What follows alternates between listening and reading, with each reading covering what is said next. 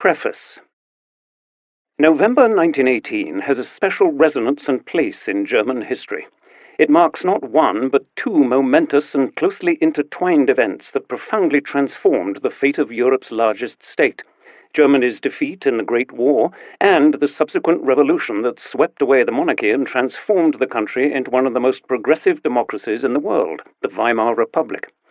Yet the November Revolution, born out of defeat and ideological conflict, does not feature prominently on the list of events that are commemorated with pride by German Democrats today. On the contrary, commonly referred to in the existing historical literature, political speeches, and journalistic op-ed pieces as a failed or half-hearted revolution, the events of late 1918 have long been viewed as part of Germany's special path towards the abyss of the Third Reich. Because the revolution did not bring about a sufficiently radical break with Germany's imperial past, it failed, or so the story goes, to inspire genuine allegiance to democracy among German citizens and allowed radicals like Hitler to exploit the alleged weaknesses of the system.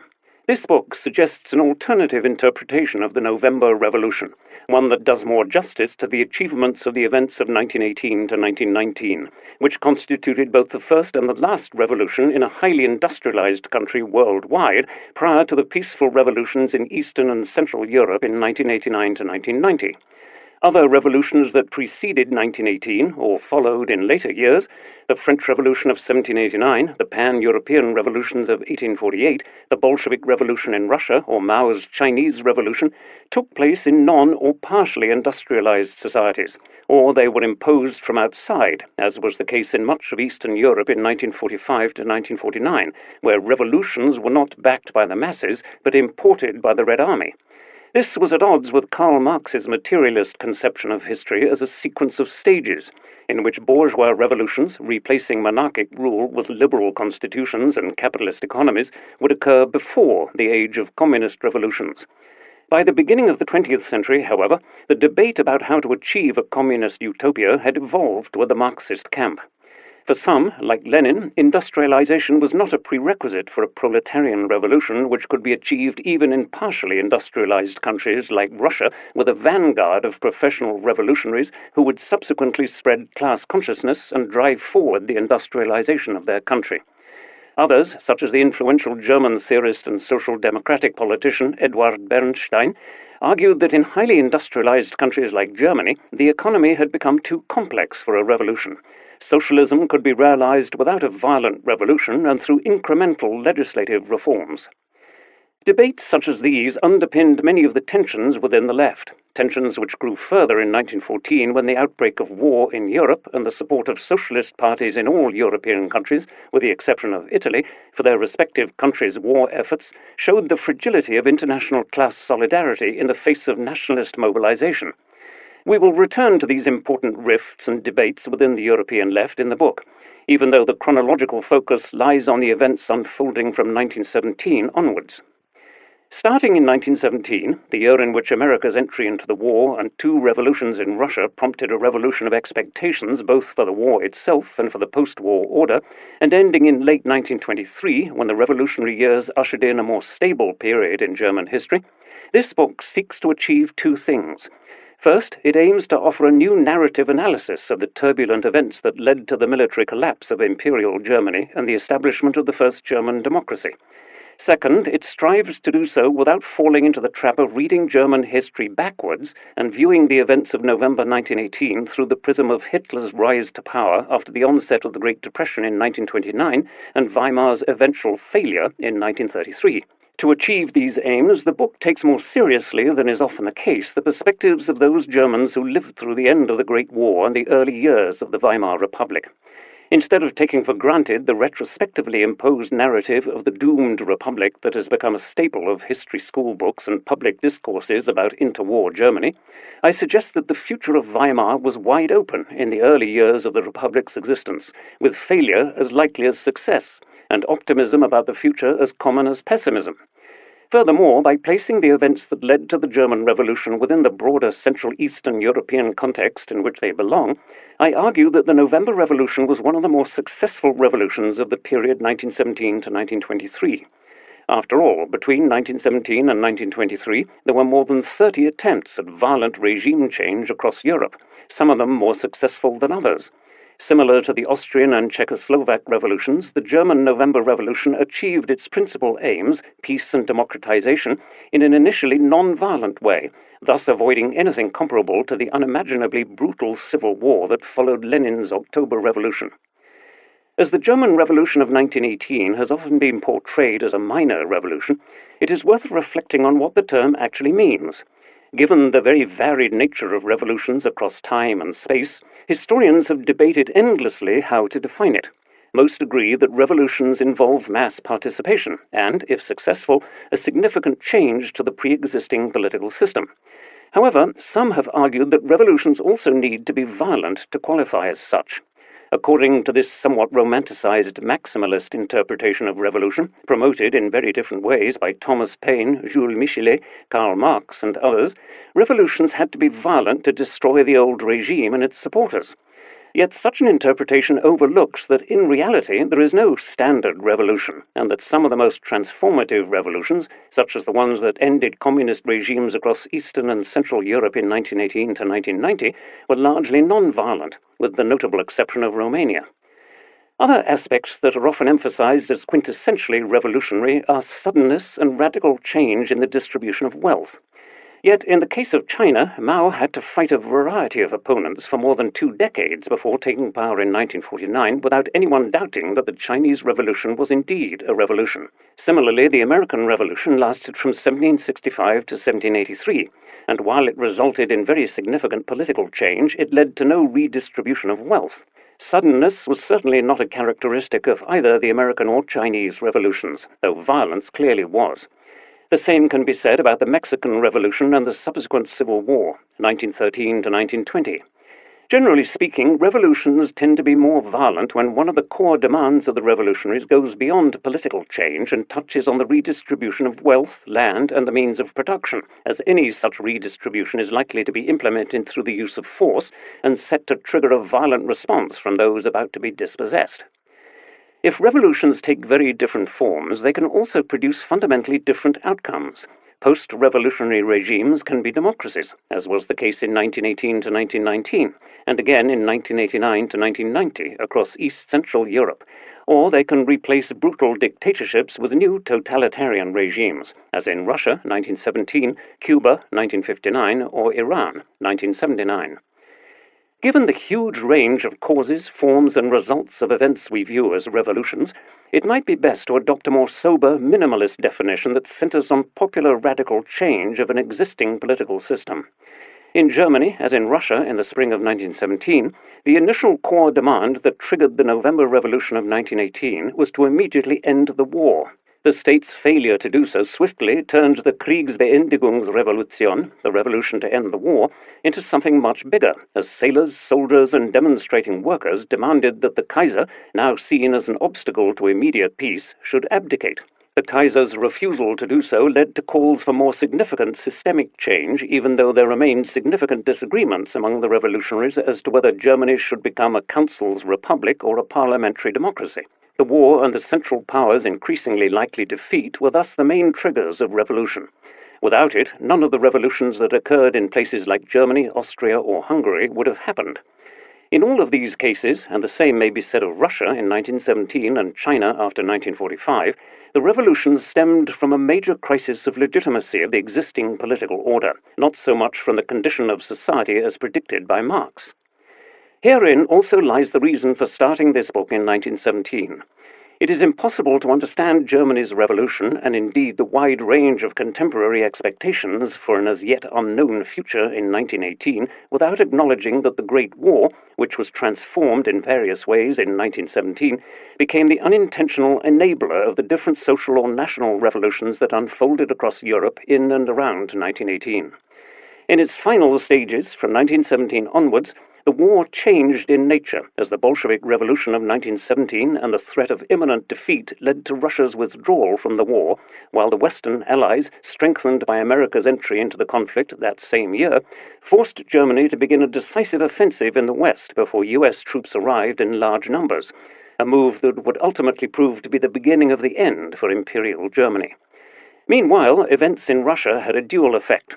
Petrograd's admission of defeat heightened expectations of imminent victory in Germany, only months before the ultimate defeat led to the search for the internal enemies who had allegedly caused that collapse, while simultaneously injecting powerful new energies into the German far left at a time when German society, like many other combatant societies, was longing for peace and political change after 4 years of fighting.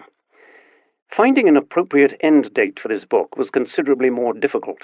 It was possible to choose from a variety of events that, to contemporaries at least, seemed either to bring to an end the German Revolution or change its course and character. The murder of Rosa Luxemburg and Karl Liebknecht by Freikorps soldiers in Berlin in January 1919, the fall of the Munich Soviet Republic at the beginning of May 1919, the signing of the Versailles Peace Treaty in June 1919, the ratification of the Weimar Constitution in August 1919, and the failure of the extreme left and right to topple the Republican system on several occasions between 1920 and 1923. Eventually, November 1923, which marks the failure of Hitler's beer hall putsch in Munich, the end of the Franco-Belgian occupation of the Ruhr, and the beginning of Weimar's political and economic stabilization, seemed a logical endpoint for a book of this kind, which is more concerned with the events, aftermath, and legacies of the November Revolution than with the Nazi rise to power. In offering an alternative narrative analysis of the tumultuous events that transformed Germany from a semi-authoritarian empire into a democratic nation-state, and by highlighting the ways in which they were remembered and instrumentalized in subsequent years, the book follows the general direction of other titles in OUP's Making of the Modern World series, from Rana Mitter's A Bitter Revolution, China's Struggle with the Modern World, 2004, to Alan Kramer's Dynamic of Destruction, 2007. Since I first signed the contract for this book well over a decade ago, I have been sidetracked by other projects, notably my biography of Reinhard Heydrich, Hitler's Hangman, Yale University Press, 2011, and my most recent book, The Vanquished, Why the First World War Failed to End, Alan Lane, 2016. Yet in the end, these distractions helped me to rethink my views on the events that unfolded in Germany in November 1918, and to see them in a much broader geographical and chronological context and brighter light.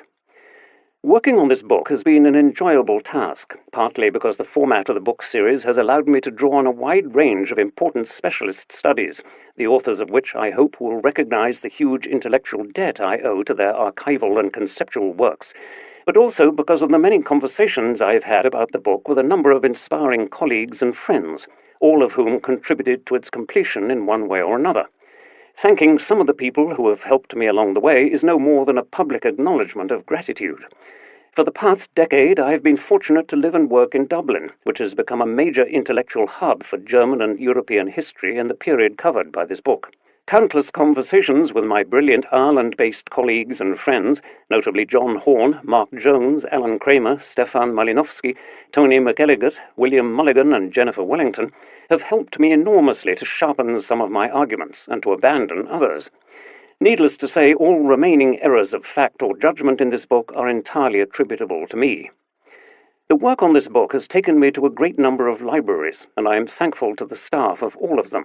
At the Herder Institute in Marburg, where I had the privilege to spend a semester as an Alexander von Humboldt Senior Research Fellow, I benefited greatly from the hospitality of the Institute's director, Peter Haslinger, who provided excellent working conditions and space to think. And although this book is not primarily the result of extensive archival research, but a work of synthesis, I would like to acknowledge the crucial assistance in identifying some key archival sources of Jan Bockelmann and Ursula Falsch, who collated large numbers of documents and literature in various archives and libraries across Germany and Austria. I am fortunate in having a long-standing and productive relationship with Oxford University Press, with whom I am now publishing my 7th book, 2 of them as the sole author.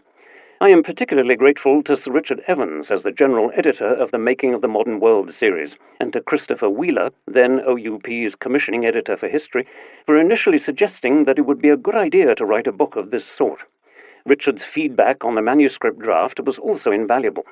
After Christopher's retirement in 2013, Robert Faber took over as editor of the history list at OUP, and it is a sign of how long it has taken me to finish this book that Robert, too, retired before its completion.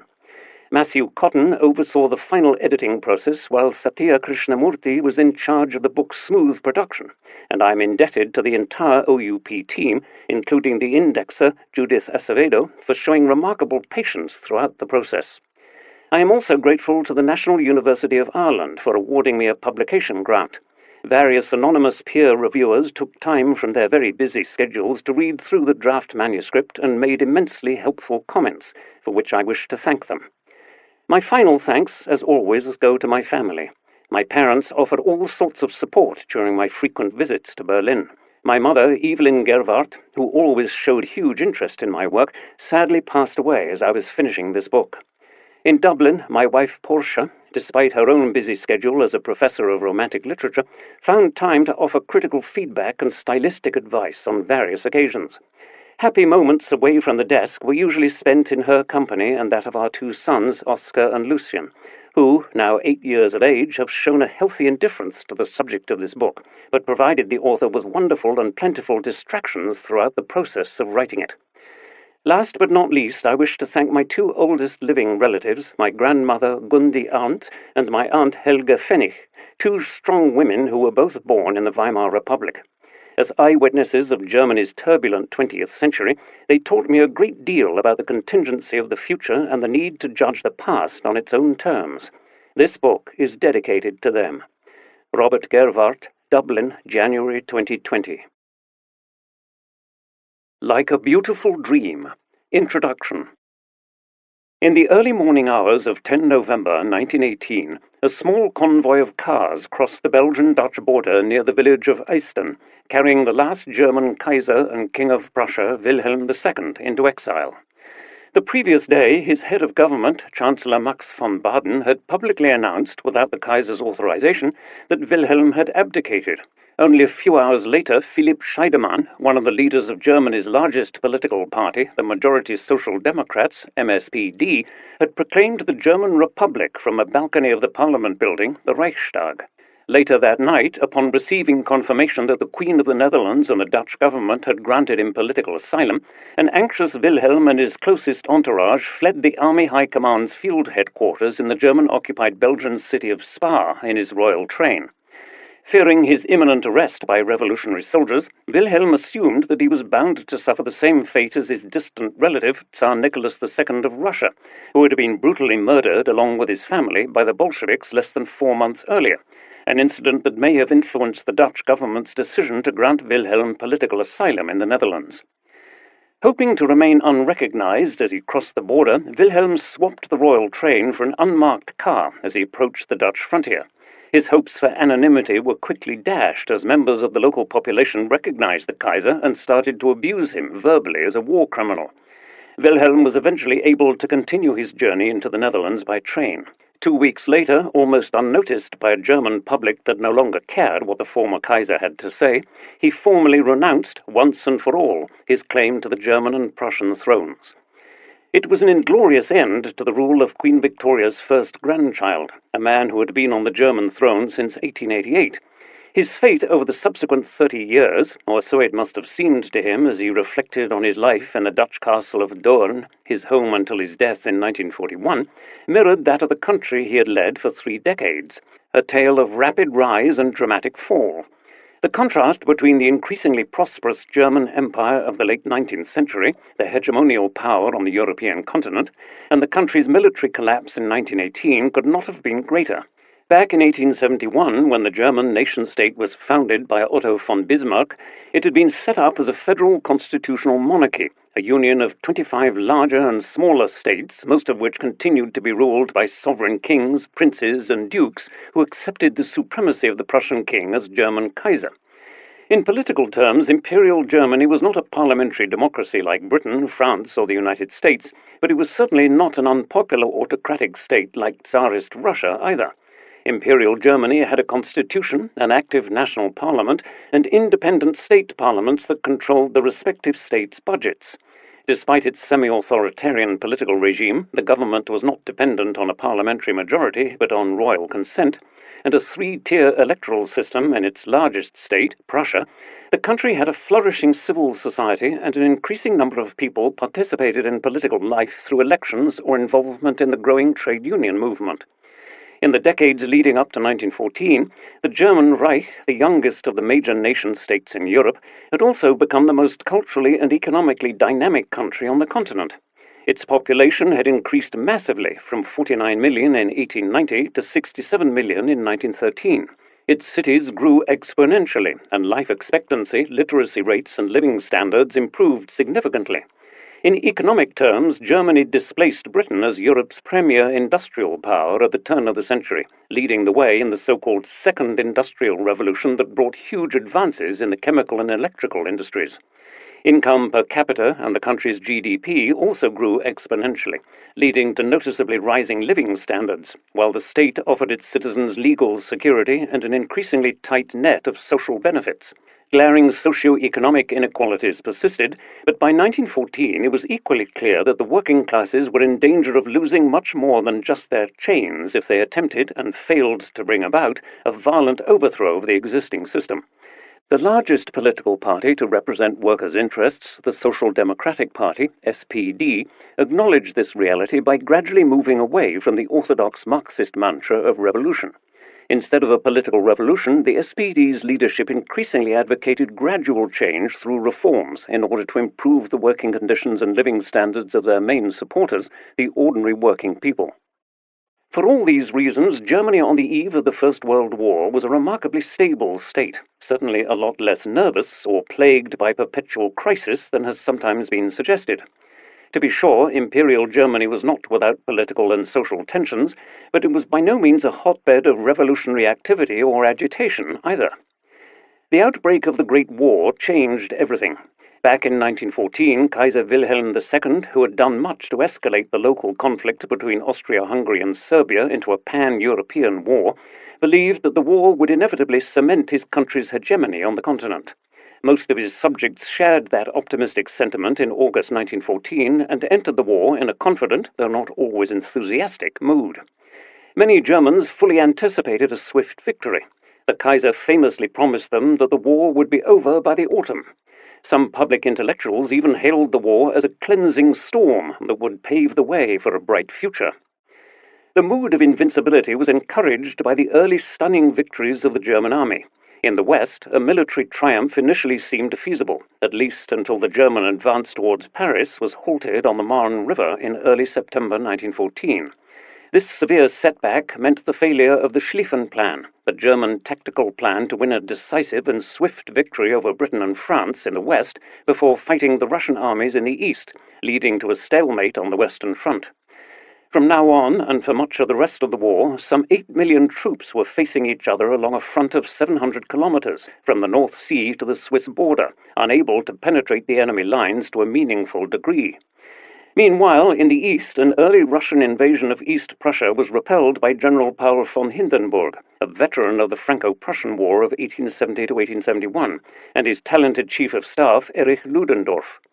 Over the coming years, these two men, now in charge of the Army High Command, OHL, would gradually turn Germany into a military dictatorship, one in which the wishes of the parliamentary majority, most notably their 1917 peace resolution which demanded an end to the war and a peace without indemnities or annexations, were either sidelined or altogether ignored. While war weariness and discontent were growing in Germany, the military leadership managed to appease large parts of the population with an unexpected victory in the East. Aided by the two revolutions that occurred in Petrograd in 1917, but also prompted by the ill-fated Kerensky offensive that summer, German troops rapidly advanced towards the Russian capital, making it necessary for Lenin to seek a negotiated surrender which took the form of the draconian Treaty of Brest-Litovsk, signed in early 1918. Germany's victory in the East was important for two reasons. First, it heightened expectations of an imminent military triumph in the West within the German military elite and large parts of the population. Second, it prompted the mastermind of Germany's war effort, Quartermaster General Erich Ludendorff, to gamble on an all-out spring offensive on the Western Front, designed to knock Britain and France out of the war before significant numbers of US troops arrived in Europe and altered the balance of power on the battlefield. If, after Russia's exit from the war, there had still been widespread optimism in Germany that the war would be won, the failure of Ludendorff's offensives on the Western Front in the summer of 1918 and the military collapse of Berlin's allies, Bulgaria, as well as the Austro-Hungarian and Ottoman empires, made a German defeat inevitable. Exhausted from 4 years of fighting and faced with the prospect of military collapse, the German home front decisively turned against a continuation of the war, and indeed against the monarchy itself. The regime's last-minute attempts to democratize the political system by introducing constitutional reforms and installing a new, more liberal government under Prince Max von Baden in October 1918 proved insufficient to save the Kaiser. Within days, in Kiel, a sailors' mutiny against orders for the German High Seas Fleet to confront the Royal Navy in a desperate last-minute battle spread across the country's 26 constituent states and toppled all ruling houses, culminating in the proclamation of a republic on 9 November and Wilhelm's flight into exile the following morning. The remarkably swift political transformation of Germany in the autumn of 1918 stunned contemporary observers, as did the largely bloodless course of the first phase of the revolution. On 10 November 1918, the day of Kaiser Wilhelm II's flight into exile, the prominent editor-in-chief of the liberal daily Berliner Tageblatt, Theodor Wolff, famously published an enthusiastic commentary eulogizing the unfolding events. Like a sudden driving windstorm, the greatest of all revolutions has toppled the imperial regime together with all it comprised, from top to bottom. One can call it the greatest of all revolutions, since never before was such a solidly built and walled Bastille taken at one go. Yesterday morning, at least in Berlin, everything was still there. Yesterday afternoon, all of it had vanished. Wolff found it particularly praiseworthy that the imperial regime had been swept away almost without violence. Every people that aspires to rise to true freedom must see this example before it. Among us, symbols of the old spirit were lined up like the marble statues on the Siegersallee. A mature, sensible people swept them aside without breaking anything. Wolff's enthusiastic appraisal of the November events may appear surprising, considering that in standard history books, the revolution of 1918 is generally portrayed as an incomplete revolution at best. It is certainly not among the events that German Democrats today remember with pride. Instead, it is frequently referred to as a half-hearted revolution that failed to create a democracy strong enough to withstand the onslaught of Nazism in the early 1930s. Yet such a verdict seems highly unbalanced and only makes sense from the perspective of 1933. Instead, it could be argued that the achievements of the November Revolution, the only successful revolution in a highly industrialized country before 1989, were thoroughly remarkable. Within days, Germany peacefully transformed itself from a constitutional monarchy with restricted political participation by the parliament to what was probably the most progressive republic of the era.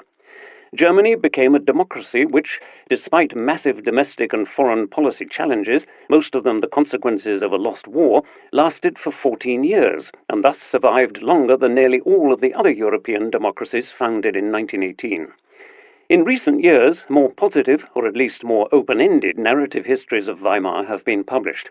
But in the general perception, the Republic's foundational event, the November Revolution, remains overshadowed by tragic shortcomings and wasted opportunities that allegedly proved fateful for the demise of democracy 14 years later. The dramatic transformation of Germany in this period also becomes more visible when it is acknowledged that 1918 was as much a cultural and social revolution affecting gender relations and citizenship rights as it was a political one. The revolution signified not merely the collapse of the Hohenzollern regime and all other aristocratic rulers in Germany, but also the politicization and mobilization of large parts of the population, notably of women, who had previously been excluded from the right to vote and who suddenly, because of the death of more than 2 million German men in the war, constituted a significant majority of the overall electorate. Although the history of the Weimar Republic has often been written from a very male perspective, women played a prominent role in the revolutionary events that led to the creation of a democracy. This in itself should hardly come as a surprise, given that the war had created a significant female demographic surplus of more than 2 million compared to the male population. In 1918, Germany was the first highly industrialized country in the world to introduce universal suffrage for women. The swift introduction of female voting rights was somewhat surprising, even if calls for suffrage equality had become louder during the war. However, the MSPD's support had been somewhat lukewarm. The party's priority was firmly on reforming the Prussian three-class suffrage laws, and still as late as October 1918, it seemed as if the MSPD leadership had been willing to ditch demands for female suffrage in exchange for the introduction of universal male suffrage in Prussia, which would have further strengthened their position in elections.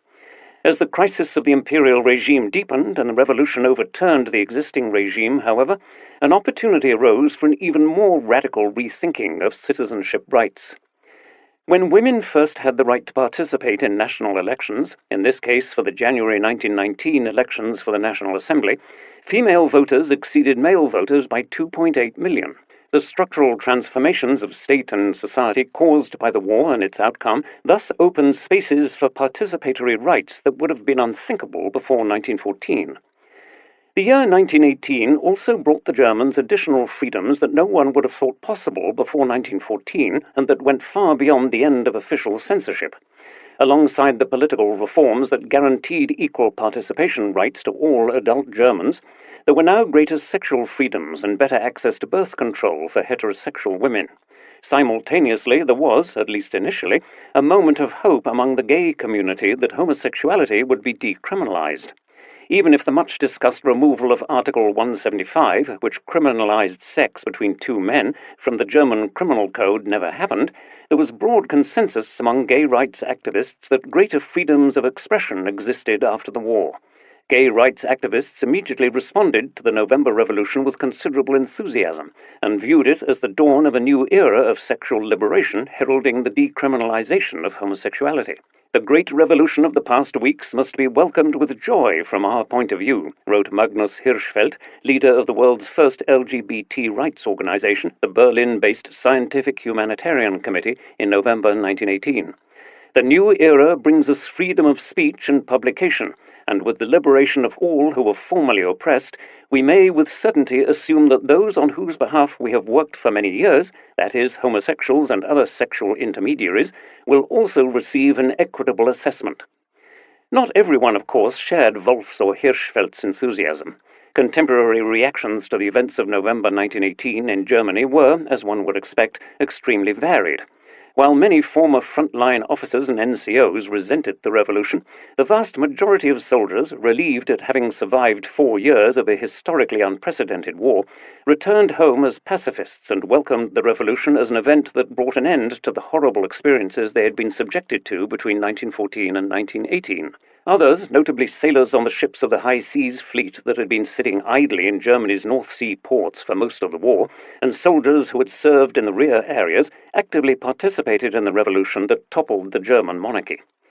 On the home front, too, opinions were deeply divided, mostly along party political lines. The conservative Heidelberg-based medievalist Karl Hamper described the revolution of 9 November from the perspective of a middle-class intellectual, for whom Bismarck's nation-state of 1871 had been the high point of Germany's national history. For Hamper, 9 November marked the most wretched day of my life. What has become of the Kaiser and the Reich? From the outside, we face mutilation and a sort of debt servitude. Internally, we face civil war, starvation, chaos. His Berlin-based colleague, Hans Delbrück, one of the most influential historians in Imperial Germany and a strong believer in the monarchy, also shared this sentiment. When, on 11 November 1918, he celebrated his 70th birthday in the company of other eminent intellectuals, the mood was uniquely somber, as one of those present recalled. It was an odd celebration, more like a funeral. One spoke in muffled tones. Delbrück himself expressed his deep regret over the end of the monarchy, with which all his political beliefs and his faith in Germany's future were inseparably intertwined. The arch-conservative politician Elard von Oldenburg-Janoschau, who would play an active and unfortunate role in the political events of January 1933, when he advised his old friend President Paul von Hindenburg to appoint Hitler as Chancellor, also resented the revolution and spoke for many German aristocrats when he wrote that he could not find words to express my sorrow over the events of November 1918, to describe how shattered I was. I felt the world collapsing, burying under its rubble all that I had lived for and all that my parents had taught me to cherish since I was a child. Others went even further in their despair. Distraught at the collapse of Imperial Germany and faced with an uncertain financial future, Albert Balin, the Jewish shipping magnate and personal friend of Wilhelm II, committed suicide on 9 November 1918. Balin, the head of Hapag, once the world's largest shipping company, was simply unable to cope with the perceived bleakness of the present and future. At the same time, it is worth bearing in mind that, at least in the autumn and winter of 1918, the revolutionary transformation of Germany from a constitutional monarchy with limited parliamentary participation rights into a modern republic enjoyed the backing of an overwhelming majority of Germans, either out of conviction or because they felt that the country's internal democratization would be rewarded with more lenient peace terms at the upcoming peace conference in Paris. The women's rights activists Anita Augsburg and leader Gustave Heimann, who became supporters of Kurt Eisner's socialist revolution in Munich, were full of enthusiasm for the new life they experienced after November 1918. The following months seemed like a beautiful dream, so surreal and glorious. The heavy burden of the war years was lifted, and people walked with a spring in their step, full of optimism for the future. Time was flying, meal times were ignored, nights became days, no sleep was needed. A glowing flame burnt in us, fueling our desire to help with the creation of a better society. Those winter months were full of hard work, hope, and happiness. Hermann Müller, the Social Democrat and future two-term Reich Chancellor, also recalled the widespread enthusiasm for the revolution on 9 November. When I arrived at Lehrte train station in Berlin around 9 p.m. on 9 November 1918, the masses were still surging through the streets in the dark. On their faces you could see their joy that the revolution had been accomplished, a revolution that would bring the sorely tested German people an eagerly desired peace. The optimism of the moment is also well captured in Leonhard Frank's autobiographical novel Links, wo das Herz ist, 1952. Here, the pacifist Frank, whose open criticism of the war had forced him into exile in Switzerland in 1915, describes how his literary alter ego, Michael Vierkant, and his Austrian wife Lisa first learn about the revolution in Bavaria over a meal in a Berlin restaurant. A newspaper seller came in and called out, "Bavaria, a free socialist republic. Kurt Eisner is minister-president." "Now everything will be different. Now everything will be good," Michael said with excited joy. "Everything will be great, and we're in the midst of it." He pressed Lisa's hand. She said, "Why did millions of people have to die beforehand?" He tried to console her. "At least they did not die in vain. Now everything will be good." Even the otherwise often skeptical anarchist theorist Gustav Landauer enthusiastically wrote to his friend Fritz Magner on 28 November 1918 that he had only been able to bear the recently ended horror war because of hope for that which has now come, glowing and profound life, the fulfillment of centuries, living through history in the making. Irrespective of whether one perceived the events of November 1918 as a threat or an opportunity, there was one thing on which all contemporary observers agreed, that the events of November 1918 constituted a proper revolution, or, in the words of the monarchist newspaper Kreuzzeitung, a cataclysm such as history has never seen. From the extreme right to the communist left, no one in autumn 1918 seriously questioned whether a major revolution had occurred in Germany, a judgment that differs significantly from that of subsequent generations of political commentators and historians. The latter two groups have been significantly more hostile in their assessment of the events of November 1918 than contemporaries, labeling it as a failed, incomplete, or even betrayed revolution, a judgment primarily informed by their retrospective knowledge about how Weimar's future ended. Because the new political leaders in 1918 left pre-existing economic and social relations, state bureaucracies, and the judiciary relatively untouched, and because of Weimar's eventual demise in 1933, the November Revolution is frequently seen as an incomplete revolution of secondary importance that lacked the drama and ideological overtones of the great European revolutions of 1789 and 1917. Some have even doubted whether the events of November 1918 qualify as a revolution at all. How did this remarkable redefinition of the events that occurred in Germany in late 1918 come to be? The changing perception of the revolution, in fact, began in 1919, when the overwhelming initial support for the democratic revolution of 1918 was weakened for a number of reasons, not least because many Germans had harbored unrealistic and unmanageable expectations, both in terms of what a revolution could achieve and how the democratization would impact on the peace treaty that was drawn up by the victorious Allies in Paris from January 1919 onwards. While those on the far left had been longing for a revolution, it was not this revolution to which they had aspired. Like their leaders in 1918, Karl Liebknecht and Rosa Luxemburg, many people on the far left perceived the military collapse of Imperial Germany in November 1918 as a historically unique opportunity to create a socialist state run by the workers' and soldiers' councils that had sprung up all over the country as the old imperial system disintegrated. Although not altogether uncritical of Lenin's Bolshevik revolution in Russia, they desired a more encompassing political and social revolution that would break radically with the old elites and hierarchies of Imperial Germany.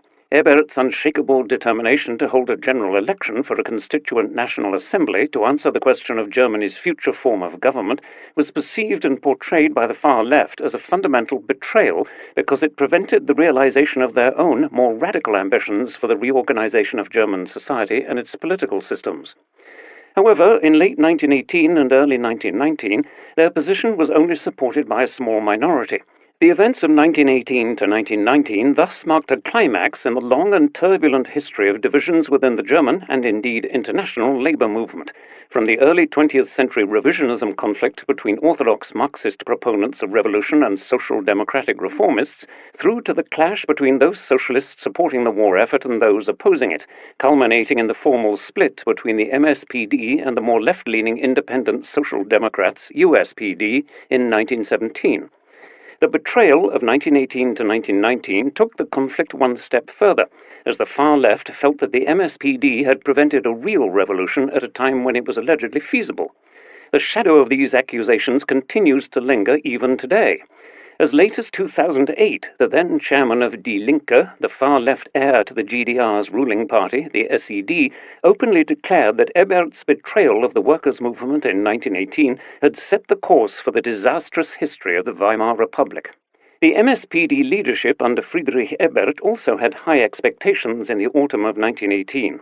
If demobilization and democratization could be achieved without resistance from the old elites, Germany would be offered moderate peace conditions, so they believed, that would allow the country to emerge from the war as a strong democracy and an equal partner in the post-war international order. This was a hope that was shared by many bourgeois liberals, even if they had not initially been supportive of a political revolution.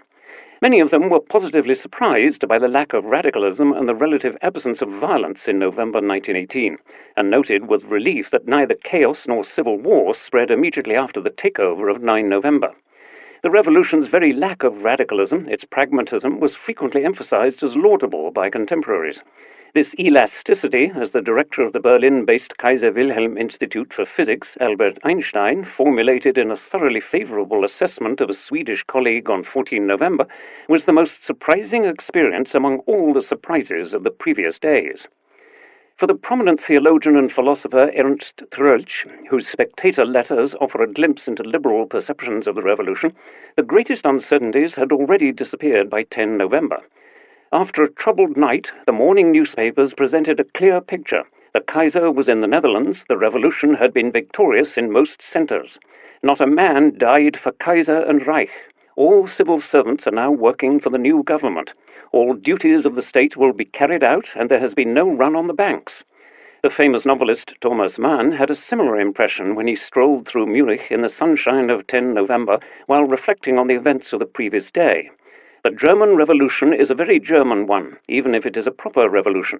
No French savagery, no Russian communist excesses, he noted with relief.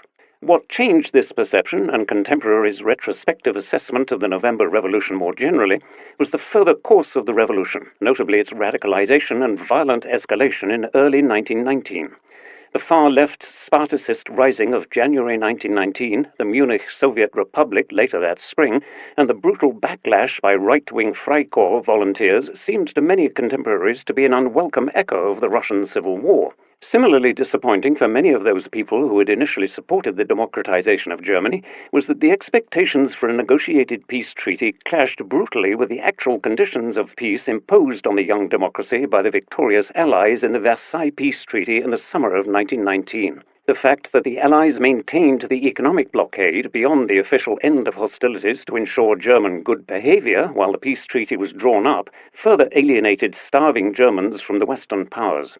Although everyone was aware that a non-acceptance of the peace terms would result in the resumption of hostilities, the nationalist right was quick to portray this as proof of the Republic's inability to negotiate a better future for Germany. In the collective memory, the revolution, military defeat, and its principal consequence, the Peace Treaty of Versailles, gradually merged into one narrative in which the revolution, an act of betrayal of the fighting men on the front, had caused an unnecessary military defeat and bore full responsibility for the harshness of the Paris peace settlement. No one exploited this soon-to-be widely shared narrative of betrayal and failure more persistently and successfully than Adolf Hitler. Exactly 5 years after the proclamation of the German Republic, on 9 November 1923, Hitler first attempted his national revolution in the unsuccessful Munich beer hall putsch. He had deliberately chosen this date for his futile bid to revise the result of November 1918 and to instigate a rebirth of the German people. During his subsequent imprisonment in the Bavarian fortress of Landsberg, Hitler penned Mein Kampf, in which his stylized memory of 9 November 1918 featured prominently as his moment of political awakening. Unconscious and temporarily blinded by poison gas in the last weeks of the war, he awoke on 12 November 1918 in his military hospital bed in the Prussian town of Pasewalk, and felt that the world around him had changed beyond recognition. The once mighty Imperial German army, in which he had served as a dispatch runner, had collapsed. The Kaiser had abdicated in the face of revolutionary turmoil. His homeland, Austria-Hungary, no longer existed. Upon receiving the news of the Central Powers' military defeat, Hitler experienced a meltdown. I threw myself on my bed and buried my burning head in my pillow and the duvet. I had not cried since the day I had stood at my mother's grave. Now I couldn't do anything else. For the Nazis, 9 November became a date of annual mobilization against the Republic, a date on which Hitler's followers were called upon to honor the fallen of the failed putsch by working towards the replacement of the hated system established in 1918 with a mythical Third Reich. In the 1920s, Alfred Rosenberg, Hitler's chief ideologue, thus spoke of 9 November as a day of destiny, a most passionately fought-over date that was intimately connected with the burning question of Germany's future. Was this future, he asked, to be shaped by the November criminals or by the national revolutionaries around Hitler? Both before 1933 and after Hitler's appointment as Reich Chancellor, the Nazis' political discourse remained intimately linked to the November Revolution and their ambition to revise its outcomes. In countless speeches, the Führer proclaimed that November 1918 would never be repeated, and that those responsible for the November crime, the political left and, of course, the Jews, had to be punished. Hitler himself remained obsessed with the treason he associated with 9 November 1918 right up until his death. In his final orders of May 1945, he insisted that there would be no repeat of the crimes of November 1918, no stab in the back by internal enemies. Even the complete annihilation of the entire German nation and its people was preferable to Hitler to a disgraceful surrender. Nazi Germany's total defeat in the Second World War did not bring an end to the history battles over the meaning of the events of 9 November. Even though these battles changed in nature over time, they continued to be fierce. In fact, they tell us more about changing political cultures in Germany than about the revolution itself. In the East German Democratic Republic, or GDR, the November Revolution featured very prominently in both political discourse and historiography, mainly because it seemed to legitimate the existence of a powerful party of socialist unity, the ruling SED, which emerged from the forced 1946 merger of the SPD and KPD, German Communist Party, in the Soviet-occupied eastern half of the country. Precisely because such a united working-class party had been missing in 1918, so went the GDR's official reading of the past. A genuine proletarian revolution had been doomed to fail.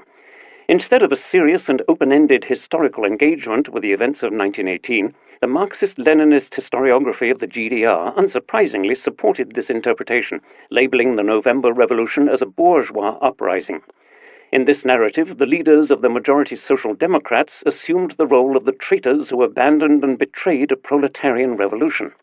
Only the Spartacus League and the KPD featured as progressive heroes, whose visionary revolutionary ambitions were thwarted by Ebert, Noske, and their bourgeois reactionary thugs.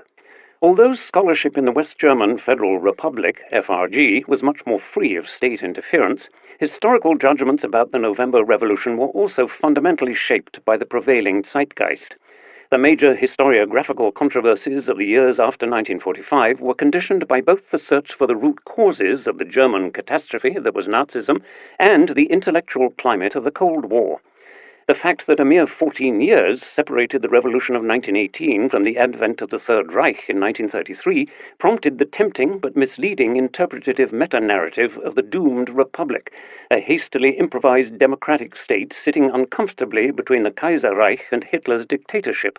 Weimar was portrayed as a warning from history that democracies can fail, but also as a dark template against which the Federal Republic compared favorably as a much more stable, more westernized, and more economically successful democracy.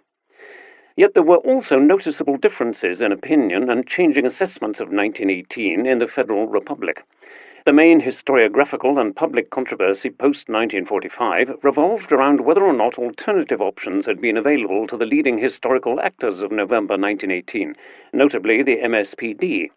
The different positions in that debate curiously mirrored those of the MSPD and the USPD during the Weimar Republic.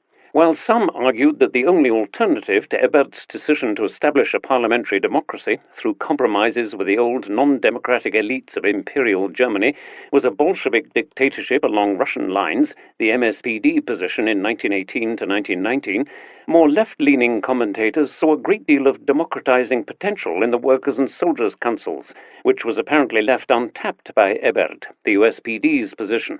Mirroring the accusations of the far left against Ebert and the majority Social Democrats in the 1920s and early 1930s, the events of 1918 were characterized by some, in Sebastian Haffner's famous words, as a revolution betrayed. The accusation that Ebert and the MSPD had failed to provide Germany with a stable democratic foundation went hand in hand with the supposition that Germany and the world might have been spared Hitler if the revolution of 1918 to 1919 had not been incomplete. The fact that up until the outbreak of the Great Depression in late 1929, Weimar democracy successfully survived several attempts by the extreme left and right to violently assume power was consciously ignored in this interpretation, largely because it stood in the way of the narrative of the Social Democrats' betrayal of a true revolution. While the public debates about 9 November 1918 and the Weimar Republic's place in German history have become considerably less heated in recent times, prompting some to speak of the November Revolution as a now forgotten revolution, historical research on the period has been anything but stagnant, with some major paradigm shifts changing our perspective on the events of November 1918. A new consensus, for example, has emerged among historians that the history of the first German democracy should not be viewed in terms of its outcome, but explored in an open-ended fashion. While fruitful, this consensus has not yet led to a new general study of the November Revolution that has been able to fulfill its promise. The 100th anniversary of the Revolution offers an opportunity for a sober examination of the events of 1918 and a new historical narrative that takes more seriously the ways in which contemporaries perceived, experienced, and narrated both the world around them and their future. If many of them used the term crisis to describe the result of Germany's military defeat, they did so to express a state of uncertainty or ambiguity about the future, a future which contemporaries continuously speculated about but were naturally unable to foresee. A second historiographical trend that should have had a much stronger impact on our perception of the events in Germany in November 1918 is the rise of transnational history. Conventionally, the November Revolution has only ever been considered in a strictly national context, or with casual references to simultaneous events in Western Europe. However, it is debatable whether German history in this period can be meaningfully explored within the context of the history of the West, most notably the supposedly normative development of France and Great Britain. The two latter societies were long-established democracies that emerged victoriously from the First World War, while Germany was not. German history in this period instead followed an East-Central European pattern of military defeat, revolution, imperial collapse, and democratic rebirth. Compared with the other imperial successor states and new democratic states in Europe after 1918, such as Hungary or the Baltic states, the Weimar Republic was not only particularly stable, but also relatively long-lived. After all, from the early 1930s onwards, democracy was increasingly perceived by many Europeans as an outdated and inadequate form of government, incapable of dealing with the socio-economic and political fallout of the Great Depression.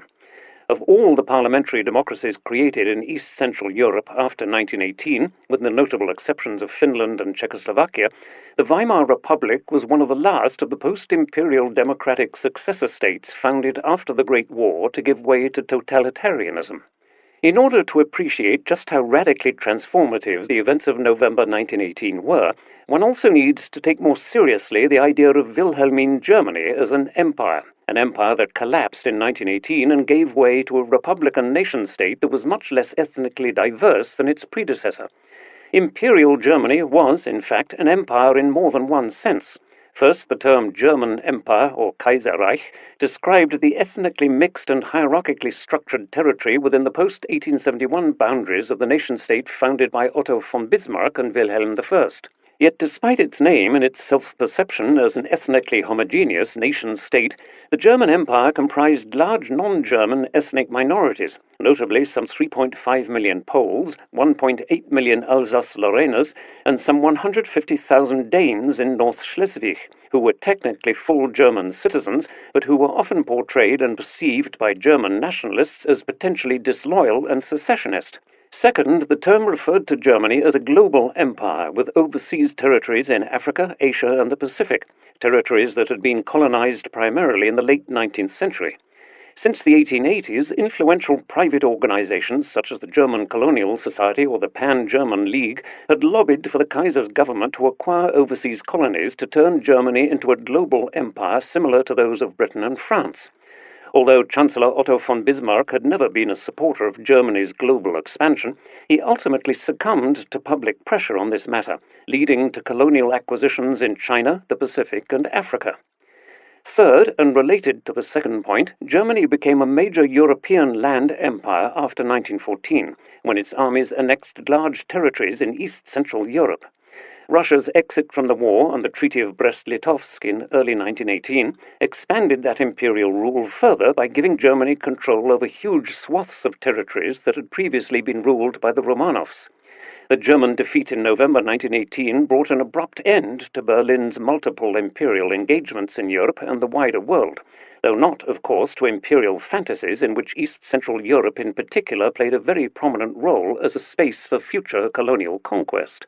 Viewed from this broader geographical perspective, it becomes clearer that the historical trajectory of Britain and France, the two main European victor states of the Great War, was in no way normative, but rather highly exceptional. The German Revolution of 1918 to 1919 was part of a much larger moment of European political change, including the multiple violent transformations taking place in the vast shatter zones left by the collapse of the Russian, Austro-Hungarian, and Ottoman empires, as well as an era of revolution that began in Petrograd in 1917 and did not end until the territorial revolution that transformed the remnants of the Ottoman Empire into a republican Turkish nation-state in 1923. Between 1917 and 1920 alone, Europe experienced some 27 violent transfers of political power, many of them accompanied by latent or open civil wars. Russia, in particular, experienced two revolutions within less than 12 months, eventually resulting in a civil war that cost the lives of well over 3 million people. In neighboring Finland, formerly an autonomous duchy in the Romanov Empire and a non-combatant during the Great War, a brief but extremely bloody civil war in 1918 killed off more than 1% of the country's population within little more than 3 months. During the years 1918 to 1923, well over 4 million people, more than the combined wartime casualties of Britain, France, and the United States, died as a result of armed conflicts in post-war Europe. In addition, millions of impoverished refugees from Central, Eastern, and Southern Europe roamed the war-torn landscapes of Western Europe in search of safety and a better life. It is with good reason that some historians have classified the years immediately after 1918 as a time of extended European civil war. Compared to the revolutionary regime changes that occurred elsewhere in Europe and the subsequent civil wars triggered by revolutions in places such as Russia, Ukraine, Finland, and even Hungary, the German Revolution was remarkably bloodless. Yet the broader European context had a profound impact on how contemporary Germans perceived events inside Germany. Older cultural anxieties about the threat of revolution, for example, were intensified and transformed by news of events in revolutionary Russia from 1917 onwards, leading to fears or hopes that Germany was about to become the next country for a Bolshevik takeover. Such fears were by no means confined to the far right. The very measured left-leaning artist Käthe Kollwitz, for example, expressed her disgust over the terrible conditions in Russia in her diary in late 1918, while reflecting on her country's potentially bleak future. Is Germany facing the threat of similar anarchy to Russia? The widespread contemporary notion that Germany was on the verge of experiencing Russian conditions, an impression that also guided Ebert's decisions in 1918 to 1919, can only be understood if we place the German experience in a broader Central and Eastern European context. A broader perspective is also important when it comes to determining the place of the German Revolution in modern European history. Both the Great European Revolution of the West, the French Revolution of 1789, and the Great European Revolution of the East, the Russian Revolution of 1917, quickly led to civil wars and dictatorships without anyone denying their historical significance. Even compared to other European revolutions, those in Finland and Hungary in 1918 and 1919, the revolutionary events in Germany were not only relatively bloodless, but also remarkably successful when measured against their objectives: the restoration of peace and the replacement of the monarchy with a democratic regime. While the counter-revolution triumphed in Finland and Hungary, and levels of violence soared, the Ebert government succeeded in channeling revolutionary energies, maintaining public order in the face of a historically unprecedented defeat, and peacefully demobilizing several million heavily armed soldiers. Within just a few days, Germany transformed itself from a constitutional monarchy with limited political participation rights into a republic that, despite extreme internal and external challenges, survived for 14 years. In view of the enormous challenges that the emerging Weimar Republic faced, Theodor Wolff's already cited comment that the German Revolution of 1918 was the greatest of all revolutions may appear daringly optimistic, perhaps even naive. Nevertheless, it is an important example of a widespread contemporary sentiment that is often omitted or ignored in teleological readings of the November Revolution. Instead of pondering the lost opportunities of 1918 or reading history backwards, this book will instead reconstruct the perspectives of contemporaries, thereby attempting to do justice to an exciting, open-ended period in German history that, at least initially, was filled with great hopes and expectations. In order to understand these hopes and optimistic perspectives, it is necessary to turn first to the year 1917, a year which profoundly transformed the character of the First World War and shaped Germans' expectations for the future. 1. 1917 and the Revolution of Expectations. On 19 January 1917, a remarkable telegram signed by the German Foreign Minister Arthur Zimmermann arrived in Mexico City. In that telegram, Zimmermann instructed the German envoy in the capital, Heinrich von Eckart, to explore the possibility of a military alliance with the Mexican authorities. As part of the deal, Berlin would back Mexico financially and logistically if the Mexican government waged an attack on the United States, supporting its efforts to recapture those formerly Mexican territories lost to the USA in 1848, namely Texas, New Mexico, and Arizona. Besides the highly provocative war proposal to Mexico, the telegram also offered military support through ruthless employment of our submarines in the Atlantic. In a follow-up message of 5 February, Zimmermann urged his envoy in Mexico City to contact the Mexican president, Venustiano Carranza, immediately. This seemingly absurd offer, an idea proposed by a junior foreign ministry official, Hans Arthur von Chemnitz, and subsequently endorsed by the highest political and military authorities in Germany, deserves some further explanation. For it was the Zimmermann telegram, coupled with Germany's declaration of unrestricted submarine warfare a few days earlier, that was to lead to U.S. military intervention in the Great War.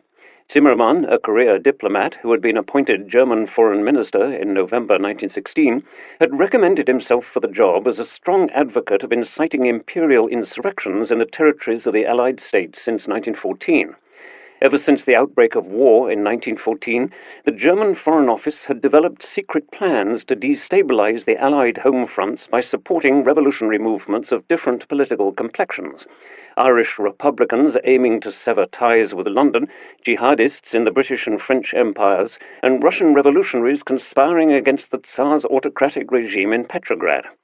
Although largely indifferent to the political ambitions of each of these movements, Berlin saw them as temporary strategic partners in an effort to weaken the Allies from within. Zimmermann had been at the very heart of these efforts, meeting with the human rights activist and Irish Republican Roger Casement as early as 1914 to discuss the possibility of arming Republican revolutionaries in a bid to violently end British rule over Ireland. Much to the regret of the strategists in the German Foreign Office, however, none of their efforts seemed to deliver the desired results. The roughly 3,000 Muslim POWs who were first interned in a special half-moon camp in Zussen, near the German capital, before being dispatched to the Mesopotamian and Persian fronts for propaganda purposes, never managed to mobilize large numbers of jihadists. In the spring of 1916, the German Foreign Office suffered a further setback when the German-backed Easter Rising failed to ignite a general revolution in Ireland. Casement, who had spent the first 2 war years in the Reich trying to set up an Irish brigade from POWs in German captivity, was arrested for treason shortly after disembarking from a German U-boat off the coast of Kerry. Despite these setbacks, Zimmermann was appointed to succeed Gottlieb von Jagow as foreign minister in late November 1916. Jagow had stepped down in protest against the German military leadership's plans to escalate submarine warfare, a subject of considerable controversy throughout the war. Ever since the sinking of the British passenger ship Lusitania by a German U-boat in May 1915, with the loss of 1,200 lives, the German Navy had reluctantly limited the use of U-boats in order not to provoke Washington's entry into the war. The issue remained a bone of contention between Chancellor Bethmann Hollweg and Germany's Admiralty in 1915 and 1916, but for the time being Bethmann Hollweg kept the upper hand. For Bethmann Hollweg, American neutrality was politically and militarily desirable, not least because the United States was the only major Western power that could potentially facilitate a negotiated peace to unlock the stalemate in which the Western Front powers found themselves in 1916. Yet, as the prospects of a negotiated peace were decreasing in late 1916, the pressure of the German army and naval leadership was mounting to use the U-boats for a decisive blow against Britain. On 9 January 1917, Bethmann Hollweg finally succumbed to the Army High Command's OHL pressure and agreed that unrestricted submarine warfare should be resumed. Foreign Minister Zimmermann had supported the OHL's plans for some time and made his own preparations for the event of Washington's declaration of war on Germany. The Zimmermann telegram was part of these preparations. Unfortunately for Zimmermann, however, his telegram to Mexico was intercepted by British intelligence and immediately shared with the American ambassador to London, Walter Hines Page, who in turn sent it on to US President Woodrow Wilson. The intelligence on Germany's offer of a military alliance hit Washington like a bombshell for 2 reasons. First, in Wilson's view, the telegram confirmed that Germany's government was being dishonest. While pretending to be open to American mediation in finding a compromise peace, the Germans were secretly plotting an anti-American alliance. Instead of actively trying to find a compromise peace, Germany clearly aimed to add fuel to the fires of the diplomatic hotspot that was Mexico, a state in revolutionary turmoil between 1910 and 1917, and one in which US troops had intervened twice, in 1914 and again in 1916, to safeguard US interests in the region. The second reason why the Zimmermann telegram was so important and explosive was its unfortunate timing. British intelligence about the telegram arrived in Washington just as Germany resumed unrestricted submarine warfare on 1 February 1917, pushing US public opinion further in favor of US military intervention. Germany's decision to escalate submarine warfare had a longer prehistory. When, on 24 March 1916, the British steamer Sussex was torpedoed in the English Channel with some 80 casualties and several Americans injured, Washington responded sternly. The Germans had recently intensified their submarine attacks on British ships, many of which they rightly suspected of carrying war materials as cargo. In response to the sinking of the Sussex, Wilson now issued an ultimatum to Berlin to either stop submarine attacks on passenger ships and merchantmen or face an end of US-German diplomatic relations, a step that came close to a declaration of war. Chancellor Bethmann Hollweg responded by calling off the intensified submarine warfare. Furthermore, on 4 May, he made the Sussex Pledge to follow cruiser rules, which stipulated that submarines had to surface and their crew had to search merchant ships for contraband and place the enemy crews in safety before sinking a vessel, unless the ship in question refused to stop and allow the search. The Germans had stopped following cruiser rules when Britain introduced so-called Q ships, which concealed deck guns in order to lure submarines to the surface before attacking them. In total, these Q ships were to destroy an estimated 14 U-boats and damage 60 over the course of the war. But Bethmann Hollweg also insisted on 4 May that the USA should act on the illegal British naval blockade, which in German eyes was viewed much more leniently by Washington than the U-boat issue. When the Chief of Staff of the OHL, Falkenhayn, was replaced with the popular victor of Tannenberg, Paul von Hindenburg, at the end of August 1916, after the former had failed to achieve a decisive breakthrough in the West, the strategic priorities changed again. Hindenburg and his right-hand man, Erich Ludendorff, soon intervened more directly in government matters, establishing a de facto military dictatorship. One area where they imposed their will against the wishes of the civilian government was the more extensive use of submarines to break the naval blockade, which was causing severe hunger on the German home front. In Hindenburg's and Ludendorff's view, unrestricted submarine warfare would put enormous pressure on Britain, ultimately forcing London out of the conflict. The continuing blockade and the prospect of more synchronized Allied offensives in early 1917 thus encouraged the new leadership of the German OHL, Hindenburg as Chief of Staff and Erich Ludendorff as his Quartermaster General, to look for ways to break the deadlock. One of them, or so it seemed, was unrestricted submarine warfare, which the German Navy's aggressive leadership under Admiral Reinhard Scheer had advocated for some time. The number of German submarines rose from 41 in January 1916 to 103 in January 1917, peaking at 140 in October that year. The Allies at this point controlled most of the seas and could draw upon their empires and on the neutrals, above all the United States, for manufactured goods, food, raw materials, even if their efforts to stifle their enemies' imports worked slowly. The only way to cripple this traffic, or so the Navy leadership argued, was for Germany to unleash its submarines, untrammeled by the international convention that they should surface and give warning before sinking their victims. American President Wilson insisted on his interpretation of maritime law. This infuriated the Germans because American economic support for the Allies meant added pressure for the German army on the Western Front. The German naval leadership estimated that their U-boats could sink some 600,000 tons of cargo per month, severely crippling British supplies and forcing London out of the war within 5 months. In this highly optimistic estimate, a U.S. entry into the war would not matter, because it would be over before American troops could be fully mobilized and dispatched to Europe. Failing to use unrestricted submarine warfare, by contrast, would lead to Germany's slow strangulation. Hindenburg, Ludendorff, and the Kaiser agreed to take the gamble against the wishes of the civilian leadership, including Foreign Minister von Jagow and Bethmann Hollweg, who both considered the risk of bringing the USA into a then unwinnable conflict as too high. On 31 January 1917, news broke around the world that Germany would recommence unrestricted submarine warfare the following day. In a prohibited zone around the British Isles and France, almost all vessels risked being torpedoed without warning. On 1 February 1917, Germany began unrestricted submarine warfare against all ships in the Atlantic bearing the American flag, both passenger and merchant ships. 2 ships were sunk in February, and most American shipping companies held their ships in port.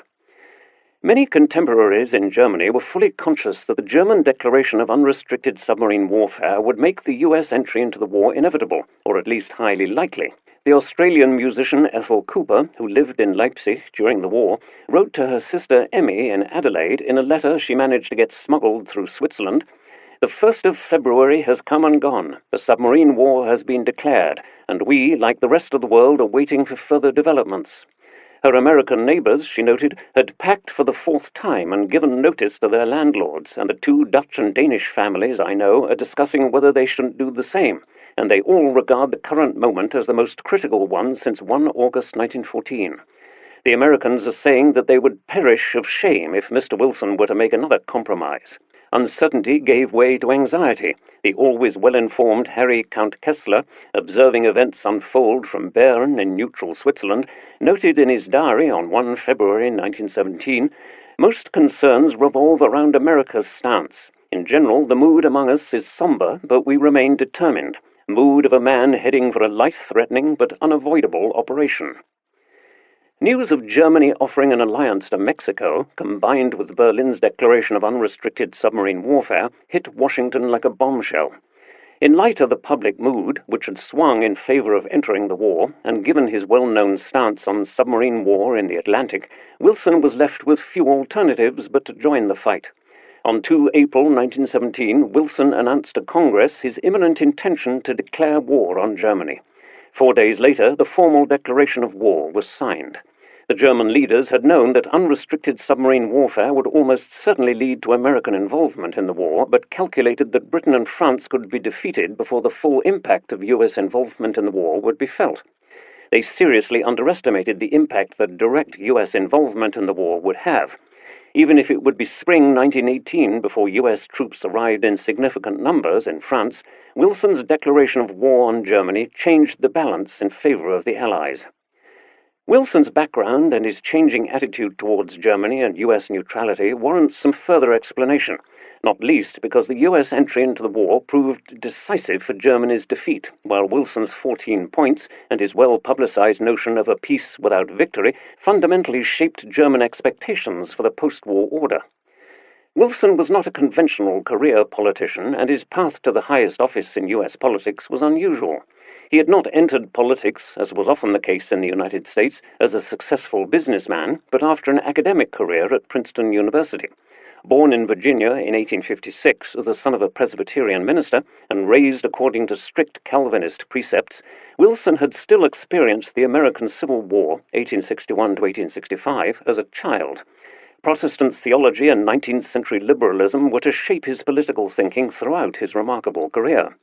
After studying law at Princeton, he wrote a political science dissertation on congressional government in 1885, in which he criticized the undemocratic practices of American parliamentarianism. The thesis earned him great respect in academic circles throughout the country, as did his second book, The State, 1899, in which he drew extensively on German political science literature, which he was able to read in the original.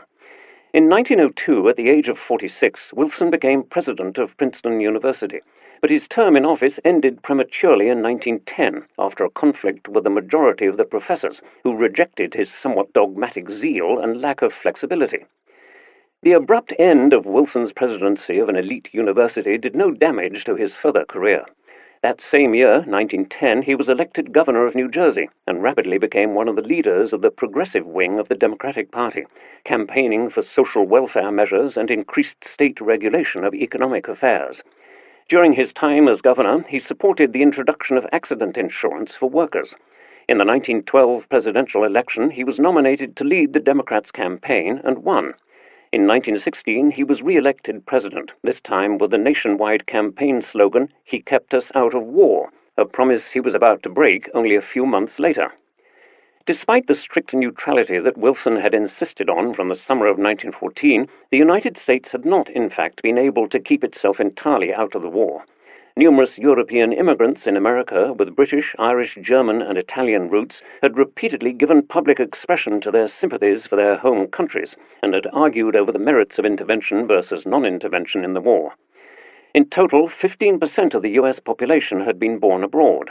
Neither Irish Americans, who often supported Irish independence from Britain and whose enmity towards London increased after the leaders of the failed Easter Rising of 1916 were executed, nor Eastern European Jews, who had fled Tsarist Russia and anti-Semitic pogroms in the Pale of Settlement, had strong sympathies for the Allies.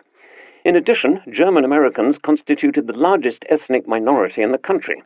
In 1910, out of 92 million Americans, 2.5 million were German-born, and 5.8 million US-born Americans had at least one German parent.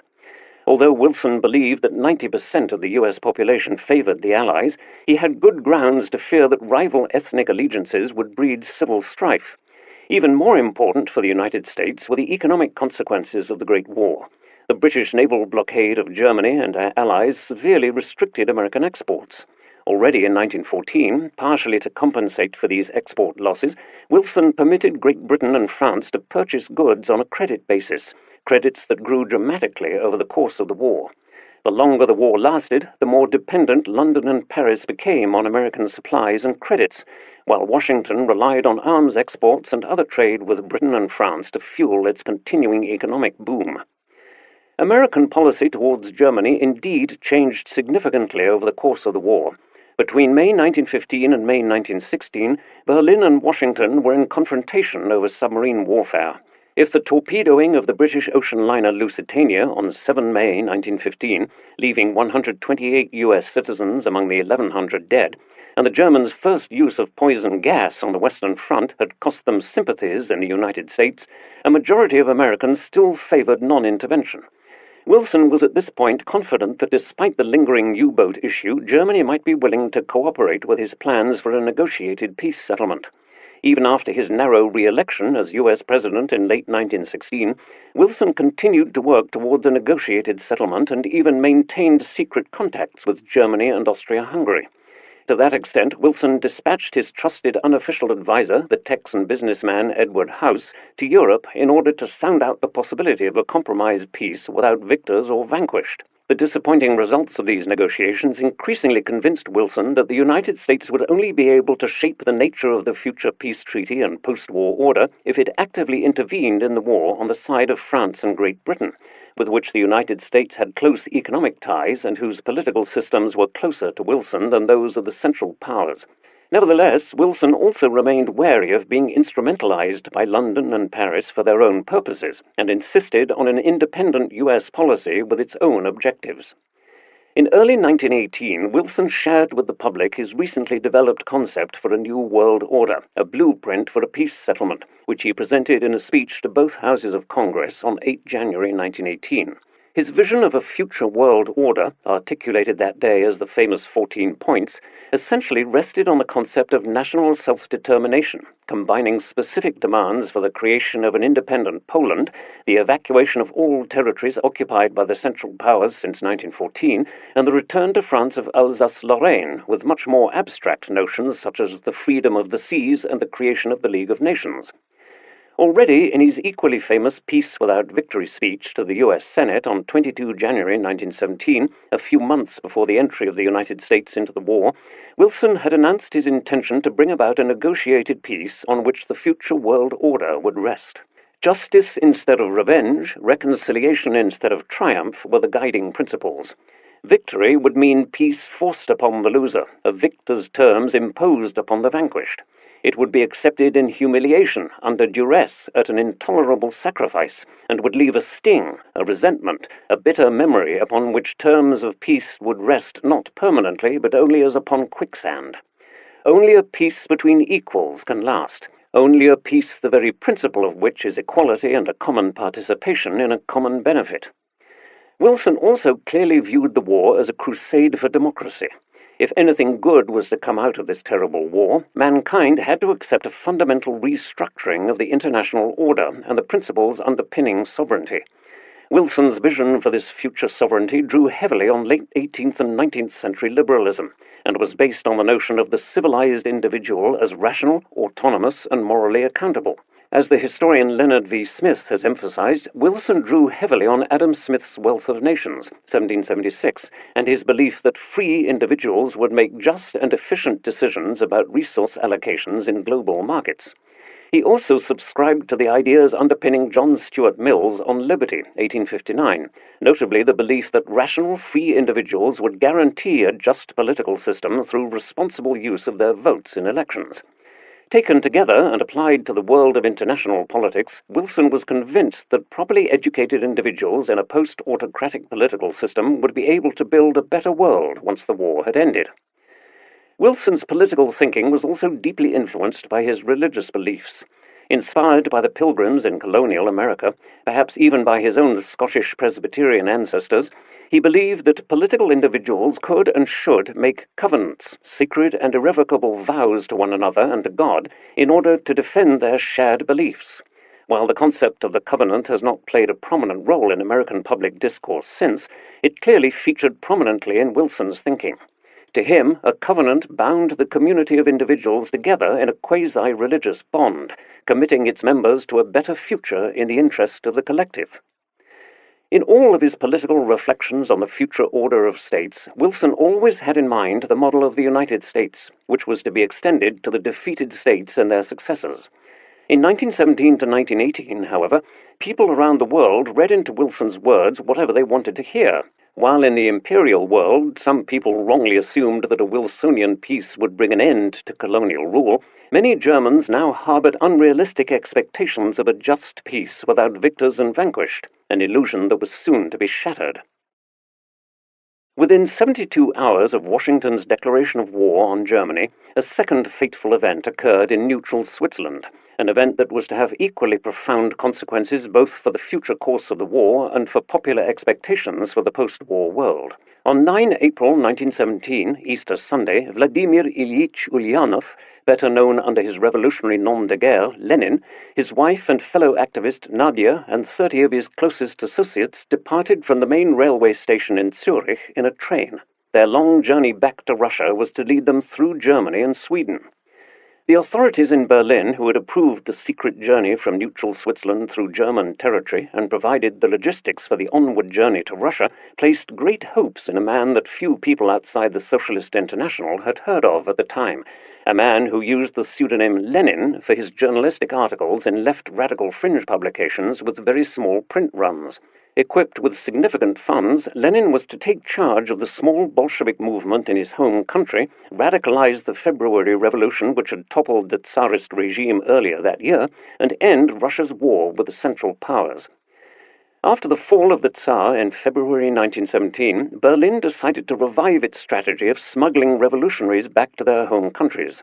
The idea of inciting revolutionary upheaval in autocratic Russia dated back to the summer of 1914, when German diplomats in the neutral countries of Europe started using their informants in the growing exile communities of the radical left to draw up lists containing the names of suitable candidates. Lenin's name first appeared on one of these lists in 1915. After the abdication of the Tsar, the Foreign Office informed the German government and the OHL that they were aware of a number of radical Marxists in neutral Switzerland whose return to Petrograd would strengthen the anti-war Bolshevik faction of the Russian far left. The political and military decision-makers in Berlin supported the plan.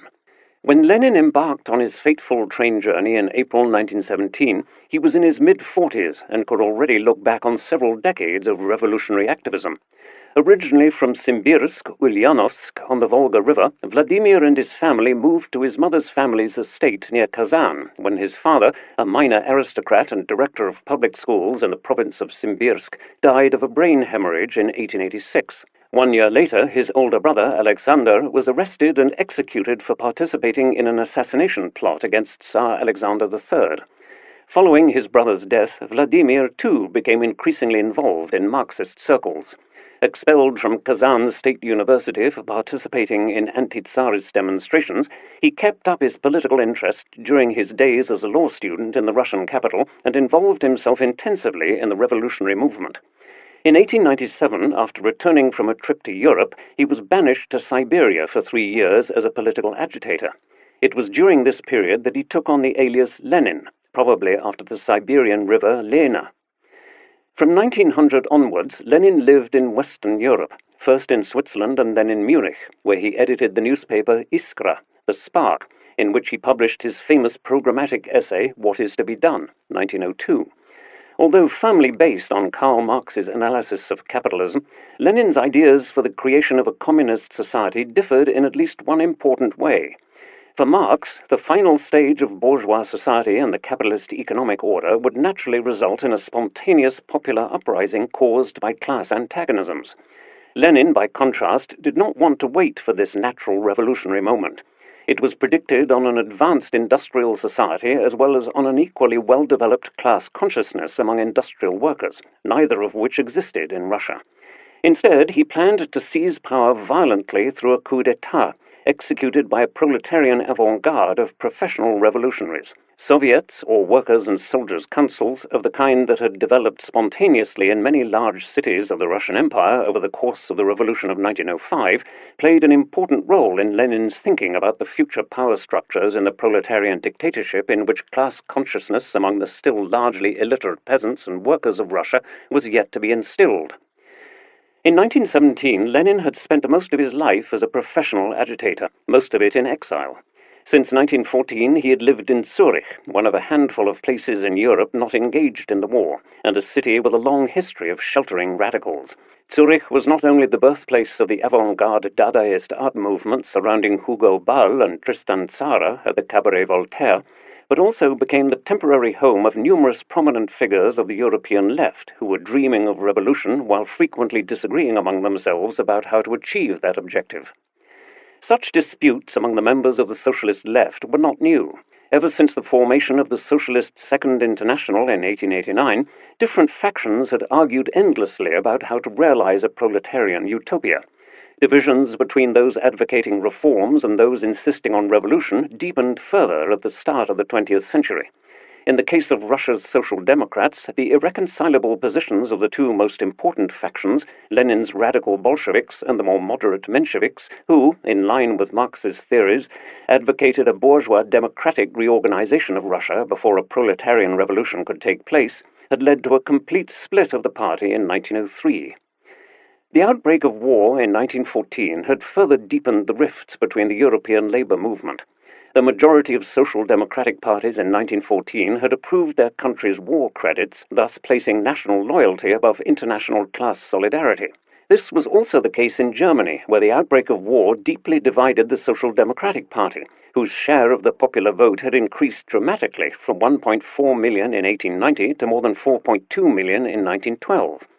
Yet the more successful the SPD became, the more acutely pressing was the question of what the party's ultimate objective was. Was it, in a conventional Marxist sense, to overthrow Imperial Germany through a revolution?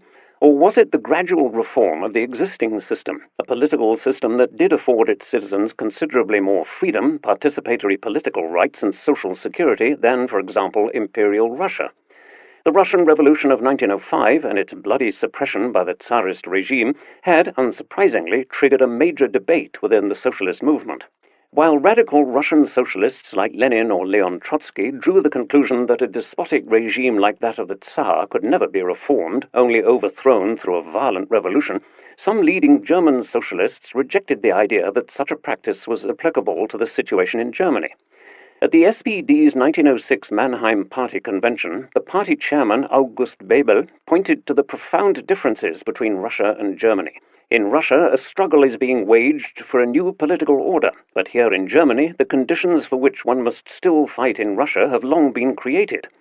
After being interrupted by the audience with cries of "very true," Bebel continued, "That is why the situation in Germany cannot be compared to that in Russia.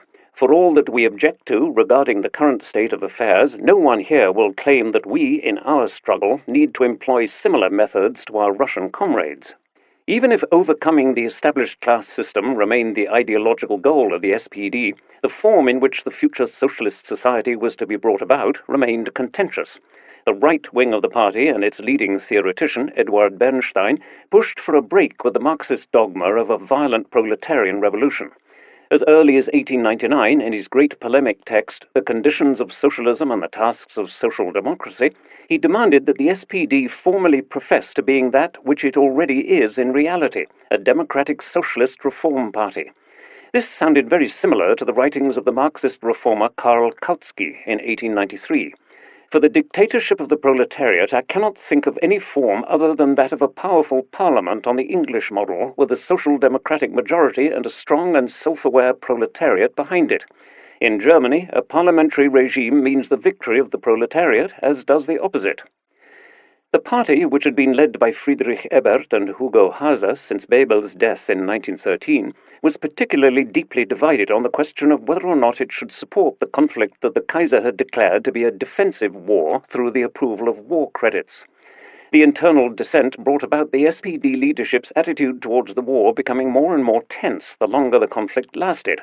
If, in December 1914, only one SPD Reichstag delegate, Karl Liebknecht, refused to approve the war credits, the number of dissenters was to grow continuously as the war progressed. This conflict was personified by the two co-chairmen of the SPD, Ebert and Haase, who were still working together harmoniously as representatives of the different wings of the party in 1913. Ebert, a long-standing Social Democratic Party functionary with an immaculate workers' background, assumed the office of Reich Chancellor as the first man of the people in November 1918. He would take on a central role in the November Revolution and subsequently became the first Reich President of the Weimar Republic, an office he retained until his early death in 1925. Ebert came from a family of very modest income. A model social democratic career had hardly been in his stars. He was born in the university town of Heidelberg in 1871 as the seventh of 9 siblings. His father was a tailor who often struggled to make ends meet. Young Ebert completed an apprenticeship as a saddlemaker before he hit the road as a journeyman. He entered the world of politics via the still youthful trade union movement and joined the SPD in 1889, the year he moved to the North German city of Bremen, where he first worked as the local editor of the Social Democratic Burger Zeitung. But presumably for financial reasons, he soon opened an inn, which quickly became a meeting place for politically like-minded people. Ebert eventually became intensely involved in local Bremen politics, became chairman of the Bremen branch of the SPD, and was voted into the Reichstag in 1912, the year the SPD became the strongest political party in the German parliament. His many years of work as a party soldier meant that he knew the SPD's party structure and its most important functionaries very well. As a leading representative of the centrist wing of the party, he could be certain of the support of a majority of its members. In terms of his political views, Ebert, like many other members of the so-called second generation of social democratic leaders in Germany, was a pragmatist. Although he conceived of himself as a Marxist, his primary goal in the years prior to the First World War was the gradual improvement of living conditions for the working classes through reforms. Following the death of long-standing party leader August Bebel in 1913, Ebert was elected as SPD co-chairman along with the considerably more radical Haase, a renowned lawyer, pacifist and socialist politician from East Prussia. At that point, the SPD counted more than 1 million party members, making it the largest political party in all of Europe. Haase was born in 1863 as the son of a Jewish shoemaker and small business owner in the provincial East Prussian town of Allenstein, near the former German-Russian border. A gifted student, he attended the gymnasium in Rustenburg and subsequently studied law in Königsberg. Attuned to social injustices, he developed an interest in politics at an early age and joined the SPD when he was still a legal trainee. As a young lawyer, he quickly developed a profile for defending political prisoners, mainly socialists who had come into trouble with the authorities. Frequently, he represented workers without payment if they did not have the means to afford a solicitor. The outbreak of the Great War would lastingly alter the two men's relationship.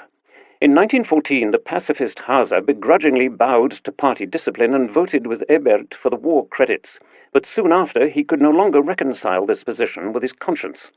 2 years later, in 1916, he broke ranks with Ebert when he deviated from the party line and voted against the government's emergency budget. He and 17 additional critics of Ebert's Burgfrieden policy were expelled from the SPD parliamentary group. The expellees then founded the Social Democratic Working Group, known as the SAG. The unity of the SPD was lost forever, as the following year would show. On 8 April 1917, one day before Lenin departed on his historic train journey from Zurich to Russia, a new socialist party was born in Gotha, the Independent Social Democratic Party of Germany, USPD, under the chairmanship of Hugo Haase and Georg Lederboer, a 67-year-old anti-militarist who had been expelled from the SPD's parliamentary group alongside Haase in 1916.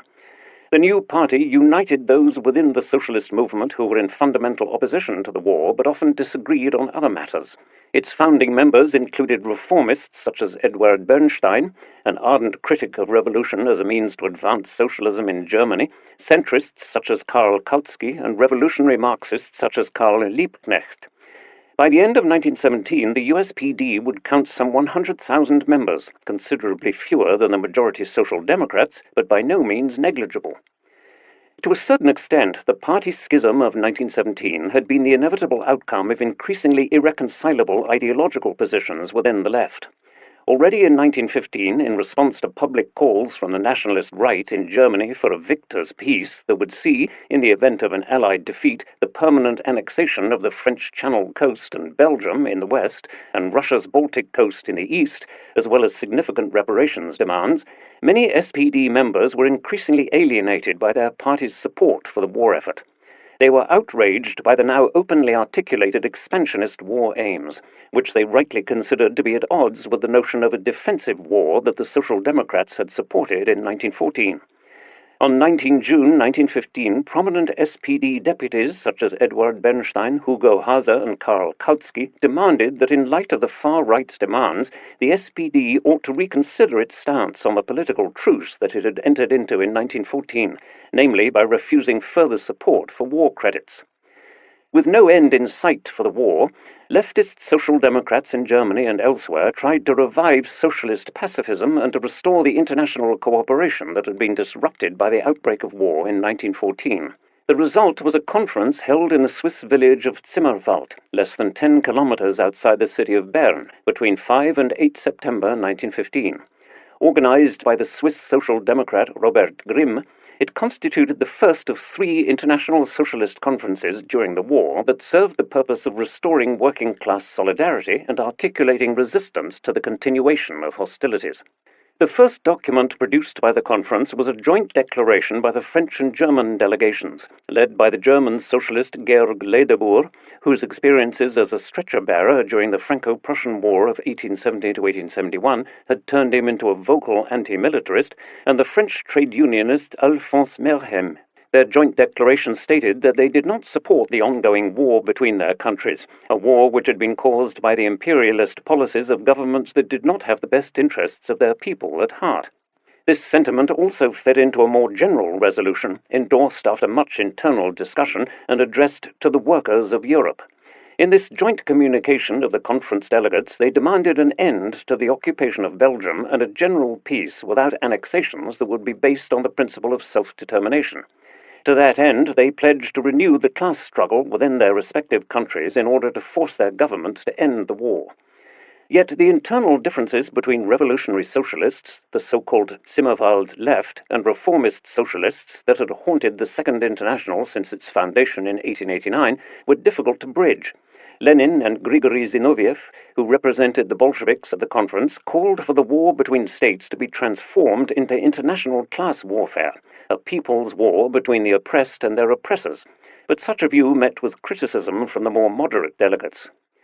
At the end of the conference, an International Socialist Commission was formed with a mandate to establish a temporary secretariat in Bern that would act as an intermediary between all affiliated groups. The members of the commission were the chief organizer of the Zimmerwald Conference, Robert Grimm, the Italian socialist journalist Odino Margari, the Swiss social democrat Charles Naine, and the Russian-Italian activist Angelika Balabanov. Yet tensions between the different socialist factions remained palpable and indeed increased during the follow-up conferences in the Swiss village of Kiental in 1916 and in Stockholm the following year. By 1917, the divisions had become institutionalized as new parties such as the USPD in Germany were founded, and the Bolsheviks were preparing themselves to radicalize the revolution that had broken out in Russia in February 1917. The February Revolution had in fact taken Lenin by surprise. Although aware that the war, hunger, and an inefficient and unpopular administration had increasingly undermined the legitimacy of the Tsarist regime, Lenin, like most contemporary observers, did not expect the imminent fall of Nicholas II. Observing developments from afar, he could only surmise that Russia's staggering military casualties in the war and the destruction of the social and economic fabrics of life in the western provinces of the Romanov Empire had fostered a situation in which revolution had indeed become the most likely outcome. Most crucial for the outbreak of revolution, in Russia but also in Central Europe the following year, were food shortages. Already in 1916, a Russian newspaper described the devastating effects of what it called a wartime food supply crisis, due in large part to government mismanagement. A grain-rich country, the world's leading exporter of grain, had found itself facing grain shortages by the third winter of the war. It was this protracted war-induced food crisis that would ultimately lead to the revolution that brought down the Tsarist regime in March 1917, February in the old calendar. The revolution itself began on 8 March, 23 February 1917, when more than 7,000 female workers from the textile plants in the Viborg district downed their tools on the occasion of International Women's Day. They protested against the continuously deteriorating food provisions. By that evening, between 80,000 and 120,000 people had taken to the streets. Over the next couple of days, the number of protesters continued to grow. Worse still, from the regime's perspective, the demonstrations that had begun with complaints about food shortages quickly took a political turn with demands for democracy, an end to the war, and criticism of the incompetence of the Tsarist regime and Nicholas II himself. After unwisely trying to stop the protests by force on 11 March, the Tsarist regime was suddenly faced with increasing numbers of troops joining the protests. In Petrograd, the Tsar's ministers resigned and fled, while in Mogilev, Nicholas II was eventually persuaded to abdicate in favor of his brother, Grand Duke Mikhail Alexandrovich, who immediately rejected the poisoned chalice out of fear for his own safety. With Nicholas's abdication, the Romanov dynasty and the 1,000-year-old rule of monarchy in Russia came to an end. The effects of this regime change were keenly felt in Russia and beyond. The February Revolution introduced a major new dynamic in war-torn Europe, which would, in country after country, raise profound questions about the future nature of political legitimacy. While it was as yet unclear which direction the revolution would take, the events of February 1917 marked the first successful overthrow of a major regime in Europe since 1789. As the old order collapsed, members of the Duma formed what became known as the Provisional Government, with the liberal Prince Georgy Yevgenievich Lvov as Prime Minister. At the same time, however, a rival political power was taking shape in the form of local Soviets, which, following the model of the 1905 revolution, were created to express the unfiltered views and voices of the crowds in the streets. The creation of the Soviets marked a period known as dvoyevlastie, or dual power, designed as a temporary state of affairs until democratic elections to a constituent assembly could determine the country's political future. Even if the exact outcome of the revolution was still entirely open in March and April 1917, Lenin spotted his chance. Because of its bourgeois composition and its decision to continue the dreaded war, the provisional government was, in his view, no better than Nicholas II. His first letter from afar, written in March 1917, emphasized that the imperialist world war had hastened the historical process, overthrowing Tsarism and intensifying the bourgeois versus proletarian struggle that would transform the conflict in Russia into an international civil war between hostile classes. He castigated the provisional government as a puppet regime allowed to exist by the British and the French only for the purposes of continuing the imperialist war, and predicted the triumph of a genuine revolutionary movement for bread, for peace, for real freedom.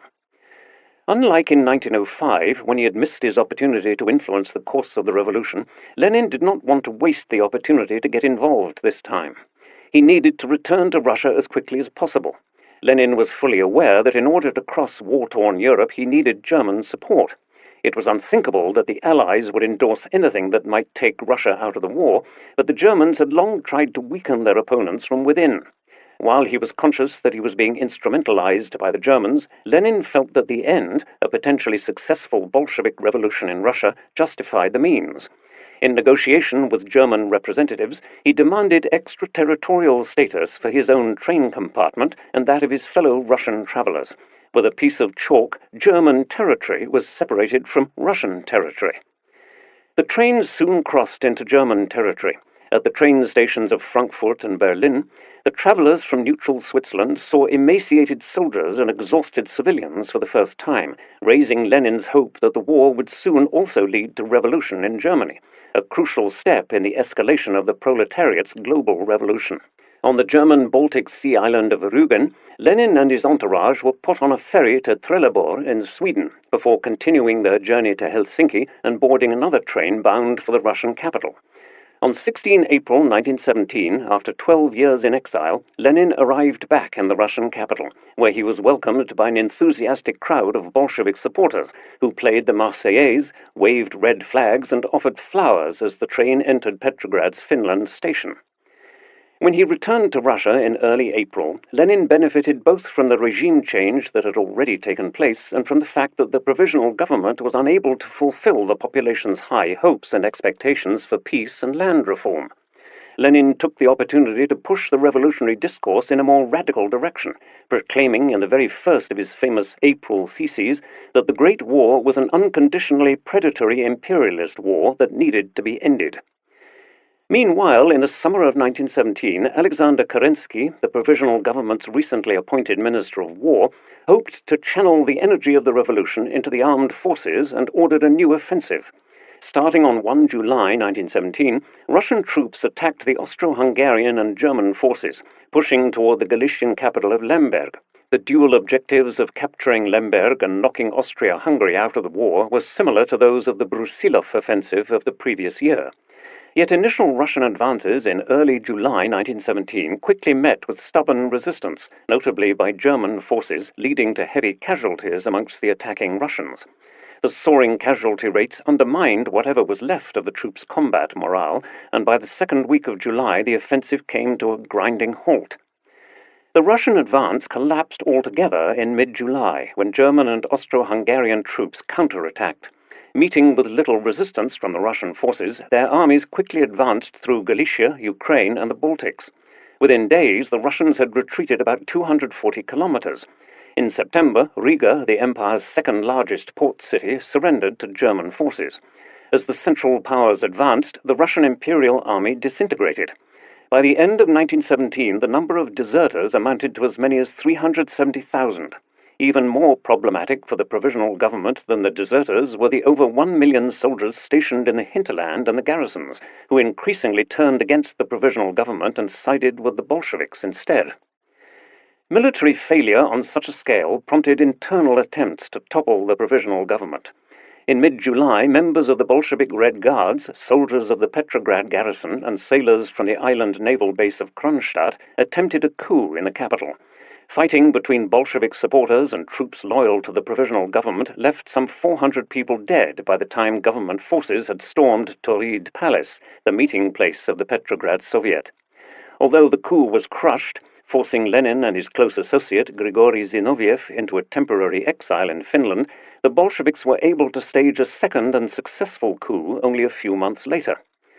This time the circumstances were more favorable. Kerensky, who became prime minister after the failed Bolshevik putsch in July, lost all remaining support from the military when his summer offensive ended in unmitigated disaster. 6 days after German troops had conquered Riga, the army's commander-in-chief, General Lavra Kornilov, attempted a putsch against the provisional government. The coup quickly collapsed in the face of armed opposition from the Petrograd and Moscow Soviets and passive resistance from railway and telegraph workers. Kornilov and several other generals were arrested. The prime beneficiaries of the Kornilov affair were the Bolsheviks. Kerensky had enlisted their help in saving the revolution from Kornilov and handed out some 40,000 rifles to previously unarmed workers in Petrograd.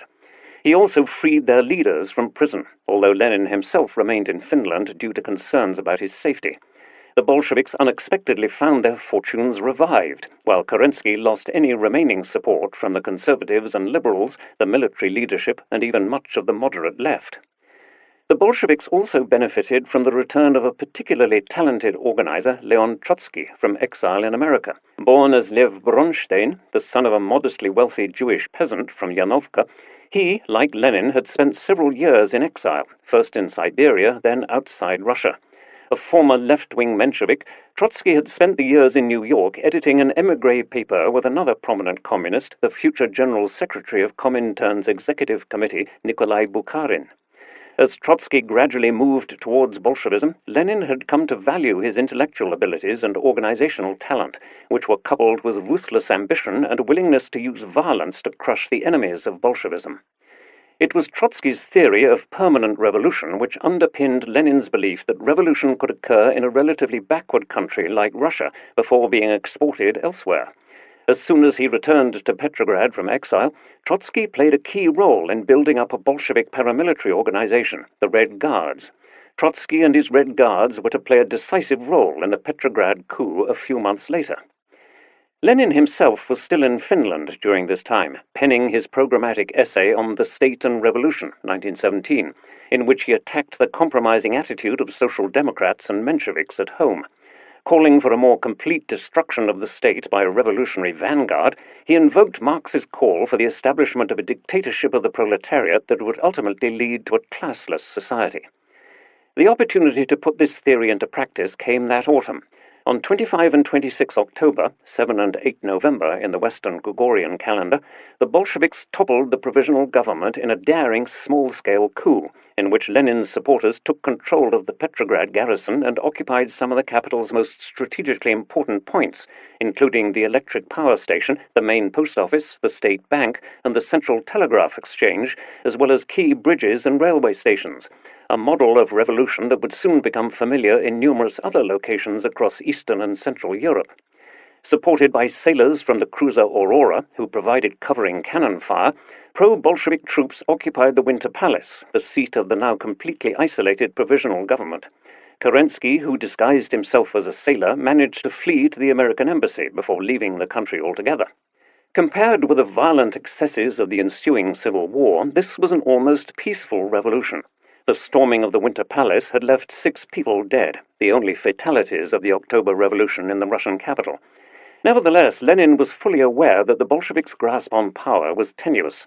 He had to consolidate his regime throughout the former empire, which, considering the vast lands and populations involved, was no easy task. Lenin's putsch had ramifications well beyond Russia, and it drew the immediate and undivided attention of contemporaries across Europe and further afield. In Germany, the far left was energized by the fact that the world's first socialist state in history was being constructed. From her prison cell in Wronke, near Posen, the leading socialist activist Rosa Luxemburg observed the developments in Russia with considerable enthusiasm. The glorious developments in Russia are like elixirs of life for me. Wirken auf mich wie Lebenselixier. It is a message of salvation for all of us. The majority Social Democrats, by contrast, viewed the rise of Russian Bolshevism with considerable concern. Lenin had seized power without a mass movement behind him and had turned on the more moderate Mensheviks and social revolutionaries, taking the schism within the socialist camp to a new level. Lenin's ability to overthrow the provisional government and sideline the much stronger socialist revolutionaries with a handful of determined revolutionaries continued to haunt leading majority Social Democrats in Germany, notably when Karl Liebknecht and his Spartacus group challenged their government in January 1919. To Ebert and other MSPD politicians, it must have seemed as if Liebknecht was following Lenin's example of establishing a dictatorship of a minority. The violence with which Lenin appeared to advance the revolution was another reason why many Social Democrats resented Bolshevism. The future Prussian Prime Minister and prominent MSPD politician Otto Braun left no doubt about this when he published a passionate rebuke of Bolshevism in the party paper Vorwärts. It has to be stated unambivalently that we Social Democrats condemn the violent methods of the Bolsheviks in the strongest possible way. Socialism cannot be achieved through bayonets and machine guns. If socialism is to last, it can only be realized through democratic means. What Russia was currently experiencing, Braun insisted, was a dictatorship just as brutal and ruthless as the despicable regime of the Tsar. Back in Russia, Lenin sought to increase the popularity of his regime by reiterating some of his key promises: immediate peace, democratic structures and flat hierarchies in the army, the right of self-determination for all peoples and nationalities, workers' control of the factories, and the transfer of all lands held by the nobility, the bourgeoisie, the church, and the government into the hands of the people. Lenin's regime quickly moved to implement these promises, notably with respect to land and property reform. The Decree on Land, issued on 8 November 1917, abolished private ownership of land. The dispossessed were not to be compensated for their losses. The Decree on Land did not incite the peasants to seize the land, rather it sanctioned and encouraged what was already taking place. By February 1918, some 75% of all estates in Russia had been confiscated. The victims were not just aristocratic landlords and the Orthodox Church, but also wealthy peasants whose property was redistributed. Furthermore, between the middle of November 1917 and early March 1918, Lenin issued some 30 decrees on the nationalization of private industry, banks, and manufactures. All of this was observed with great interest in Germany, sometimes to the delight and sometimes to the horror of the observer. Lenin's second and equally popular promise was to end the war. He knew that Russia's military defeat had become unavoidable at this stage, and he indeed welcomed it. Already in 1904, at the beginning of the Russo-Japanese War, Lenin had articulated the hope that Russia would be defeated, thereby hastening the collapse of the Tsarist regime. In the event, the expected collapse did not occur, but Lenin continued to adhere to this notion of revolutionary defeatism. In 1917, he saw a great opportunity in defeat. Not only had Russia's military misfortunes allowed the Bolsheviks to gain power in the first place, but a complete withdrawal from the conflict was now the only viable option to save the Bolshevik Revolution. By taking Russia out of the war, he could concentrate on dealing with his many internal enemies. Simultaneously, he expected that war weariness and material deprivation in Central and Western Europe would soon lead to revolution in other combatant nations, paving the way for the pan-European, if not global, triumph of Bolshevism. On 15 December 1917, Lenin's emissaries signed an armistice with the Central Powers. With Russia de facto out of the war, the final months of the conflict were thus framed by very high but often contradictory expectations in Germany. For the far left, Lenin's putsch raised expectations that a radical revolution was also possible in Germany, even if the MSPD did not support it. For the nationalist right, Russia's withdrawal from the war offered a boost of optimism as it allowed Germany to go on the offensive in the West, even if a further escalation of the war, notably at sea, would bring the United States into the conflict. In any case, German politics and military decisions in 1917 to 1918 were heavily framed by international events, namely America's entry into the war and revolution in Russia. 2. Hoping for victory. Only days after the armistice between Russia and the Central Powers had come into force, a peace conference began in the fortress city of Brest-Litovsk, then the German military headquarters on the Eastern Front. In a historical first, and in a move designed to spread Bolshevik propaganda and expose German imperialism, the Bolsheviks had successfully insisted that the peace negotiations would be conducted publicly. The peace conference was also unique in its heterogeneous composition, a clash between the old forces of empire and those of a new revolutionary state. The Central Powers' 14 representatives, 5 Germans, 4 from Austria-Hungary, 3 Ottomans and 2 Bulgarians, represented either the splendor and glory of the Ancien Regime, as in the case of the highly strung Austro-Hungarian Foreign Minister Ottokar Kant-Czernin, who repeatedly complained about the Bolsheviks' table manners, or the forces of extreme nationalism, such as Talat Pasha, one of the driving forces behind the Armenian genocide. The Bolshevik delegation at Brest-Litovsk, first led by Adolf Joffe, then by the newly appointed People's Commissar for Foreign Affairs, Leon Trotsky, made it clear that they represented the exact opposite. Trotsky's delegation, composed to reflect those who had brought the Bolsheviks to power, consisted of 28 members, including casually dressed workers, soldiers, sailors, women, and a peasant. The Germans and their allies had never seen anything like it at a formal diplomatic meeting. The German delegation, headed by the State Secretary in the Foreign Ministry, Richard von Kuhlmann, sought the quickest possible termination of the war on the Eastern Front, while simultaneously trying to establish an informal empire in East-Central Europe, an empire to be composed of newly independent nation-states on Russia's western periphery, whose future could now be controlled by Germany. The German position at Brest-Litovsk gave an interesting glimpse into how the hugely controversial debate about Germany's war aims had evolved. In September 1914, the diplomat Kurt Reitzler had noted down the infamous September program for Chancellor Bethmann Hollweg, in which he reflected on Germany's territorial ambitions after victory over Russia and France had been secured.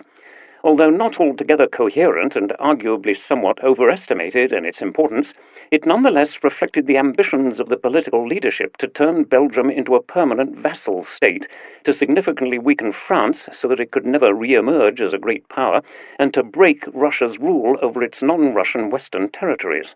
Clearly, such notions were at odds with the publicly advocated idea that Germany was fighting a defensive war in order to secure parliamentary support from the parties of the center and the left. Since then, the debate about annexations within Germany's political and military elites had been shaped by opportunities which were more readily available in the East, while the stalemate on the Western Front left no immediate prospects for annexations. In the East, however, the successful repulse of Russian advances into East Prussia and the subsequent great retreat of the Tsarist army from East-Central Europe had raised expectations for a major German land empire in Mitteleuropa. As Friedrich von Schwerin, a prominent member of the Pan-German League, wrote in a memorandum in March 1915 for the Chancellor's office, the war marked an opportunity, perhaps for the last time in world history, for Germany to re-engage its imperial mission in the East. The German Fatherland Party, which rapidly gained 1 million members following its foundation in 1917, also argued for expansive war aims.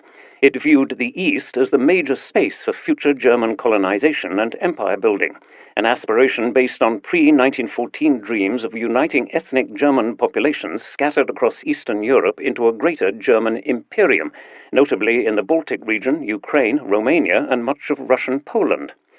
But while the wartime dream of a German continental European empire in the East had older roots, it was actualized unexpectedly during the conflict from 1914 onwards. At Brest-Litovsk, both the German delegation and the representatives of Austria-Hungary were keen for Ukraine to gain independence, primarily in order to ensure grain and ore supplies for the Central Powers' continuing war effort on other fronts. When General Max Hoffmann, the chief of the General Staff on the Eastern Front, revealed Berlin's support for the right to national self-determination of Poland, Lithuania, and Courland, Trotsky was outraged by what he rightly saw as ill-disguised German imperialism and threatened to break off the negotiations. The talks resumed 10 days later, after the Russian delegation had an opportunity to consult with the government in Petrograd. Among the leading Bolsheviks, different opinions existed regarding the next steps to take. Realizing that the resumption of hostilities was impossible, Lenin assessed the situation pragmatically and favored a peace agreement at any price in order to stabilize the Bolsheviks' position in their own country and secure the achievements of the revolution. Opposed to Lenin's assessment were those among the Bolshevik leadership who, like Trotsky, were convinced that an outbreak of revolution in other parts of Europe was only a matter of weeks away. Negotiations with the Central Powers should therefore be drawn out until this happened. When Trotsky returned to Brest-Litovsk, he therefore played for time. His widely reported speeches against the Central Powers' plans for annexations, coupled with appeals to the German people's desire for peace, certainly had an impact. On 14 January, the Austrian Social Democrats called for large-scale demonstrations, with strikes quickly spreading across Austria-Hungary and Germany. In Berlin alone, some 400,000 workers downed their tools, by far the largest strike of the war. The USPD chairman, Hugo Haase, writing to his daughter Else, described the strike as the greatest event in the history of the German working class. We have not seen so much evidence of self-sacrifice and idealism for a very long time. Haase did indeed have cause for his optimism. The January strike had been largely organized by the revolutionary shop stewards, traditionally the SPD's trusted liaison people in the large factories where they fulfilled the task of rousing the workers for strikes. By early 1918, however, a large number of the revolutionary shop stewards had become supporters of the independent socialists and had carried out their preparations largely without the knowledge of the MSPD leadership. One of the key figures in the coordination of the strike that January was the 37-year-old Richard Müller, a veteran trade unionist in the Berlin metal industry. Like many other left-leaning socialists, Müller had rejected the SPD's support for the war credits in 1914 and found a new political home in the USPD from 1917 onwards. Now, in January 1918, as head of the revolutionary shop stewards, Müller and his men successfully mobilized hundreds of thousands of workers to demonstrate against the war and the proposed terms of the annexationist Treaty of Brest-Litovsk. Despite its major differences with the USPD, on 30 January the MSPD leadership also declared its readiness to support the strike. However, they largely did so in order to prevent a revolutionary escalation. Perhaps even more so than Ebert, the key MSPD figure during the strike was Philipp Scheidemann, co-chair of the party and one of the most prominent advocates of a compromise peace with the Allies. Scheidemann was born in the city of Kassel on the Fulda River in northern Hesse in 1865 into a family of very modest means. Throughout Scheidemann's childhood, his father, Friedrich, an upholsterer, had been the family's main breadwinner, and his early death in 1879 left the family destitute. That same year, at the age of 14, young Philipp started an apprenticeship as a printer. By the time he had finished his apprenticeship in 1883, Scheidemann had joined the then still illegal SPD during the time when Bismarck's anti-socialist laws, designed to stop the spread of social democracy, were still in force. Until 1895, Scheidemann worked as a printer and proofreader before moving into journalism. Writing variously for a number of local socialist newspapers in the cities of Gießen, Nuremberg, Offenbach, and Kassel, Scheidemann built a reputation for tackling pressing social issues in his articles. His political engagement became more and more serious over time, and he decided to fully dedicate himself to a career in politics. In the general elections of 1903, Scheidemann won a seat in the Reichstag as the Social Democratic representative of the constituency of Solingen, a seat he retained until the end of the Kaiserreich. His success as a politician was at least partly due to his approachability, jovial nature, and rhetorical talent, as the journalist and SPD politician Wilhelm Keil noted. According to Keil, Scheidemann was a brilliant orator with boisterous manners, whose impassioned speeches always had an element of the theatrical. In 1911, Scheidemann also became a member of the SPD's Executive Party Committee. 2 years later, after the SPD's 1912 landslide victory and the death of their party's longtime leader August Bebel in 1913, Scheidemann was elected chairman of the SPD alongside Hugo Haase. Politically, Scheidemann was a pragmatist. When war broke out in 1914, he voted for the approval of the war credits. Nonetheless, he became one of the leading proponents of a Verständigungsfrieden between the belligerent countries, a compromise peace without annexations or indemnities, a position that made him a target of spiteful criticism from the right, which accused Scheidemann of treason. As tensions between the different factions within the SPD grew over the question of whether or not the party should continue to support the German war effort, Scheidemann tried to mediate between the moderate and more orthodox wings of his party, but his ideas for a compromise peace could not prevent the eventual split in 1917. For Scheidemann, this was particularly delicate, as the local Social Democrats in his constituency in Solingen supported the USPD and demanded, unsuccessfully, that he step down as MP. Throughout 1917, Scheidemann had been one of the driving forces behind closer parliamentary cooperation between the Social Democrats, the Left Liberal Progressive Party, and the Catholic Centre, the three parties that held the majority of seats in the Reichstag without being represented in the government. His efforts culminated in the Reichstag's peace resolution of July 1917. Although the resolution was ignored by the Kaiser, his government, and the senior generals in the OHL, it was a powerful message that the majority of parliamentarians were backing the idea of a compromise peace. After the MSPD and the USPD parted ways, Scheidemann became chairman of the majority Social Democrats, alongside Friedrich Ebert. He was initially shocked by the scale of the January strikes in 1918, fearing that an uncontrolled revolution driven by the far left might prompt a military intervention against the strikers. Indicating his support for the strike to the revolutionary shop stewards, Scheidemann and the chairman of the East Prussian MSPD, Otto Braun, became members of the strike organizers' executive council, primarily to de-escalate the situation, or, in Scheidemann's own words, to guide an unacceptable but understandable undertaking into quiet channels, and also to bring it to the quickest possible end through negotiations with the government. More than 1 million German workers laid down their tools in armament plants, shipyards, and mines over the following days. And yet, under pressure from the police and the military, the uprising collapsed. On 4 February, the strike leaders gave up, and many of them were arrested. The strike had been unlikely to succeed at a time when a large portion of the German people was still looking optimistically to the future after the Russian defeat in late 1917. Hundreds of activists went to prison and thousands were drafted into penal battalions on the front lines. These included Richard Müller, the main organizer of the strike, as well as Leo Jogiches, who became the chief strategist of the small but militant and actively participating Spartacus League during the imprisonment of his partner Rosa Luxemburg and Wilhelm Liebknecht. Despite their ultimate failure, the massive January strikes in Germany further encouraged Lenin and Trotsky to think that the Bolshevik Revolution would soon spread westwards to the industrially more advanced states of Central Europe. However, Kuhlmann and the other representatives of the Central Powers in Brest-Litovsk were determined to force the Russians' hands. In order to apply pressure to Lenin and Trotsky, they signed a separate treaty with Ukraine on 9 February. Under this so-called bread peace, Ukraine agreed to supply Germany and Austria-Hungary with 1 million tons of bread annually in exchange for their recognition of the independent Ukrainian People's Republic, UNR. Trotsky, on hearing about the separate peace treaty that would deprive his country of much-needed grain from Ukraine, refused further negotiations. The Central Powers responded by resuming hostilities. As of 18 February, 1 million German and Austro-Hungarian troops were pushing eastwards.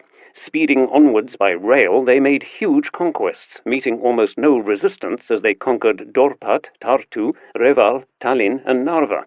All of Latvia, Livonia, Estonia, and Belarus were overrun, as was Ukraine, whose capital, Kiev, was occupied on one March. The offensive led to the arrival of new non-negotiable peace terms in Petrograd. Immediately after the fall of Kiev, the Bolsheviks signed the Treaty of Brest-Litovsk. Lenin had threatened to resign as party leader and chairman of the Council of People's Commissars if the government refused to accept peace at any price. The treaty brought Germany closer to its initial war aim of becoming the dominant power in Europe than had been the case at any moment since 1914. For Berlin, this was a moment of extraordinary triumph. With the Treaty of Brest-Litovsk in the spring of 1918, it became clear which tendency within Germany had won out in the war aims debate, the annexationist-expansionist vision of a German empire in the East. The Treaty of Brest-Litovsk formalized that ambition of Germany to be a major imperial player within Europe.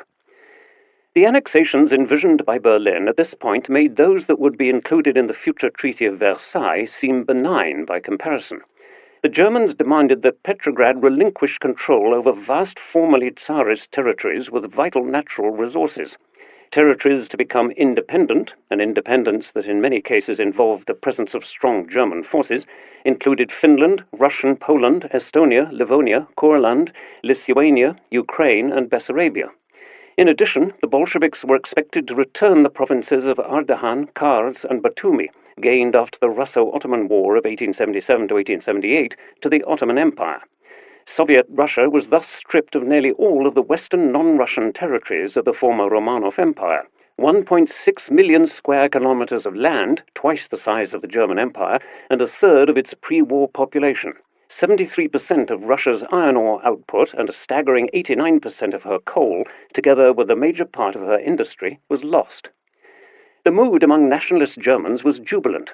Leopold von Bayern, Germany's commander-in-chief of the Eastern armies, expressed the sentiment of many when he wrote in early March 1918, "In our opinion, the Peace of Brest-Litovsk is to become a turning point in world history." What Leopold von Bayern could not know was that Russia's exit from the war also had unintended consequences that would hasten revolution in Central Europe. The release of hundreds of thousands of prisoners of war, particularly from the Austro-Hungarian army, was to have a deeply radicalizing effect at home in the winter of 1918 to 1919. Among those soldiers returning to their homelands, there were indeed many who were to become future leaders of the Central and Southeast European left, such as the Austrian socialist Otto Bauer, the Hungarian communist Béla Kun, and the Croatian Sergeant Major Josip Broz, better known under his future nom de guerre, Tito. For the time being, however, there was cause for optimism that the military situation had changed in Germany's favor. Before the signing of the Treaty of Brest-Litovsk, the German army was geographically divided between East and West. Of the 6 million German soldiers in the field in early 1918, roughly 3.5 million were deployed on the Western Front. The Treaty of Brest-Litovsk had left Germany with an enormous protectorate carved out of the core of Imperial Russia, and in order to secure this empire, Ludendorff had to leave significant troops in the east. Some 750,000 German soldiers served in outposts that reached from the Baltic coast to Georgia. Yet he also stripped the Eastern Front of its best units and transferred several divisions to the west, leaving behind smaller garrisons with primarily older soldiers, troops from Alsace-Lorraine who were deemed insufficiently reliable to serve on the Western Front against French troops, and previously injured soldiers with recurrent or lasting health issues. As the Chief of Staff of the Supreme Commander of all German forces in the East, General Max Hoffmann, noted, "Our troops in the East are made up of the oldest cohorts, them and the majority of soldiers from Alsace-Lorraine. Everyone who is tolerably good has been taken from us." Nonetheless, Russia's defeat was not the only cause for optimism among the Central Powers' military leadership in late 1917. Although the United States had extended their April 1917 declaration of war on Germany to Austria-Hungary that December, no more than 175,000 U.S. troops, many of them inexperienced, had arrived in Europe at this point. Instead, there was good reason to believe that the Central Powers now held the strategic initiative, at least until the Allies' lines on the Western Front were replenished by American soldiers. Moreover, Russia's exit from the war had left another Allied power, Romania, isolated and surrounded by strong German, Austro-Hungarian and Bulgarian forces. On 9 December 1917, Bucharest accepted the new realities and signed the draconian armistice of Focșani. On 11 November 1917, precisely 1 year before what proved to be the end of the war on the Western Front, Germany's senior military strategist, Quartermaster General Erich Ludendorff, looked optimistically into the future that could now result in an equally matched showdown on the Western Front. The situation in Russia and Italy will likely make it possible to strike a blow in the Western theatre of war in the new year. The balance of forces will be approximately equal. Around 35 divisions and 1,000 heavy artillery pieces can be made available for an offensive. Our overall situation demands that we strike as early as possible, ideally in late February or early March, before the Americans throw powerful forces into the balance. One of his General Staff officers, Colonel Albrecht von Thayer, shared his boss's optimism, as he noted in his diary on New Year's Eve, 1917. Our position was really never so good. The military giant Russia is completely finished and pleads for peace. The same with Romania. Serbia and Montenegro have simply gone. Italy is supported only with difficulty by England and France, and we stand in its best province. England and France are still ready for battle, but are much exhausted, above all the French, and the English are very much under pressure from the U-boats. Even moderate politicians joined in the chorus of those who viewed the future with optimism. In January 1918, the 42-year-old recently elected mayor of Cologne, Konrad Adenauer, wrote that 1917 ended with the most favorable situation for us since the beginning of the war, and the prospect of a good, honorable peace along the lines of the peace revolution which the majority parties in the Reichstag had passed in 1917. If Adenauer and other politicians of the center, and even of the moderate left, hoped primarily for an honorable peace that would bring the war to a swift end, the army leadership wanted more. To them, Brest-Litovsk promised land, vassal states of client states in East-Central Europe, as well as rich supplies of grain and oil to fuel the German war effort. Above all, it offered the possibility of releasing troops to launch the final offensive to win the war in the West before the Americans arrived in large numbers. To be sure, the German High Command was well aware that victory had to be attained swiftly. War weariness and indiscipline were spreading in all combatant nations, including in Germany. In late 1917 and early 1918, there were increasing signs of exhaustion and dissent on the home front, while the political truce of all Reichstag parties of 1914 began to crumble, when, in July 1917, the majority of parliamentarians, backed by the majority Social Democrats, the Left Liberals, and the Catholic Centre Party, passed the Reichstag's peace resolution in which they demanded a peace without indemnities or annexations. When the Reichstag passed its peace resolution, it not only prompted a burst of outrage in the Army High Command about the Reichstag's defeatism, but also triggered the emergence of a new political party of the extreme right, the German Fatherland Party. Even if the newly appointed Chancellor, Georg Michaelis, who had been appointed at the behest of the OHL after Bethmann Hollweg's dismissal, chose to ignore the peace resolution, it gave a clear indication to everyone that whatever consensus may have previously existed in German society about the purpose and aims of the war had been undermined. While the German Fatherland Party demanded a victory peace, the Reichstag majority's advocacy for a negotiated peace reflected the war weariness of many Germans and the growing criticism of a silent military dictatorship that was unable to deliver on its promises to bring the war to an end. It did not help their regime's legitimacy crisis that by 1917 large parts of the German civilian population were experiencing severe hunger. Already in late 1914, the Reich's population had quickly felt the economic effects of the war, notably those of the Allied economic blockade of Germany enforced by the Royal Navy and other Allied vessels, which effectively incarcerated the Imperial Navy and merchant fleet in German harbors. Germany had never been economically self-sufficient. Between 25 and 30% of the food Germans consumed in 1914 was imported, as was much-needed fertilizer such as Chilean saltpeter. And over 70% of those imports arrived in Germany by sea, making the country particularly vulnerable to a naval blockade. Initially aimed at preventing absolute contraband, arms, explosives, and other items needed for the war effort from reaching Germany, the Allied blockade of Germany and the other Central Powers gradually expanded in scope. By early 1917, the Allies had successfully persuaded neutral countries like Sweden and the Netherlands to sell their foodstuffs and raw materials to Allied states and not to Germany, which they had done in huge quantities in the first years of the war. The entry into the war against Germany of agrarian net exporters such as Romania came as a further blow. But the Allied blockade was not the only reason why an ever-increasing number of Germans were going hungry. There were serious drops in domestic production. In addition, the number of male labourers available for work in the fields dropped sharply due to military service, and large numbers of farm horses had been requisitioned by the army. These developments had a significant impact. In March 1915, bread had to be rationed, and long queues outside bakeries became a common sight in German cities, towns, and villages. Simultaneously, the cost of food went up significantly by 50% within the first year of the war, leaving working-class families in particular dangerously exposed to food shortages. While the wealthy were able to procure scarce foodstuffs on the black market, farmers had direct access to whatever they needed for their diet, and soldiers were the state's top priority when it came to the distribution of food. The urban poor were the most exposed. Already in October 1915, working-class women gathered for a number of spontaneous food protests in cities across the Reich. By the winter of 1916, all main foodstuffs, including potatoes, meat, eggs, and milk, were rationed, and hunger had become a widespread phenomenon, particularly, but by no means exclusively, in the larger cities.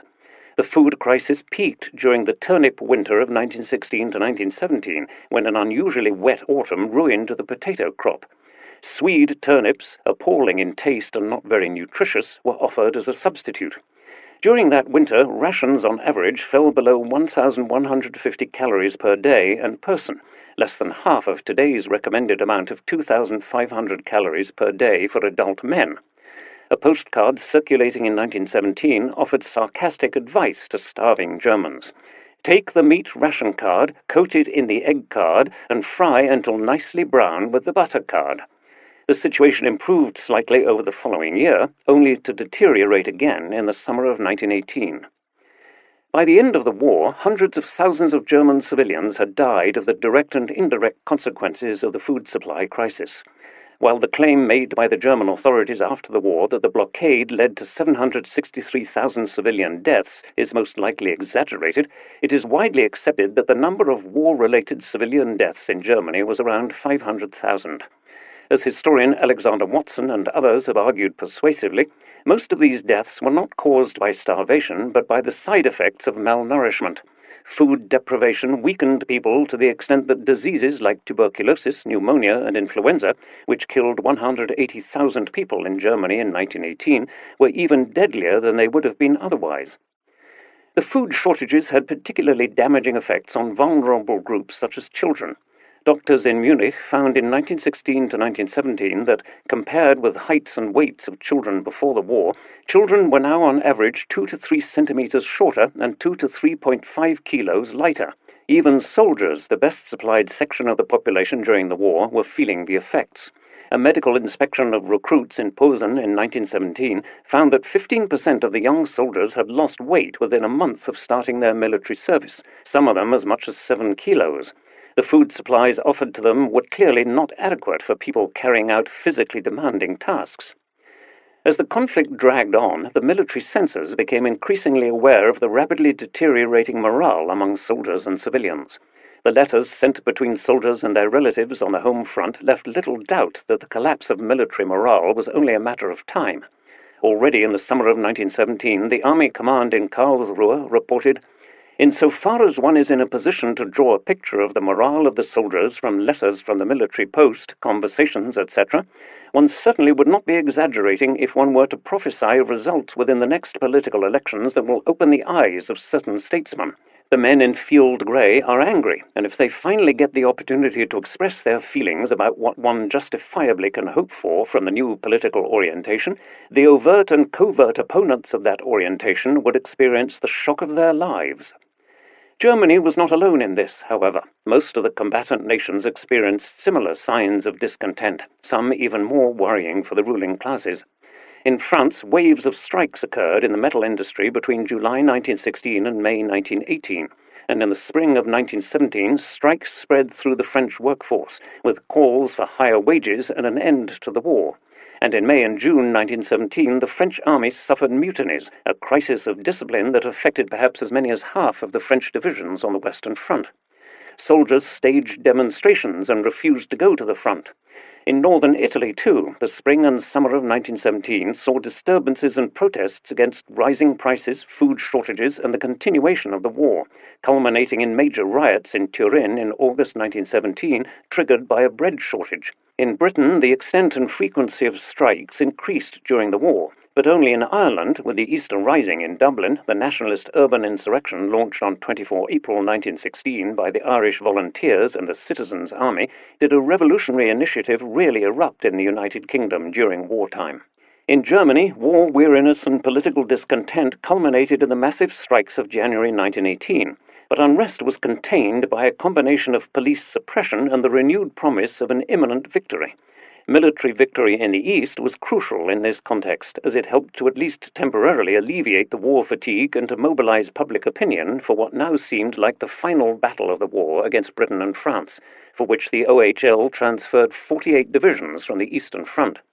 Misguided optimism and high expectations for a swift and immediate victory in the capital cities of the Central Powers represented the decisive backdrop for the events of the final year of the war. While the possibility of imminent victory boosted the morale of the troops, the raised expectations also increased the likelihood of serious disappointment and a widespread collapse of morale if no decisive victory could be achieved. The purpose of Ludendorff's spring offensive was thus to end the war swiftly before morale collapsed altogether and before U.S. troops arrived in Europe in significant numbers. This was to be achieved by pushing the British Expeditionary Force towards the Channel, where it would be evacuated before dealing a decisive blow against the French. The main target of the offensive, codenamed Operation Michael, was to break through the British lines in the Somme-Arras sector, where the numerical advantage for the German attackers was about 2-1.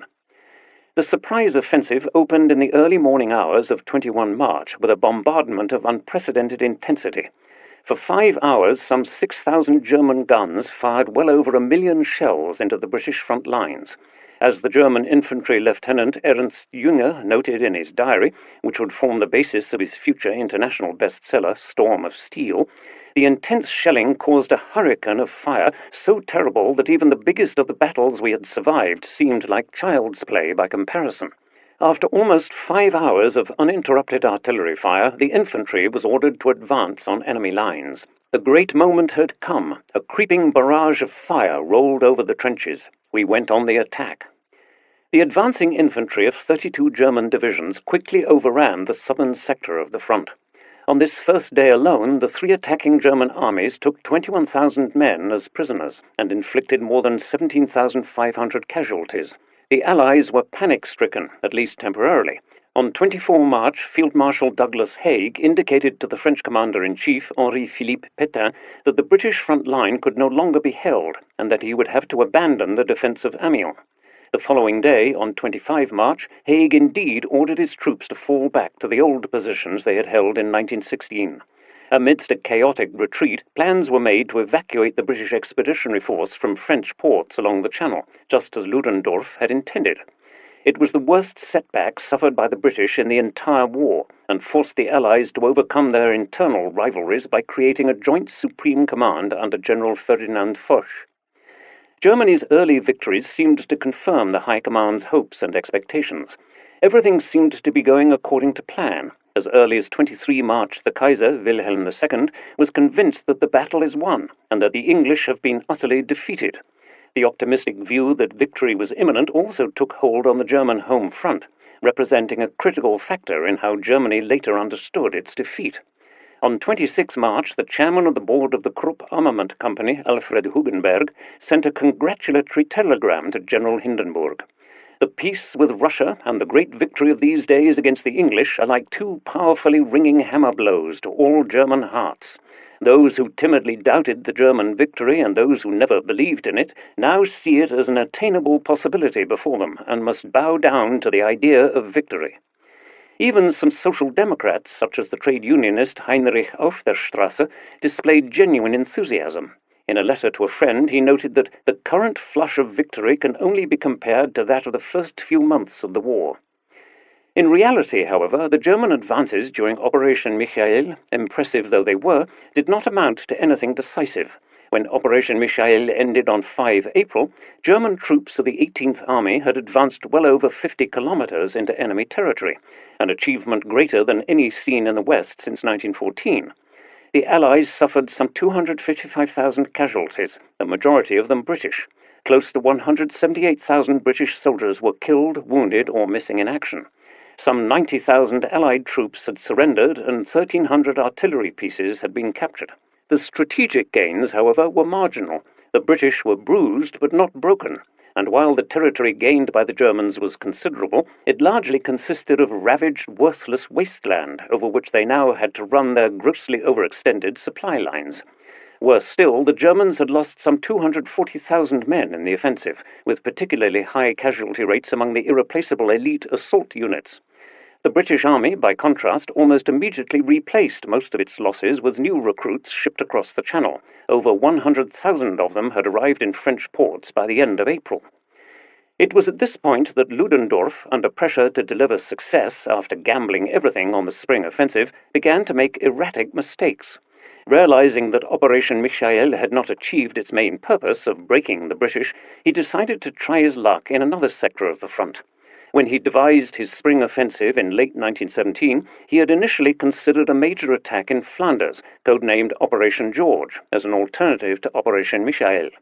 With Michael's failure, Operation George was back on the table, albeit on a smaller scale that was reflected in the plan's new name, Operation Georgette. 2 German armies were ordered to overrun the 9 Allied divisions, 8 of them British and 1 Portuguese, that were standing between the German lines and the strategically important railway junction of Osnabrück, controlling vital Allied supply lines. Initially, the offensive that began with heavy artillery fire in the early morning hours of 9 April appeared to be highly successful. German storm troops quickly overran the Portuguese defenses and advanced some 10 kilometers by nightfall. The offensive continued over the following days, but ultimately came to a grinding halt, just a few kilometers short of Osnabrück. Ludendorff's renewed failure was owed to both unexpectedly stubborn British resistance and the general exhaustion of the German soldiers, many of whom had previously participated in Operation Michael.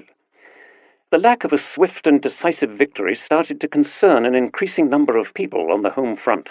The well-connected German historian Friedrich Meinecke, who met frequently with high-ranking politicians, recorded his growing doubts over the success of the campaign on 1 May 1918. Meinecke, who had expressed his resurgent optimism at the beginning of the spring offensive, suddenly felt a lot more pessimistic. "I continually have to resist very dark thoughts. This war might become what the Peloponnesian War and the 30 Years' War once were, the beginning of the decline of European civilization. The now released and unchained forces within frighten me. Equal voting rights are necessary, just as necessary as a certain amount of militarism on the other side, but the synthesis of the two may well not succeed. A heavy-handed reaction against demands for democratization, Robert Gerwarth, or revolution in response may occur. And then, as in Russia, a mushy dissolution of all things?" Ludendorff, however, was not quite ready to admit that his spring offensive had not yielded any decisive results. With the failure of Operation Georgette to break the British Expeditionary Force, his offensives became increasingly incoherent. Abandoning further action against the British, Ludendorff now lashed out against yet another sector of the front. The Aisne offensive against the French in late May, preceded by the heaviest German artillery effort of the entire war, with 2 million shells fired in 4.5 hours, was a desperate final attempt to secure victory and brought the largest advance of the war in the West. After taking Château-Thierry on the Marne, German troops were once again, as in 1914, standing within reach of the French capital, where German long-range artillery fire killed nearly 900 Parisians. Yet the military offensives of the German army in the spring and early summer of 1918 created more problems than they solved. Communication and supply lines were longer, and it was difficult to bring up reserves to the front. The discovery of Allied food supplies in hastily abandoned enemy trenches, supplies of white bread, corned beef, biscuits, and wine, literally gave the deprived German soldiers a taste of their enemy's economic superiority. Moreover, the cost in men was immense, more than at any other time apart from the first 2 months of the war. The huge bloodletting caused by Ludendorff's gamble did not pay off. While German losses, often among the best and most experienced fighters, could not be made good, the Allies were more than replenishing their ranks with the 250,000 Americans now arriving in Europe every month. On top of the military losses, the first wave of the Spanish flu, a particularly aggressive influenza virus that ultimately killed more than 50 million people worldwide, reached the German lines in the summer. The German Sixth Army in Alsace alone reported 10,000 new cases per day during the first half of July. In total, over 1 million German soldiers fell ill between May and July 1918. By contrast, the British Army only suffered 50,000 cases of influenza for the entire months of June and July. Other illnesses, pneumonia, dysentery, and even malaria, further undermined the strength of the army. From midsummer, the depleted German troops, weakened by the previous offensives and various illnesses, faced sustained Allied counterattacks. The French counter-offensive that began the Second Battle of the Marne in July 1918 and the successful attack launched by the British on 8 August outside Amiens confirmed that the Allies now held the initiative and that the tide had turned in their favor. 16 German divisions were wiped out during the Allied counterattack. Although a complete collapse was avoided, German troops were almost universally demoralized and exhausted, increasingly blaming their own leadership for the dire situation in which they found themselves. The Mail Censorship Office of the Sixth Army, for example, reported that during August, more and more soldiers had openly turned against Prussian militarism and the bloodthirsty Kaiser himself. Without reinforcements, overextended and weakened by illness and heavy losses from the offensive, the German troops were in no position to effectively resist Allied forces, which were now also successfully using tanks to support their offensives, making even more obvious to German troops that the Allies were gaining the upper hand in the development of new strategic weapons. Within a short time, all the territorial gains that the German army made during the spring and early summer of 1918 were lost. 1 week after the Allies had severely dented the lines of the German Second Army on 8 August, the Black Day of the German Army, Ludendorff told the Kaiser that Germany should seek a negotiated peace, a position he had continually rejected throughout the war. 3. Endgame.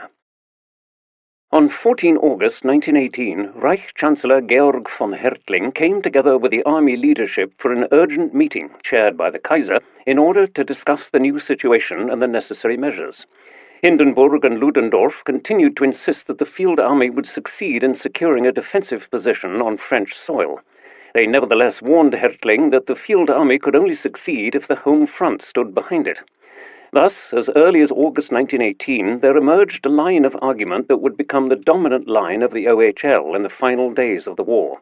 Military defeat could not be blamed on the failure of the supreme military leadership, but rather on the homeland, where defeatism had gained the upper hand and the army, undefeated in the field, had been betrayed. The reality looked different. The German front was pushed further and further back. Starting on 21 August, the British regained the initiative at Arras and Peronne and made considerable territorial gains, while more and more German soldiers, tired of fighting a clearly lost war, surrendered to the Allies. The situation was considered serious enough by Hindenburg and Ludendorff to move their military headquarters back from Avesnes to the Belgian city of Spa on 5 September. It slowly dawned on them that the war was inevitably lost, possibly because they were inundated with reports about depleted morale among the troops. One of the many typical reports in this period came from the Field Mail Censorship Office of the Sixth Army, reporting that war weariness and dejection is universal. Ludendorff was on the verge of a nervous breakdown as he witnessed the unraveling of his stellar military career. His meteoric rise in the German General Staff after 1914 owed much to his central role in expelling the Russians from East Prussia in the Battle of Tannenberg, 1914, and the Battle of the Masurian Lakes, 1915, even if his direct superior, Paul von Hindenburg, a formerly retired veteran officer of the Franco-Prussian War of 1870 to 1871, had publicly received the credit. When he was appointed Chief of the German General Staff in 1916, Hindenburg made the talented Ludendorff his first Quartermaster General. For the following 2 years, Hindenburg was officially in charge, but it was really Ludendorff who ran the German war effort. Russia's defeat, and that of Romania, further strengthened his position, but the failure of the offensives in the West, essentially Ludendorff's brainchild, completely undermined his position. The sense of profound crisis that gripped the German High Command was heightened by the collapse of Germany's allies on other fronts in the late summer and early autumn of 1918. In the east, the Allies attacked on 14 September and routed Bulgaria's army, forcing her within a fortnight to seek an armistice. The suddenness of this collapse came as a surprise to many observers. Since Bulgaria's entry into the war in 1915, its army had fought valiantly and chalked up significant early victories in 1915, Niš, Ovčepole, Kosovo, Krivolak, and 1916, Lerin, Chigan, Bitola, Strumica, Cherna, Tutrakan, Dobrich, Kobadin, and Bucharest. Before 1918, the Bulgarian army had not lost any major battles, repeatedly repelling Allied attacks at Doiran, a small town in Macedonia, where the Bulgarian army built a strong defense line that withstood systematic assaults by British, French, and Imperial troops. Eventually, however, the Entente succeeded in breaking through at another point of the Bulgarian southwestern front. During the summer of 1918, the Allies had amassed over 31 divisions with 650,000 men on the Macedonian front north of Salonika. The offensive launched by French and Serbian troops on 14 September 1918 completely overwhelmed the Bulgarian defenders, who had been worn down by a lack of supplies and an increasingly intolerable scarcity of food for both soldiers and civilians. The French and Serbs smashed through enemy lines at Dobropole, while British and Greek troops pierced the Bulgarian defences at Lake Doiran. Although some units continued to resist fiercely, most of the Bulgarian army rapidly collapsed. On 25 September, the Bulgarian government sought an end of the hostilities. Only 4 days later, Bulgaria, the last country to join the Central Powers, became the first to exit the conflict when the Bulgarian delegation signed an armistice at Salonika. In the armistice, Bulgaria agreed to the full demobilization of its army, with the exception of a handful of troops to guard the border with Turkey and the railway lines, the occupation of several strategic points by Allied troops, the handover of military equipment to Entente forces, and most controversially for the government in Sofia, the complete evacuation of all Greek and Serbian territories conquered during the war, including Macedonia, a territory that Bulgaria had laid claim to ever since national independence in the late 19th century. The armistice also included secret clauses, notably about a temporary Allied occupation as a guarantee for Bulgaria's exiting the war. In order to ensure Sofia's good behavior, a significant number of Bulgarian troops, between 86,000 and 112,000, were to remain interned as POWs for the foreseeable future. Even worse for the Central Powers that were still at war, Allied troops now stood on the Danube, making it very likely that Austria-Hungary would soon face attacks from a new front line. Contemporaries immediately grasped the importance of these developments. Calamitous news about Bulgaria, Friedrich Meinecke noted in his diary that day. The beginning of the end. The artist Käthe Kollwitz, also observing from Berlin, echoed such sentiments. Horribly oppressive atmosphere, the most contradictory of feelings. Germany is losing the war. What will come now? Will patriotic feelings flare up again in such a way that a defense to the bitter end occurs? It seems like madness to me, if the game is lost, not to end it and save what still can be saved. Germany must keep the youth that still lives, otherwise it will fall into absolute destitution. That is why there should be no further day of war if one recognizes that it is lost. For most politically engaged contemporaries, Bulgaria's defeat in late September 1918 clearly reinforced the impression that the war was lost.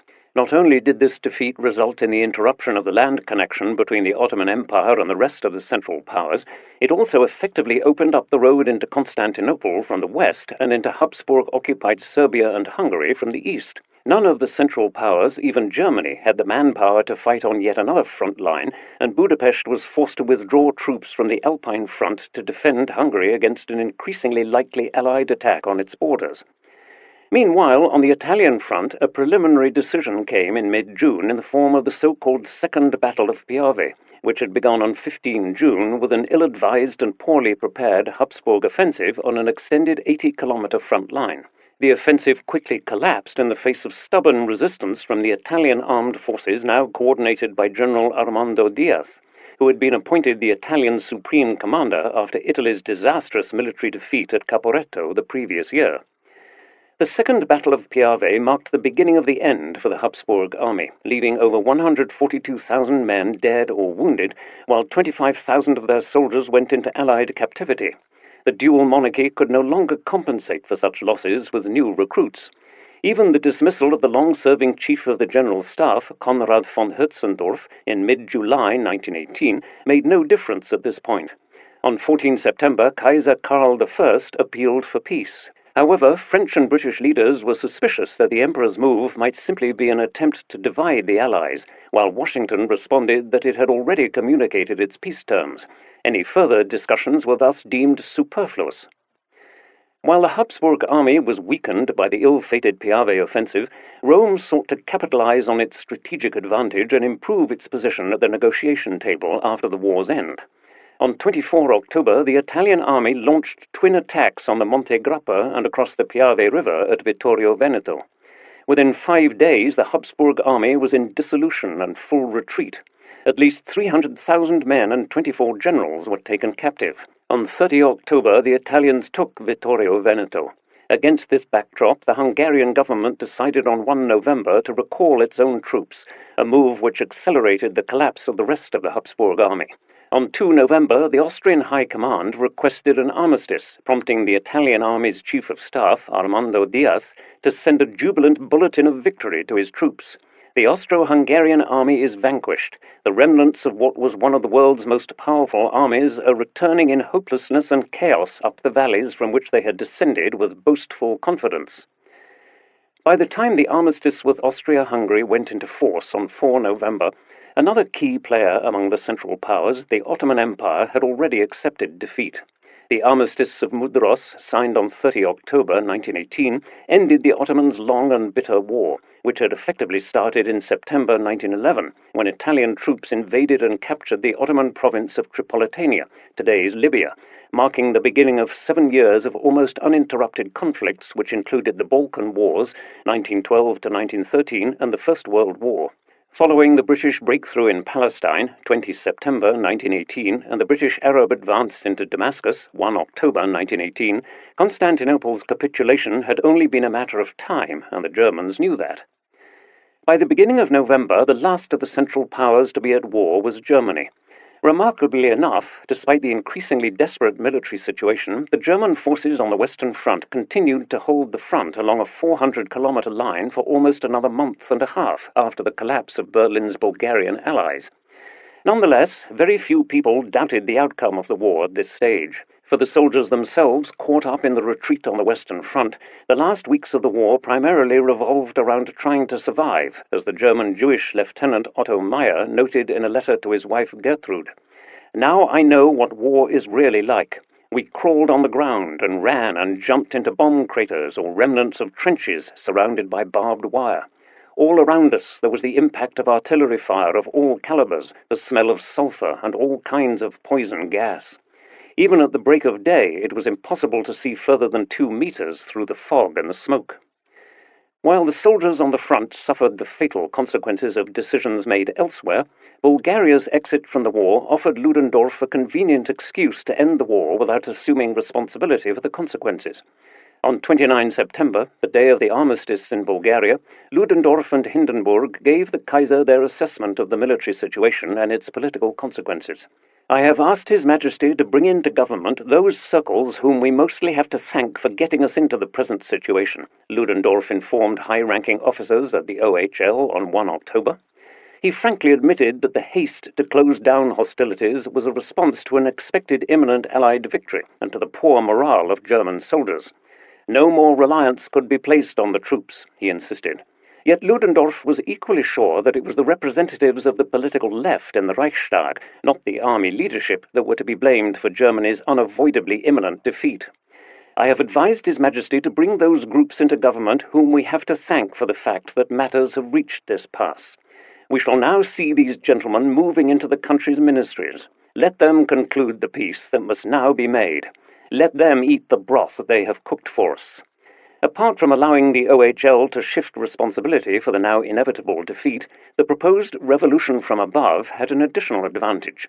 President Wilson, the Allied leader most likely to offer lenient terms, would be more inclined to conclude a peace based on his 14 points addressed to Congress on 8 January 1918 if he was to negotiate with a democratically sanctioned government in Berlin.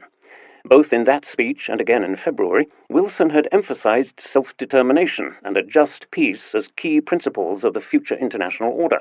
As he pointed out in his speech to Congress on 11 February, "There shall be no annexations, no contributions, no punitive damages. National aspirations must be respected. Peoples may now be dominated and governed only by their own consent. Self-determination is an imperative principle of action, which statesmen will henceforth ignore at their peril." Wilson's ideas for a just peace had been of no importance for the strategic considerations of Hindenburg and Ludendorff between January and September 1918. Now, however, a moderate Wilsonian peace without victors or vanquished was the best Germany could hope for. After Germany's blatant disregard of Belgian neutrality, the serious destruction caused on French, Belgian and Russian territory, and the sinking of countless British merchant ships and millions of dead Allied soldiers, Ludendorff and Hindenburg knew that neither London nor Paris was likely to make a generous peace offer, particularly now that their troops were advancing again. They understood that the Americans would need some sign of domestic reform before they would negotiate seriously with Germany. It is only against this backdrop that the OHL's sudden change of mind about the parliamentarization of the German political system becomes understandable. Following the advice of the OHL, Wilhelm II publicly announced on 30 September that men who have the confidence of the people should have a broad share in the rights and duties of government. With this decree, the Kaiser initiated a cynical process of democratization, which also aimed at defusing a potentially revolutionary situation in Germany similar to the one that had brought down the Tsarist regime in Russia. One of the immediate consequences of this abrupt reform was the replacement of Chancellor von Hertling, a strong opponent of reforms and essentially a willing tool of the OHL, with the 51-year-old Prince Max von Baden. Prince Max, an intellectual liberal from southern Germany, differed significantly from his predecessors, as did his government, which was backed by a wide range of political parties. Prince Max could count on the support of the Progressive People's Party, the National Liberals, the Catholic Centre Party, and the Social Democrats, representing an overwhelming majority within Parliament. Friedrich Ebert, although himself not a member of the von Baden government, had strongly advocated his party's involvement, notably to prevent a Russian-style revolution. No one who has experienced the revolution in Russia can, in the interest of the proletariat, wish for a similar development to occur here. On the contrary, we must throw ourselves into the breach. We must see whether we can gain enough influence to assert our demands and, if possible, link them to the rescue of our country, for we are duty-bound to do so. Instead of Ebert, Philipp Scheidemann joined the von Baden government as a state secretary without portfolio. As chairman of the interfactional committee, composed of leading representatives of the three parties that had instigated the Reichstag's peace resolution, the MSPD, the Progressive Party, and the Centre, Scheidemann had been a leading advocate of peace negotiations for some time. Although he initially had reservations about supporting a government headed by an aristocrat and worried about the MSPD joining the government when military defeat was clearly in sight, he eventually agreed with Ebert, hoping to implement meaningful reforms that would make a Bolshevik-style revolution in Germany unnecessary. Throughout October, Scheidemann devoted his energies to a range of policy issues, notably the implementation of the far-reaching October reforms that led to a parliamentarization of Germany, the exchange of diplomatic notes with the US government about armistice conditions, and an amnesty for political prisoners, including, controversially, the leader of the revolutionary Marxists in Germany, Karl Liebknecht. What Ebert, Scheidemann, and other MSPD politicians wished to achieve via their participation in the new Baden government was revolutionary enough without requiring their supporters to take to the streets. The dictated peace with Romania and Russia was to be annulled, while Belgium, Montenegro, and Serbia were to be evacuated. On the domestic front, the Social Democrats demanded free, general, and equal elections, including in Prussia, where a three-tier voting system prevailed. They also sought the appointment of government members who represented the Reichstag majority, that is to say, from the ranks of the MSPD, the Liberals, and the Catholic Centre Party. Taken together, these demands amounted to more than the SPD had achieved in decades, namely the complete parliamentarization and democratization of the German political system. It was the reversal of military fortune in 1918 that finally brought these objectives within reach, even if it left the new government in the unfortunate position of having to bring to an end a war that was already lost. On 3 October, the very day of his appointment, and urged on by Ludendorff, who insisted on the speediest possible conclusion of hostilities, Chancellor von Baden initiated contact with Wilson's government, but none of the other governments of Allied countries, requesting an immediate end to hostilities. In its note to the American president, the German government referred to the 14 points he had presented in January 1918 and his recent Mount Vernon speech of 27 September as a basis for future negotiations. Back in Berlin, political insiders like Friedrich Meinecke worried about the immediate consequences. On 3 October, he wrote in his diary, "What prospect if the front troops, shattered and stunned, flow homeward and its masses come gushing upon us? Most people do not yet know how serious matters are." Some field commanders also remained skeptical about the outcome of the approach to Wilson.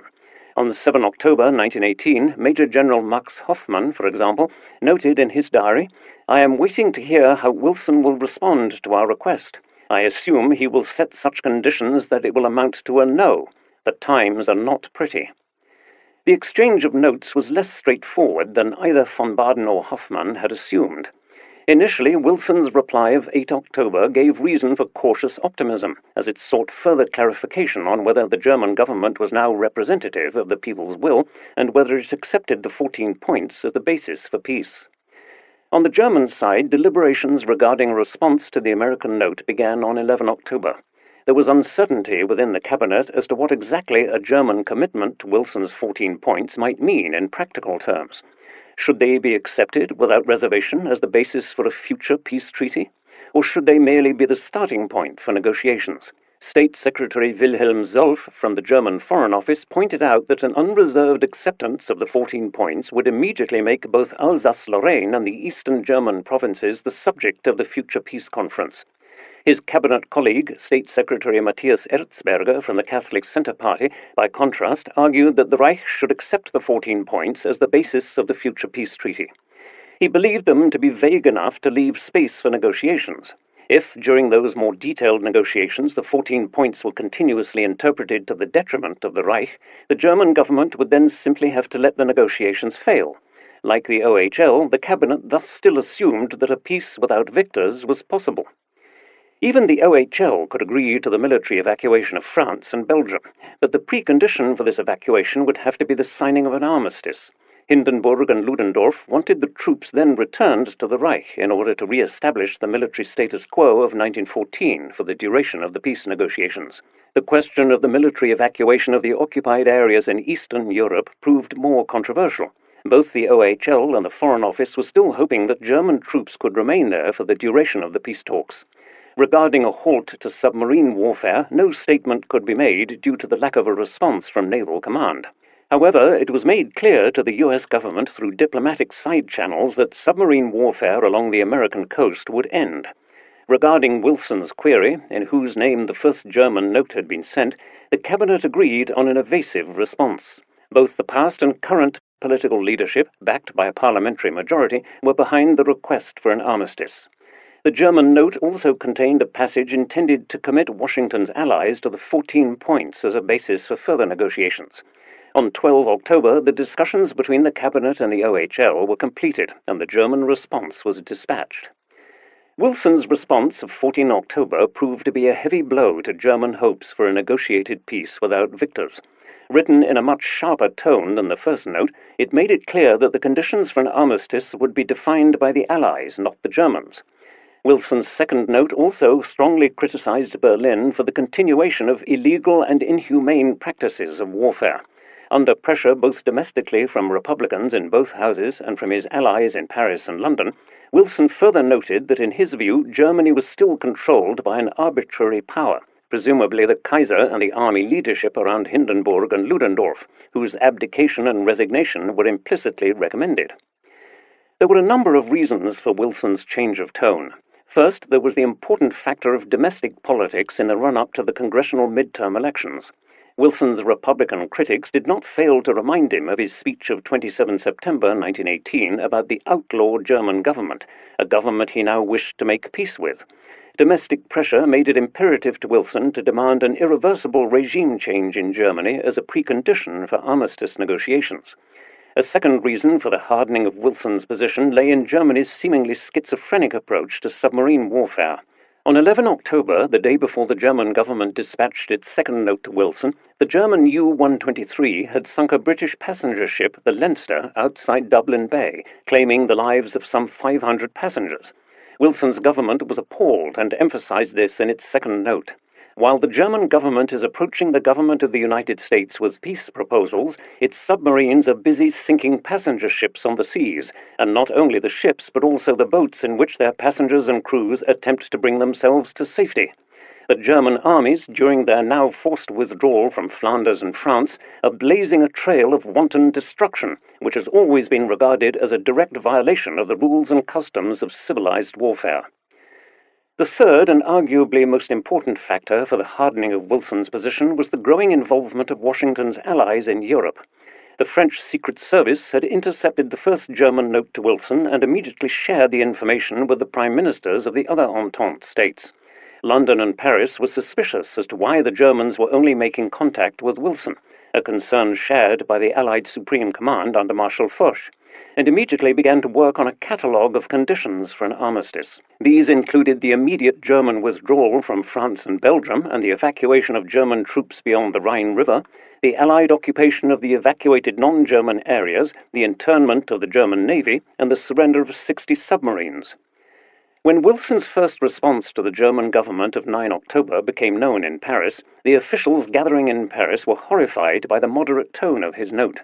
They demanded categorically that the conditions for an armistice had to be defined solely by the Supreme War Council.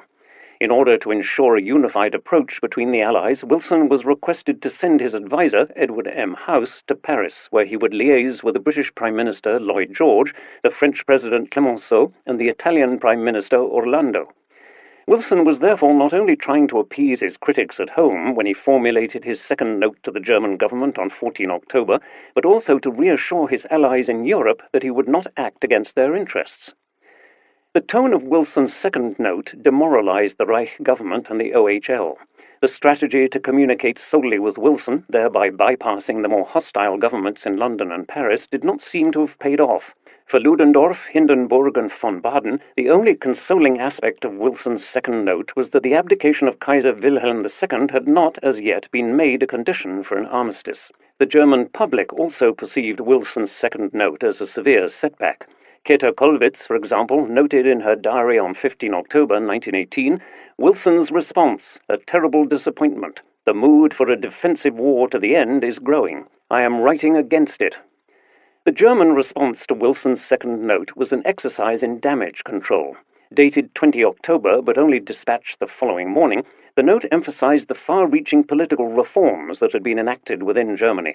The decision-making power to end the war had been transferred to the Reichstag. The note further stated that Germany would end the sinking of passenger ships. At the same time, however, it pointed out that there had been no state-sanctioned violations of international law on the Western Front. The German troops have strict instructions to spare private property and to provide for the population to the extent of their ability. If, nevertheless, excesses occur, the guilty parties will be punished. In addition, the note emphasized that Germany was not prepared to accept a peace that was not reconcilable with both the honor of the German people and the ambition to conclude a just peace. The American government responded quickly. On 23 October, Wilson's third and final note arrived in Berlin. Wilson had been rather pleased by the German response to his second note and was further strengthened in his position when a Republican motion to stop Wilson from negotiating with the Germans before their surrender had been defeated in the Senate on 21 October. In its previous exchange of notes, the German government had accepted the 14 points as the basis for an armistice. In Wilson's view, it was now time to demand the same commitment from the Allies so that they do not reach out for more than that to which they are legally entitled. Wilson wanted to ensure that the armistice would come about quickly, being convinced that otherwise London and Paris would dictate the peace terms and ignore Wilson's ideas for a just peace treaty. Wilson had also become increasingly concerned about Germany's political destabilization, which he believed could end in a Bolshevik-style revolution. In the middle of October, the American government had for the first time received information from the U.S. Embassy in Switzerland regarding the Spartacus group to the left of the USPD. In Washington, fears spread that Germany might become a second Russia.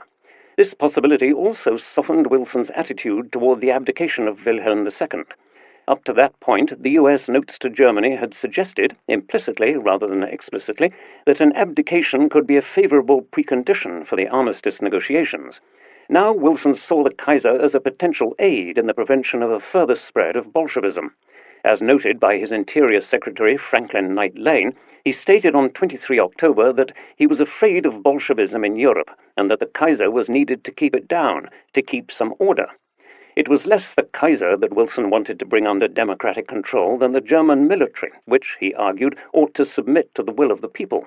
Wilson insisted that the United States cannot deal with any but veritable representatives of the German people. If it must deal with the military masters and the monarchical autocrats of Germany, it must demand not peace negotiations, but surrender. The German High Command rejected Wilson's note of 23 October outright and ordered its troops to prepare for a fight to the bloody end to avoid a shameful peace. In its view, Wilson demanded capitulation without offering the option of an honorable peace through negotiations. Some high-ranking officers agreed. As Major General Max Hoffmann noted privately in October, the terrible thing about the general collapse is that it is occurring for no good reason. Our troops remain in good shape. We can hold the West. It must only be demanded, and I can hold the East, if necessary, without troops. Instead, everyone is losing their nerves. With Germany's diplomatic options dwindling, the different positions of the OHL and Baden's government were now increasingly irreconcilable. Against Baden's instructions for them to remain in Spa, Ludendorff and Hindenburg came to Berlin on the morning of 26 October and demanded the German government break off negotiations with the Americans immediately. Thus challenged, von Baden gave Wilhelm II a choice. He could either order a change of personnel at the head of the OHL or accept his resignation as Chancellor. When given the ultimatum, Wilhelm was prepared to support his new Chancellor against the High Command. On the morning of 26 October, Ludendorff and Hindenburg were summoned for an audience with the Kaiser, and Ludendorff was dismissed. As Major General Hoffmann noted the following day, "Yesterday evening we received a telephone message that Ludendorff had resigned and was taking his leave. Although Ludendorff undoubtedly bears guilt for the present collapse, he should not have undertaken the offensive.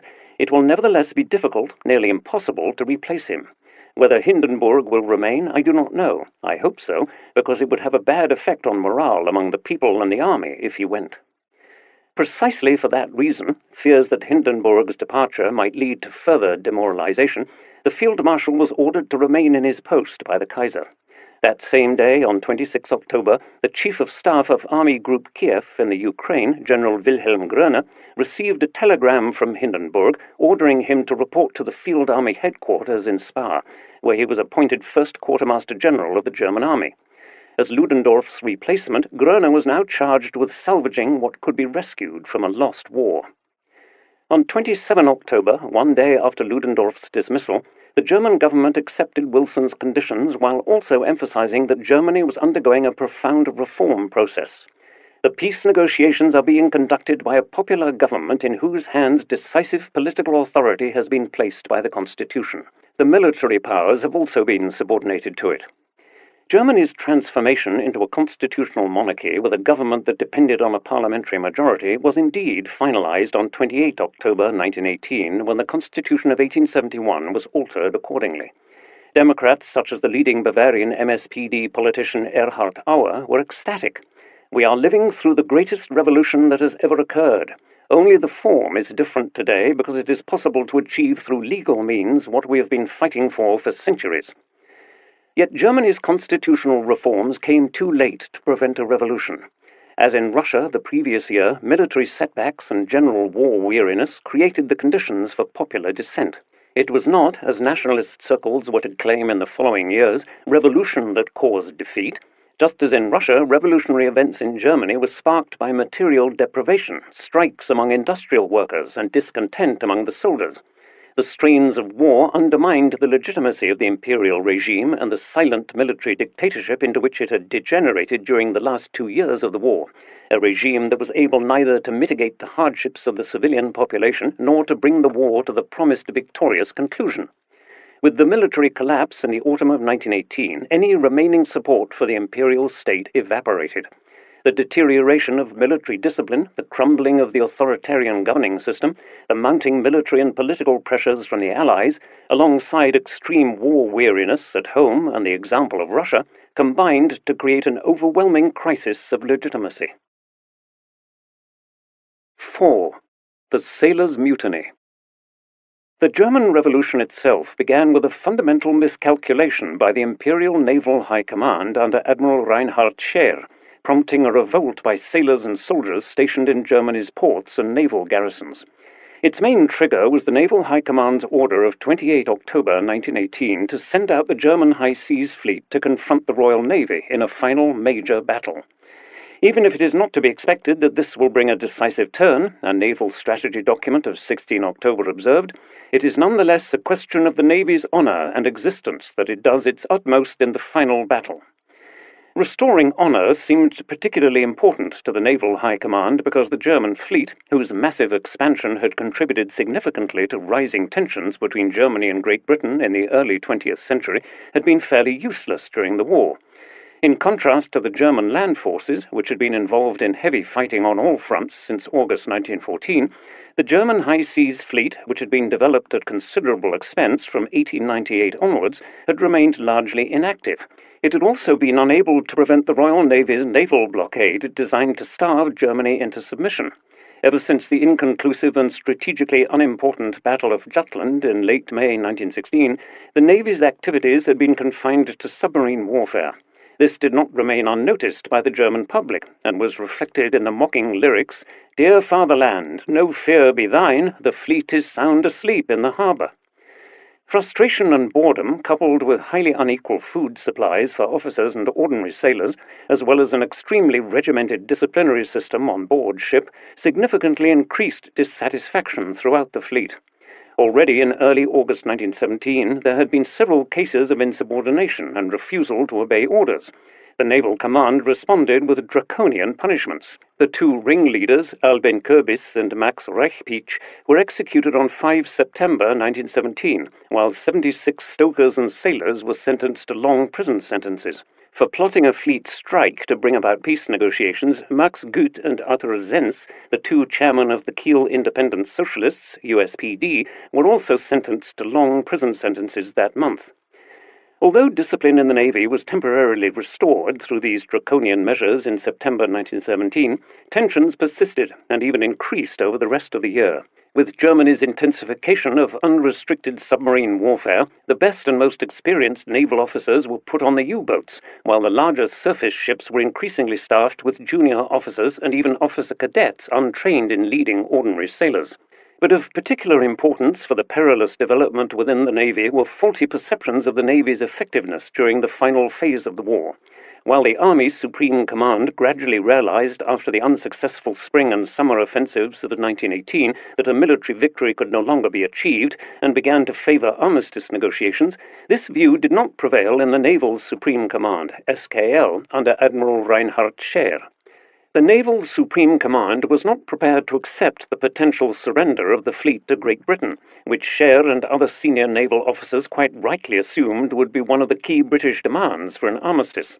When the naval liaison officer at the Army High Command's field headquarters in Spa, Lieutenant Commander von York, reported back to Scheer on 4 October 1918 Ludendorff's opinion that a possible demand from England to surrender the German fleet would likely have to be obeyed, that overall it would be the Navy that would largely have to pay the price, the High Seas Fleet Chief of Staff, Rear Admiral Adolf von Trotha, first suggested the idea of a final comprehensive assault against the Royal Navy. As von Trotha explained to Admiral Magnus von Levetzow, this option would have to be chosen or our fleet would otherwise face a shameful end. The fleet regards such a final battle as its highest goal so as not to end this war without displaying the national strength that rests within it with decisive effect. An honourable battle of the fleet, even if it becomes a fight to the death in this war, will, as long as our people does not fail as a nation, give birth to a new future German fleet. A fleet shackled by a shameful peace will have no future. Trotha's covering letter for Levetzow emphasized the notion of an honourable downfall of the German fleet even more strongly. It goes without saying that the sheer thought of the fleet's destruction, without ever having gone into battle, fills us with the shock of shame. The mission of going down with honour is still worthwhile, for we would certainly inflict some serious wounds on England. Now that the war was drawing to a close and defeat seemed inevitable, the admirals felt that dramatic action, a full-blown naval attack on their British opponent, was needed, even if it meant the complete destruction of the German high seas fleet. The discussion of these plans also showed the degree of contempt the leaders of the Navy had for the democratization of Germany. The plans were kept secret from the Baden government and the civilian politicians that were nominally in charge of overseeing the Navy. The operational plan that Trotha prepared by 24 October and Scheer approved 3 days later called for the nighttime deployment of the entire Imperial High Seas Fleet into the Hoofden, the section of the North Sea located between the English Channel, the east coast of England, and the Dutch coast. From there, small units would paralyze the naval traffic along the Dutch coast and launch initial attacks in the direction of the mouth of the Thames. It was anticipated that the Grand Fleet would react by attempting to cut off the German High Seas Fleet retreat route north of the Hoofden. Along the way, numerous British ships would be sunk by U-boats and minefields, thus providing the Germans with a strategic advantage in the main naval battle that Trotha envisaged to take place near the Dutch island of Terschelling. The fleet's operational plan was only to be revealed to the crews at sea when all connections with the mainland had been cut off. But the plan was never to be realized. Despite all attempts at secrecy, rumors of an impending combat mission had quickly spread among the crews. As the sailors were also aware of the ongoing peace negotiations between Germany and the United States, many of them objected to the idea of being sacrificed in a now pointless war. According to one contemporary account, farewell letters being written by officers aboard the battleship SMS Markgraf reinforced the impression among the crew that the fleet was about to go on a suicide mission. On the eve of the launch, when the commanders aboard the flagship were about to receive their orders, reports of serious cases of insubordination were reported on the massive battleships Helgoland and Thuringen, which had sunk the HMS Black Prince during the Battle of Jutland. Now the sailors simply refused to weigh anchor, leading to open confrontations between officers and crew. The senior commanders of the High Seas Fleet were clearly surprised by the extent of sailors' refusals to obey orders, but decided on a heavy-handed response, ordering the arrest of all mutineers. When the officers on board the two dreadnoughts were unable to re-establish order this way, the Naval High Command brought two torpedo boats, B-97 and B-112, into position against the Helgoland and the Thuringen, two dreadnoughts with more than 1,000 crew members and 12 main guns each. While the smaller boats were getting ready to dispatch their deadly torpedoes, the mutineers on the much larger Helgoland began lowering their guns onto the torpedo boats. An escalation was only narrowly avoided as both sides shied away from firing the first shot. By the end of the day, some 600 mutinying sailors, more than a quarter of both crews, had been arrested and taken on land.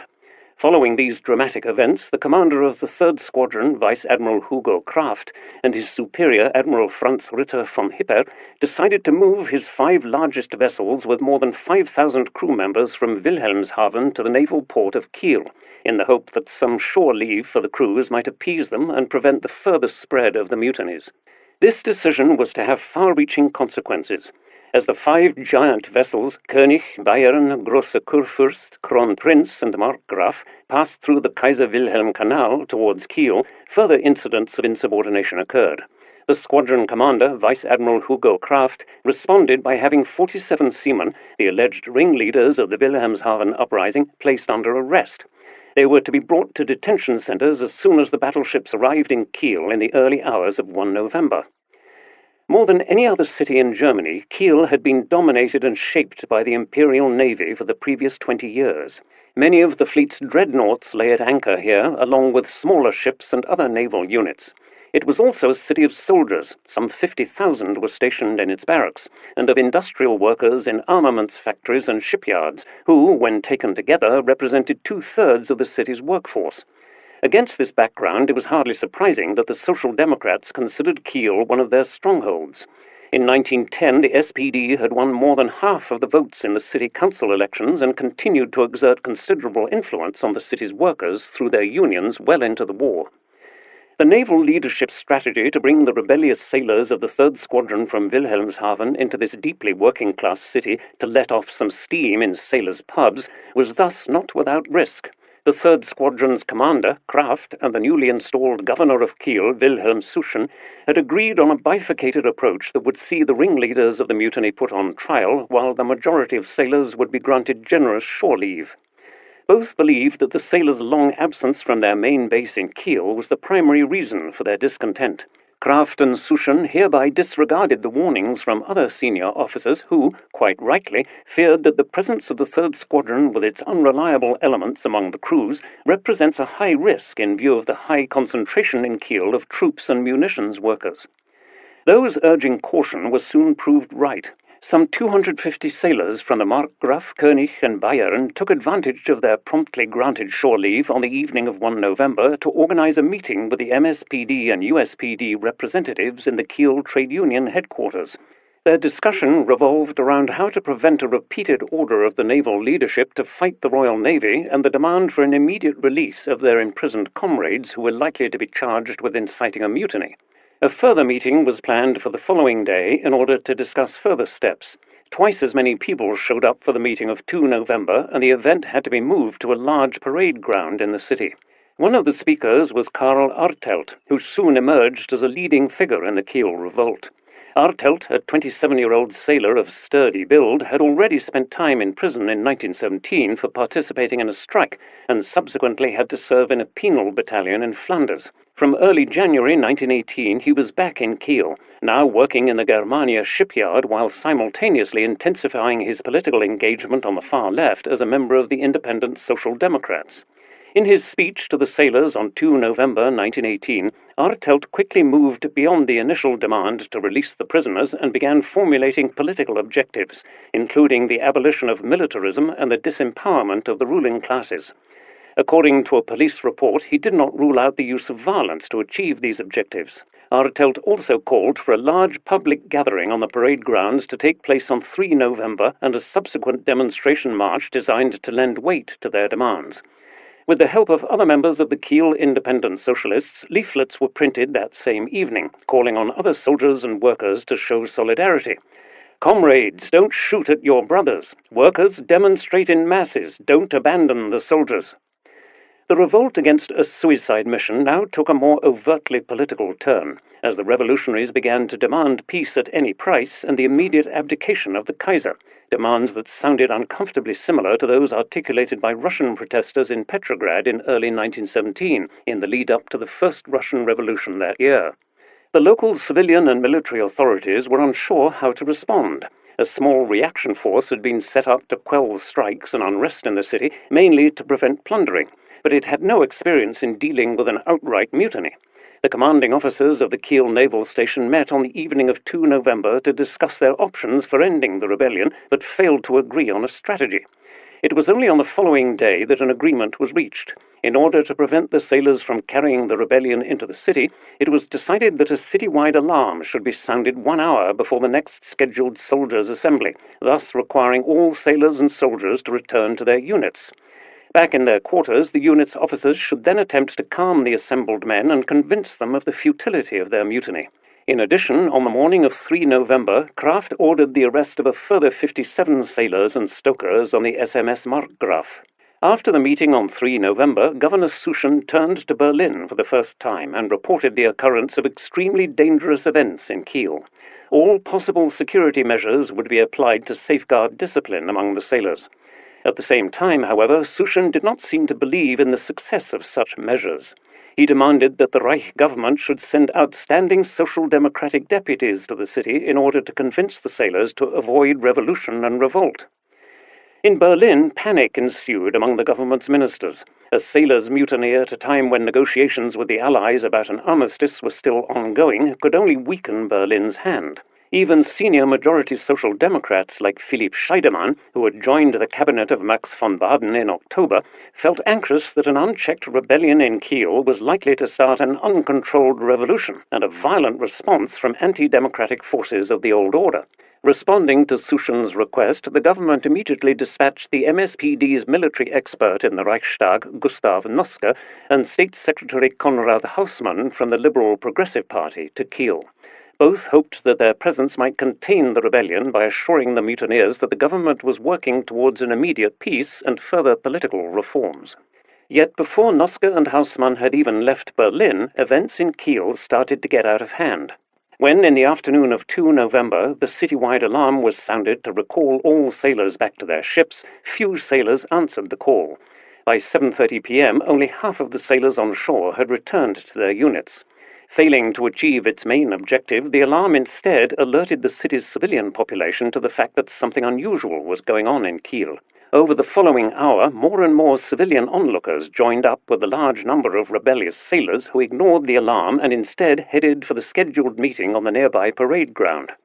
The public meeting on the parade ground, Viehhofer Gehölz, was opened at 5:30 p.m. Between 5,000 and 6,000 people gathered, mainly sailors. Several speakers closed their addresses with a demand for an end to the war and for peace, freedom, and bread. Appeasing words from Kiel's trade union chairman, Gustav Garbe, fell on deaf ears. Instead, some speakers called for an assault on the city's main detention center in Feldstrasse, where a large number of the arrested sailors were being held, and a march on a nearby officers' mess. Shortly afterwards, a sizable column of demonstrators set out towards Kiel's main detention center. Along the way, the protesters passed the Waldwiese, a pub temporarily serving as an improvised prison, and demanded the immediate release of those sailors who were being detained there for not observing the citywide alarm. Initially, the commanding officer in charge refused, but he yielded when the demonstrators began smashing the pub's windows and forced their way in, seizing a number of weapons along the way. To avoid bloodshed, he released the prisoners, who subsequently joined the protest march into the city center. Thus armed and reinforced, the crowd marched on towards the train station. There, demonstrators managed to seize further guns during a scuffle with a patrol that led to the first, albeit accidental, death of the November Revolution, when a female bystander was accidentally pushed under a moving streetcar. Despite this tragic loss of life, the procession continued through the city center. Customers in the bars and cafes along the way shouted their support to the demonstrators. Thus fired up, they encountered some 30 to 40 younger soldiers, mainly officer cadets, under the command of Reserve Lieutenant Oskar Steinhäuser. Together with his men, Steinhäuser had set up a roadblock in the city center's Karlstrasse to prevent the crowd of unruly sailors from reaching their destination and freeing their detained comrades. Earlier that day, the station commanders had been informed of the unfolding events in the city. Responding to the growing unrest, Suchen ordered the last loyal units, mainly composed of officer cadets and recruits, to stop the procession of demonstrators with all means necessary, and to make ruthless use of their weapons if required. As the large crowd of protesters approached, the front being pushed forward by people in the back, Steinhäuser and his men nervously clutched their guns. Steinhäuser shouted at the demonstrating sailors, warning them that he had orders to shoot if the crowd used force against his men. What contributed to the further violent escalation of the situation cannot be reconstructed with absolute certainty. Presumably, the marchers in the rear pushed those up front further towards Steinhäuser's roadblock, prompting him to order his men to open fire. As the first rounds were fired into the crowd, some protesters returned fire. Steinhäuser himself was hit by several bullets, but was rescued from the angry sailors by local policemen who had come racing onto the scene and the Kiel Fire Brigade, which dispersed the crowd with water cannons. The incident left 7 dead and 29 wounded, 2 of whom would subsequently succumb to their injuries. The escalation of violence came as a shock to both sides involved. Yet Governor Suchen and the senior officers in Kiel continued to underestimate the extent of the problem confronting them. They still assumed that they were primarily facing a revolt of those units that had been brought in from Wilhelmshaven, while the majority of soldiers and sailors stationed in Kiel remained loyal. What drastically changed that mistaken perception was the sudden announcement on 4 November that the Kiel-based 1st Torpedo Division had joined the open rebellion. Up to this point, the mutiny had largely been carried out by the sailors from Wilhelmshaven and by the local, politically non-dominant independent socialists and the revolutionary shop stewards sympathizing with the radical left. Now, the revolution's base was broadening, and it was only a matter of time before the rebellion would spread to other Kiel-based units and the dockyard workers. Worse still, the 1st Torpedo Division issued demands that went well beyond the release of detained sailors and an end to the war. Instead, their demands now included the abdication of the Hohenzollern dynasty and the introduction of universal suffrage for both men and women. A further politicization of the demonstrations and a broadening of the protests to the shipyard workers and the U-boat divisions stationed in the same barracks would only be a matter of time. Shortly after midday, several senior officers in Kiel reported to Governor Suschen that they and the military police could no longer guarantee the maintenance of public order, thus forcing Suschen to meet with a delegation of mutineers already calling itself a soldiers' council. The councils were to become key institutions in the revolutionary process in November 1918, but their emergence and subsequent role deeply divided the German left. Typically, councils were elected at mass gatherings of workers on strike or of sailors and soldiers defying orders. Originally invented in the Russian Revolution of 1905, they had re-emerged in 1917 when the Tsar was toppled, and their Russian origins were part of how they were perceived. To their supporters, notably the independent Social Democrats and the Spartacists, the councils were an undiluted form of grassroots political representation. By contrast, their opponents, including some leading figures within the MSPD, viewed the councils as agents of Bolshevism that would spread chaos and economic upheaval in Germany. For those moderate Social Democrats who initially supported the councils, they were at best a temporary stopgap on the way to a parliamentary democracy. In early November 1918, the Kiel Soldiers' Council, under the leadership of Karl Artelt, primarily saw its role as conveying the key demands of the sailors to Governor Suschen, who had reluctantly agreed to meet with the sailors' delegates in an attempt to calm them down. Yet despite offering some concessions, he failed in that endeavor, and the city's workers' representatives, the so-called revolutionary shop stewards, announced that a general strike in all Kiel factories would be held on 5 November. To avert a general strike, Suschen had no choice but to continue the negotiations with both sailors and workers' representatives, who repeated with greater urgency their demands for peace and democracy, as articulated by the 1st Torpedo Division 2 days earlier. When Suschen unwisely mentioned that he could always bring in troops from outside the city, he received an ultimatum. If external troops were brought into the city to quell the rebellion, the battleships in the harbor would start shelling the city's strategic points from the sea. This was undoubtedly a strong argument. As the journalist Bernhard Rausch observed on 5 November, the rebellious sailors in Kiel held all the cards. They now had some 40,000 heavily armed men with whom to defend the city, along with naval artillery as their strongest weapon. As Rausch noted, the city had suddenly entered an entirely transformed world. Above the German fleet, on top of the Kiel town hall, and on the castle tower, flew the red flag of the revolution. If nothing else, Suschen at least managed to win some time through his negotiations with the sailors and shop stewards' delegations. His main objective at this point was to keep the excited masses at bay with negotiations until the arrival of Deputy Noske and State Secretary Haussmann. He could only achieve this by yielding to their earlier demands for the immediate release of those arrested stokers and sailors, 16 in total, who had not committed any criminal acts. On their release from the detention facility in Feldstrasse later that day, they were enthusiastically greeted by several thousand sailors. With his options dwindling quickly, Suschen focused his hopes on the arrival of Haussmann and Noske on the evening of 4 November. Ironically, the sailors and striking workers, too, pinned their hopes on their arrival. After all, Haussmann was a leading Liberal MP who had been one of the key drivers behind the Reichstag's peace revolution of 1917, while Noske was the MSPD's spokesperson on military matters. They naturally assumed that Noske and his party would join in their efforts to revolutionize Germany.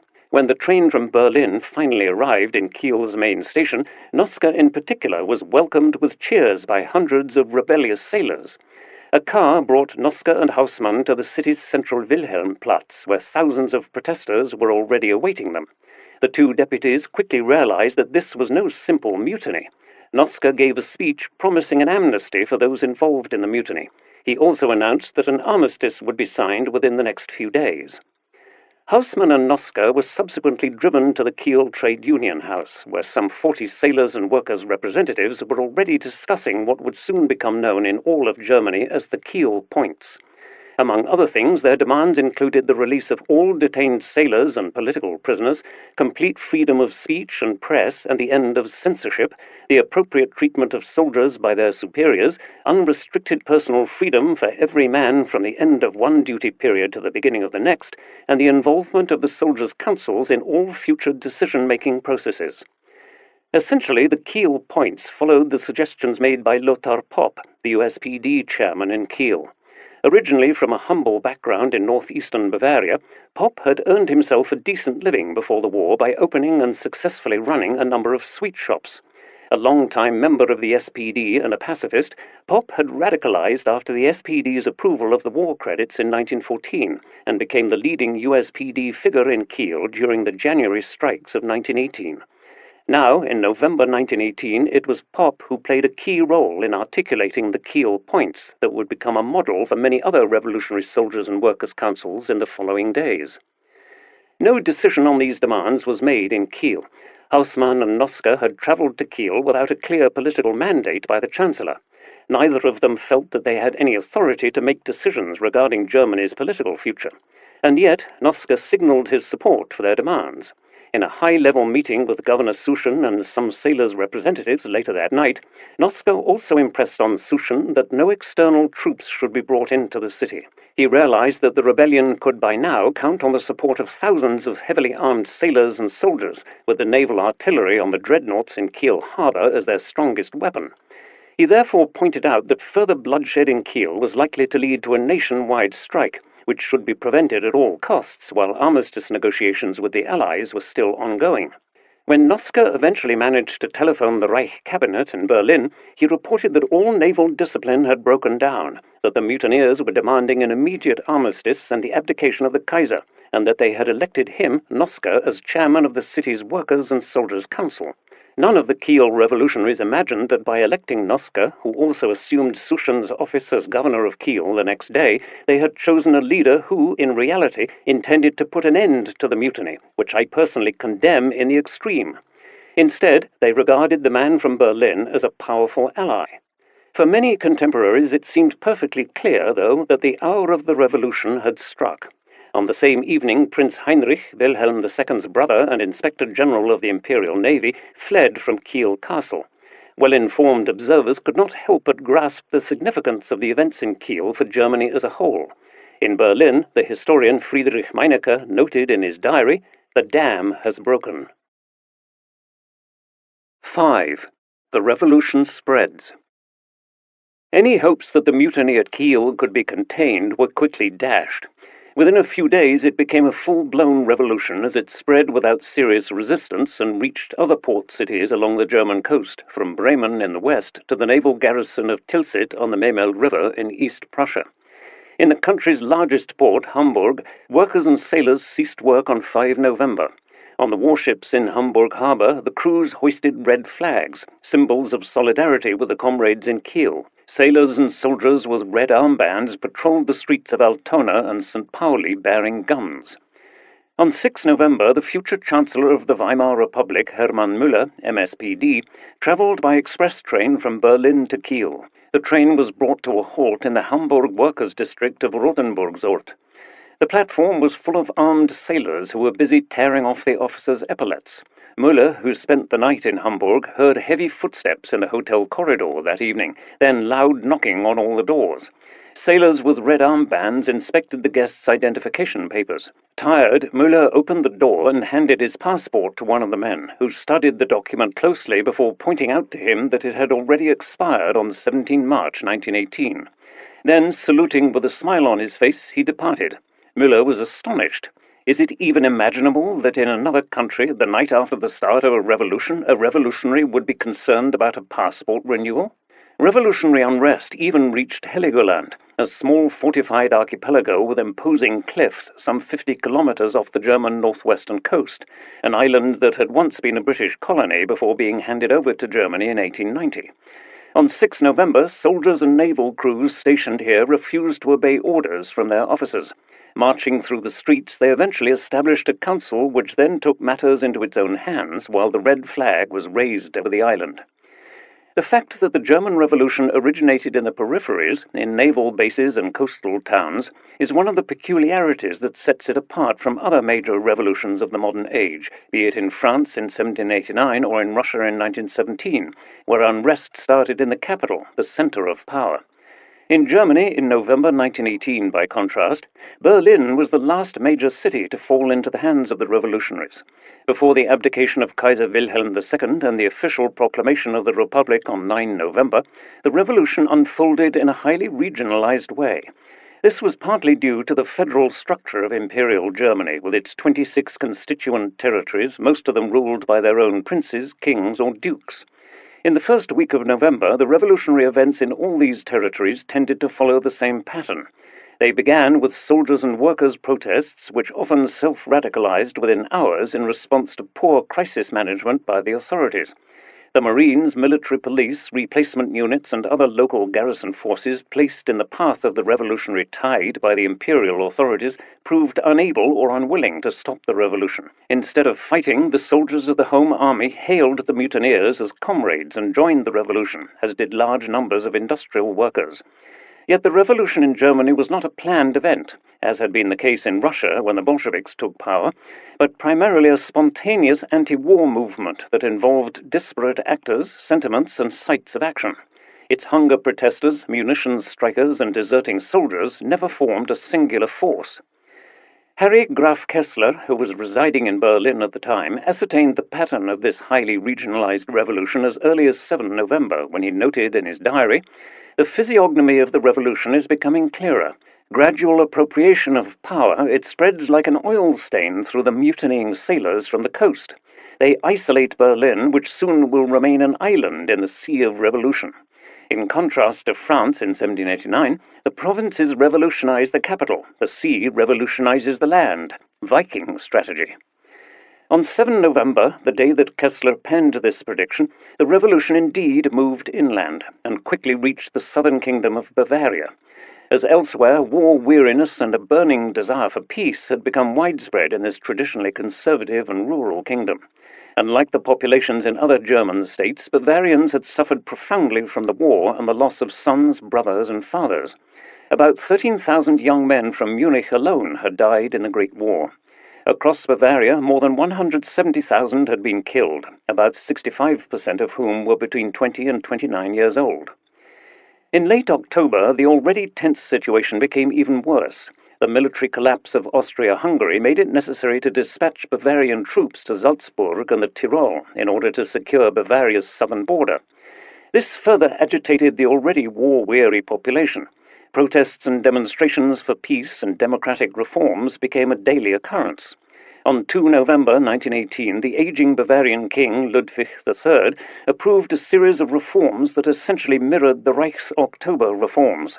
The Bavarian government would now be dependent on a parliamentary majority, not on royal consent. But here, as elsewhere, it was too late for a revolution from above.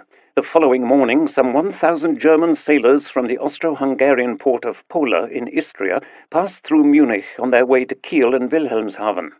The Bavarian authorities stopped the train, but that only made the situation worse. The disembarking sailors poured into the Bavarian capital and added further potential for unrest in Munich.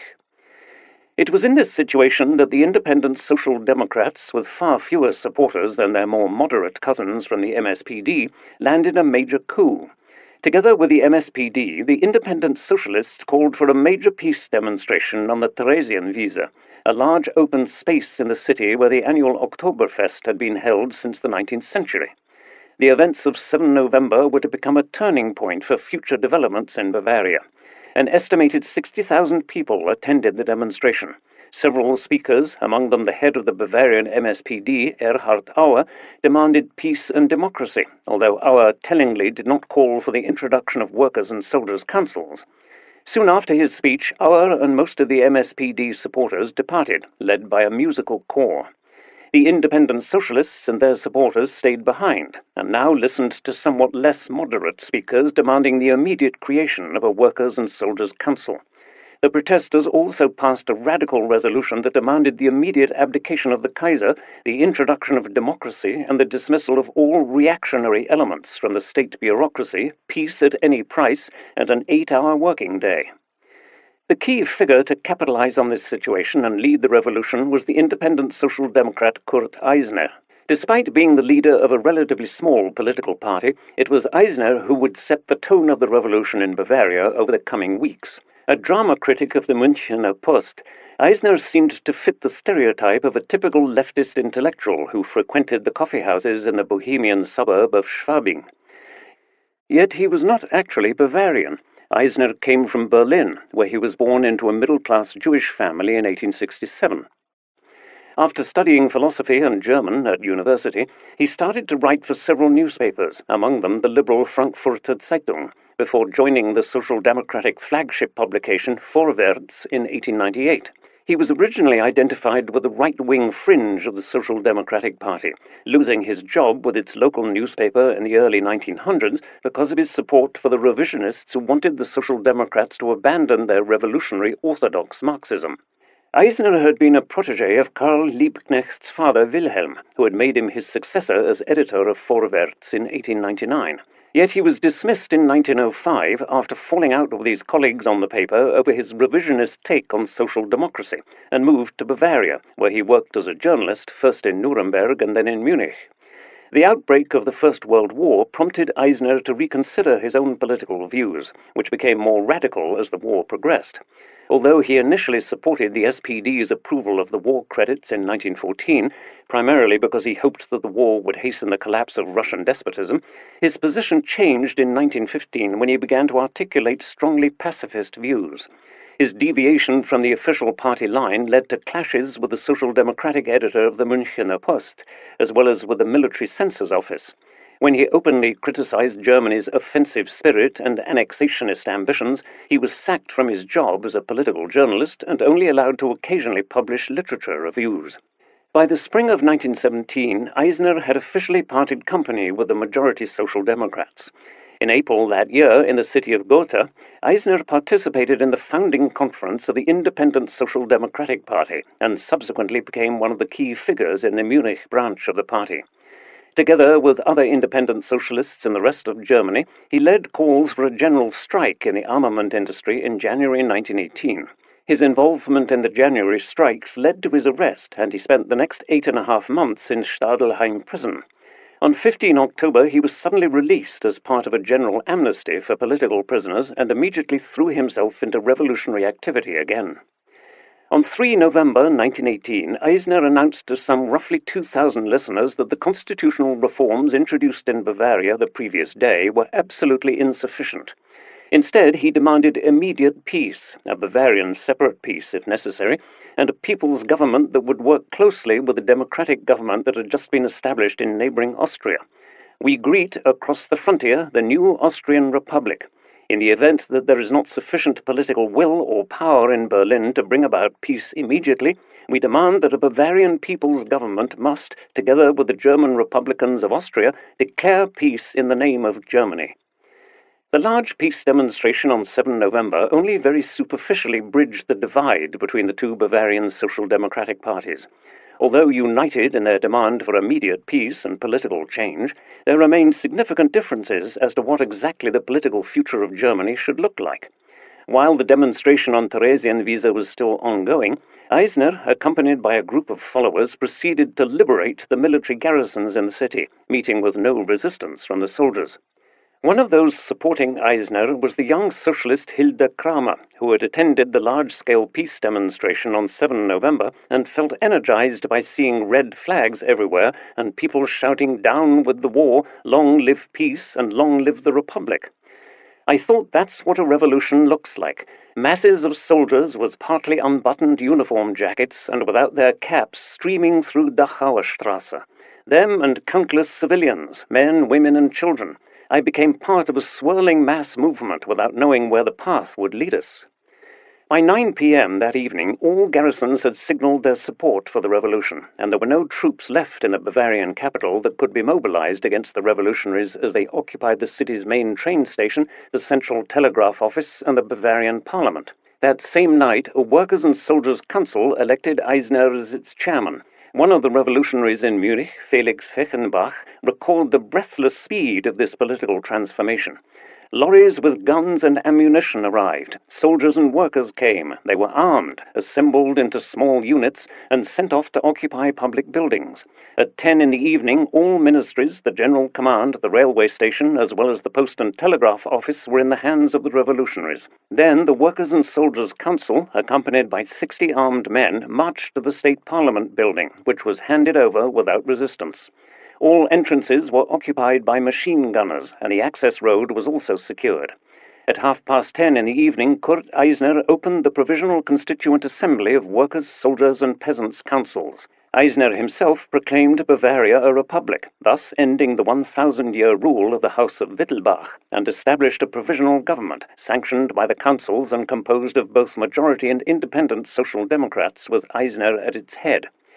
Eisner had cleverly outmaneuvered the much larger Bavarian majority Social Democrats, whose chairman, Auer, came to serve as interior minister in Eisner's government. Contemporary responses to Eisner's coup varied, of course, depending on political affiliation. For many people on the political left, participating in the revolution gave them a sense of being able to shape their own political future for the first time. The well-travelled and highly regarded poet Rainer Maria Rilke noted as much after attending a mass meeting of soldiers, workers, and intellectuals in a hotel ballroom in Munich on 7 November 1918. According to a letter to his wife Clara, he listened to speeches by the famous sociologist Max Weber, the anarchist Erich Mühsam, and a number of lesser-known activists for peace and revolution. At some stage, a young worker stood up and asked the speakers, "Have you made the armistice offer yet?" He continued, "We must do it, not the gentleman at the top. Let us occupy a telegraph station, and there we will talk, our common people to the common people over there, and there will be peace immediately." Rilke was clearly sympathetic to the enthusiasm of those who had gathered in the hotel that day, but not everyone shared that view. The conservative philosopher Oswald Spengler, best known later for his two-volume book The Decline of the West, 1918 and 1922, seemed significantly less impressed by what he saw in Munich on 7 November 1918. "I experienced the disgusting scenes of 7 November firsthand, and almost choked with disgust. I now see clearly that the German Revolution has taken a typical course, a gradual destruction of the existing order, collapse, wild radicalism. We need punishment until the time has come, as in 1813 and 1870, for that small group of people to act as leaders, Prussian noblemen and Prussian officials, the thousands of our technicians, academics, artisans, workers with Prussian instincts, and then blood has to flow, the more the better." For now, however, Spengler's hour of reckoning had not come. The old order in Germany collapsed almost without resistance. Germany's 22 lesser kings, princes, and dukes were all deposed. It was an almost silent implosion of the monarchical regime. In Dresden, the capital of the Kingdom of Saxony, soldiers demanding immediate peace led huge street demonstrations and took control of the city. The last Saxon king, Friedrich August III, ordered his troops not to fire on the protesters and voluntarily abdicated the throne which his family, the House of Wettin, had occupied since the 15th century. In Leipzig, events followed a similar pattern according to the first-hand account of the Australian music student Ethel Cooper, who had spent the war years in the city, unable to return home while the war was raging. In a letter to her sister, she wrote, "On Tuesday and Wednesday, the other large port cities of Lübeck, Bremen, and Hamburg followed this example. On Thursday, it reached Munich, and with it, all of Bavaria. On Friday, when I was on my way to lunch, I saw a dense grey crowd of people with a red flag at their front heading towards me. I must say that I stood there as if rooted to the ground. My heart was beating in my throat.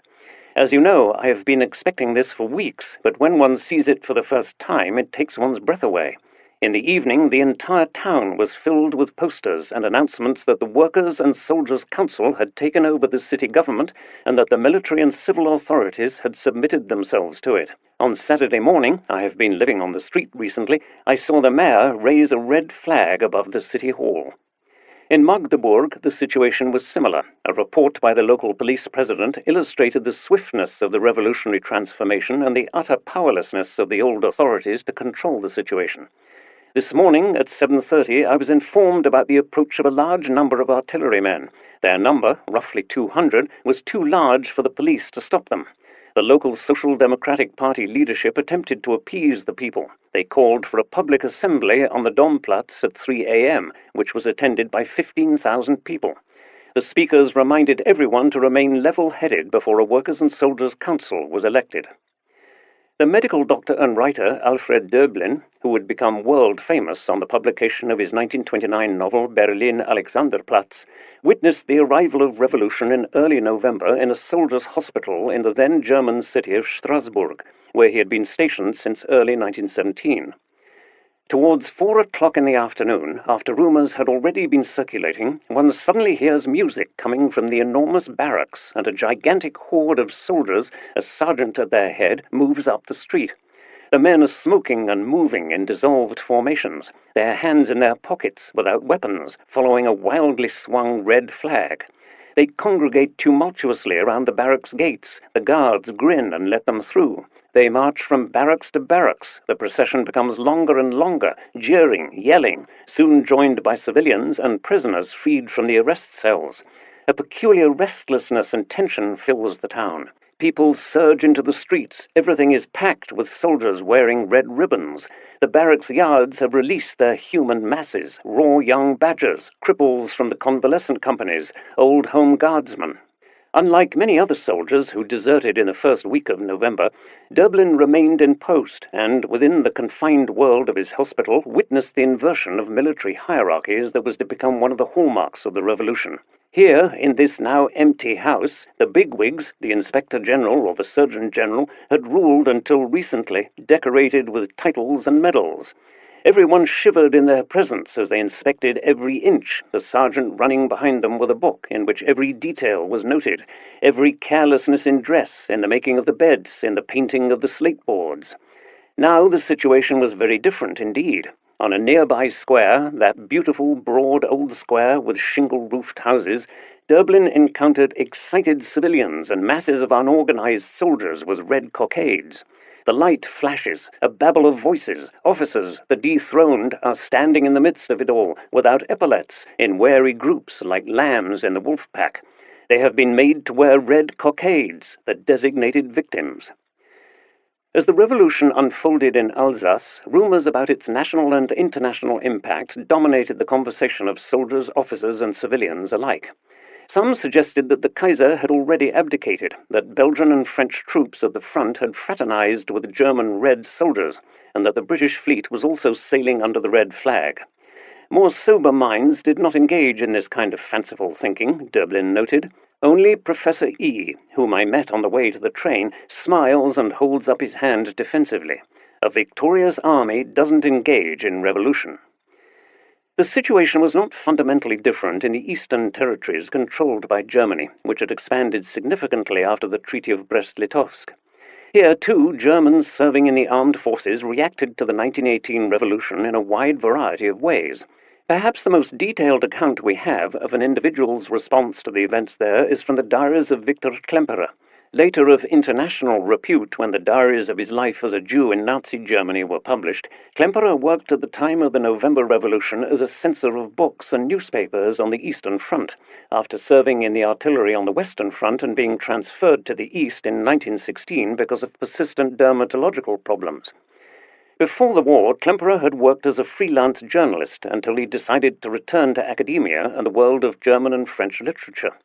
Klemperer started his academic career at the University of Naples, from where he observed the deterioration of the international situation before 1914 with concern.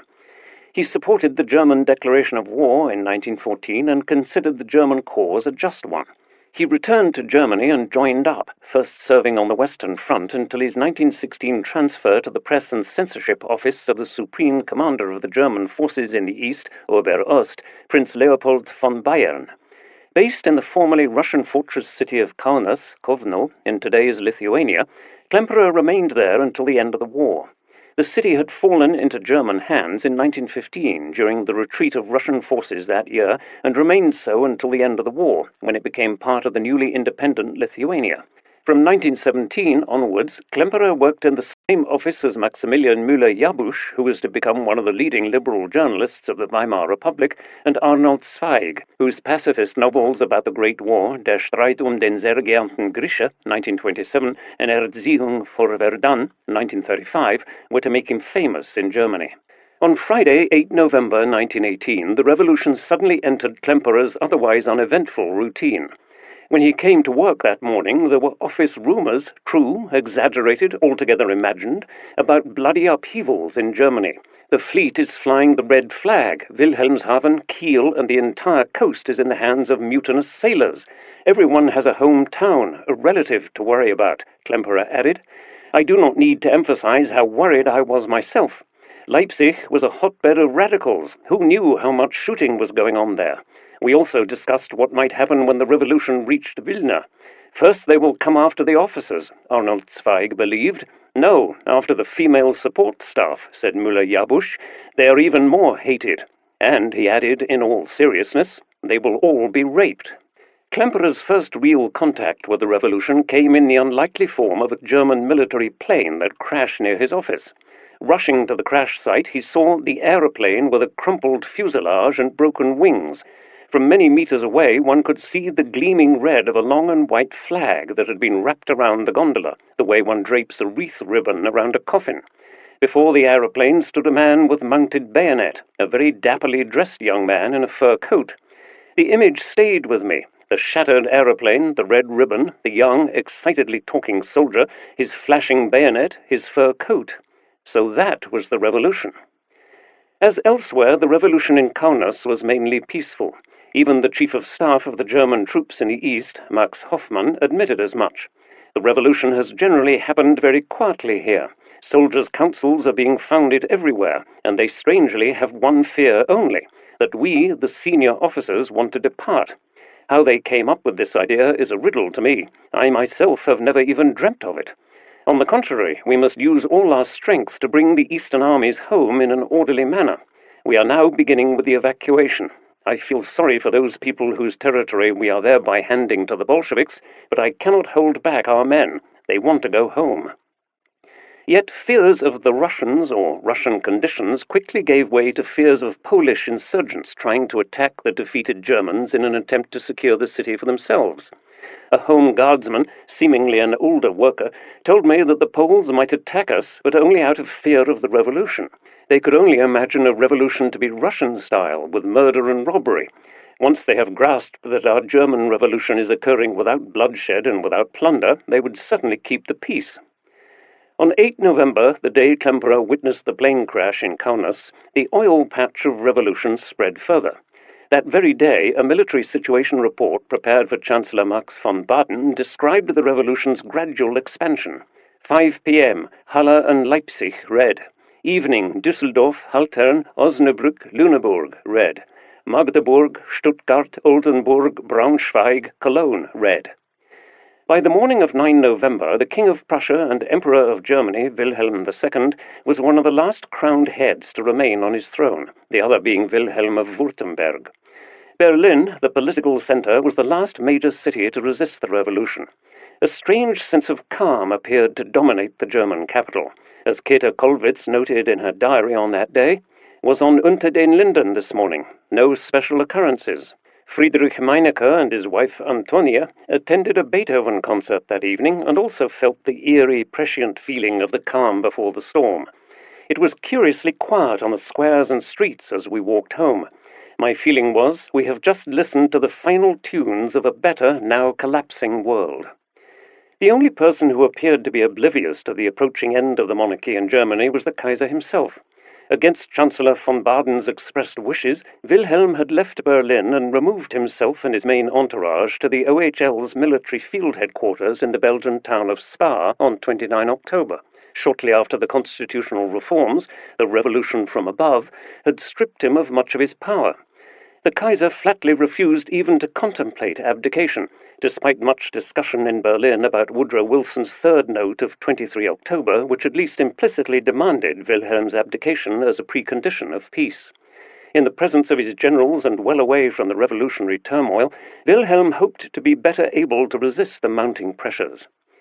While he temporarily avoided a direct confrontation with the government, Wilhelm simultaneously restricted his own freedom of action.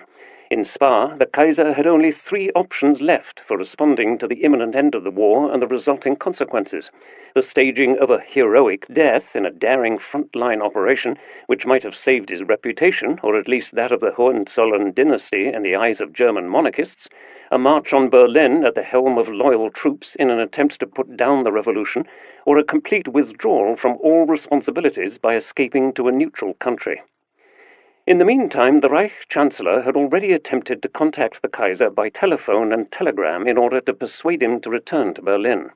In view of the impending negotiations for an armistice, he felt that the Kaiser's absence from Berlin was unhelpful. Like a large portion of the German population, von Baden was now convinced that Wilhelm's abdication had become inevitable in the context of the armistice negotiations with the Entente. Yet, as a fellow aristocrat, he still entertained considerable scruples about demanding an abdication from his Kaiser. So instead, he ordered the Prussian Interior Minister, Bill Druss, to confront Wilhelm with the unavoidable. On 1 November, Druss dutifully travelled to Spa. Wilhelm, however, rejected any notion of renouncing his throne, and was backed in this stance by some of his senior generals. Instead, he told Druss to convey the following message to the Reich Chancellor: "I will not abdicate. It would be irreconcilable with the duties that I have as Prussian king and successor to Frederick the Great before God, the people, and my conscience. I cannot and may not leave my post at the most dangerous moment. My abdication would be the beginning of the end of all German monarchies. But above all, my duty as supreme commander demands that I do not now abandon the army. The army is engaged in a heroic struggle against the enemy. Its inner cohesion depends on its supreme commander. If he should leave, the army would collapse and the enemy would break through into the homeland unhindered." Instead of giving in to demands for his abdication, Wilhelm, surrounded by his generals, sought to re-establish a semblance of normality. On 3 November 1918, the first day of the High Seas Fleet mutiny, Wilhelm II left the Field Army headquarters on a previously planned visit to the front. The events in Kiel did not seem to overly concern him. Instead, he openly threatened the revolutionaries with a violent response by writing my answer to them on the pavement with machine guns. "Even if I need to shoot my own castle into pieces, there must be order. I have no intention to leave my throne just because of a few hundred Jews and 1,000 workers." The trip west toward the front line offered him some form of relief from the stress of previous days. As Colonel Alfred Niemann, the OHL liaison officer to the Kaiser's court, noted, Wilhelm wanted to escape the poisonous atmosphere that threatens to kill every healthy feeling in the homeland. Out at the front, the breeze of noble patriotism will free the soul. The Kaiser and his entourage traveled west, first by Wilhelm's personal train and then by automobile convoy. In the course of a busy day, Wilhelm visited frontline troops in the rest areas of 14 different divisions. At every location, the Kaiser spoke with the soldiers and officers and took pleasure in handing out large numbers of iron crosses. At one point, the ceremonies were interrupted by approaching enemy aircraft and the loud roar of anti-aircraft weapons. The monarch made a show of indifference, continuing to talk to soldiers about home and relatives. When the attack passed, Wilhelm turned to the men and said, "May you feel how gladly I share every privation and danger with you." Clearly, the field visit had a rejuvenating effect on him, and when he returned to Spa, the Kaiser reported to those that had stayed behind that his reception at the front had been enthusiastic. On the afternoon of 6 November, Max von Baden decided to travel to Spa himself and to convince the Kaiser of the inevitability of his voluntary abdication. However, the Chancellor was forced to cancel his travel plans as the political situation in Germany was growing increasingly tense on 7 November. That morning, the Social Democratic government members under Scheidemann's leadership informed the Chancellor that they would leave the government and lead the revolution if Wilhelm had not abdicated by noon of the following day. This ultimatum was reiterated in writing that afternoon. Yet Wilhelm remained stubbornly committed to staying put. Even when the Bavarian monarchy ceased to exist after the revolution reached Munich on 7 November and the MSPD leadership threatened to withdraw from the government, the Kaiser did not relent. He still relied on his support among the troops. As late as 8 November, Wilhelm announced his determination to march on Berlin with reliable frontline troops to put down the revolution. The problem with the Kaiser's plan was that it was built on sand. This became apparent to General Groener when he returned to Spa on 7 November after a brief 2-day trip to Berlin. Observing the situation in all parts of Germany, Groener began to doubt that the revolutionary tide could be stopped. As for putting loyal troops in the path of the revolutionaries, the elite combat formations needed for such an operation were currently committed to the bitter defensive fighting at the front. Besides, any troops dispatched to Berlin potentially had to march across 600 kilometers of territory between the German border and the capital, territory that was now firmly in the hands of revolutionaries.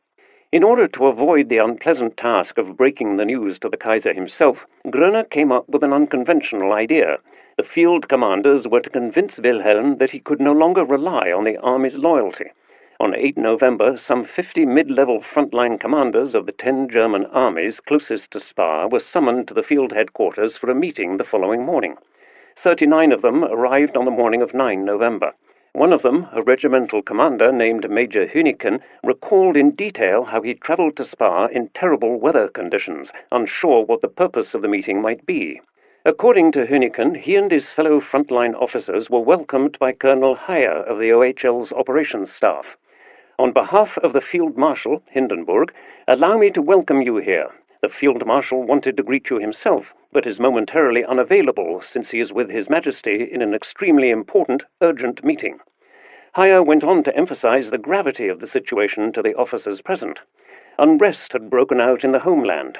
There were urgent demands for peace at any price. Deserters in the army's rear areas had seized several key rail junctions, threatening to cut off the army's supply lines. Heyer went on to tell them they would each in turn be asked 2 questions regarding the mood of their troops. First, how do the troops feel toward the Kaiser? Will it be possible for the Kaiser to lead the troops in battle to recapture the homeland? And second, how do the troops stand on Bolshevism? Will they take up arms to combat Bolshevism in their homeland? Before the assembled officers could answer the questions, Hindenburg entered the room, greeted the assembled officers, and offered a bleak assessment of the military situation at the front and the escalating revolution at home. The Kaiser, he said, wanted to turn the army around and march on Berlin. The officers in the room were stunned. They had not received word about the revolution back in Germany and responded with a mixture of anger and despair. With little time to digest the news, the officers were now asked one by one to answer Heyer's 2 questions. To question 1 on attitudes toward the Kaiser, only one officer believed that his men would follow their supreme warlord against the revolutionaries.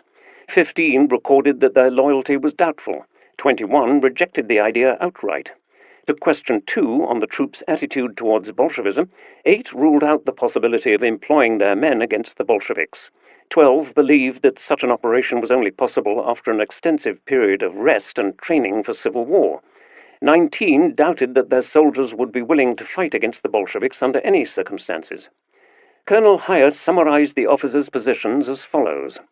In general, the participants stated that the troops had nothing against their Kaiser, that they were actually indifferent toward him, that they had only one desire, namely to go home as soon as possible, to peace and order. The troops are totally exhausted and fought out. They want to return to their homeland and want nothing but peace there.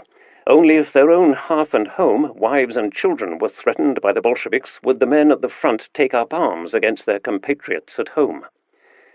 Together with Hindenburg, Groener confronted Wilhelm with the results of this survey in the garden hall of his quarters. Groener broke the news that a counter-revolutionary operation was out of the question, as the frontline troops could not be relied on. Events have overcome us, he told the Kaiser and his stunned entourage. The Kaiser questioned the basis of this assessment and insisted that after 4 years of fighting, he would lead the army in good order back into the homeland. Groener replied, "The army will march home in good order under its generals, but not under the leadership of your Majesty." In his memoirs, Groener vividly recalled that moment, not least because as first Quartermaster General he had uttered a monstrosity to his supreme commander. Even years later, he was stunned that he had not been shot on the spot by someone in the Kaiser's entourage in response to his statement. Fortunately for Groener, Hindenburg seconded him by arguing that neither he nor Groener could be held responsible for the army's lack of reliability. While Wilhelm was still digesting the devastating result of the officers' poll, further bad news for him arrived from the German capital. 6. Showdown in Berlin. In the lead-up to 9 November 1918, far-reaching measures had been taken in Berlin to prevent unrest from spilling over into the Reich capital. The military governor of Berlin, General Alexander von Linsingen, had ordered the arrest of some 300 sailors who had congregated at Lehrter train station in Berlin on 7 November. Moreover, all railway connections between Berlin and the major junctions in Hanover and Hamburg had been cancelled to prevent an influx of revolutionary troops. Von Linsingen also reinforced the police presence on Berlin's streets and secured all roads leading to the city centre and the royal palace with military posts. In order to suppress any potential revolutionary activity in the capital, an additional 3 Fusilier battalions regarded as particularly loyal to the Kaiser were deployed to Berlin, notably the Lübener and Naumburger riflemen. General von Linsingen and senior figures in the German War Ministry were also confident to the point of self-delusion that other units already stationed in Berlin would gladly support the Kaiser against any revolutionary onslaught. As late as 7 November, the Deputy Minister of War assured the capital's mayor, "Berlin will hold. You can rely on that. The troops stationed here are loyal, and additional unconditionally reliable men are arriving from the outside every hour." Whatever the merits of such an assessment, the arrival of large numbers of combat troops on the streets of Berlin certainly did not fail to make an impression on the key organizers of the planned strikes and demonstrations in Berlin. As Richard Müller, the chairman of the Berlin Revolutionary Shop Stewards, noted nervously, "On the evening of 8 November, I was standing at Hallesches Tor. Heavily armed infantry columns, machine gun companies, and light artillery passed by me in an endless procession. The human material looked quite audacious. They had been deployed in the east to crush the Russian workers and peasants, and in Finland with success. There was no doubt about the intention to drown the revolution in the blood of the people. Now that the decisive hour was fast approaching, a nightmarish feeling gripped me, a great fear for my comrades." Yet von Linsingen's preparations for preventing any revolutionary activities in Berlin were not as seamless as he himself assumed, or the arrival of combat troops in the capital suggested. The interruption of rail traffic between Berlin and other cities in the Reich did not only prevent revolutionary soldiers from reaching Berlin, it also hindered hundreds of soldiers on leave from departing from Berlin. Already impatient, these men were further aggravated by not being provided with either pay, food, or accommodation. In an already tense situation for the central government, General von Linsingen also added fuel to the kindling flames by preventing any meetings of potentially revolutionary groups. On 7 November, von Linsingen had ordered the Berlin police president to ban 5 USPD assemblies from commemorating the anniversary of the Russian Revolution. He also prohibited the formation of any workers' and soldiers' councils in the capital. In certain circles, there is an intention to form workers' and soldiers' councils on the basis of the Russian model, in violation of legal regulations. Such institutions are inconsistent with the current system of government and threaten public safety. On the basis of Section 9b of the Law on the State of Siege, I prohibit the formation of any such associations and any participation therein. Meanwhile, the MSPD leadership under Ebert and Scheidemann was increasingly under pressure to act. Their members demanded decisive action on the abdication question so as to avoid a situation in which only the more radical USPD and the Spartacus League were seen to be agitating for an end to the Kaiser's rule. The MSPD party executive and its Reichstag parliamentary group thus responded to the state's clampdown with an ultimatum to the Chancellor. As Scheidemann told the War Cabinet on the evening of 7 November, the MSPD would withdraw its support for the government unless the Kaiser and the Crown Prince had abdicated by noon the following day. Furthermore, both military and police were to be instructed to act with particular restraint so as not to further escalate the already tense situation in the capital. Finally, Scheidemann demanded more influence in the Reich government for his party. Max von Baden, who was not present at the cabinet meeting but was informed immediately, appears to have been surprised by these demands. After all, he and Ebert had agreed only a few hours earlier that they both wished to avoid anything that resembled a social revolution. What is most likely to have changed Ebert's mind was the mounting pressure from the streets, the far left, and his own party to act decisively. In any case, the Chancellor responded by holding out the prospect of his own immediate resignation, a move that did not fail to make an impact. Scheidemann withdrew the tight deadline for his central demand, the abdication of the Kaiser. Instead, he proposed that Wilhelm be informed about the ultimatum as soon as possible, but that neither the MSPD nor the Chancellor was to make any rash decisions until the armistice was concluded. Scheidemann further passed on a message from Ebert to the central government's cabinet members, a message which made clear how torn the MSPD leadership was between its contradictory objectives of preventing an open social revolution and keeping the support of its party members. According to Ebert, our demands have had an extraordinarily calming effect on the workers. They have promised not to undertake anything until a decision has been made. You, gentlemen, and the Reich Chancellor must appreciate that we have done what we could to keep the masses in line. That this assessment was strangely out of touch with the reality on the ground became clear that evening. The pressure on the MSPD leadership kept mounting because Wilhelm had still not abdicated by the evening of 8 November, and the armistice negotiations were still ongoing and unresolved.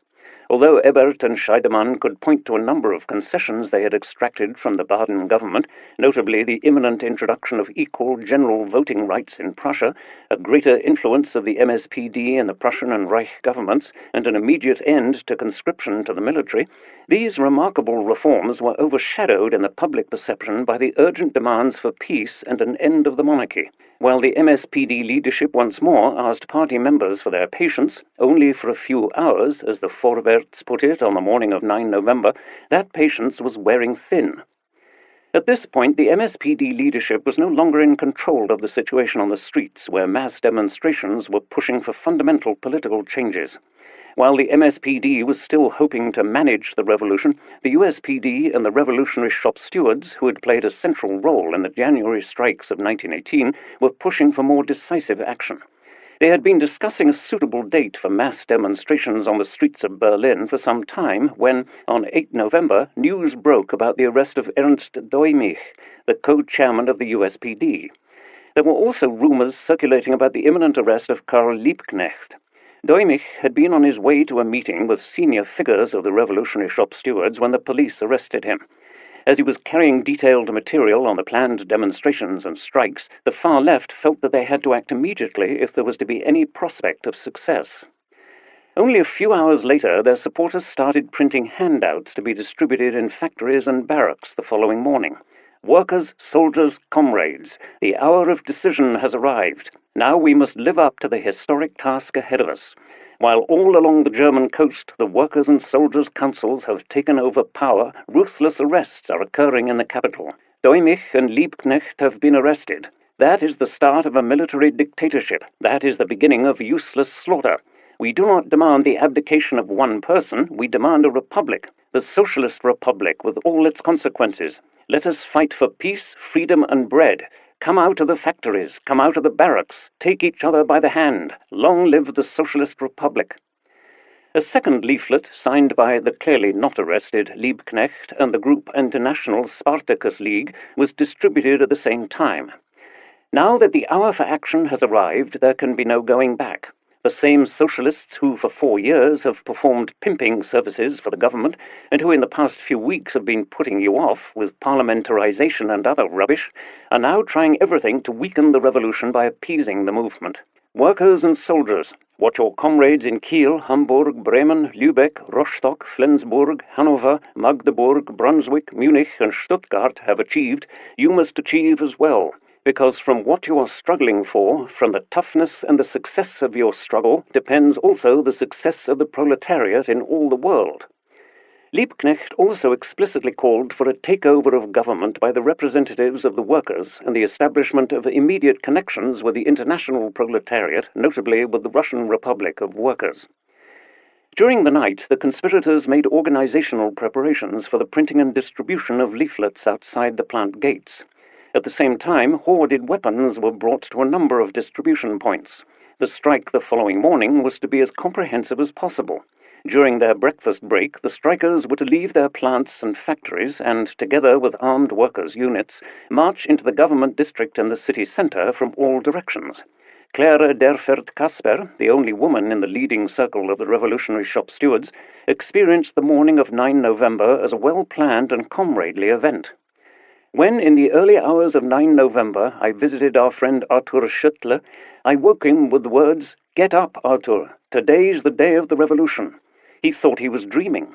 Only when I shook him again, he tore his eyes open and said, "Blimey, Clara, is it you?" He quickly jumped into his trousers, and after 10 minutes we left the house. In time for the morning shift, we were both standing in front of the weapons plant in Berlin-Charlottenburg and distributing our leaflets, in which the workers were called upon to walk out of the plants at 9 a.m. Once we had completed our task around 7 a.m., we went into a pub in Erasmusstrasse. We were happy to warm ourselves up a little. There we helped our comrades unpacking the revolvers and inserting the cartridges into the magazines. Finally, all the guns had been distributed and the protest march began. In front were the armed men, then the unarmed ones, and then the women. Derfert-Kasper's recollection is borne out by other contemporary accounts. In the morning hours of 9 November, the workers of all major factories in Berlin embarked on a general strike. although the weapons factories had been the primary focus of the mobilization efforts of the revolutionary shop stewards. Like other observers, Richard Müller recalled how, at first, a deceptive calm and semblance of normality prevailed before the strike and demonstrations were unleashed.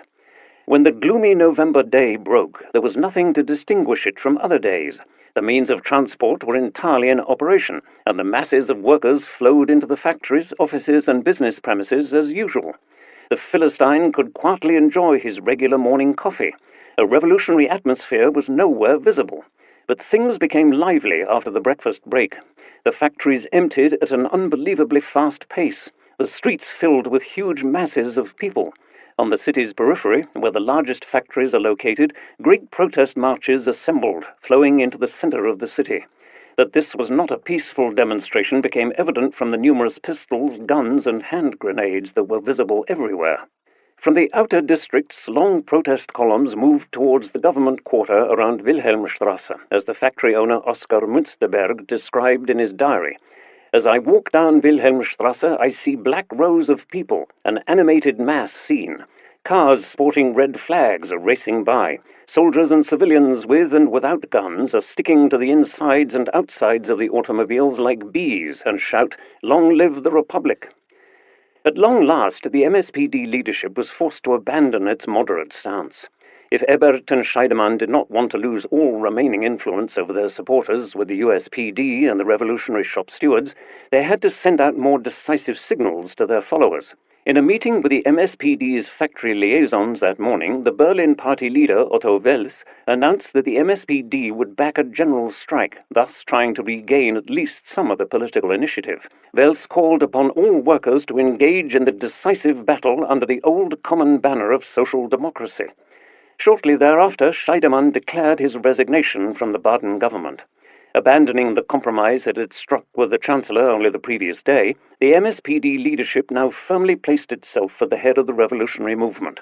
Contact was established with senior USPD politicians to discuss the possibility of forming a joint government as soon as the Kaiser had abdicated and von Baden had resigned. As Ebert, Scheidemann, and Otto Braun told Georg Ledebour and Wilhelm Dittmann, USPD revolutionary stewards, in separate meetings in the Reichstag building that morning, the MSPD was backing the strike and would call on its members to stage an uprising if Wilhelm had not abdicated by noon that day. Ledebour stated that he would first have to confer with his party colleagues, while Dittmann immediately agreed to a common government. A significant prerequisite for the success of the uprising in Berlin was the ability of the revolutionaries to bring the troops stationed in the capital on their side. A key role in this was played by the Naumburg Rifle Battalion, which all contemporary reports had described as absolutely loyal to the Kaiser.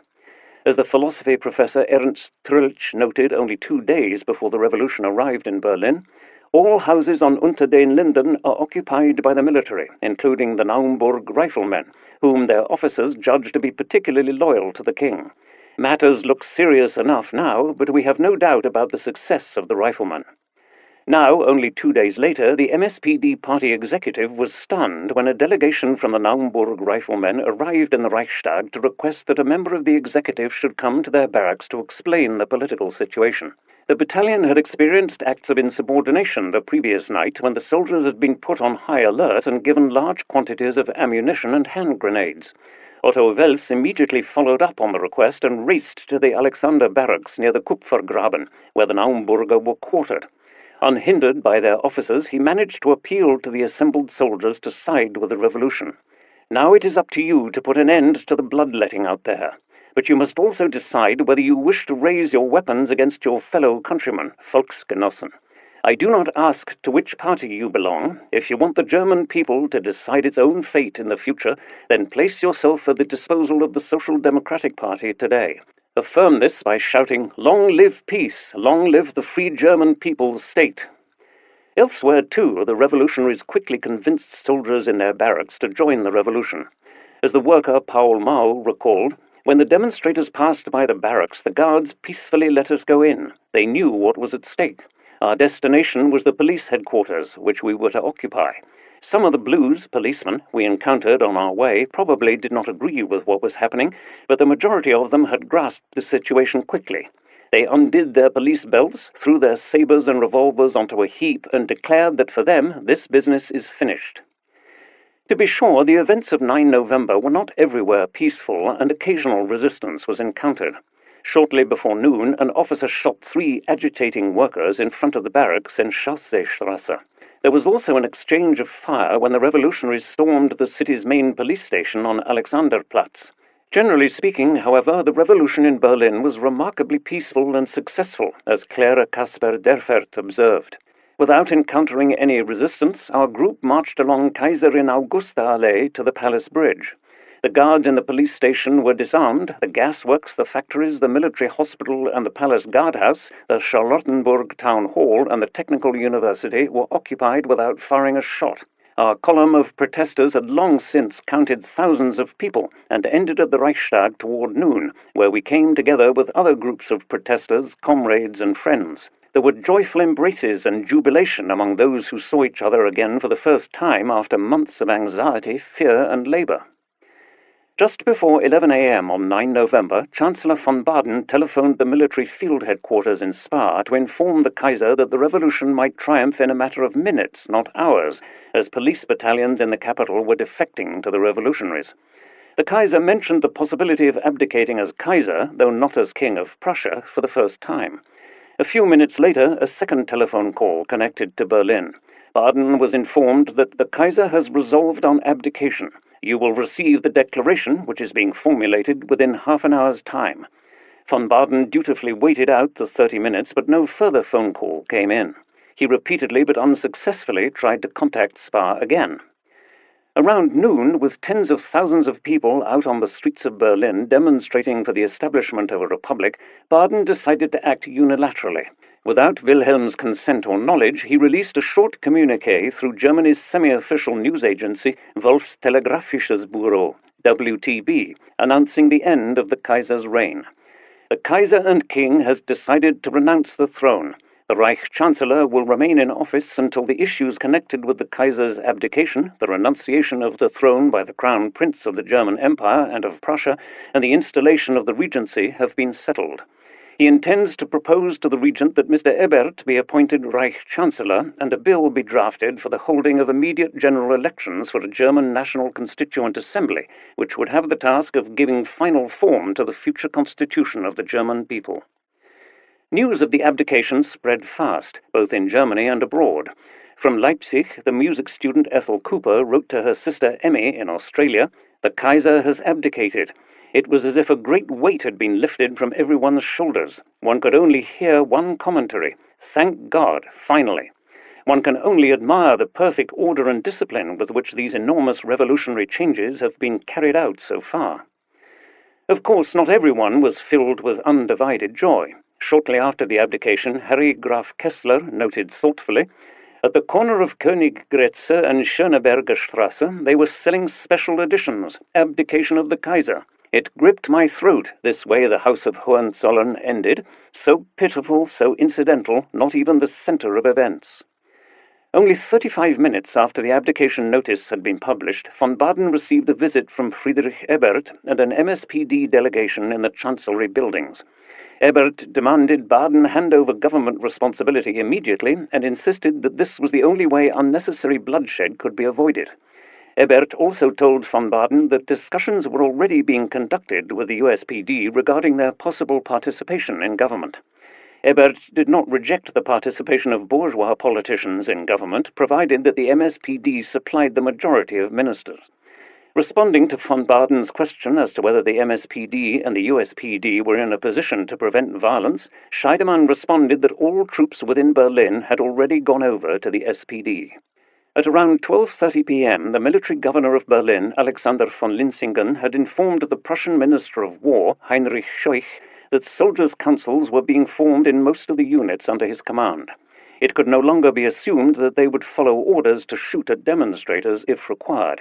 Scheuch was himself present during the discussion with Ebert.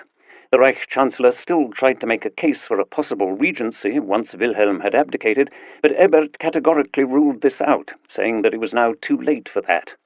Confronted with a revolutionary situation on the streets of the capital and accepting the fact that he no longer had any loyal troops at his disposal, Max von Baden offered Ebert the office of Reich Chancellor. Ebert firmly believed that this was the only possible course of action that would prevent a descent into chaos and Russian conditions. He fundamentally rejected a Bolshevik-style revolution and hoped for a peaceful transformation of Germany's political system into a parliamentary democracy. In his final conversation with von Baden, he insisted that a communist revolution was the last thing he wanted. "I don't want it, yes, I hate it like sin." Ebert's words demonstrated just how far the MSPD had moved away from revolutionary orthodox Marxist roots. By 1918, its political objectives had long moved to the evolutionary creation of a parliamentary democracy, the introduction of full equal voting rights for all adult Germans, the improvement of working conditions in the factories, and the expansion of the welfare state. All of these aims were to be achieved through reforms. Ebert knew too well that Imperial Germany, unlike Tsarist Russia, was not an autocratic state. Despite its semi-authoritarian constitution that limited parliamentary control of the government, the German working classes had long enjoyed rights, from the right to unionize to universal male suffrage to social benefits, that ordinary workers in Russia could only dream of. Even if social and economic injustices persisted, most German workers in 1914 would have agreed that they would benefit more from reforms than from revolution. In order to appreciate Ebert's strong views on Bolshevism, it is worth bearing in mind how quickly the Bolshevik Revolution and the subsequent Civil War had interacted with revolutionary movements further afield, notably as a beacon of hope for those longing for violent socio-economic and political change. For those who objected to Bolshevism, the spectre of communism, which Marx and Engels had identified in Europe in the spring of 1848 in their Communist Manifesto, was, in reality, something that was felt much more keenly by everyone in Europe after 1917. Prior to 1914, Marxist-inspired revolutionary violence had been confined to underground movements of the extreme left, which carried out individual assassinations against crowned heads. The Bolshevik Revolution changed everything. Conservative and liberal politicians in Germany, even social democrats like Ebert, reacted with horror to events in Russia and feared that something akin to the Russian Revolution might be repeated in their own country. A social democratic German newspaper published a lengthy article on the Bolsheviks' unlimited terrorism, and reports became even more critical of the situation in Russia after the German ambassador, Count Mirbach, was shot dead by socialist revolutionaries in his Moscow residence in July 1918. Fears of contagion were fueled further by Lenin's and Trotsky's exhortations about world revolution, the founding of communist parties across Europe, and Bolshevik-inspired putches. The first and most immediate case of contagion and its consequences, or so it was perceived in Germany and elsewhere, was Finland in 1918. Due to its status as an autonomous duchy within the Russian Empire, Finland had been a non-combatant in the Great War, even if some 1,500 Finns volunteered to fight on either the Russian or the German side between 1914 and 1918. Despite the lack of brutalization through war, Finland experienced one of the proportionally bloodiest civil wars of the 20th century. Over 36,000 people, 1% of the overall population, died within the little more than 3 months of the conflict and its immediate aftermath. The prelude to the Civil War came in mid-November 1917, when, in the shadow of revolutionary events in Russia, the Finnish trade unions joined forces with the Social Democrats and Otto Kuusinen's Finnish Bolsheviks in calling for a general strike, in which armed Red Guards were pitted against supporters of Finland's independence. Just over a month after the centre-right government of Per Eivind Svinhufvud had declared his country's breakaway from revolutionary Russia in early December, Red Guards, with the support of Petrograd, toppled the government in Helsinki. While Svinhufvud fled on an icebreaker across the Baltic Sea, a new government, the Council of People's Representatives, was set up. The script of the putsch seemed to follow the familiar trajectory of the Bolshevik Revolution in Petrograd a few months earlier, even if, in reality, the alleged Russian involvement in the Finnish Revolution was actually rather marginal. Despite the fact that the Finnish Civil War ended with a white victory, observers in the West remained concerned. Bolshevism, or so it seemed, was not peculiar to Russia. It was clearly spreading west, an impression reinforced by the Central European revolutions of 1918 to 1919. Contemporaries, mindful perhaps of the global pandemic of influenza that began in the summer of 1918, spoke of Bolshevism as a virus or a plague which had to be contained. This was the background against which Ebert decided to assume the office of Reich Chancellor and to do his best to prevent a descent into chaos. Shortly after the release of Baden's abdication statement, published in a second special edition of Vorwärts that day, Ebert addressed the German people via mass-circulated leaflets to emphasize precisely that point. The previous Reich Chancellor, Prince Max von Baden, has transferred to me the office of Reich Chancellor. The new government will be a people's government. Its endeavor must be to bring the German people peace as quickly as possible and to secure the freedom it has achieved. Fellow citizens, I ask you all for your support in the difficult work that awaits us.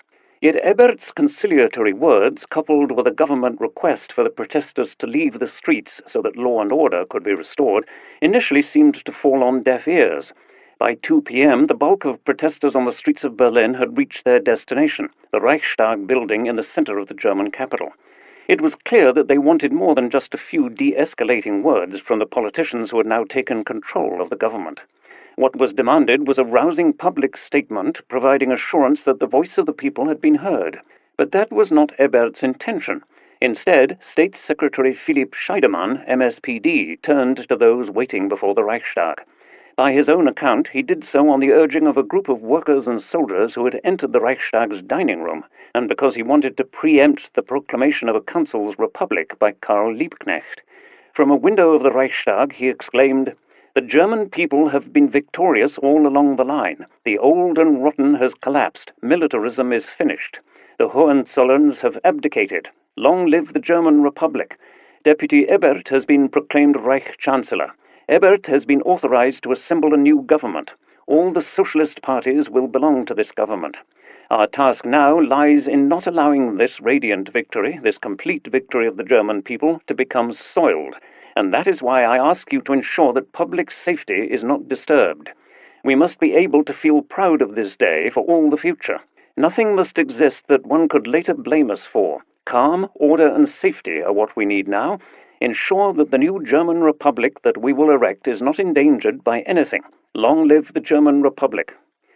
One of the observers in front of the Reichstag was the artist Käthe Kollwitz, who recorded her impressions in her diary. "Today it is true. This afternoon, after 1 o'clock, I came through the Tiergarten to the Brandenburg Gate, where handbills were being circulated confirming the abdication. A column of demonstrators was marching out of the gate. I joined it. Down from a window, Scheidemann proclaimed the Republic. Then I joined the swarm onwards down Wilhelmstrasse, the government district, Robert Gerwarth, for a bit. I saw soldiers who tore off their cockades and tossed them on the ground, laughing. This is how things are now. One experiences it first-hand, but cannot quite grasp it." While Scheidemann's speech had been greeted with immense enthusiasm by the crowd outside the Reichstag building, Ebert was anything but pleased about Scheidemann's proclamation.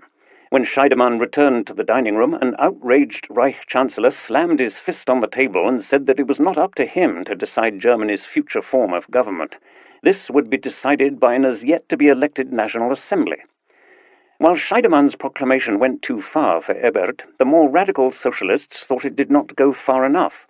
Just 2 hours after Scheidemann's proclamation of the German Republic, the red flag was raised over the roof of the Berlin City Palace, the royal residence of the Hohenzollern family.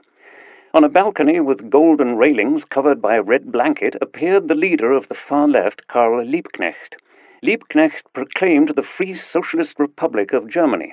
"The rule of capitalism, which has transformed Europe into a morgue, is broken," he shouted with excitement. But then Liebknecht made it clear that the actual work of the revolution still lay ahead. The goal had to be the creation of a government of workers and soldiers, a new state order of the proletariat, of peace, of happiness, and the freedom of our German brothers and our brothers in the entire world. We extend to you our hands and call upon you to complete the world revolution. Liebknecht's speech had enormous explosive potential for the already tense relationship between the different wings of the German workers' movement. So as not to allow these tensions to escalate into a violent internecine struggle, and in order to prevent at all costs conditions developing in Germany that might resemble those of Russia after the Bolshevik Revolution in November 1917, Ebert was determined to form a government together with the USPD.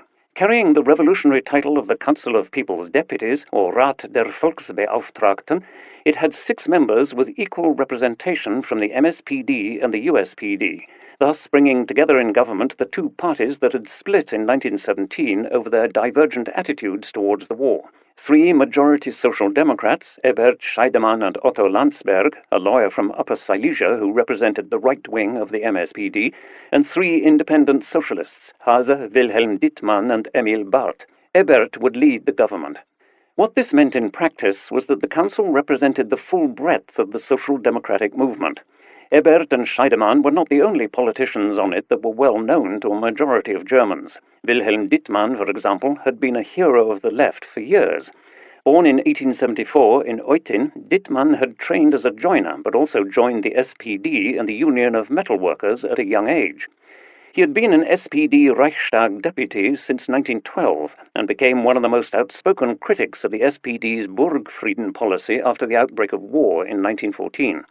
He was ousted from the parliamentary party in 1915 after refusing to approve further war credits, thus violating party discipline, and had been sentenced to 5 years' imprisonment because of his prominent role in the January strikes of 1918. His fellow USPD and council member Emil Barth was a plumber by trade and hailed from Heidelberg, where he was born in 1879. He had joined the USPD during the war, whilst on active military service, and rose to prominence in February 1918. After the arrest of Richard Müller, he became the leader of the influential revolutionary shop stewards. Ever since, Barth had secretly been busy stockpiling arms and ammunition for the next attempt at revolution, playing a central role in the November demonstrations in Berlin that eventually led to Max von Baden's abdication. None of the members of the Council of People's Deputies was thus a stranger to the German public. Yet nobody knew for sure what the uneasy coalition between MSPD and USPD would stand for politically. Some people, such as the prominent historian Friedrich Meinecke, speculated as to whether or not social democracy would rise to the challenge of ruling Germany at the time of national peril. That is the burning question now. To what extent was their previous patriotic moderate stand during the war a tactic, a mere calculating move, and to what extent was it the result of an inner transformation? Will they be serious about respecting the democratic majority will, or will they instead be tempted by the prospect of a dictatorship of the proletariat? While there was considerable disagreement between the MSPD and the USPD about the future form of government, parliamentary democracy or a council's republic, there was consensus on at least one matter. The war had to be terminated as soon as possible. Like von Baden and his government, Ebert and the council placed their hopes in US President Wilson, but no one could be sure what exactly the armistice would look like. For although the German delegation had arrived in the forest of Compiègne on 9 November, the day the revolution successfully ended the Hohenzollern regime in Berlin, nothing was known as yet about the Allies' specific conditions. 7. Making peace in the West. On 6 November 1918, the very day that the von Baden government received word of the spread of the revolution from Kiel to Hamburg and elsewhere, and General Groener reported that military resistance could only be of short duration, Matthias Erzberger was selected as the chief German negotiator for the forthcoming armistice talks. Erzberger left Berlin that day with a copy of Wilson's note of the previous day and an authorization letter from the Chancellor in his briefcase.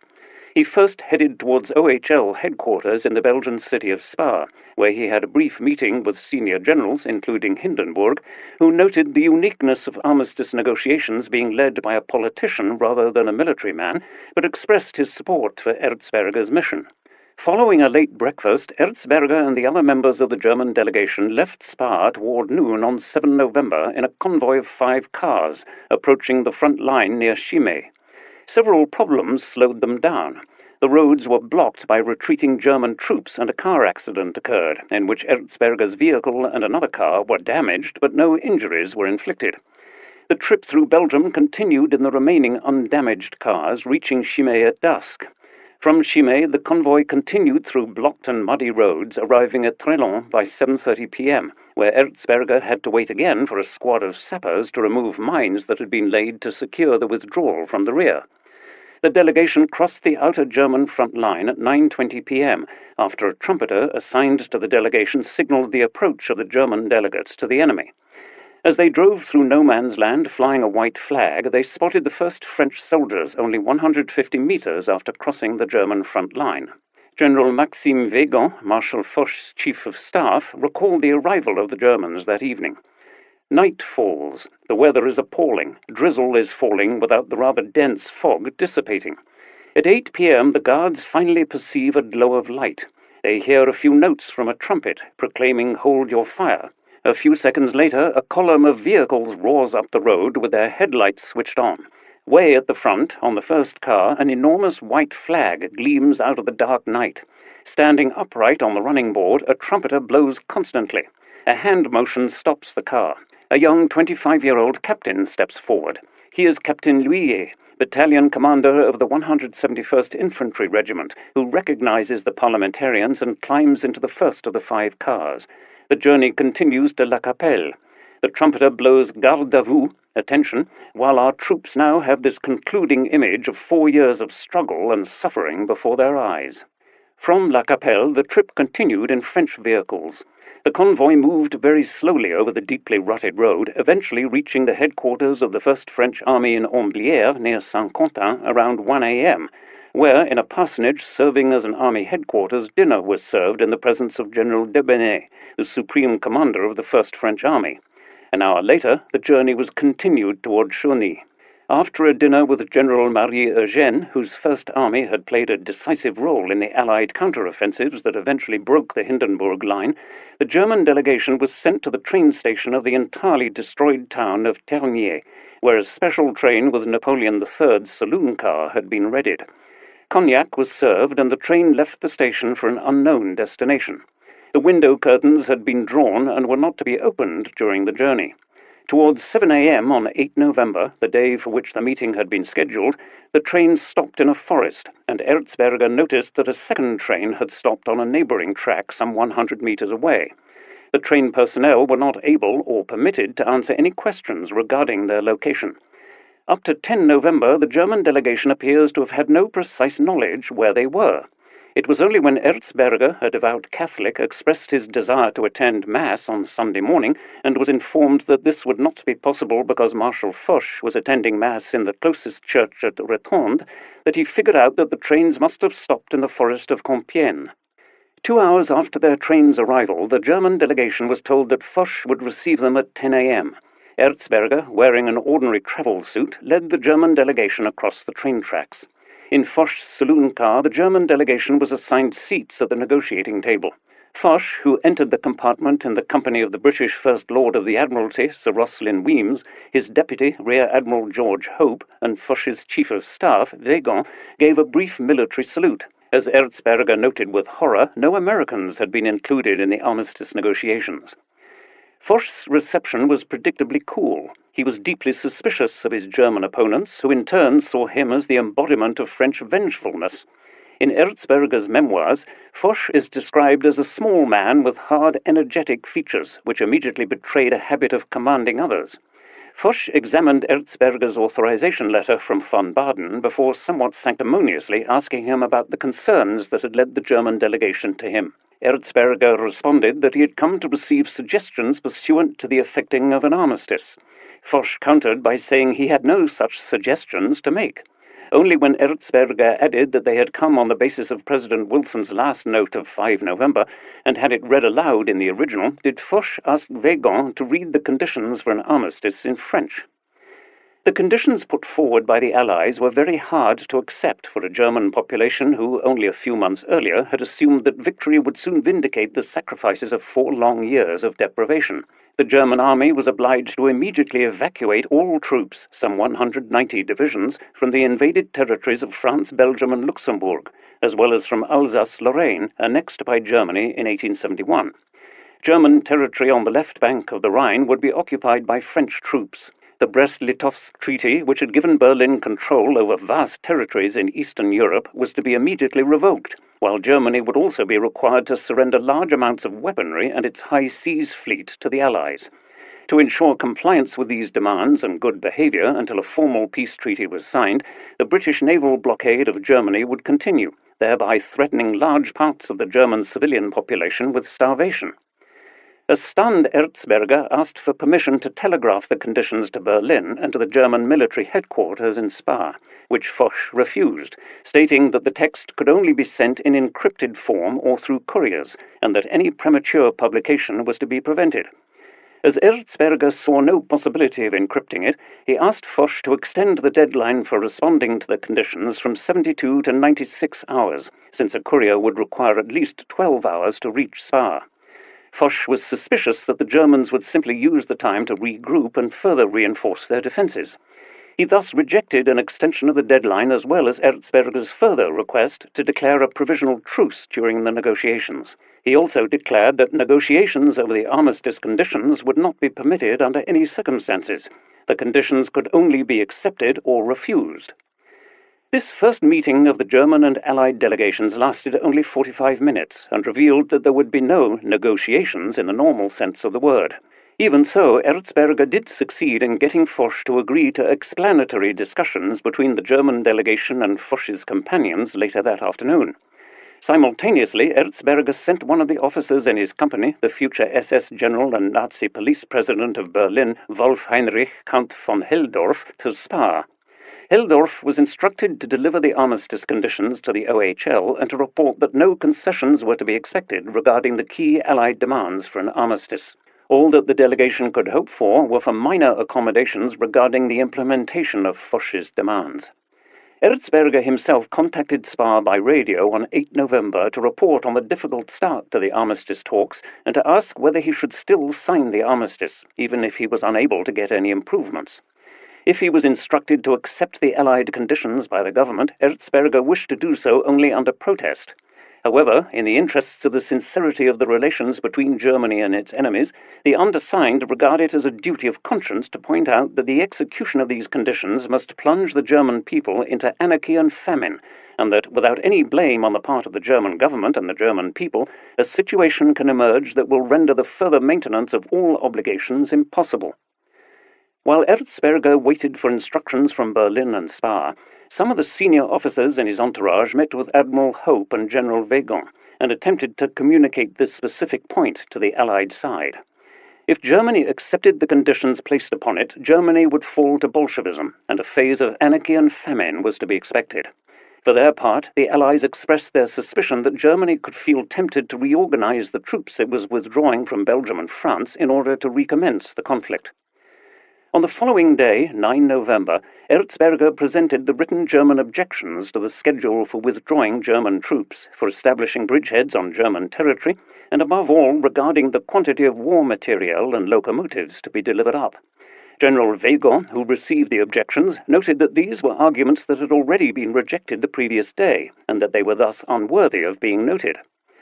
Foch met with French Prime Minister Georges Clemenceau in the nearby historic town of Senlis that same day in order to discuss the progress of the armistice negotiations.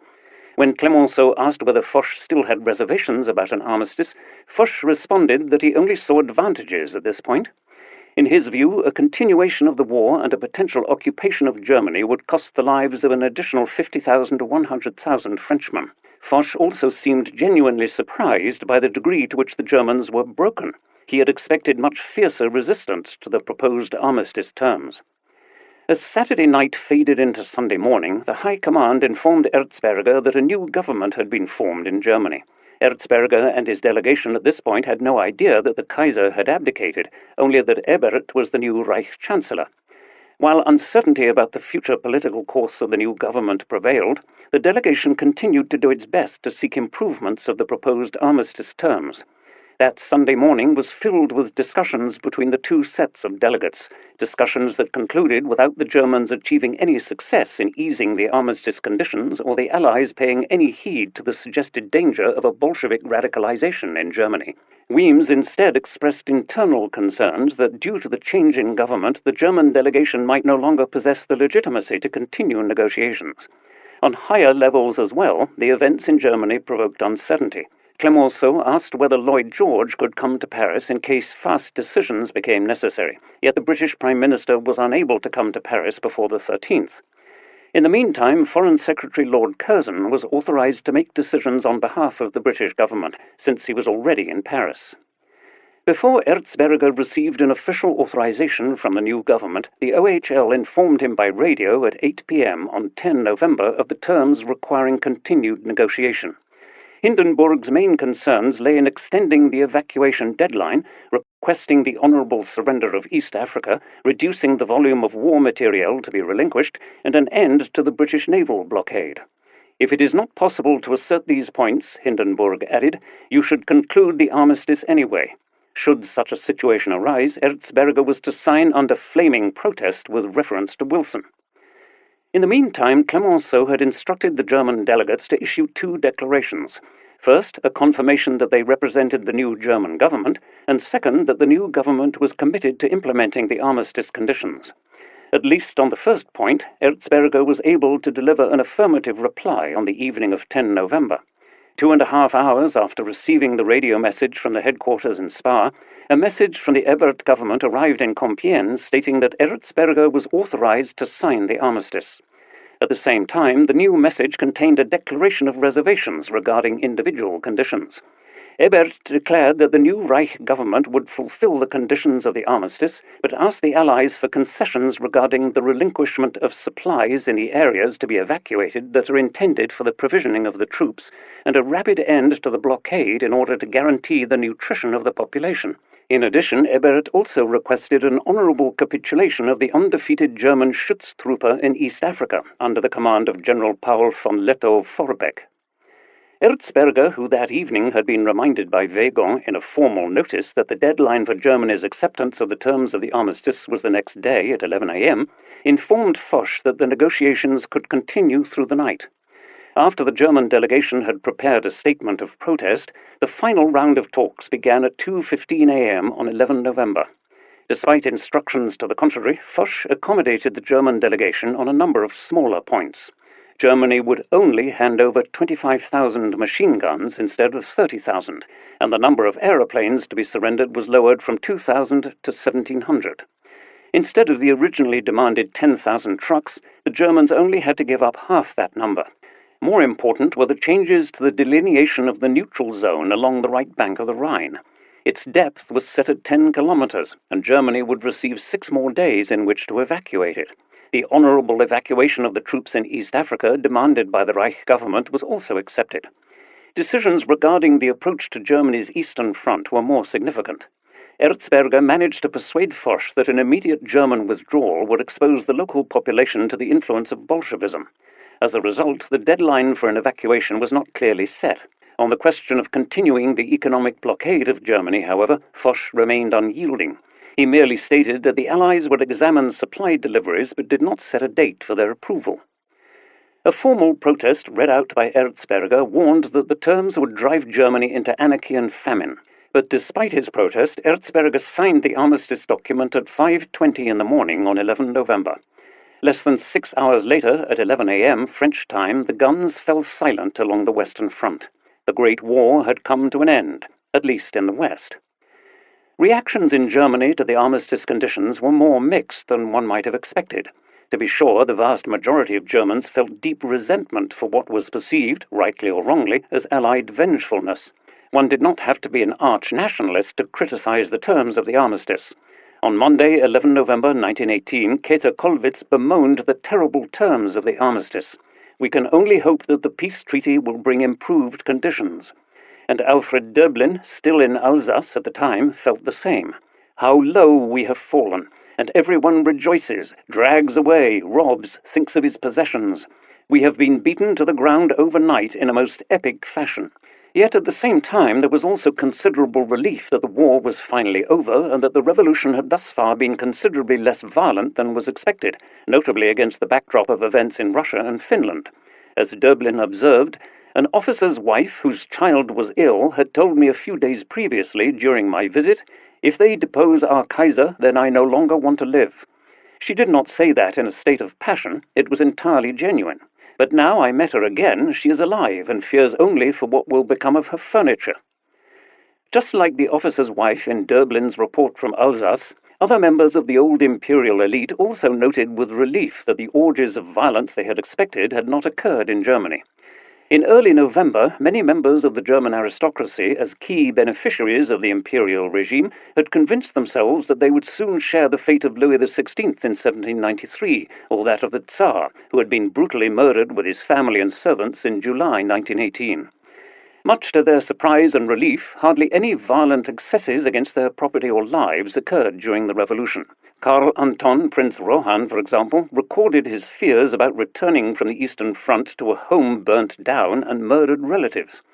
Much to his surprise, on the night of his return, his parents' castle was still standing, and his relatives and their friends were happily listening to a string quartet in their large living room. An immense surprise erupted within us. So, the world has not collapsed after all? Most importantly, those who had survived the war were relieved that the fighting was finally over. Victor Klemperer, who strongly criticized the cruelty of the French in relation to the armistice, was nonetheless relieved that peace was now a reality. On 10 November, at 4:30 in the afternoon, when the message on the imminent armistice came by telephone from Kovno, my very first thought was, the war is over. From that point on, I had no patience. I now wanted to escape from this meaninglessness, from this chaos. I now no longer wanted to content myself with the couple of hours that by squandering my life here and there, I stole for my true existence. I had been a soldier long enough. I had been a marionette whose strings had been pulled by other people. I wanted to be free. I wanted to be an individual. I wanted to be a scholar. I wanted to be myself. Was I behaving unpatriotically? Maybe, but the broken fatherland would now need trained workers in all areas, and among all workers, perhaps, it would need teachers most urgently. My place was at a lectern. At the same time, Klemperer, like other middle-class Germans, felt deeply distraught by Germany's defeat. In a letter to his wife Eva, back in Leipzig, Klemperer wrote, "These are mad, wild hours, more surreal than in August 1914, and more uncanny. Back then, it was an enthusiastic upsurge. Today, it is the day of judgment. Impossible to focus on any reading, any occupation." Soon after writing this letter, Klemperer managed to get on one of the overcrowded trains bound for Germany. I stretched myself out, wrapped in an illegally obtained woolen blanket, my boots on the cushions, a victorious revolutionary. The train began to move. My last thought before falling asleep was, now the war is truly over. 8. Challenges for the young republic. While the Great War was drawing to a close, Friedrich Ebert and the newly instituted Council of People's Deputies expended much energy on pressing day-to-day issues, and there were many.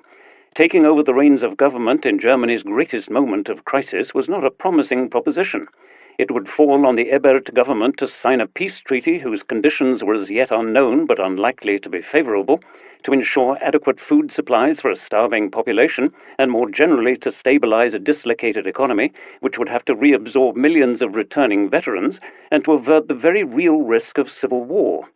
Each of these problems represented an enormous challenge for an inexperienced government. Germany had just lost a war of unprecedented scale and destructiveness, a war in which more than 13 million Germans, nearly 20% of the country's population in 1914, had served and 2 million had died. In addition, some 2.7 million German soldiers had been physically or psychologically damaged during the war. Unlike in the victor states of the Great War, the dilemma of how to vindicate the sacrifices of sons, brothers, and fathers after a lost war preoccupied and divided Germany's public for years to come. Furthermore, some 6 million German soldiers were still in arms on 11 November 1918 when the armistice was signed.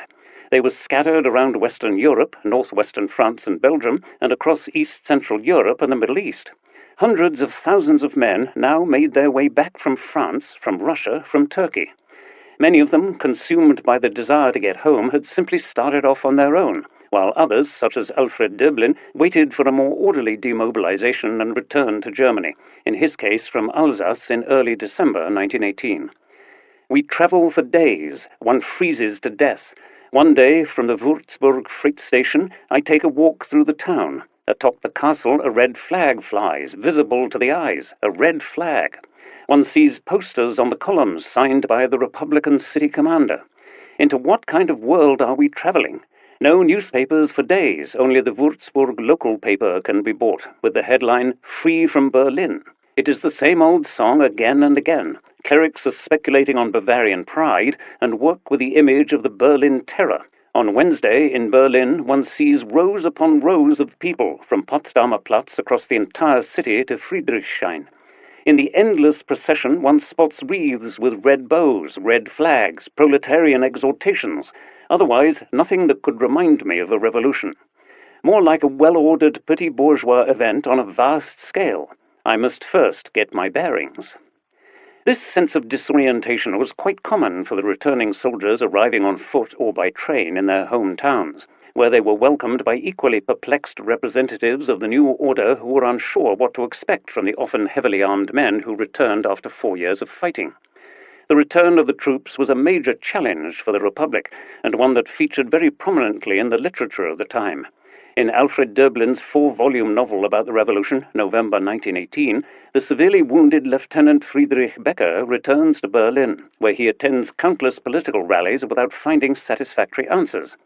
Becker, a former classics teacher, returns to his old school, but the director tells him that there is no work for him. With no prospect of finding work, Becker suffers a severe mental breakdown. Becker was not the only literary figure to return from the war and feel despair.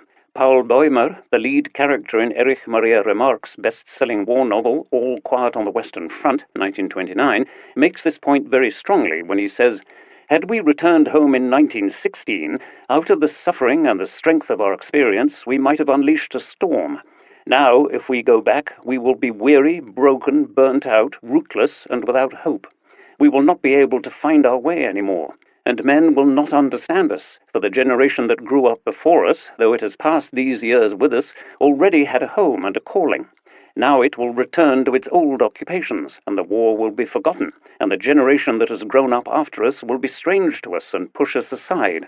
We will be superfluous even to ourselves, and in the end we shall fall into ruin." The war remained visible on German streets where penniless, maimed veterans begged for money, but also in the upper echelons of society, where the absence of young men was keenly felt. The German aristocracy, for example, suffered a particularly high percentage of casualties during the war. Roughly 4,500 aristocratic officers, a full quarter of German aristocratic men over the age of 18, died on the battlefields of the Great War. Where former officers and ordinary soldiers had survived the war, they often bore invisible or visible scars, from missing limbs to shell shock. In Vicky Baum's best-selling novel Menschen im Hotel, 1929, set in the luxurious Adlon Hotel in Berlin, the scars of war are personified by a man called Dr. Otterenschlag, who only has half of his face left due to a war injury. The other half of his face was non-existent. There was only a crooked, sewn and folded-up muddle where, between seams and scars, a glass eye peeked out. Otterenschlag calls this artificial eye his souvenir from Flanders, and it embodies the striking contrast between the glamorous facade of the hotel and the grim reality of a broken existence. "It is horrific," he says. "The world is a dead star. It no longer warms us." It was against the background of these seemingly or actually devalued existences and the dilemma of how to reintegrate the veterans into the new republic that Ebert greeted returning front troops at the Brandenburg Gate in Berlin on 10 December 1918 with the words, "No enemy has defeated you." As one woman among the observers that day noted in her diary, "Artillerymen, cannons, horses, helmets, all wreathed in colourful paper, fir branches and ribbons. It looked so beautiful, but it was also so sad to see. In the past, I've always been afraid of seeing a retreat. On Alexanderplatz, the hustle and bustle, children sat on the cannons and the soldiers with their girls on the horse. Everyone marched together, a jubilation, as if a victorious army were returning. At the Brandenburg Gate, they were welcomed by Ebert as the representative of the Republic." Ebert's words were born out of a desire to co-opt the army into supporting the new regime in the face of a potential challenge by either right-wing opposition or those advocating a more radical revolution in Germany. Although sailors and soldiers stationed in the rear had started the November Revolution, Ebert was well aware that the regime change was not universally popular among the troops. Instead, there was a deep rift between some of the frontline troops, notably in the west, and those stationed in the rear and in the home garrisons within Germany. The vast majority of German occupation units in the east and in the garrisons of the Home Army deposed their officers, established soldiers' councils, and declared their emphatic support for the revolution and for the sailors who had started it. The combat troops, numerically much smaller than the support divisions and homeland garrisons, by contrast remained under the command of the old officer corps, marching across the Rhine after 11 November under the black, white and red flag of the bygone imperial regime. Long-standing resentments for the allegedly lazy, untested and bored rear-area pigs, Etappenschweine, were reinforced at the time of defeat when the fighting troops accused the rear of betraying their sacrifices. The potential for at least some of these heavily armed, battle-hardened and deeply resentful front soldiers to violently oppose the regime change was considerable, and not just in Ebert's estimation.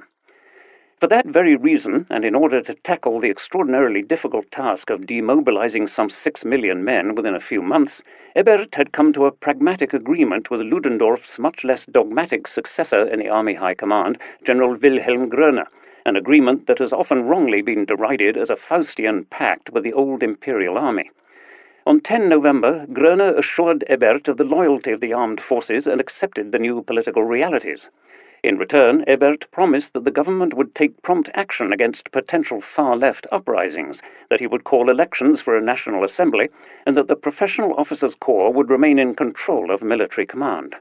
From Groener's point of view, and that of Hindenburg, this was an exercise in damage control, as it secured some kind of influence for the soon-to-be much-reduced old officer corps in the much-changed circumstances of post-revolutionary Germany.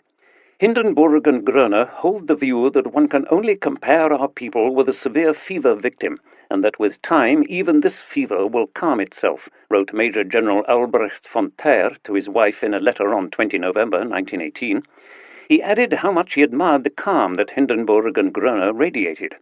In his memoirs published in 1939, Groener reported in detail on the alliance that the OHL concluded with Ebert.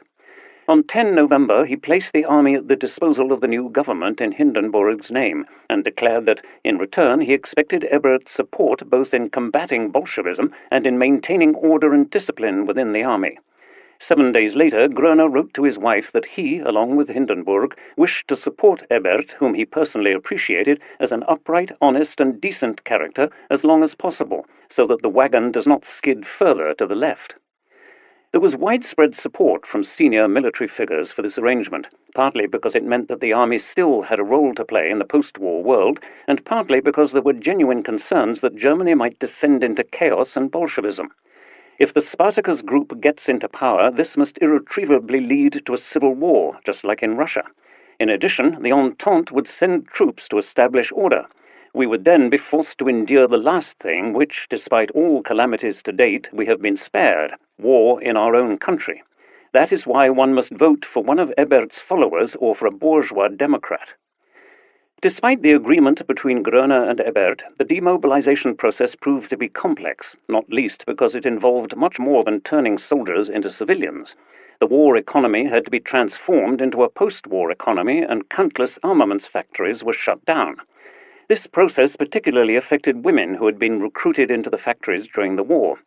Between 1914 and 1918, women working in war-related industries experienced significant wage increases to meet the pressing demands for munition workers. In other areas of public and professional life, too, the presence of women became much more visible. Women's matriculation in German universities, for example, increased some 77% from 1914 to 1918.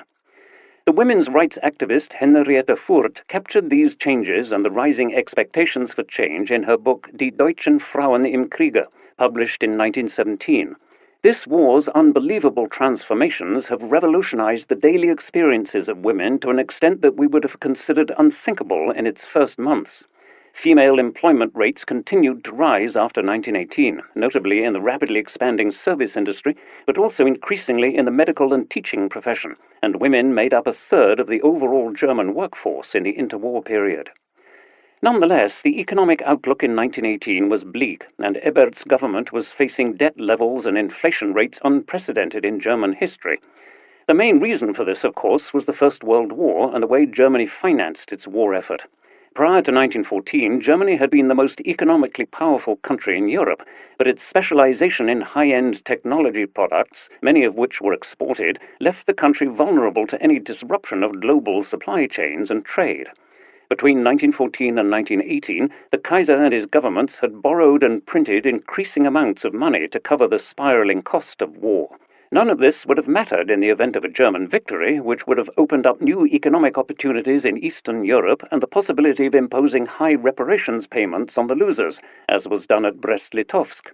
Now, however, Ebert's government was not only left with Germany's own debts, but also with a not yet specified reparations bill from the Allies and the very high social costs of war. Payments had to be made to soldiers who had lost their limbs, widows, and orphans. Food supplies were subsidized, as were certain industries, to achieve full employment and maintain the social peace.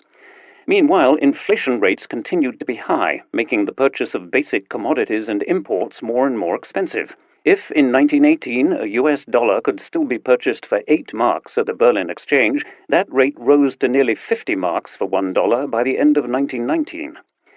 Yet during the first years of the Weimar Republic, until the summer of 1922, significant foreign investment in German securities of up to 15 billion gold marks, driven by the belief that the mark would soon fully recover, helped to keep the currency rate more stable than it could have been otherwise. Although long-term, the inflation, which culminated in the worst hyperinflation in history in 1923, wiped out Germans' savings, there were some positive short-term effects. The inflation helped to stabilize employment and facilitated the German economic recovery after 1918. Between the end of the war and the summer of 1922, economic growth rates in Germany were actually higher and unemployment rates lower than those in most other European countries. Some historians have even suggested that the early Weimar governments bought much-needed social peace and precarious stability by excessive use of the printing press. Another reason for the initially relatively smooth transition from war to peacetime economy was that Ebert and the free trade unions advocated gradual change during the initial phase of the German Revolution of November 1918. This applied both to the world of politics and to the social arena. On 15 November, business leaders and trade unions forged an agreement on wage arbitration, the introduction of the 8-hour day, and workers' representation in companies with more than 50 employees. All of these issues had been key demands of the organized labor movement for decades. Now they became a reality. Known as the Stinnes-Legien Agreement after its two main signatories, the leading heavy industrialist Hugo Stinnes and the chairman of the free trade unions, Karl Legien, the deal preempted a potential nationalization from below and a radical redistribution of property that would have been in the interest of neither the employers nor the SPD-dominated free trade unions. While the Council of People's Representatives made pragmatic decisions to keep the country running, including guaranteeing the wage, pension, and other legal claims of officials and employees in the public services, there remained considerable dissent on the future course of the revolution. The long-term question of Germany's political future was to be decided by a democratically elected Constitutive National Assembly. At least that is what Ebert, the MSPD, and parts of the independent socialists intended. From their perspective, a revolutionary fait accompli, in the form of a council republic, would have had no democratic legitimization, thus threatening the political integration of large segments of the population into the new republican state. Many middle and upper-class Germans would have perceived the nationalization of key industries as a severe violation of the law, thereby mobilizing even more counter-revolutionary forces than was already the case. However, significant segments of the workers' movement, notably on its left-wing fringe, did not accept the MSPD's rejection of a council republic. The anarchist Gustav Landauer, for example, wrote to his friend, the essayist and poet Margarete Sussmann, on 14 November 1918, "If a National Assembly comes now, if all important decisions are put in its hands, then everything will be lost. National Assembly means that the revolution unhitches the horses and puts them in the stable. This is not at all what we need." Although the extreme left had never had any chance of gaining a majority, once the revolution had begun, it encouraged certain expectations among many workers and agitators for more radical political and socio-economic change. The tensions between the different camps and between different expectations for the future would explode into violence in late 1918. 9. Fighting radicalization. In the winter of 1918 to 1919, these unresolved tensions between moderate and radical revolutionaries erupted violently. Ebert and the majority Social Democrats were adamant that only a democratically elected National Assembly could decide on the future constitution of the country. Not everyone was willing to accept this position. The representatives of the left wing of the USPD, the so-called Spartacus League, rejected the idea of a National Assembly and preferred a political system in which all power was in the hands of the soldiers' and workers' councils. At the very end of 1918, they united with other left-wing groups to form the German Communist Party, KPD.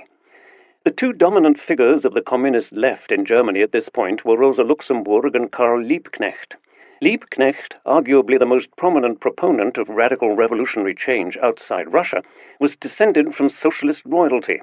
Born in Leipzig in 1871, he was the son of Wilhelm Liebknecht, a close friend and collaborator of Karl Marx, and alongside the SPD's long-serving chairman, August Bebel, one of the founding fathers of social democracy. Karl was significantly more radical than his father. Having studied law and political economy at the universities of Leipzig and Berlin, he opened a law practice in Berlin in 1899 and specialized in defending fellow socialists in the German courts. In 1907, Liebknecht's anti-militarist writings got him into trouble with the courts, which sentenced him to 18 months in prison. His imprisonment only helped to improve his standing among his followers. Liebknecht was elected to the Reichstag as a Social Democrat in 1912. In 1914, he was the only member of parliament to vote against the war credits. Liebknecht and other prominent left-wing critics of the war, including Rosa Luxemburg and Clara Zetkin, a pioneer of the socialist women's movement, soon formed their own organization within the SPD, the Group of the International, which renamed itself as the Spartacus League in 1916. In their periodic pamphlets, Spartacusbriefe, Spartacus letters, Liebknecht and his followers called for a workers' revolution and an immediate end to the war. Unsurprisingly, the Spartacus letters were soon banned, and Liebknecht was arrested and sent to a penal battalion on the Eastern Front. Back in Berlin the following year, Liebknecht led an illegal war demonstration on May Day 1916 and was arrested again. This time he was sentenced to 4 years' imprisonment for high treason.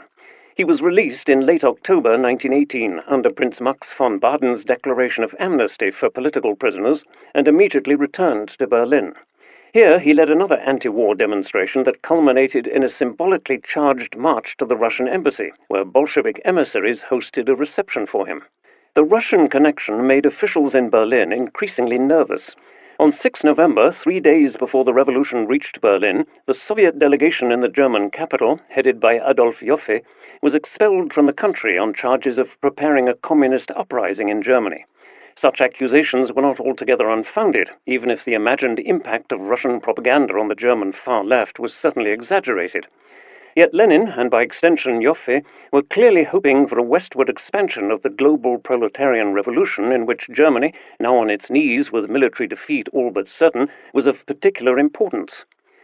Lenin was encouraged in his hopes by his advisor on German matters, Karl Radek. His real name at birth was Karl Zobelsohn. Born to Jewish parents in 1885 in Lemberg, the capital city of the Austro-Hungarian crown land of Galicia, Radek had joined the Social Democratic Party of the Kingdom of Poland and Lithuania in 1904.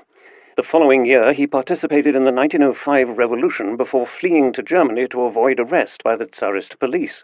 After years of working for socialist newspapers and engaging in the increasingly vicious debates between orthodox Marxists and revisionists, Radek found himself on the wrong side of the argument and was expelled from the SPD, which he had joined after moving to Germany in 1913 for views that were deemed damaging to the party.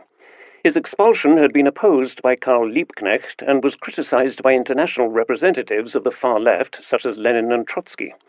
The following year, after the outbreak of the Great War, Radek moved to Switzerland, working closely with Lenin and the Zimmerwald left. Radek, in fact, joined Lenin on his train journey from Zurich in 1917 and supported his efforts at radicalizing the revolution once they were back in Russia.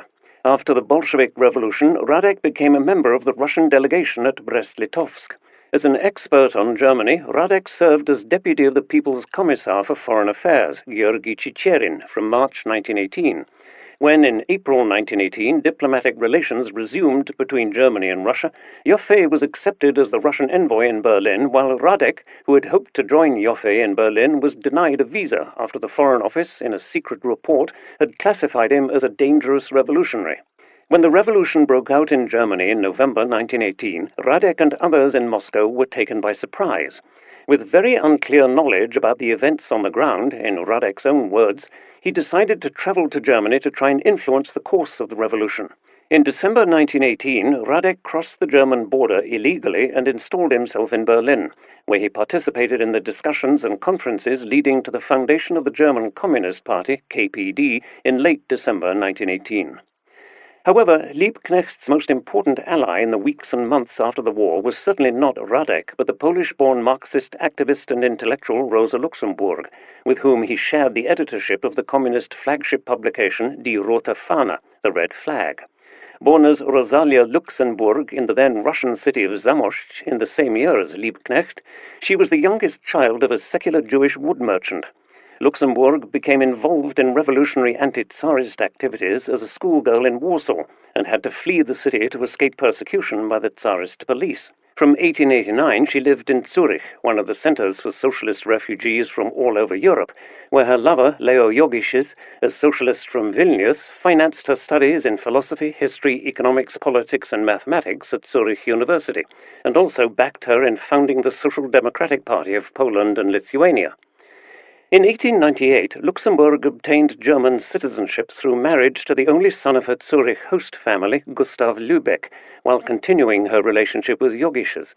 Moving to Berlin that same year, she immediately joined the SPD and actively engaged in the ongoing controversy between reformist and revolutionary social democrats. As a radical proponent of revolution, she was imprisoned 3 times between 1904 and 1906, and again during the Great War, during which time she still managed to write a series of anti-war pamphlets that were smuggled out of her prison cell in Breslau and printed and distributed among workers and soldiers by Jogiches. It was during her time in prison that her thoughts began to revolve around the recent Bolshevik Revolution and what it meant for the future of proletarian revolutions elsewhere. Although broadly supportive of the Bolshevik coup, Luxemburg also remained critical of Lenin's vanguard revolution theories and felt that his dictatorial leadership was suffocating a genuine revolution carried by the masses. She felt that Lenin's view of the party's role as a dictatorial watchman directing the proletariat in their struggle against the bourgeoisie while eliminating all internal opposition within the socialist movement would indeed be outright dangerous. When all this is eliminated, what really remains? In place of the representative bodies created by general popular elections, Lenin and Trotsky have laid down the Soviets as the only true representation of political life in the land as a whole. Life in the Soviets must also become more and more crippled.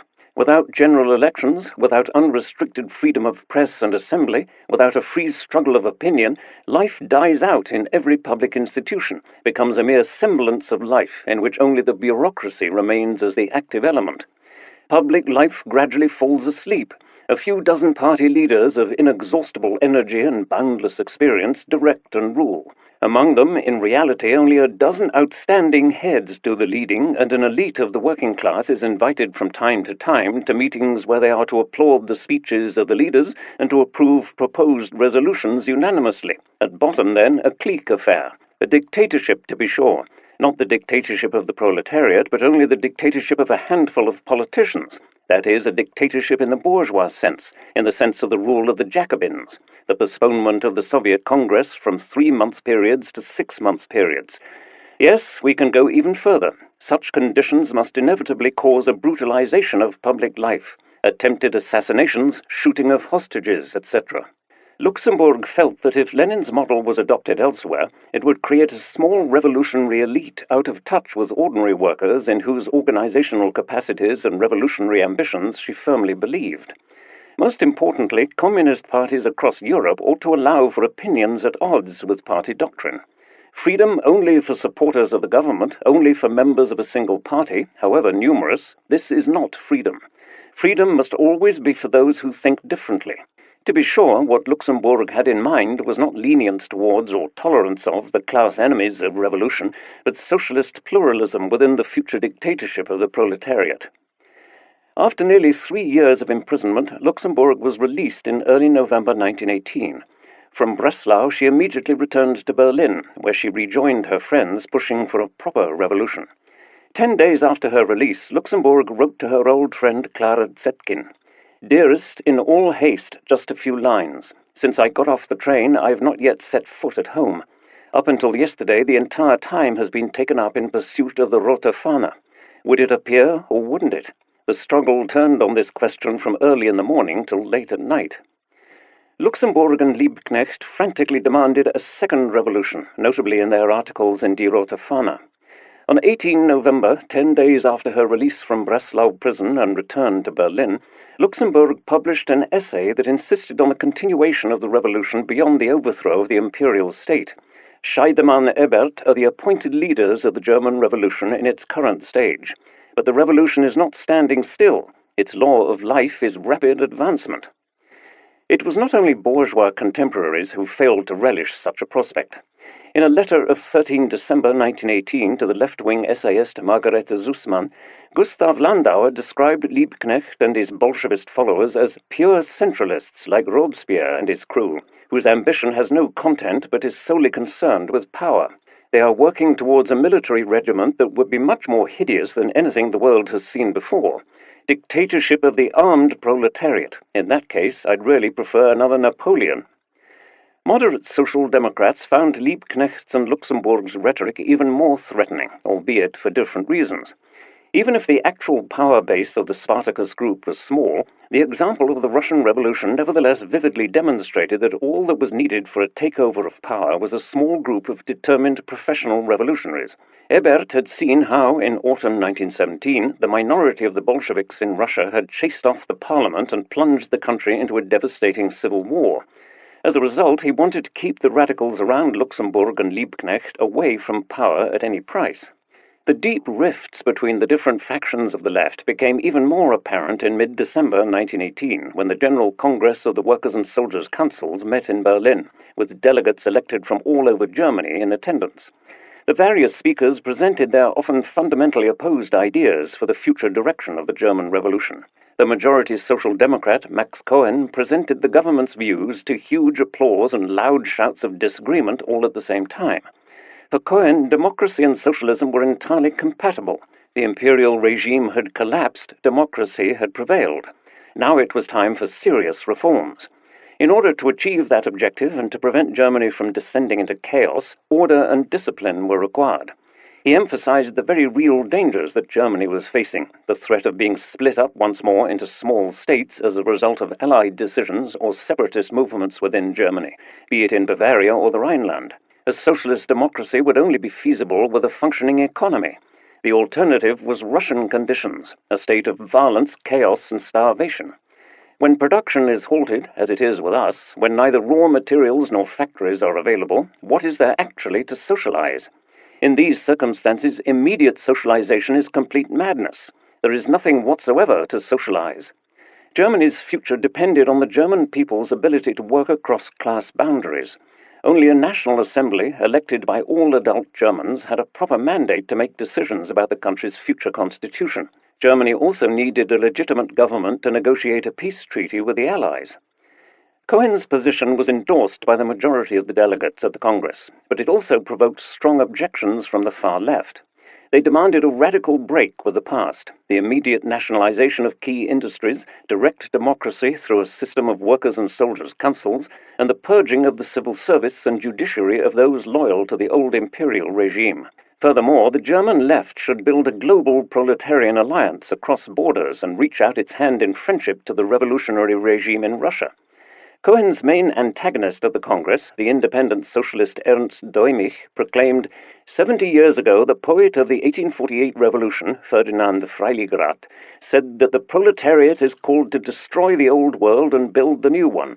That task was not fulfilled in his day, but that is our task. That is the demand of this hour and this day.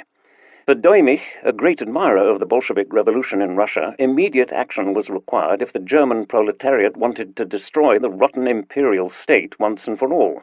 This could not be achieved through parliamentary debates and negotiations with employers. Deeds, not words, were needed.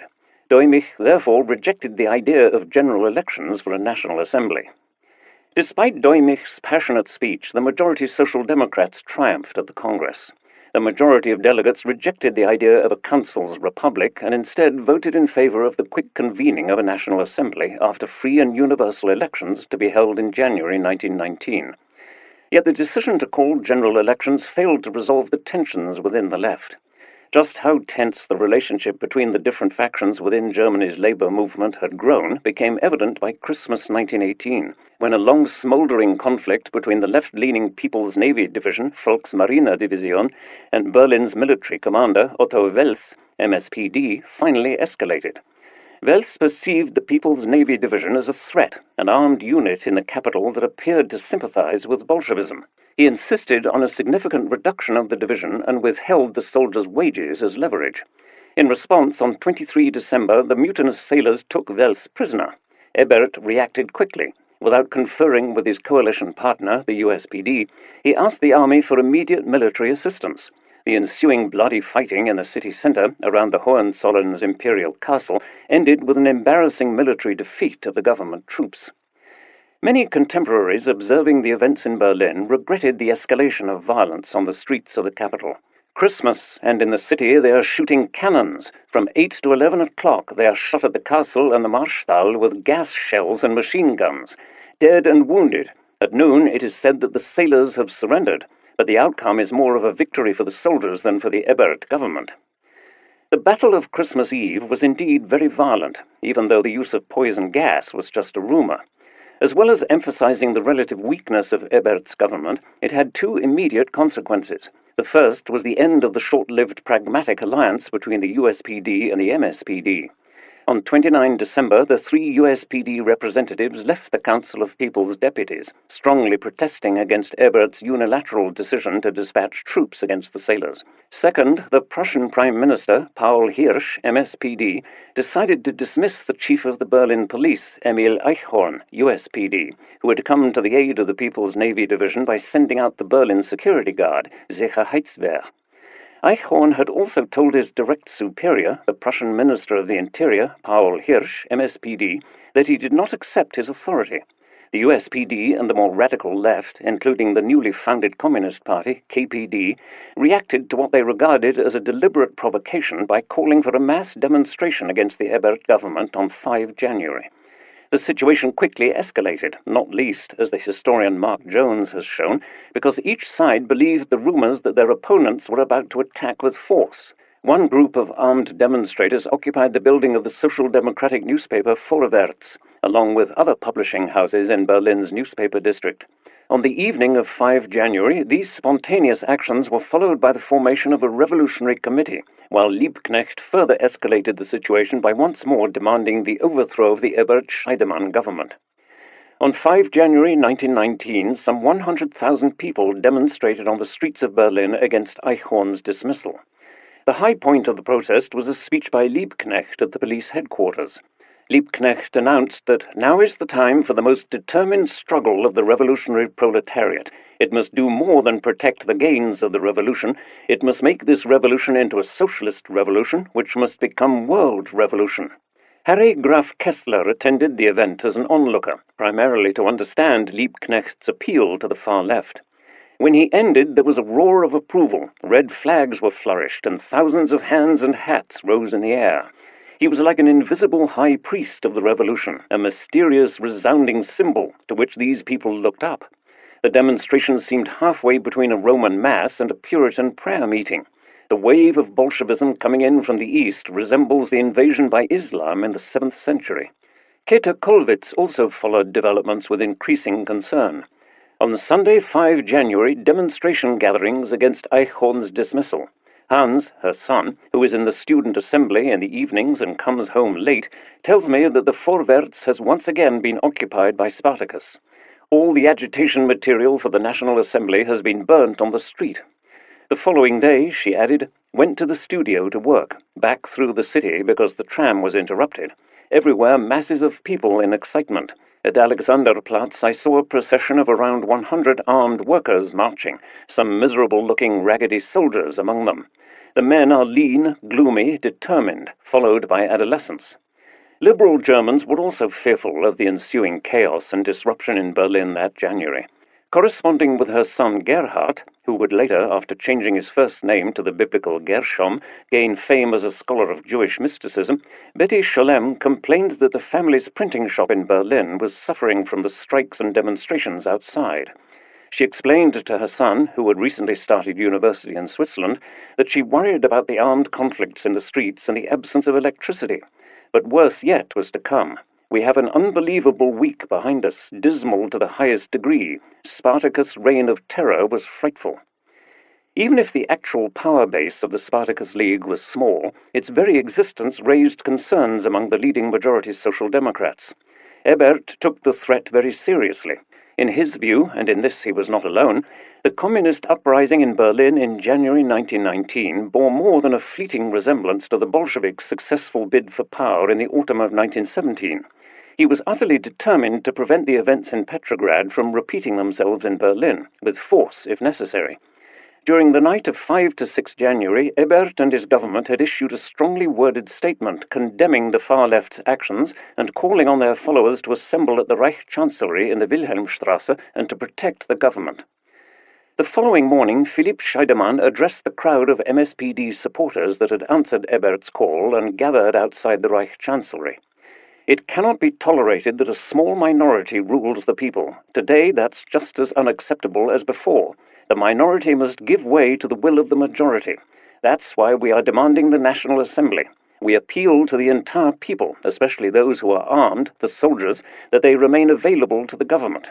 For the moment, we can only ask you to wait here and to declare your support for us by calling out, "Long live freedom, equality, solidarity."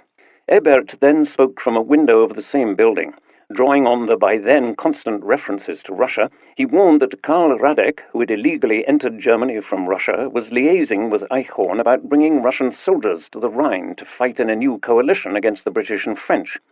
He also accused the Spartacists of further escalating the spiral of violence. There will be further loss of blood. It was difficult for us to declare ourselves in agreement when we know that there will be shooting at women and children, shooting at fathers and mothers.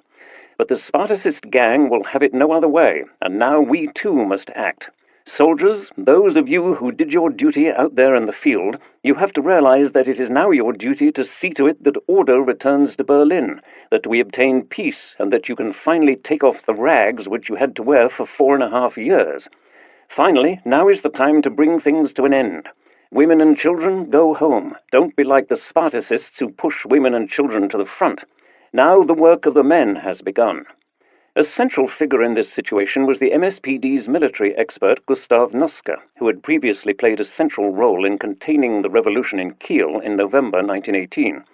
Now, following the departure of the USPD from the Council of People's Deputies, he had assumed responsibility for the Army and Navy within the government. With the famous words, "Somebody has to be the bloodhound, and I do not shrink from this responsibility," Noske assumed command of the government troops in and around Berlin. In his mind, the task ahead was to re-establish law and order with all available means. For this purpose, he did not rely on regular troops alone, but also, even mainly, on Freikorps volunteers. It was no coincidence that many of these right-wing formations called themselves Freikorps, a name coined during the anti-Napoleonic Wars of Liberation, 1813 to 1915, when German volunteers, spurred on by Prussia's military humiliation at the hands of the French, made a significant contribution to Napoleon's eventual defeat. The Freikorps of the early Weimar years had a different purpose. What united them was a profound hatred of communism and, more often than not, of the republican system which they were now called upon to defend against Bolshevism. In calling on these volunteers to terminate the apparent threat of Bolshevism hanging over the German capital, Noske was enlisting those members of German society who had loathed and opposed the revolution from the very beginning, and who had been waiting for an opportunity to settle scores for the past 2 months. They were not fighting for the Republic, but against Bolshevism. Within the Freikorps, former frontline soldiers, infuriated by defeat and the subsequent revolution, joined forces with untested cadets and right-wing students, who compensated for their lack of combat experience by often surpassing the war veterans in terms of radicalism, activism, and brutality. For many of these younger volunteers who had come of age in a bellicose atmosphere saturated with tales of heroic bloodshed, but had missed out on a first-hand experience of the storms of steel, the militias offered a welcome opportunity to live a romanticized warrior existence. As one militia leader observed, many younger volunteers tried to impress their superiors through rough militarist behavior, which was nurtured as a virtue in large parts of the post-war youth, and which deeply affected the general tone and atmosphere within paramilitary organizations after 1918. Once they had joined paramilitary units dominated by former shock troop officers, younger volunteers were keen to prove their worthiness within a community of often highly decorated warriors and war heroes.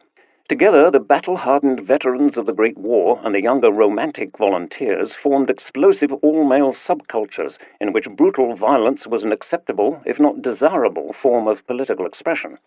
Action, not ideas, was the defining characteristic of these groups. They were driven forward not by a revolutionary vision of a new political utopia, but by a common rhetoric of restoring order and an interlocking series of social antipathies. A central part of this was anti-feminism.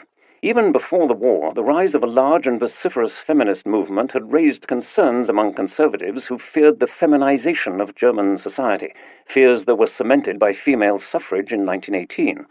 After 1918, with a female majority among German voters, this nightmarish vision had become a reality, and it fed into a general perception that order and discipline had been swept away by the revolution, and that moral degeneracy was taking over society.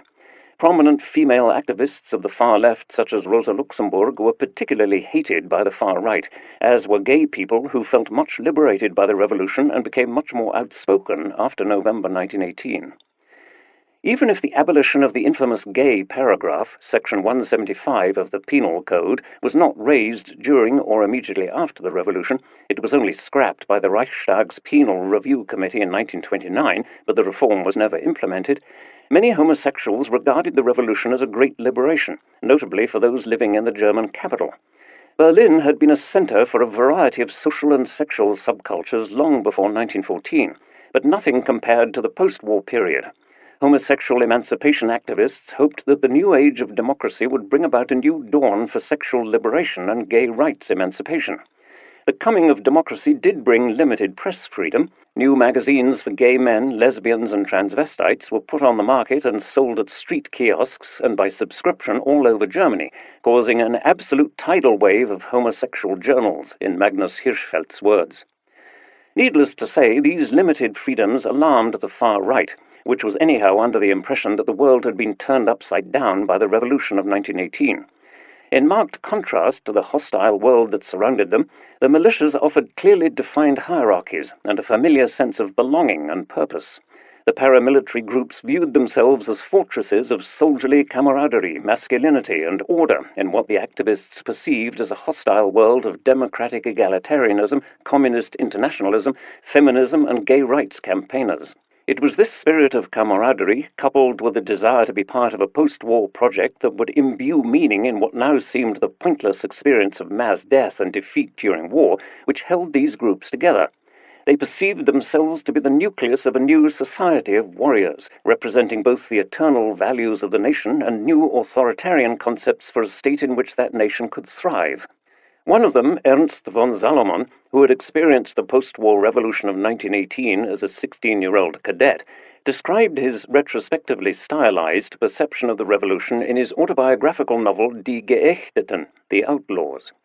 Behind the red flag, tired crowds surged in a disorderly fashion. Women marched in front.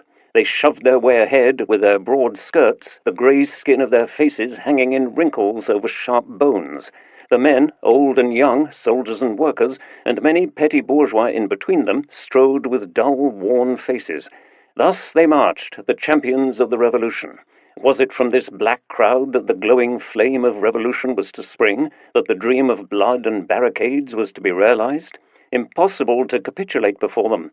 I sneered at their claims which knew no pride, no confidence in victory.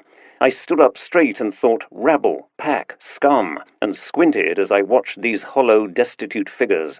Like rats, I thought, carrying the dust of the gutter upon their backs. Just like von Salomon, many former frontline soldiers bitterly resented the outbreak of revolution in 1918 and felt that their sacrifices had been betrayed by the home front. One experience commonly recounted in the memoirs and diaries of right-wing veterans was the humiliation of being stripped of their medals and epaulets by the supporters of the Workers' and Soldiers' Councils. On 15 November 1918, I was on the way from the hospital at Bad Neuheim to my garrison at Brandenburg. As I was limping along with the aid of my cane at the Potsdam station in Berlin, a band of uniformed men sporting red armbands stopped me and demanded that I surrender my epaulets and insignia. I raised my stick in reply, but my rebellion was soon overcome. I was thrown down, and only the intervention of a railroad official saved me from my humiliating position. Hate flamed in me against the November criminals from that moment. As soon as my health improved somewhat, I joined forces with the groups devoted to the overthrow of the rebellion. Others felt unwelcomed by their relatives on arrival back home because their long absence and corresponding loss in family income had not been vindicated by victory, a theme explored in Josef Roth's famous and remarkably perceptive 1923 novel The Spider's Web. Roth's novel centers on the post-war upheavals in Berlin, The protagonist of the book, Lieutenant Theodor Lohse, is one of the many demobilized officers of the Central Powers, for whom defeat in the Great War serves as a major source of political mobilization against the post-war order. Forced to earn a meager living as a private tutor in the household of a wealthy Jewish businessman, Lohse soon despairs over the perceived national humiliation caused by military collapse and the hostility with which his own family greets his return from the battlefields of Flanders. They couldn't forgive Theodor, he who had twice been mentioned in dispatches, for having failed to die a hero's death as a lieutenant. A dead son would have been the pride of the family. A demobilized lieutenant, a victim of the revolution, was a burden to his womenfolk. He could have told his sisters that he was not responsible for his own misfortune, that he cursed the revolution and was gnawed by hatred for the socialists and the Jews, that he bore each day like a yoke across his bowed neck and felt himself trapped in his epoch as in some sunless prison. The only escape route for Lohse from the sunless prison of an invalidated existence is the possibility of continuing the war through other means. In consequence, Lohse quickly joins one of the many paramilitary organizations that mushroomed in post-war Europe and which embodied a major problem facing most of the continent in the years immediately after 1918, the inability of many to leave the war behind them and to accept the arrival of peace. As one of the more prominent real-life Freikorps men, Friedrich Wilhelm Heinz, put it in his memoirs, "When they told us that the war was over, we laughed, because we were the war. Its flame continued to burn in us. It lived on in our deeds, surrounded by a glowing and frightful aura of destruction. We followed our inner calling and marched on the battlefields of the post-war period." The absence of Allied soldiers on German soil before the official end of hostilities on 11 November appeared to give plausibility to a conspiracy theory first propagated by Ludendorff and Hindenburg in the autumn of 1918. That the German army had not actually been defeated from outside, but had only collapsed as a result of a stab in the back by subversive elements on the home front. Those who promoted the idea of the army having been undefeated in the field could build on older and well-established narratives of betrayal, notably the medieval legend of the Nibelungs, in which the Germanic hero Siegfried is callously stabbed in the back with a spear. Its modern post-1918 version emphasized ruthless internationalist conspiracies and betrayal on the home front as the primary cause of Germany's defeat, an idea that was to become a cornerstone of right-wing belief in interwar Germany. The myth of the undefeated German army, allegedly betrayed by the revolution, traveled fast, even beyond the German borders and into far-flung POW camps. The German-language journal of the Japanese prisoner camp Bando, where some 1,000 German and a handful of Austro-Hungarian POWs had been interned since 1917, noted in early December, "While the troops on the Western Front, largely unshaken, still continued the unequal struggle, the house behind the front had been engulfed in bright flames. We now lie defenseless before the enemy. Again, as once before after Jena and Auerstedt, the twin battles of 1806, during which Prussia suffered a crushing military defeat at the hands of Napoleon, our fatherland must wade through insult and disgrace." Central to the stab-in-the-back myth was the sometimes implicit but more often explicit notion that the betrayal had to be avenged on a day of reckoning, when the enemy within would be combated ruthlessly and without mercy. As the notorious German Freikorps leader, former naval officer and future Nazi ambassador to Bucharest, Manfred von Killinger, emphasized in a letter to his family, "I have made a promise to myself, father. Without armed struggle, I have handed over my torpedo boat to the enemies and watched my flag go down. I have sworn to take revenge against those who are responsible for this." Noska's decision to recruit men like Killinger in an attempt to suppress the perceived Bolshevik threat thus offered such men a state-sanctioned opportunity to act on their fantasies of violent retribution. Yet he was not actually Bavarian. Eisner came from Berlin, where he was born into a middle-class Jewish family in 1867. Fired by the government's official statement of 8 January announcing that violence can only be met with violence and that the hour of revenge draws near, the Freikorps marched on Berlin, joining forces with regular troops. On 11 January, they stormed the newspaper district. Using artillery fire and machine guns, they attacked the rebels' stronghold in the Vorwärts building.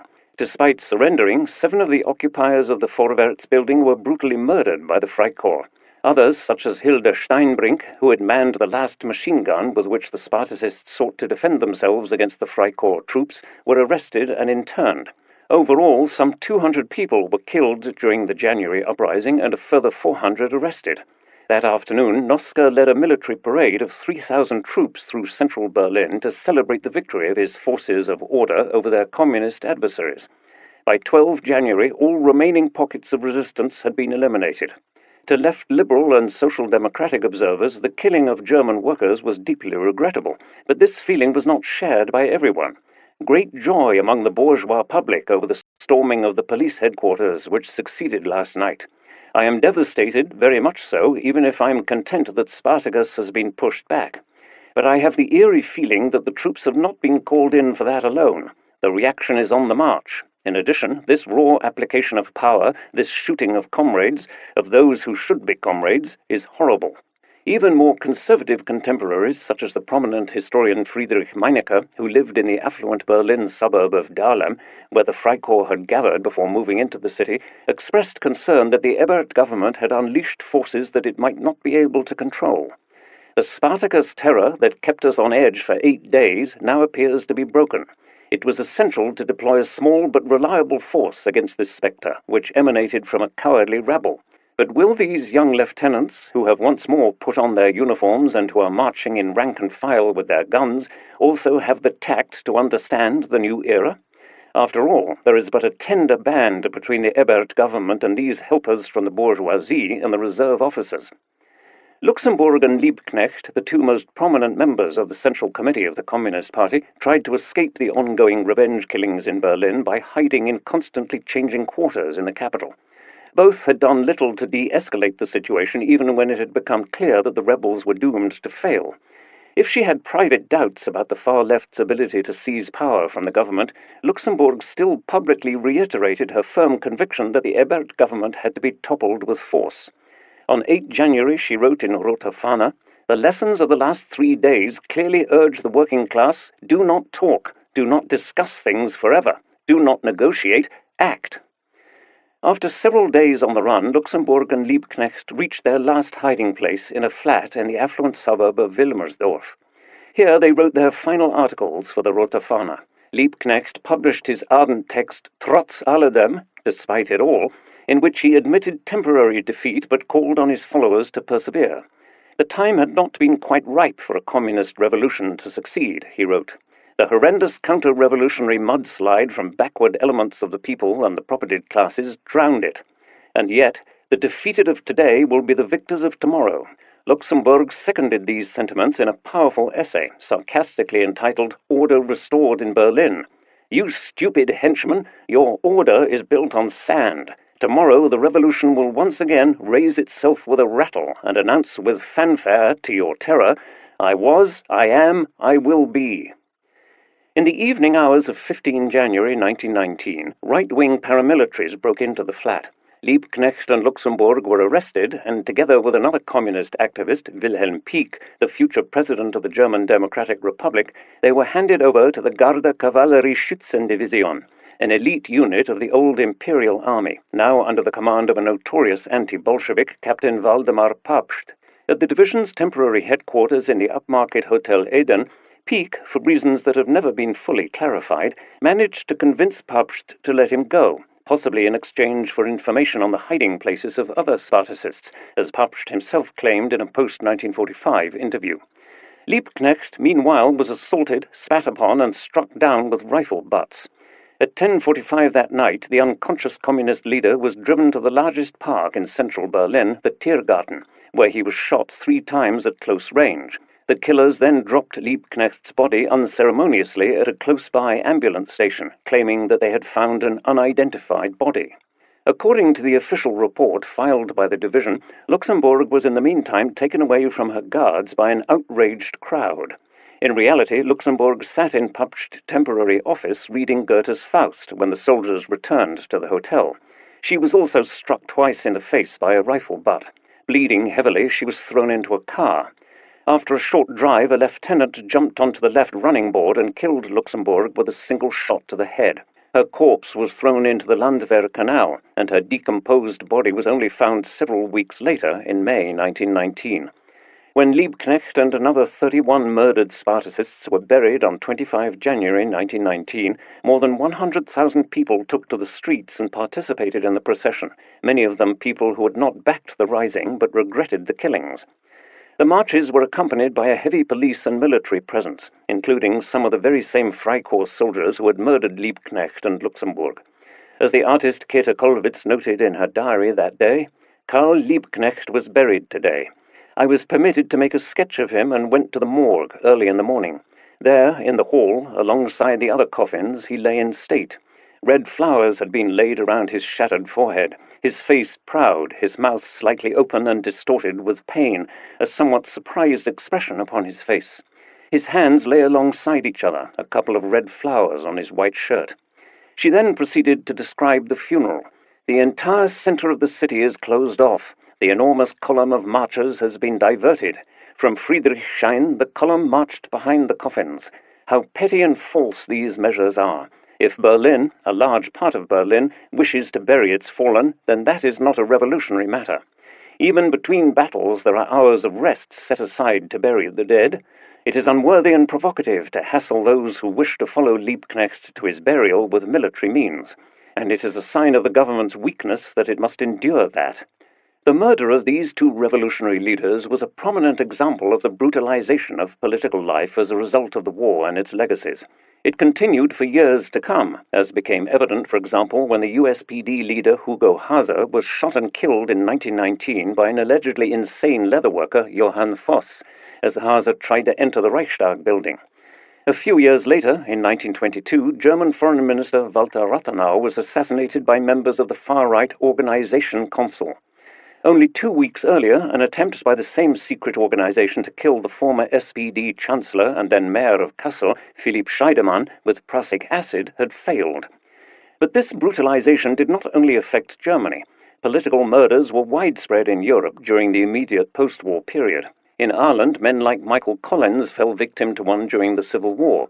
In Hungary, the left Liberal Star columnist Béla Barcsó and the editor-in-chief of the Social Democratic daily newspaper, Népszava, Béla Somogyi, were also murdered. Nor did the wave of politically motivated murders wane after 1919. On 15 March 1921, for instance, the Armenian student Sogomon Tehlirian shot the former interior minister of the Ottoman Empire, Talat Pasha, one of those chiefly responsible for the Armenian genocide that unfolded from the spring of 1915 onwards, and during which up to 1.5 million Ottoman Armenians had been systematically killed. In 1925, a dental technician in Vienna with ties to the Austrian Nazi Party murdered the novelist Hugo Bettauer, who, as a converted Jew with liberal political opinions, fitted into the radical right's concept of the enemy. A few years later, the Yugoslav king Alexander I suffered the same fate in Marseille. His assassin was a member of the Croatian Ustasha, which felt suppressed by the Serb majority. Murder as a means of political conflict was no longer an exception, but rather an integral feature of post-war European culture. In Germany's case, the murders of Luxemburg and Liebknecht would have long-term consequences for the relationship between communists and social democrats. Horrified by Noska's decision to unleash the forces of counter-revolution on German workers, one of the most prominent women's rights activists in Germany, Clara Zetkin, was prompted to break all remaining ties with the Social Democrats. Zetkin, who had not previously followed her close friend Luxemburg into the newly founded Communist Party, now, at the age of 62, decided to join the KPD. As old as I am, I nevertheless want to use the time in which I can still be active to stand and fight where life is, and not where decay and weakness are staring at me. The gap that had opened up within the socialist workers' movement before and during the First World War, and that had widened in the Blood Christmas of 1918, now became an insurmountable chasm. For the far left, the supporters of the USPD and the KPD, it was clear that the leadership of the majority Social Democrats bore responsibility for the violent events of January 1919, which overshadow the relationship between the Left Party and the SPD to this day. By contrast, Ebert and Noska were convinced that they had preserved Germany from Bolshevism and Russian conditions through consistent action, an issue that also played a large role in the election campaign for the National Assembly in January 1919. 10. The Triumph of Liberalism. Amid an atmosphere of revolutionary turmoil and violence in January 1919, The German public was called to elect a National Constitutional Assembly, the German interim parliament assembled to draw up a new constitution for the Reich. On election day, the voters turned out in unprecedented numbers and returned an overwhelming majority of 76% for the three parties that firmly stood for a democratic renewal of Germany: the majority Social Democrats, 37%, the Liberal German Democratic Party, or DDP, 18.5%, and the Catholic Centre Party, 19.7%. In other words, the MSPD gained 3.1% in comparison to the last general elections of 1912, despite the fact the more radical USPD had split from the main party. The largest opposition party, with a share of just over 10%, was the nationalist DNVP, followed by the USPD, 7.6%, and the National Liberal DVP. The result was unequivocal. The great majority of Germans wanted a new democratic beginning, and not the kind of socio-economic revolution that elements of the USPD and the newly founded KPD demanded. The latter had called for a boycott of the general election, most likely because they realized that the election results would reveal their weakness. One of the most important changes in these elections, the first fully democratic elections in Germany, was that all adults over the age of 20 were enfranchised. For the first time in German national elections, women had full and equal suffrage and were able to vote and stand for election at the local and national level, a turn of events that is even more remarkable given that both the Reichstag and the Prussian Landtag had rejected suffrage petitions just weeks before the revolution. Germany was, of course, by no means the first country where women had won the right to vote. New Zealand's women had gained that right in 1893. In Europe, Finnish women won full civil rights in 1906, Norwegian women in 1913, and Danish women in 1915. Yet Germany was the first major, highly industrialized country in the world to enfranchise women. As early as 12 November 1918, the Council of People's Deputies had released the following decree: all elections to public bodies shall henceforth be conducted according to equal, secret, general voting rights on the basis of the proportional election system for all male and female persons of at least 20 years of age. Less than 3 weeks later, on 30 November, the new National Voting Act came into force, granting active and passive voting rights for women. This cleared the path for the first nationwide elections with female participation, the elections for the National Assembly on 19 January 1919, in which women were allowed to vote and be elected for public office. Prior to this, there had already been some state parliament elections in which women were permitted to use their voting rights. In Baden, women first exercised this basic democratic right on 5 January 1919, and in Württemberg on 12 January 1919. The women's rights activist Marianne Weber, DDP, who was married to the sociologist Max Weber, became the first woman ever to take the floor in a German parliament. In her maiden speech in the Karlsruher Ständehaus, she addressed her colleagues and pointed out that we women express our great joy and satisfaction that we have been called to join in this task, and I believe I may be able to say that we are better prepared for it than most of you might believe. Conservative female politicians also welcomed universal suffrage, albeit for different reasons, as one of the most prolific DNVP delegates in the Constituent Assembly in Weimar, Käthe Schirmacher, made clear. Schirmacher was born in Danzig in 1865 as the daughter of a wealthy merchant and had been one of the first women in Germany to obtain a PhD. Openly gay, a vocal supporter of the progressive feminist movement before 1914, and one of the co-founders of the International Women's Suffrage Alliance, she gradually moved politically from the left to the far right. During the Great War, she had become a supporter of the nationalist Fatherland Party and a role model, in the eyes of like-minded women, for female participation in public affairs. After 1918, Schirmacher came to emphasize female involvement in politics as a crucial precondition for a rejuvenation of the German nation, a nation thrown into deep crisis by the men's failure to secure victory in 1918. Weber's and Schirmacher's self-confidence partly stemmed from the knowledge that women now composed the majority of Germany's voters. Because of the war-induced population changes, notably the deaths of some 2 million German men, the majority of eligible voters, there were 2.8 million more female voters, 17 million in total, than male voters. And the vast majority of them exercised their right to vote. In the general elections for the National Assembly in January 1919, more than 82% of all eligible female citizens over the age of 21 cast their vote, an extremely high level of political participation in a period of general tension and unrest. The majority of them did not vote for political parties of the left, which tended to be more strongly supported by men, but for the centre-right and nationalist right. At the same time, 300 women used their newly won right to stand for election. In the end, there were 39 elected female members of the National Assembly, including Maria Behnke and Helena Grünberg, who succeeded 2 deputies upon their deaths. Despite their inclination to vote for centrist parties or for the conservative right, female representation within the National Assembly was strongest in the parties of the left, notably in the 2 social democratic parties, the MSPD and the USPD, who together had 21 female MPs in the National Assembly. One of them, the 40-year-old majority Social Democrat Marie Juchatz, a trained tailor who had been a member of the MSPD party leadership since 1917, became the first female elected representative of the people in a German national parliament to give a speech.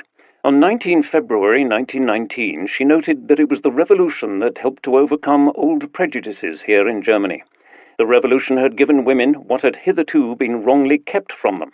There were other indicators of a huge increase in political activity among German women, too. The number of female members in the free trade unions rose dramatically from 500,000 in 1918 to 1.7 million in 1920, while membership in the MSPD among women rose from 66,000 to over 200,000 in the same period. Whatever drove an individual's election choice, the results paved the way for a more formal coalition of those parties that had supported the 1917 peace resolution. The MSPD, the Liberal German People's Party, DDP, which had become the successor party of Imperial Germany's Progressive People's Party, and the Catholic Centre Party. These 3 parties were soon to form the so-called Weimar Coalition. The Weimar Coalition gained its name from the central German city in which the National Assembly convened. It was here, in the National Theatre, that the Constituent met from February 1919 onwards. Weimar had been chosen as the gathering place for the work on the new constitution not only because the situation in the capital was still considered unsettled after the Spartacist rising, but also for symbolic reasons. The government thought that the spirit of Weimar, the symbol of classical humanistic German culture long associated with the life and work of the 18th and early 19th century German writers and sometime Weimar residents Johann Wolfgang von Goethe and Friedrich Schiller, would demonstrate a new beginning to both fellow Germans and the Allies. Apart from signaling a symbolic departure from the militaristic culture of Imperial Germany, the decision to draft the constitution in Weimar was also a concession to strong anti-Berlin sentiments in other parts of Germany, notably in Bavaria and in the Catholic Rhineland, whose populations felt that too much power was concentrated in Prussia and the capital. On 6 February 1919, the day of the formal opening of the National Assembly, and the day that also marked the 23rd birthday of her fallen son, Peter, who had died in 1914, Käthe Kollwitz wrote in her diary, "It is a beautiful day. For the first time after a long period, I once again feel that I can achieve something. I have sketched the mother who is clasping her 2 children. It is me with my own children, my Hans and my Peterchen. And I have managed to do it well. In the evening we drank wine, to the boy's memory, and to the National Assembly." It was Friedrich Ebert who gave the opening address to the National Assembly that day. Placing the revolution and the new political beginnings marked by the opening of the National Assembly in the context of the German liberal freedom movement of the first half of the 19th century, Ebert also repeated his pleas for order, discipline, and hard work to safeguard what had already been achieved. He absolved the revolution of responsibility for Germany's military defeat and its consequences. Those were, instead, the results of the war, the mistaken policies of the old elites, and the vengeful attitudes of the Entente powers. Like many of his fellow citizens, Ebert was still adamant that a Wilsonian peace ought to be the outcome of the Allied talks in Paris. The war not only exhausted us, it also tremendously exhausted our opponents. And from this feeling of exhaustion comes their efforts to recover their losses from the German people and to bring the idea of exploitation into the work of peace. These revenge and rape plans require the strongest protest. Bravo! The German people cannot be made the wage slaves of other countries for 20, 40, or 60 years. The German people are resolved to hold responsible those who can be proven to have committed any international wrongs or violations. But one should not punish those who were themselves victims of the war, victims of our previous lack of freedom. There was still an additional demand that Ebert raised on 6 February, this time addressing his fellow parliamentarians. He asked the National Assembly to authorize the government to immediately begin negotiations with the government of neighboring German Austria about a unification of the 2 states. In doing so, Ebert suggested, the Republic would return to the greater German aspirations of the first half of the 19th century and re-knit the bond that the violence of 1866 once tore asunder, by which he meant the Battle of Königgrätz between Prussia and the Habsburg Empire. As a result of Prussia's victory in 1866, the German question was decided in favor of the small German solution, a larger Prussia, as many critics, including the SPD under its longtime leader August Bebel, had long argued. Ebert's demand for the Anschluss of Austria at the opening of the German National Assembly requires some explanation, not least because it appears highly naive in retrospect. However, in the winter of 1918 to 1919, more than a few Germans hoped that the German Reich would soon compensate for its military defeat and the anticipated loss of Alsace-Lorraine by incorporating German Austria, the truncated German-speaking state left over after the disintegration of the Habsburg Empire.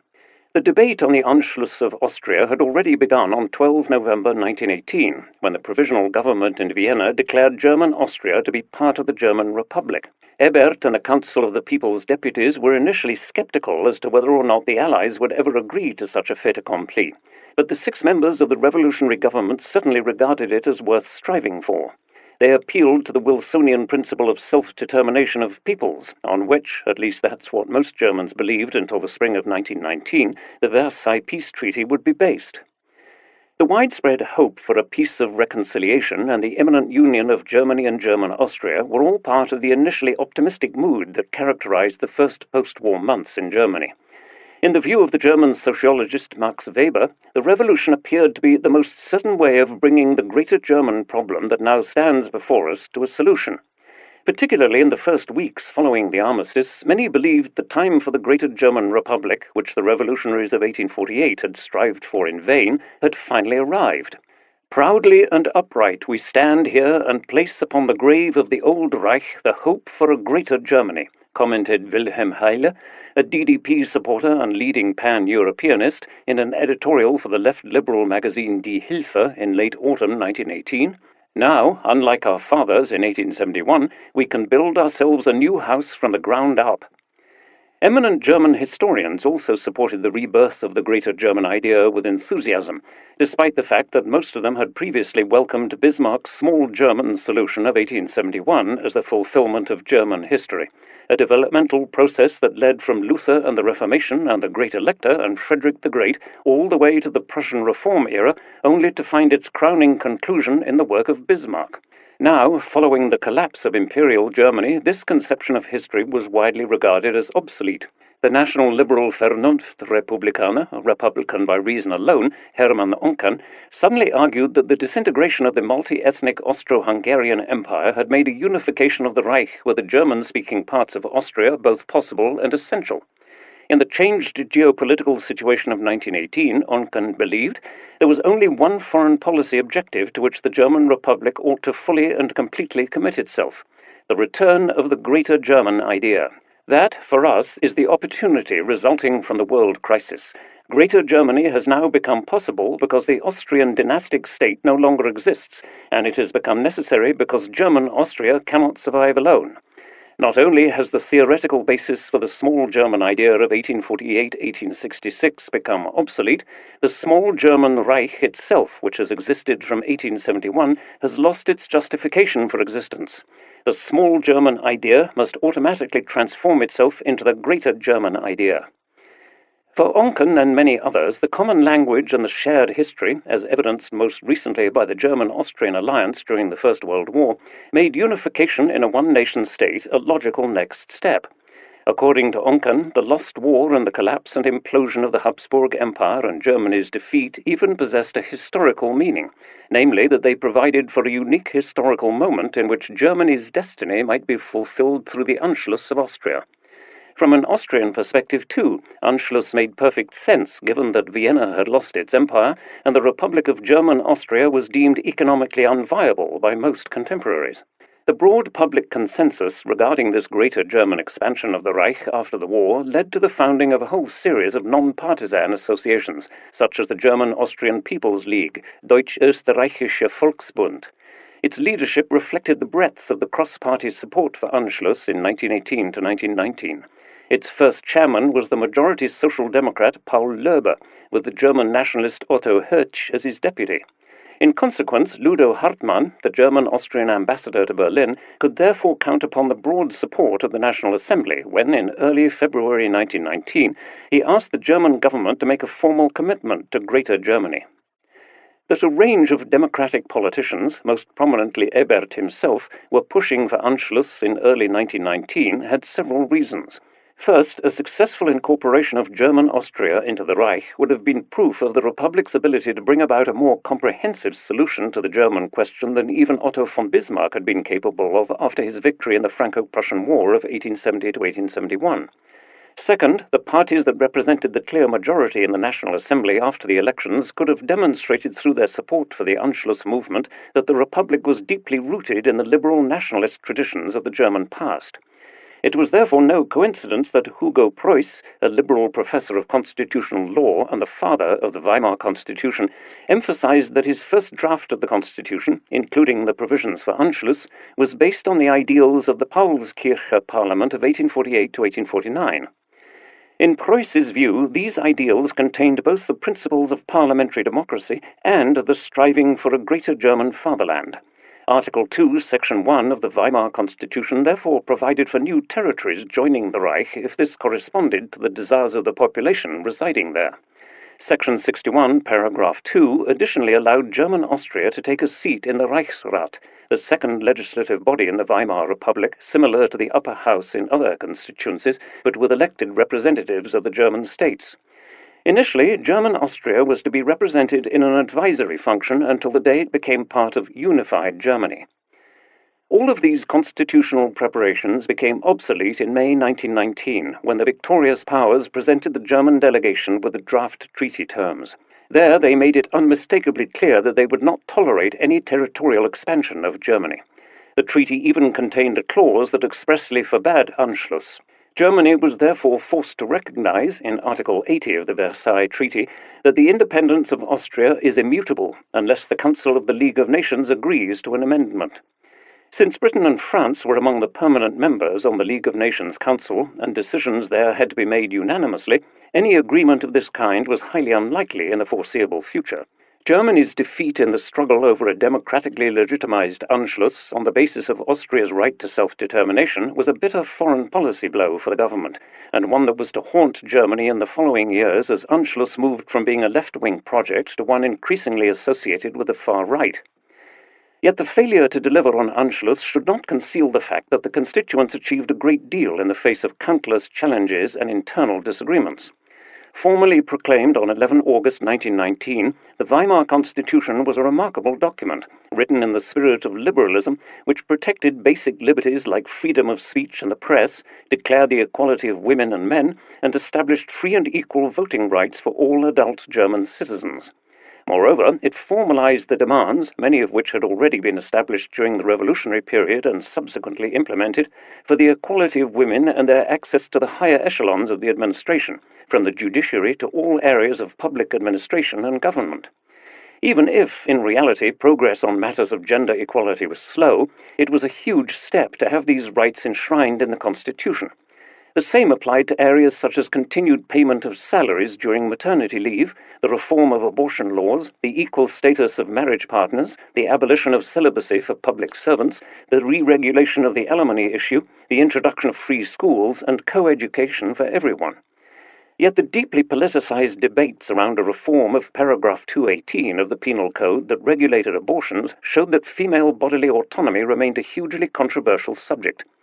Nonetheless, during the Weimar Republic, women's reproductive rights expanded significantly, leading to greater sexual liberation and better access to birth control. While the availability of reliable forms of contraception allowed families to practice family planning, sex reformers disseminated manuals encouraging middle-class families to express their sexuality. Eventually, in 1926, the abortion laws were reformed, making it a misdemeanor rather than a more serious criminal offense. Obviously, there were significant differences between opportunities for those living in larger cities and those living in the countryside. Women in rural areas did not enjoy the same opportunities as those living in urban areas. Although Germany remained a federal state, the central state had more power than was the case in the Kaiser Reich, and some small states were consolidated. The power of Prussia, a state that was home to 3/5 of the overall German population, was somewhat curbed compared to the times before 1918, because Prussia now only commanded 2/5 of the seats in the Reichsrat, thus losing its previous majority in the upper house. The government, headed by the Reich Chancellor, was responsible to Parliament, the Reichstag, which was elected through a proportional voting system. This meant that each party's number of seats in the Reichstag would precisely correspond to the proportion of votes it received in the election. A president was to be elected by popular vote every 7 years, and he had the power to name and dismiss the chancellor and a cabinet, and, in extreme circumstances, to invoke emergency powers that would allow the chancellor to govern by decree. The president was also allowed to dissolve parliament.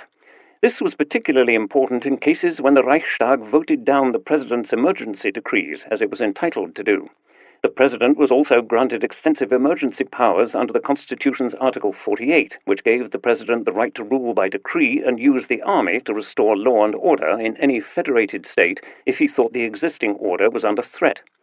Friedrich Ebert used Article 48 a remarkable 63 times in 1923 to 1924 alone, when Germany was fighting an economic emergency and serious threats from the far left and the far right.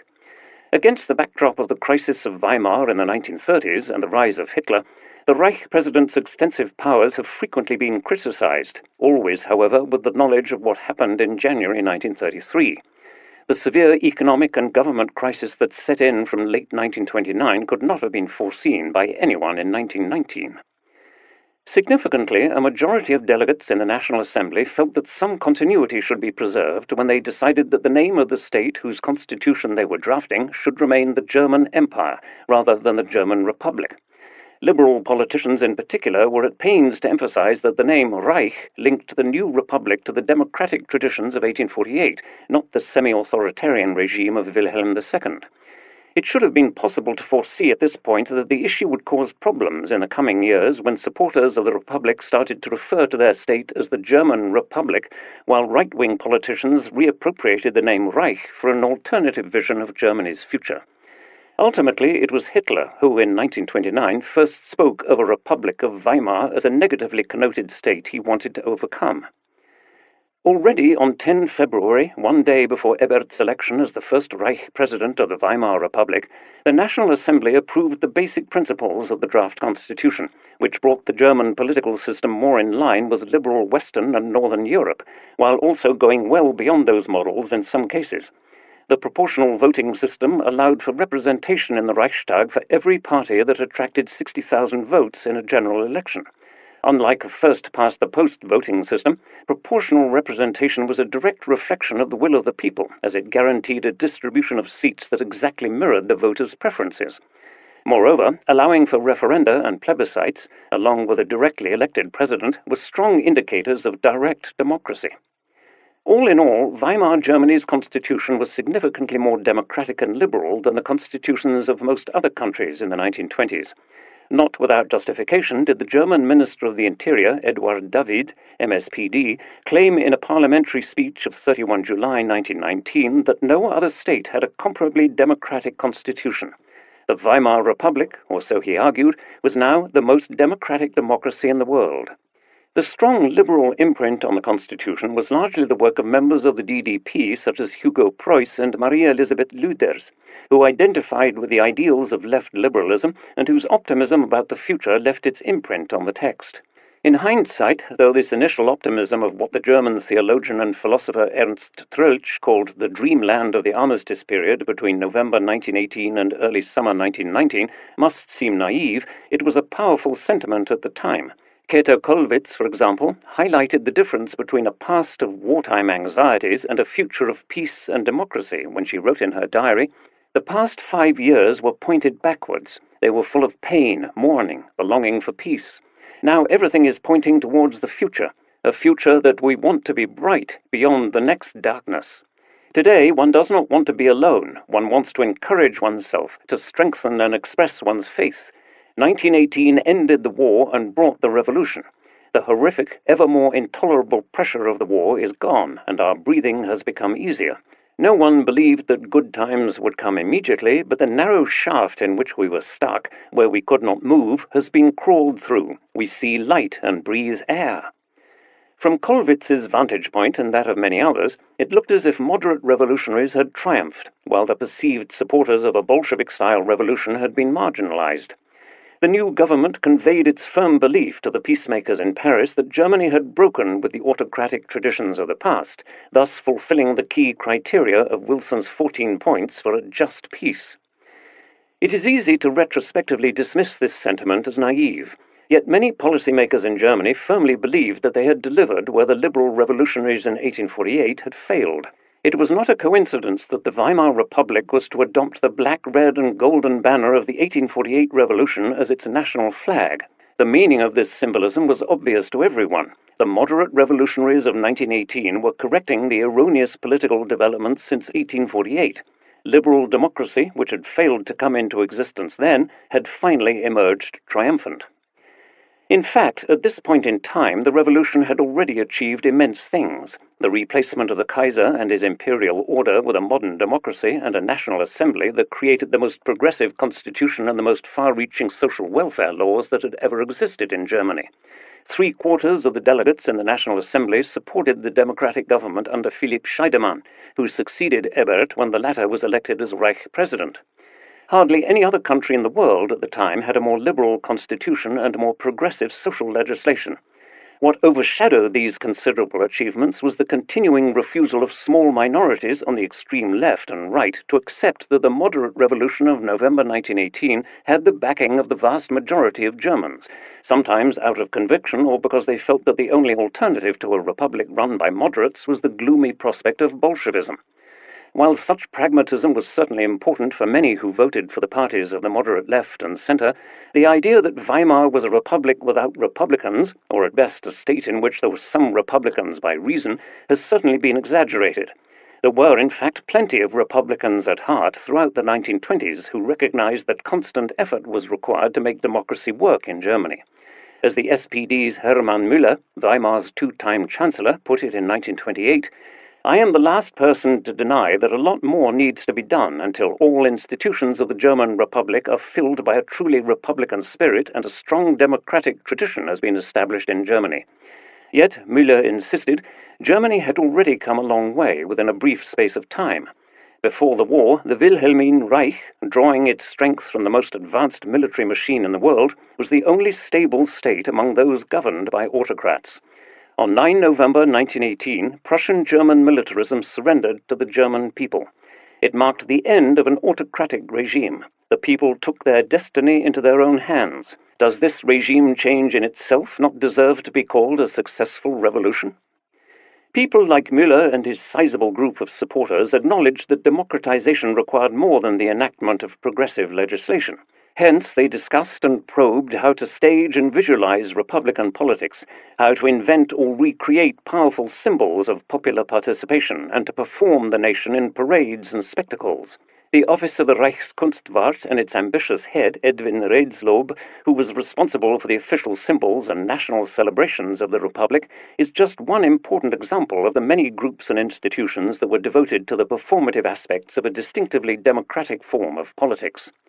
By 1928, when Müller wrote his book on the November Revolution and he was re-elected as Chancellor, it must have looked as if the efforts of the previous 10 years had paid off. 11. Democracy besieged. The establishment of the National Assembly did little to end the latent and at times open civil war on the streets of Germany's cities. Instead, that spring witnessed the start of a second, more radical phase of the revolution, which was characterized by large strikes in the Ruhr district and in central Germany, and by street battles in Berlin, Bremen, and Munich. This time, violence was not directed against an autocratic regime, but against parliamentary democracy. In Bremen, the USPD and the KPD proclaimed a Soviet republic on 10 January, thus seeking to unseat the MSPD-dominated Workers' Council and the city's Senate. Martial law and press censorship were imposed by the insurgents, who sought to force the political concepts of a minority on the city's majority. The national government responded with force and bloodily crushed the putsch with the help of Freikorps soldiers. At the same time, in the industrial heartlands of the Ruhr district and central Germany, some 300,000 mine workers went on a general strike and demanded the immediate nationalization of the pits. Here, too, violence ensued when Freikorps soldiers sought to terminate the strikes. In Dresden, the war minister of Saxony, Gustav Neuring, was thrown into the river Elbe and shot dead as he swam and tried to reach the bank. When, on 9 March 1919, in response to the KPD's declaration of a general strike and violent disorder in Berlin, Gustav Noske ordered that every person who is found fighting with arms in the hand against government troops is to be immediately shot, his men caused mayhem in the capital. The already tense situation was made worse by rumors about an alleged communist massacre in which up to 200 policemen had been brutally murdered in the rebellious east of the city. None of this was true, but rumors fueled the anger of those charged with putting down the rising.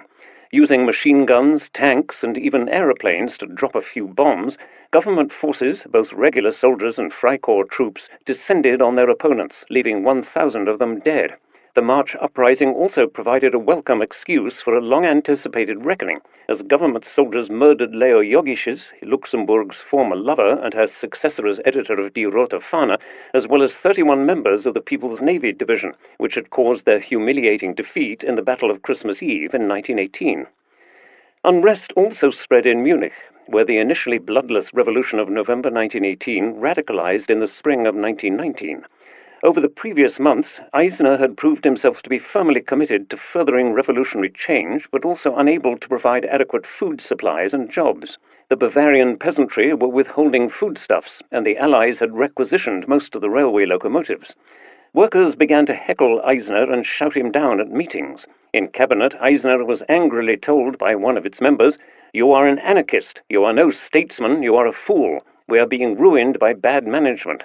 In the eyes of Bavaria's nationalist middle classes, he had also betrayed the sacrifices of those who died in the war when, as Prime Minister of Bavaria, he leaked state documents which he believed proved that the war in 1914 had been caused by a small horde of mad Prussian military men, as well as by allied industrialists, capitalists, politicians, and princes.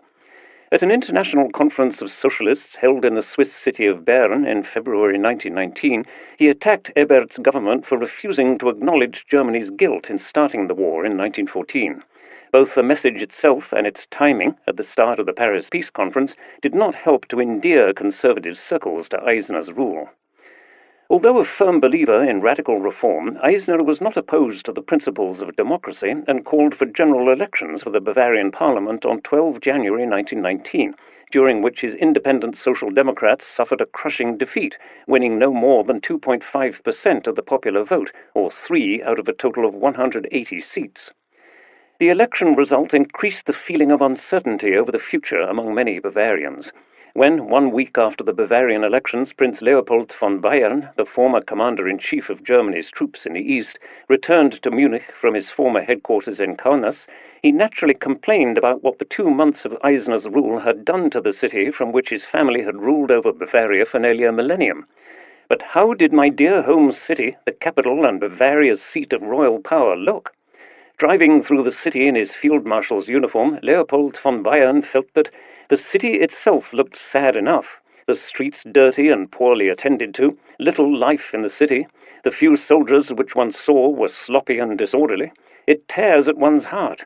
At the residence, the Ministry of War, and all public buildings, there were now red flags, and naturally there was no one guarding my house anymore. Von Bayern was not alone, and some fellow nationalists went further than him. As Eisner was walking to Parliament to submit his resignation on 21 February, he was shot in the back twice by a 22-year-old nationalist law student, Count Anton Arco-Valle. Eisner's guards immediately returned fire and wounded Arco-Valle, who was almost lynched on the spot by an angry crowd.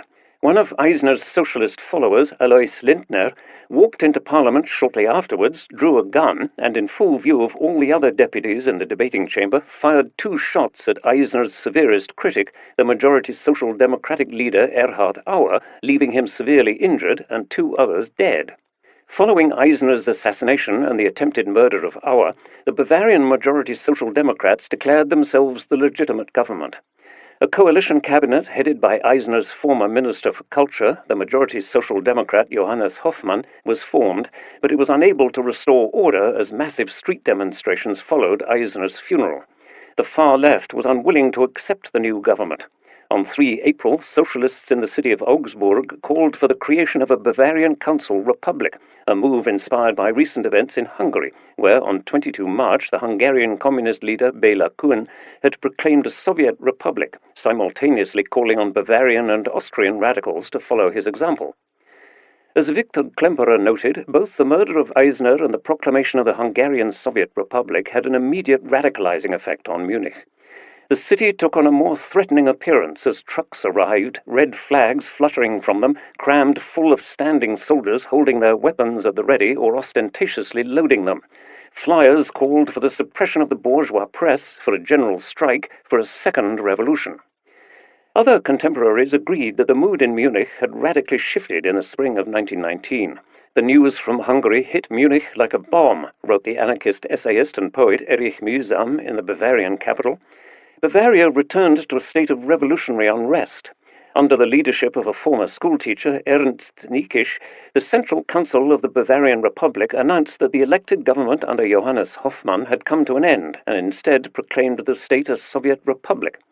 From the start, however, the Munich Soviet Republic could build on little support in the largely agrarian, conservative, and Catholic state of Bavaria. The new regime's leadership was dominated by urban and often Jewish literati from Schwabing, such as the 25-year-old Bohemian poet Ernst Tolle or the anarchist writer and translator of Shakespeare Gustav Landauer. Their revolutionary agenda was as ambitious as it was unrealistic. It could only have been imposed in a far more dislocated and broken state than Bavaria. Banks and large industrial concerns were to be nationalized. Free money would be issued to abolish capitalism. Universities were to be run by the students and professors stripped of their titles. The press was to be subjected to censorship by Landauer's Office of Enlightenment and Public Instruction. The subject of history was abolished at Munich University as it was deemed hostile to civilization. Franz Lipp, the Commissar for Foreign Affairs, telegraphed to Moscow to complain that the fugitive Hoffmann has taken with him the keys to my ministry toilet and declared war on the neighboring state of Württemberg and on Switzerland because these dogs have not at once loaned me 60 locomotives. I am certain, he added, that we will be victorious. As the anarchist writer Gustav Landauer noted on a postcard sporting his face sent to the novelist and literary critic Fritz Mautner in April 1919, the Bavarian Council Republic has honored me by making my birthday a national holiday. I am now the people's delegate for propaganda, education, science, arts, and a few other things. If I have a few weeks, I hope I can achieve something. However, it is very likely that it will only be a few days, and then all this will have been but a dream.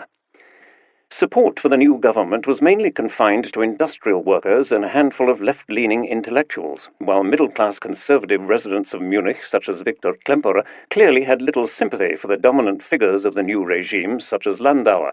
Eisner reincarnate, not one bit smarter, but a good bit more radical. Their revolutionary agenda was as ambitious as it was unrealistic.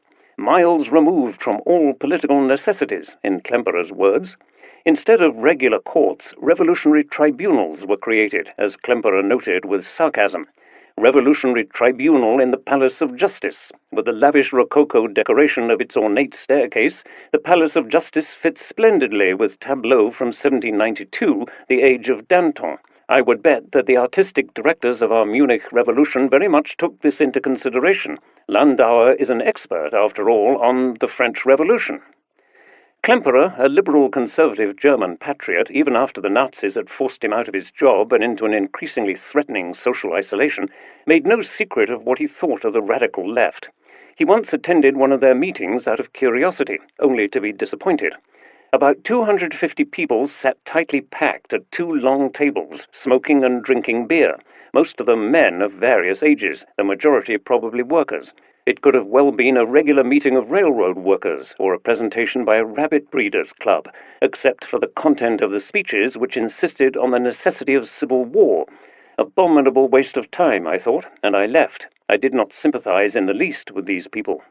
By contrast, news of the events in Munich was welcomed by Russian Bolsheviks as a sign that a communist revolution in all of Germany was imminent.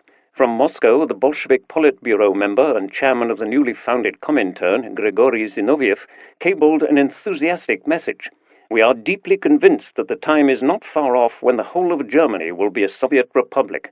The Communist International is aware that you in Germany are now fighting at the most responsible posts, where the immediate fate of the proletarian revolutions throughout Europe will be decided." Other contemporaries agreed, even if they objected to communism. The politically conservative future Nobel laureate Thomas Mann, himself living in Munich at the time, was convinced that the Bolshevik Revolution was bound to spread. "It may be assumed that the rest of Germany will follow," Mann noted in his diary on 7 April 1919. From Paris and other Western capitals, the Allies were observing the unfolding events in Bavaria and Hungary with growing concern. Robert Lansing, U.S. Secretary of State, stated on 4 April 1919 that Central Europe is aflame with anarchy. The people see no hope. The Red Armies of Russia are marching westward. Hungary is in the clutches of the revolutionists. Berlin, Vienna, and Munich are turning towards the Bolsheviks. In the meantime, the Hoffmann government had fled Munich for the safety of Bamberg in northern Franconia, just as the German National Assembly had fled Berlin for Weimar. However, Hoffmann was not going to accept the putsch in Munich without a fight. On Palm Sunday, 13 April 1919, a Bavarian Republican militia loyal to the Hoffmann government attempted to topple the Munich Soviet Republic by force, but failed in the face of stiff resistance from the Red Army, recruited from the armed members of the Workers' and Soldiers' Councils. Hoffmann's attempt to violently reinstate the legitimate Bavarian government had an immediate radicalizing effect. In Munich, the Bavarian Council's Republic moved significantly to the left, as Max Levin and Eugen Levine, two Russian-born revolutionary activists who had long toiled for radical political change, pushed the coffeehouse anarchists aside and took over the leadership of what became known as the Second Munich Soviet Republic. Without waiting for the approval of the German Communist Party, they established a Bolshevik regime in Munich and opened communications with Lenin, who inquired whether they had managed to nationalize the banks yet. Levin, who had been accidentally caught in Germany at the outbreak of war in 1914 and drafted into the German army, followed Lenin's instructions and began arresting members of the aristocracy and the upper middle classes as hostages. While the main church in Munich was turned into a revolutionary temple presided over by the goddess Reason, the communists set about expanding and training a Red Army, which soon numbered 20,000 well-armed and well-paid men. A series of proclamations announced that Bavaria was going to spearhead the Bolshevization of Europe. Workers had to receive military training, and all weapons in private possession had to be surrendered on pain of death. The developments in Munich, their defeat of Palm Sunday, coupled with another failed military intervention at Dachau on the outskirts of Munich 3 days later, also led to a radicalization of the anti-Bolshevik forces. Hoffmann, who had been reluctant at first to enlist anti-Republican volunteers or to seek support from the national government in Berlin, now had a change of heart. He publicly appealed to all anti-Bolshevik forces in Bavaria to crush the Council's Republic. "Bavarians, countrymen, in Munich rages a Russian terror unleashed by foreign elements. This insult to Bavaria cannot be allowed to last another day, not even another hour. All Bavarians must immediately help, regardless of party affiliation. Munich calls for your aid. Come on, step forward, now. The Munich disgrace must be wiped out." Hoffmann's call naturally appealed to men who were ultra-nationalist and anti-democratic, and who appreciated the opportunity to settle scores with the forces of Bolshevism. Many were militantly monarchist and eager to restore the old order, like Major General Franz Ritter von Epp, a former commander of the Bavarian Life Guards who led the Freikorps Oberland, or his adjutant, the highly decorated 31-year-old war hero and future head of the Nazi SA, Ernst Röhm. In total, some 15,000 men from Bavaria answered Hoffmann's call to arms. In addition to locally recruited forces, the government in Berlin sent some 15,000 regular troops under the command of the Prussian Major General von Ofen to put an end to communist rule in Munich. As the troops poured into Bavaria from mid-April, rumors spread that the Council's Republic had released from prison and armed large numbers of criminals, as well as enlisting former Russian POWs to strengthen the ranks of their armed forces. Before government soldiers had reached the city of Munich, a communiqué jointly signed in the name of the military command and Hoffmann's Bavarian government announced, "Anyone who takes up arms against government troops will be punished by death. Every member of the Red Army will be treated as an enemy of the Bavarian people and the German Reich." The battle for Munich that began on 1 May was brief but bloody. One day before fighting in the city started, some members of the Bavarian Red Army unwisely chose to shoot 10 hostages, including one woman, in the Luitpold Gymnasium in Munich. The ruthless killing of hostages, many of them aristocrats and members of the ultra-right-wing Tula Society, was quickly exploited for propaganda purposes. Well beyond Bavaria, the shooting of the Munich prisoners became the most important symbol of the Red Terror that supposedly threatened Germany from all sides. The suggestive photos of the corpses, taken by Hitler's future private photographer Heinrich Hoffmann at the scene of the crime, were immediately distributed in newspapers and on postcards across Germany. They were part of a modern propaganda machinery designed to communicate the impression that, as one newspaper put it, the revolution had long since surpassed the disgraceful acts of the French Revolution and had opened wide the gates of hell. The fact that the murdered woman was a relative of one of the Freikorps commanders, and that she was rumored to have been subjected to sexual violence before her execution, did not improve the situation. The execution was a grave mistake, since it gave the counter-revolutionaries the ideal excuse for righteous indignation and vicious retribution. Victor Klemperer observed the end of the Munich Soviet first-hand from 1 May onwards. Today, as I'm writing these lines, a veritable battle is raging. A whole squadron of planes is flying over Munich, firing and being shot at, dropping flares. Infantry fire is rattling. More and more troops march or drive or ride down Ludwig Street with mortars and artillery. And from the safety of the street corners, where it is safe and the view is good, crowds of spectators watch on, often with opera glasses in hand. As the army and Freikorps troops moved into the city, more than 600 people were killed during the fighting, many of them civilian bystanders. Summary executions of prisoners, including Gustav Landauer and the Council's Republic War Commissar Rudolf Engelhofer, continued on 2 and 3 May. Only a few weeks earlier, on 14 March, Landauer had written to his friend Ludwig Berndl, "Be not concerned about my life. Of the 3 dimensions, length was always the one I was least worried about." Coming across a gathering of a Catholic craftsmen's society on 6 May, members of a Freikorps unit, assuming that they had stumbled across a meeting of socialist revolutionaries, took them to a nearby cellar, beat them up, and killed a total of 21 men. Furthermore, 53 Russians who had served in the Red Army were tortured and shot on the outskirts of Munich. One of the officers involved in the liberation of Munich, Manfred von Killinger, would later gleefully relate in his stylized memoirs how a band of marauding soldiers under his command had restored order in Red Munich in 1919. A prisoner received a hand grenade in the gills, gurgled in his blood, and staggered off.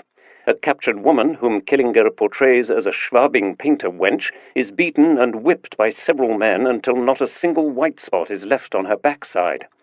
Killinger himself showed little remorse about his actions and those of his men. Brutish, some people will say. True, but appropriate. The rabble would have interpreted anything else as wimpishness. The restoration of order continued long after the fighting had ended. Over the following weeks, some 2,200 supporters of the Council's Republic were sentenced to death or long prison terms, while a total of 5,000 court cases were concerned with crimes committed during the Soviet Republic.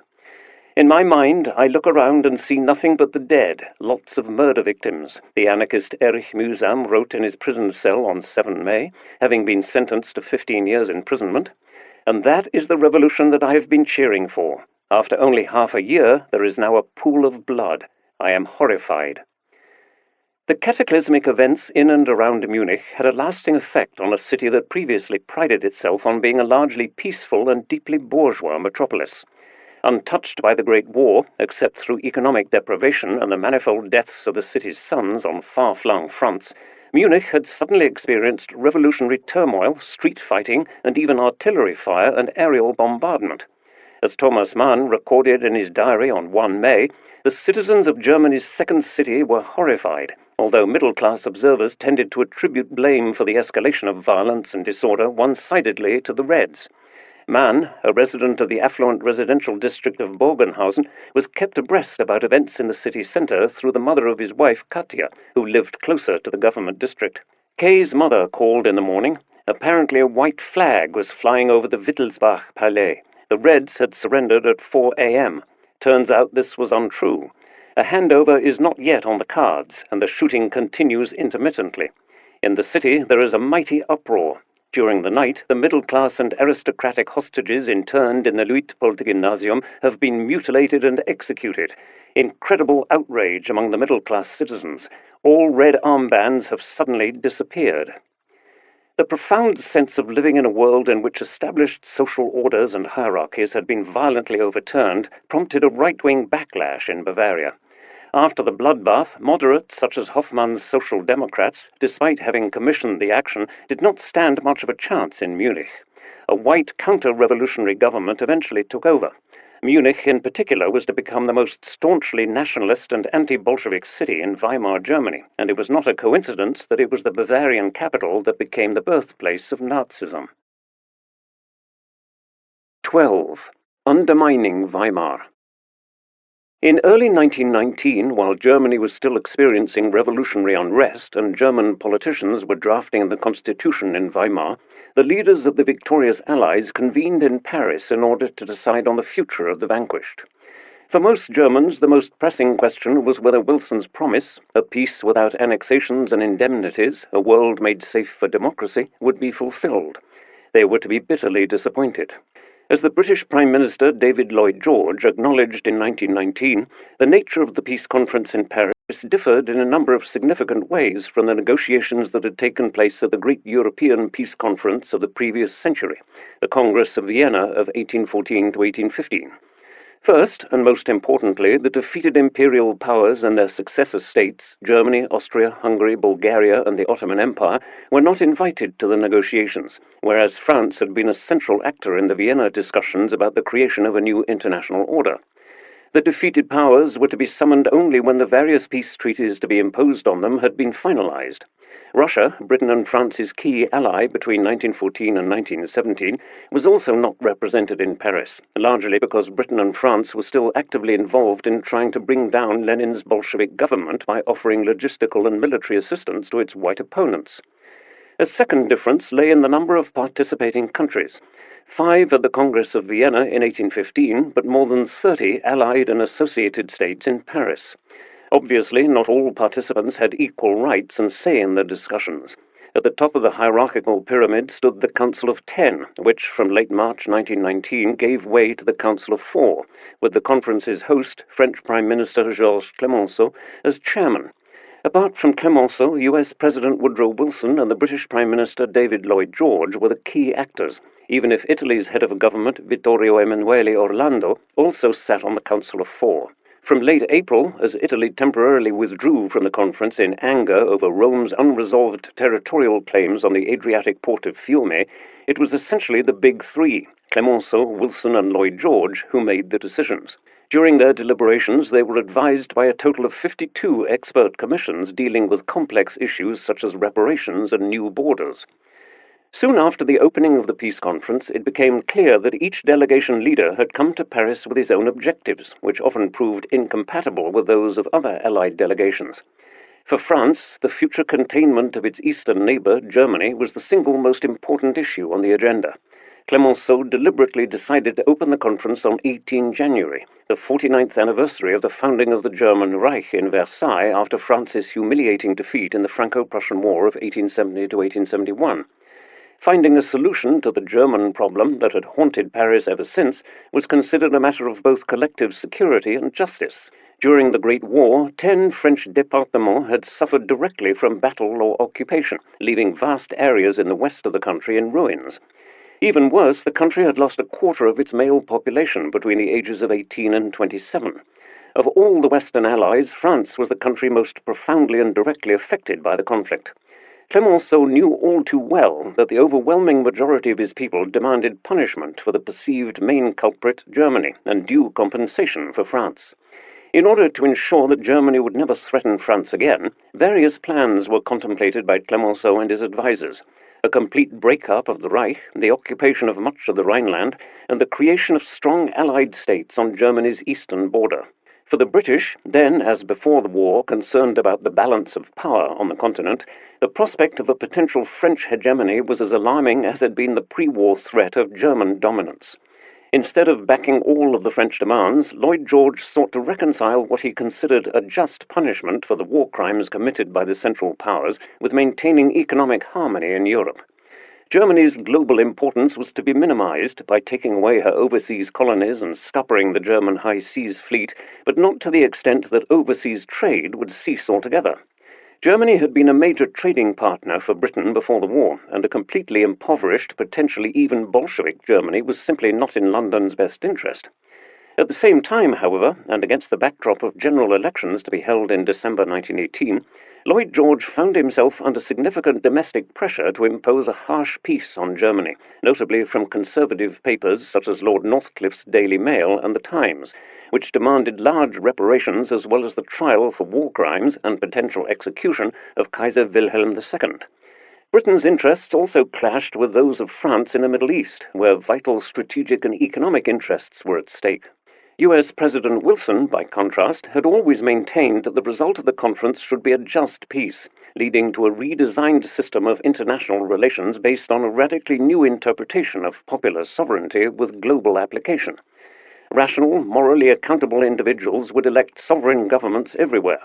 The subjects closest to his heart, the realization of the principle of national self-determination, by which he meant government derived from popular sovereignty, and the creation of a League of Nations that would make future wars unlikely, if not impossible, by guaranteeing collective security and international peace, featured particularly prominently on his agenda.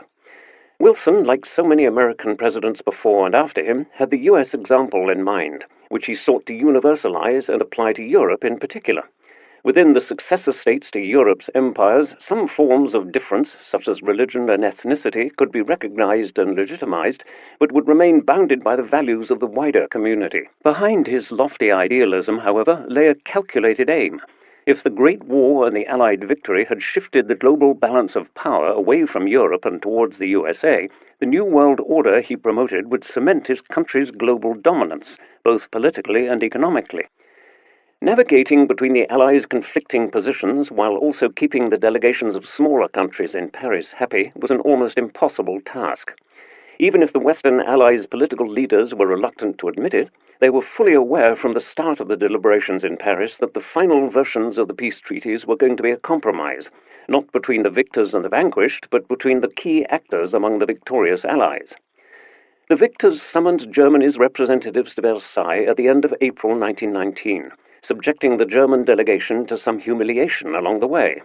As their train arrived in Paris after a long journey through the bombed-out French countryside, they were brusquely loaded onto buses and sent under heavy escort to Versailles.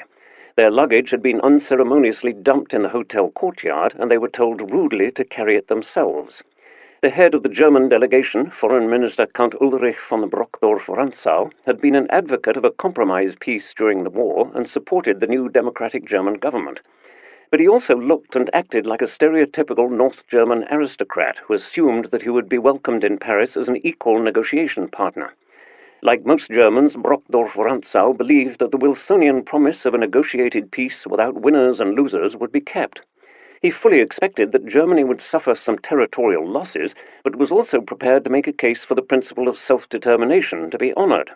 His delegation had brought a large number of maps to show that some disputed territories were unquestionably German because of their history and their ethnic composition. On 7 May 1919, the German delegation was summoned to a meeting at the Trianon Palace Hotel in Versailles. Clemenceau opened the meeting. "The hour has struck for the weighty settlement of our account. You asked for peace. We are disposed to grant it to you." When Brockdorff-Rantzau was asked to speak, he decided to remain seated in a deliberate act of protest. He insisted that Germany stood wrongly accused of starting the war, denied that war crimes had been committed, and insisted that the Allies had to end the economic blockade now that the fighting was over. Brockdorff-Rantzau's speech, presumably driven by the desire to assure domestic audiences back home that the delegation was fighting for Germany's interests, annoyed the Allied leaders further. After the German foreign minister had left the room, Wilson, Clemenceau, and Lloyd George were dismayed. Wilson said, "This is the most tactless speech I have ever heard. The Germans are really a stupid people. They always do the wrong thing." By evening, when they had had a chance to read the provisions laid before them, the German representatives reacted with disbelief. The terms of the treaty were quickly published in the German press and greeted with horror throughout the Reich. Germany lost a tenth of its population, some 6.5 million people, and about 1/7 of its territory, roughly 43,000 square kilometers. In the west, Alsace-Lorraine was handed back to France after nearly half a century under German rule, along with the border territories of Eupen and Malmedy, which was ceded to Belgium. Between 200,000 and 300,000 ethnic Germans left Alsace and Lorraine as a consequence, either voluntarily or as a result of expulsions. At least temporarily, Germany also lost sovereignty over a 50-kilometer-wide strip of land east of the Rhine, a territory that was to be demilitarized and secured through 3 Allied bridgeheads across the river, largely to appease French security concerns. These were to be removed in the future if Germany fulfilled its treaty obligations. The Saar region, a major coal mining and manufacturing area on the Franco-German border, fell under the administration of the League of Nations, with special permission given to France to exploit the region's coal mines for 15 years in compensation for German damage caused to northern France. The largest and most contested territorial transfers, however, were in the east, where the Allies delivered on their promise to create an independent Poland.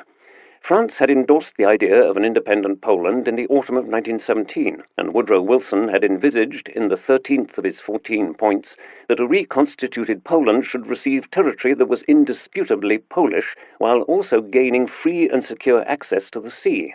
The impossibility of simultaneously fulfilling these promises without violating the right to self-determination of the very sizable German community in the now Polish territory illustrates the challenge of creating a new functioning successor state with undisputed borders in East-Central Europe.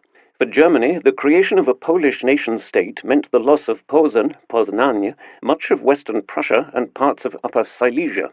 Danzig, the Baltic port at the mouth of the Vistula with an overwhelmingly German population, became a free city under the nominal control of the newly founded League of Nations, of which Germany was initially not allowed to be a member. In order to give Poland access to the Baltic Sea, as promised in Wilson's 14 points, the Allies created a corridor of land separating East Prussia from the rest of Germany. Of the 1.1 million Germans who had resided in the Polish corridor in 1919, 575,000 had 6 years later moved to the new German Republic. In some disputed cases, the Allies allowed for plebiscites, calling on the inhabitants of the regions in question to decide to which state they wished to belong. The most important of these was held in the coal-rich region of Upper Silesia, one of 3 disputed ethnically mixed German border regions in which plebiscites were prescribed by the Versailles Treaty, the others being North Schleswig and the small districts of Allenstein and Marienwerder, where Poles and Germans lived side by side. Upper Silesia mattered to both Berlin and Warsaw not just because of the population that lived there, but also because of its mines and iron and steel mills. The Silesian mines were the source of almost a quarter of Germany's annual output of coal, 81% of its zinc, and 34% of its lead. The German government argued that the people of Upper Silesia were overwhelmingly German, that the territory had been German for centuries, and that its prosperity owed everything to German industry and German capital. If Germany lost Upper Silesia, the German note concluded, it would not be able to fulfill its other obligations under the treaty.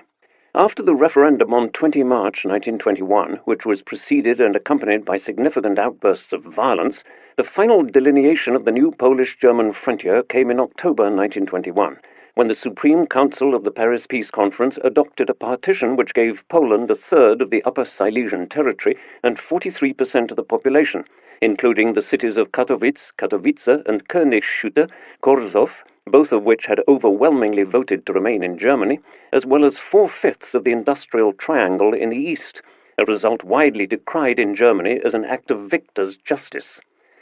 In addition to losing significant territories in the east, Germany also had to hand over its overseas colonies, territories with a combined size of 1.6 million square kilometers, which were redistributed between the victor states under mandates from the League of Nations. The loss of German Cameroon, Togoland, the western part of which now forms the Volta region of Ghana, Rwanda-Urundi, German Southwest Africa, Namibia, and the German Pacific Islands, meant that Germany was deprived of the material attributes of empire. Most of the former German colonies in Africa were to become so-called Class B mandates under the League of Nations. These B mandates were territories that, in the eyes of the Western leaders in Paris, required firm guidance by their mandatory power, mainly Britain and France, but with a view to being released into independence at some indefinite point in the future. Still other formerly German-controlled territories, notably the former German Southwest Africa, today's Namibia, and the South Pacific Islands, formerly occupied by Germany, became Class C mandates.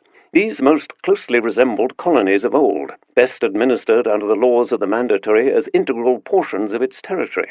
Unlike the former imperial territories in Europe, inhabited by whites, so ran the emphatically racist rationale that guided the entire mandate system of the Paris peace treaties, the colonial peoples of color were not ready to look after their own affairs. Set against the complex backdrop of contemporary expectations, the Paris peace treaties almost inevitably disappointed everyone involved. With the benefit of hindsight, historians such as Margaret Macmillan and others have been somewhat kinder than contemporaries in their assessment of the treaties, acknowledging that the peacemakers in Paris were often forced to accept new realities that had already been created on the ground, confining their role to adjudicating between conflicting ambitions of various actors. Yet not all historians are persuaded that the peacemakers made the best of a bad job, emphasizing instead that the Paris Conference fell short of its ultimate objective, the creation of a secure, peaceful, and lasting world order. The unraveling of the order established in Paris within less than 2 decades owed much to the rise of strong revisionist and nationalist forces in the vanquished states of Europe, not least in Germany, where the economic turmoil in the wake of the Great Depression after 1929 played into the hands of Hitler's Nazi movement, which had always been adamant that it would tear apart the dictated peace of Versailles with force if necessary. Precisely because of the rise of Nazism, historians and the general public alike have devoted far greater attention to the Versailles Treaty than to any other aspect of the peacemaking process. Yet it could be argued that the focus on Versailles, and notably on the reparations question and the war guilt clause, attributing sole responsibility for the outbreak of hostilities to Berlin, has narrowed our understanding of the Paris Peace Conference and somewhat marginalized the single biggest issue at stake at the time, the transformation of an entire continent previously dominated by land empires into one composed of nation-states. This issue had only become central to the war in the final stages of the conflict. Neither London nor Paris had gone to war in 1914 with the aim of creating a Europe of nations, and it was only from early 1918 onwards that the destruction of the land empires became an explicit war aim. It is worth recalling the scale of this transformation. When the First World War formally ended with an Allied victory, 3 vast and centuries-old dynastic land empires, the Ottoman, Habsburg, and Romanov empires, completely vanished from the map. A 4th, Imperial Germany, which had become a major land empire during the Great War when it gained enormous territories in East-Central Europe, was significantly reduced in size, stripped of its overseas colonies, and transformed into a parliamentary democracy with what Germans across the political spectrum referred to as a bleeding frontier towards the east. The German Reich had been a major player in the great imperial game before 1914, and it is not possible to understand the loss of status keenly felt by many Germans at the time without recognizing the scale of the German Empire that fought the war and its dismantling in its aftermath. Indeed, without recognizing the imperial dimensions and aspirations of the Kaiser Reich, it is not possible to fully understand the reasons why the Weimar Republic appeared such a mutilated state to German nationalists in the interwar period, during which right-wing groups protested vigorously at Germany's loss of eastern territory in the wake of the Treaty of Versailles and, to a lesser extent, the theft of Germany's colonies. In East-Central Europe, the implosion of imperial structures was felt most keenly and most immediately. As the continental empires disintegrated, 10 new states emerged from their ruins: Finland, Estonia, Latvia, Lithuania, Poland, Czechoslovakia, German Austria, Hungary, Yugoslavia, and Turkey, now firmly based in Asia. Meanwhile, in the Arab Levant, which had been ruled for centuries by the Ottomans, Britain and France invented new states. Palestine, Transjordan, Jordan, Syria, Lebanon, and Mesopotamia, Iraq, were to become League of Nations mandates administered by London and Paris until an uncertain point in the future when they were to be released into independent statehood. At the center of contemporary German indignation, however, stood not the loss of the country's overseas empire, but Articles 231 and 232 of the treaty, which obliged Germany to accept the sole responsibility for the outbreak of the war in 1914. Article 231 assigned responsibility for the damages suffered by the Allies to Germany and the Central Powers, while Article 232 reached the conclusion that a guilty Germany owed reparations for the damage that it had caused. To the Germans, Articles 231 and 232 were seen as a form of moral condemnation that added to the humiliation of defeat and accompanying territorial and material losses. The real purpose of Article 231, however, was to legitimize the imposition by the Allies of punitive financial reparations on Germany in order to compensate the French and the Belgians for the damage caused by over 4 years of German occupation. Germany's war guilt and responsibility for massive destructions, particularly during the German strategic retreat in 1917 to the heavily fortified Siegfried Line between Arras, Saint-Quentin, and Vailly, when the army implemented a scorched earth policy, made the country liable for all losses and damages suffered during the war. The Allies realized that such a broad definition of financial liability, which theoretically encompassed the cost of every bullet and every orphan pension, was likely to lead to unrealistic claims beyond Germany's ability to pay. Yet they were also aware that any concession on the reparation issue would outrage their domestic electorates, still reeling from the devastations of the war. The French public, in particular, had also not forgotten about Berlin's imposition of vast indemnities in 1871, which did not even have the justification of immense property damage. As it proved impossible to agree on a definitive sum, the exact amount of reparations to be paid by Germany was deferred to a later point in time. However, since the amount of reparations was not established in the treaty, as most Germans viewed it, they were told to essentially sign a blank check. The final reparations figure agreed on in the 1921 London schedule of payments was 132 billion gold marks, structured in 3 types of bonds, A, B, and C bonds. However, a large share of this seemingly enormous sum, the so-called C bonds that amounted to 82 billion gold marks, was never expected to be paid. C bonds were mainly included to mollify Allied public opinion.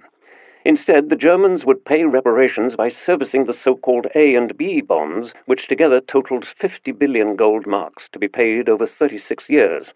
German experts were secretly convinced that these payments were manageable, even if they would never have admitted this in public.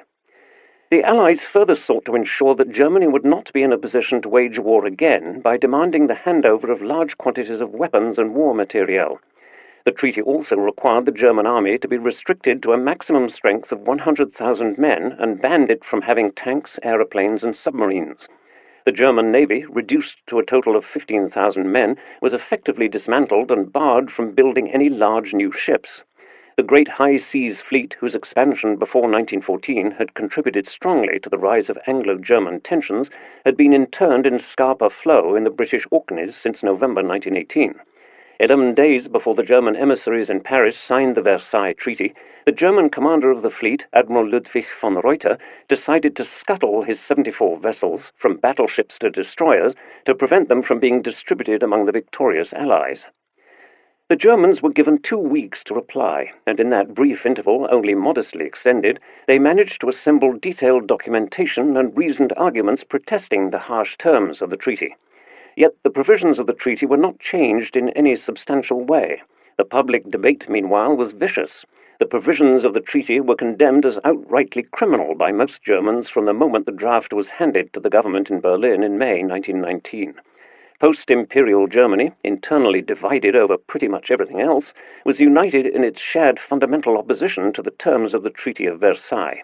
Even members of the governing coalition recklessly advocated refusal. The risk, though, was very great. It was all but certain that Allied armies would march in and occupy Germany should the government refuse to sign the treaty. Meanwhile, the economic blockade of Germany was still in place to ensure Berlin's cooperation, causing significant hardship to ordinary Germans.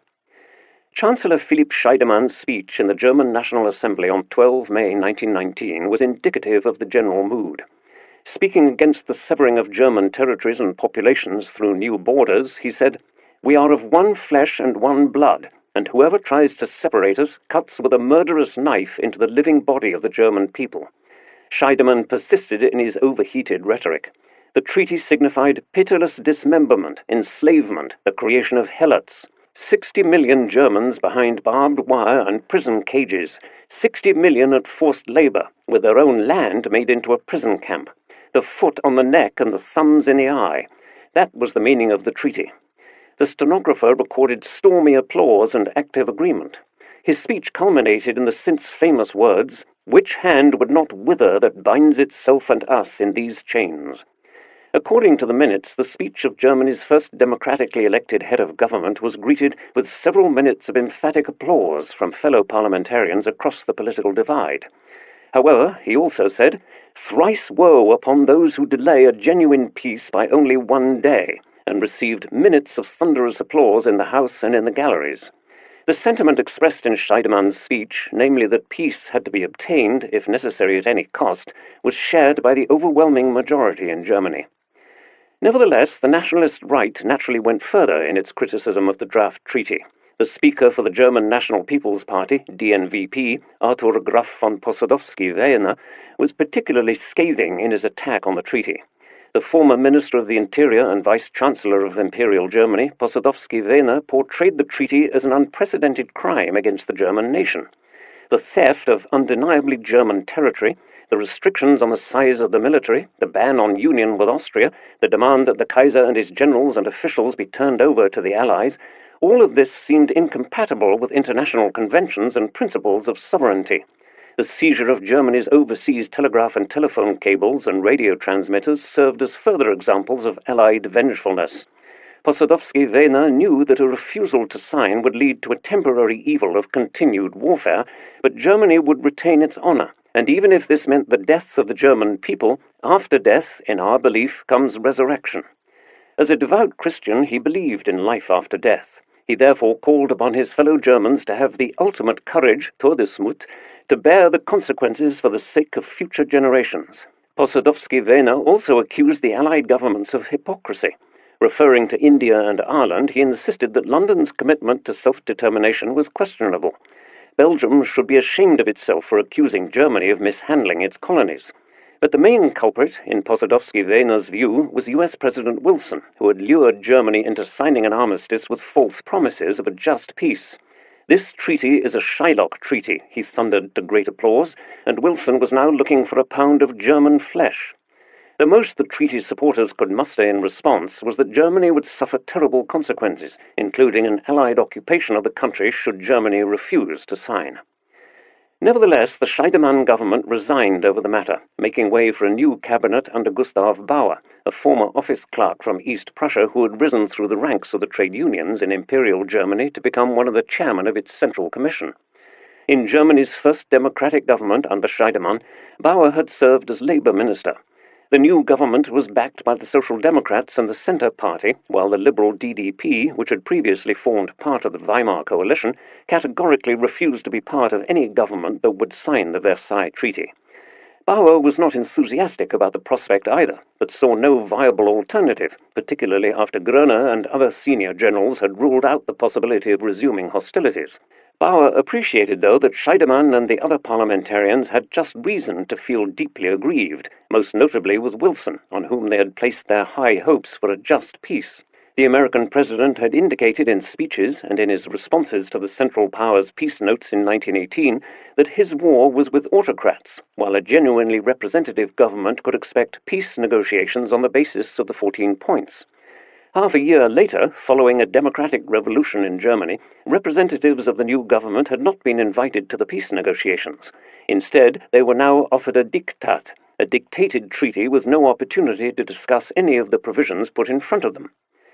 German efforts to have the conditions moderated and the war guilt clause deleted prompted the Allies to declare that Germany had wanted and unleashed the war and was responsible for the raw and inhuman manner in which it was carried out. In a desperate attempt to prevent the Allies from distributing the warships of the German High Seas Fleet among themselves, Admiral Ludwig von Reuter ordered the scuttling of the entire fleet on 21 June. The Allies gave Germany another ultimatum on 22 June to accept the terms within 5 days or face a continuation of war.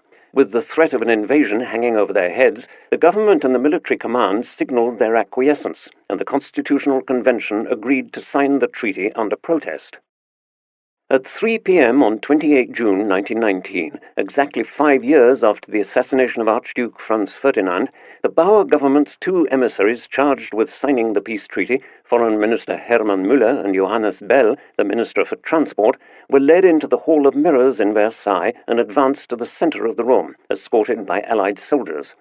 The venue had been carefully chosen by the elderly French Prime Minister and host of the Paris Peace Conference, Georges Clemenceau.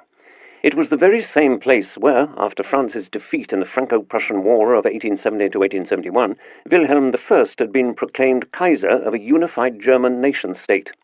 Normally more level-headed, the then Prussian Prime Minister and soon-to-be Chancellor of the Reich, Otto von Bismarck, had consciously chosen the palace of Louis XIV as the stage for a symbolic humiliation of a recently defeated France. Now, almost half a century later, the opportunity had arisen for France to avenge the humiliation. The two German emissaries chosen to sign the peace treaty had to proceed past a long line of permanently disfigured French veterans who had been brought to the signing ceremony as living reminders of the crimes committed by Germany. The whole affair was elaborately staged and made as humiliating to the enemy as it well could be, noted Colonel Edward House, the key diplomatic advisor to U.S. President Wilson. According to a British observer, the German dignitaries looked like prisoners led in to hear the reading of their sentence. Müller and Bell returned to Berlin the same evening, while in Paris people celebrated in the streets. The general population in Germany, by contrast, continued to be outraged. Spontaneous demonstrations were held across the Reich to protest the injustices of a peace treaty that seemed intent on permanently expelling Germany from the ranks of the great powers. The fact that Britain and the United States had gone to considerable lengths to preserve German unity and independence, notably in opposing French efforts to detach the Rhineland, was generally overlooked. Instead, the enthusiasm with which so many Germans had welcomed the advent of democracy in 1918 turned into a sense of fundamental betrayal and resentment at the terms of peace less than a year later. A significant proportion of the population came to associate the peace treaty with the Revolution of 1918 and its outcome, the Weimar Republic. Some, notably on the far right, referred to the Versailles Treaty as the real constitution of Weimar, an externally enforced un-German form of state whose sole purpose was to enslave the German people for generations. Negative views of Versailles were further reinforced by John Maynard Keynes's polemical attack on the treaty, articulated in his best-selling book, The Economic Consequences of the Peace, published in December 1919. Keynes had been a British Treasury expert during the peace conference in Paris, specializing in the issue of German financial responsibility. Like millions in Europe and further afield, he had been an ardent supporter of Wilsonianism and hoped that the Paris Peace Conference would produce a treaty based on Wilson's 14 points. Later, appalled at the draft treaty with Germany, he resigned from the British delegation before the ceremonial signing on 28 June 1919. He immediately set to work on his book, which was published in December 1919 and virtually overnight made Keynes a transatlantic public intellectual.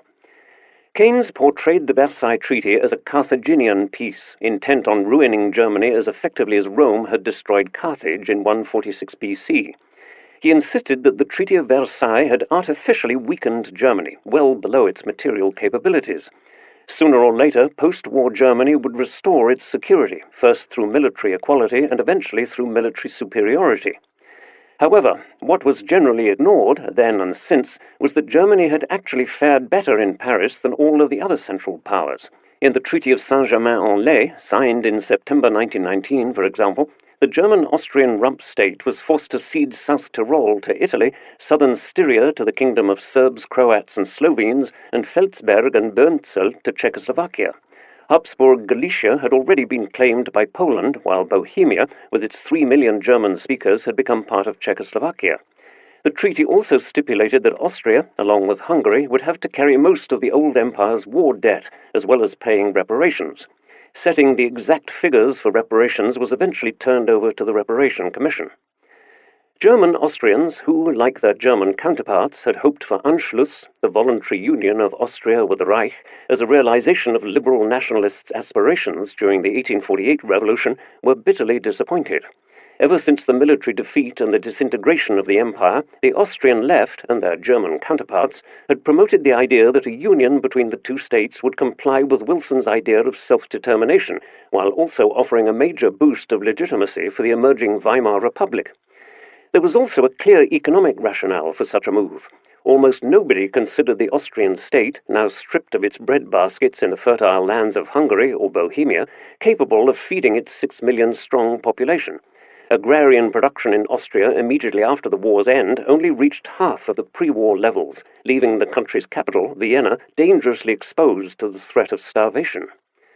In Germany, nobody had supported the Anschluss more fiercely than the majority Social Democrats, who pointed to the fact that the ban on unification represented an egregious violation of the right to national self-determination. As late as 18 March 1919, the Vorwärts declared, "Bismarck's Lesser German Reich has tottered into the disaster of the World War, but the Greater German idea of 1848, whose goal was the union of all Germans, including the German Austrians, is marching and completing itself in our own times under the symbol of the black-red-gold banner, the revolutionary flag of 1848. The Anschluss ban was thus widely seen as a major defeat for Ebert and his party, and the political right was quick to instrumentalize this. The arch-conservative weekly Die Tradition had already proclaimed in early April 1919 that the Social Democrats' expressed hope for a peaceful revision of the German frontiers of 1871 was unrealistic. If it were possible to create empires out of words and warm German hearts, then the idealists of Frankfurt's Paulskirche would already have created the Greater German fatherland, stretching from the Belt to the Adriatic, some 70 years ago. Following the Anschluss ban, Kuno von Westarp, editor-in-chief of the Kreuzzeitung and later chairman of the DNVP, saw this assessment confirmed. In his view, the fathers of the Weimar Constitution had not succeeded in realizing the plan of a Greater Germany, for the sake of which, at the start of the negotiations over the Constitution, they had felt so enormously superior to Bismarck. The MSPD knew all too well the implications of its diplomatic failure, and thus stubbornly refused to admit to the fiasco of its Greater German efforts. On 22 June 1919, when the National Assembly finally approved the signing of the Versailles Peace Treaty after long and heated debates, Paul Löbe assured the plenum that the Republic would continue to advocate Greater Germany, for the unity of all those who, from the Danube to the Adige, as from the mouths of the Weser and Elbe, the Oder and Vistula, have learned to speak from a German mother. But following the Allied Anschluss ban, the majority Social Democrats' promise lacked one decisive element: credibility. If, in 1918 to 1919, Anschluss had been a democratic project of the left, its non-realization was soon used by the extreme right in both Austria and Germany as proof of the inability of the Republican state to deliver on promises. If Austrians thought they were hard done by, Hungarians had even more reasons to complain. Altogether, the country lost two-thirds of its pre-war territory and more than 73% of its population, according to the provisions of the Treaty of Trianon, which, due to political upheaval in Budapest and the Romanian invasion of Hungary, was only finalized in 1920. Wrecked by 4 years of war, revolution, and counter-revolution, as well as foreign invasion in 1919, the country was economically in ruins even before it signed the Trianon Treaty, with production levels in Hungary's consumer goods industry at about 15% of their pre-war levels. Compared to Hungary's staggering territorial losses, those of Bulgaria, the one Balkan nation to have fought alongside the Germans, Habsburgs, and Ottomans, were slightly less dramatic, even if the Bulgarians did not see it that way. Like the other vanquished powers, Bulgaria was not represented at the peace conference. Similar to other leaders of the Central Powers, the new government in Sofia had initially hoped that the principle of self-determination would be applied after the country's new borders were settled in Paris, as Bulgarians were in a majority in 3 areas outside its new notional borders: in the southern Dobruja along the west coast of the Black Sea, in western Thrace at the top of the Aegean, and in parts of Macedonia. The problem was that all 3 territories were also claimed by other states that were considered friends of the Allies. Romania insisted on the southern Dobruja, even if there were fewer than 10,000 Romanians living there out of a population of almost 300,000.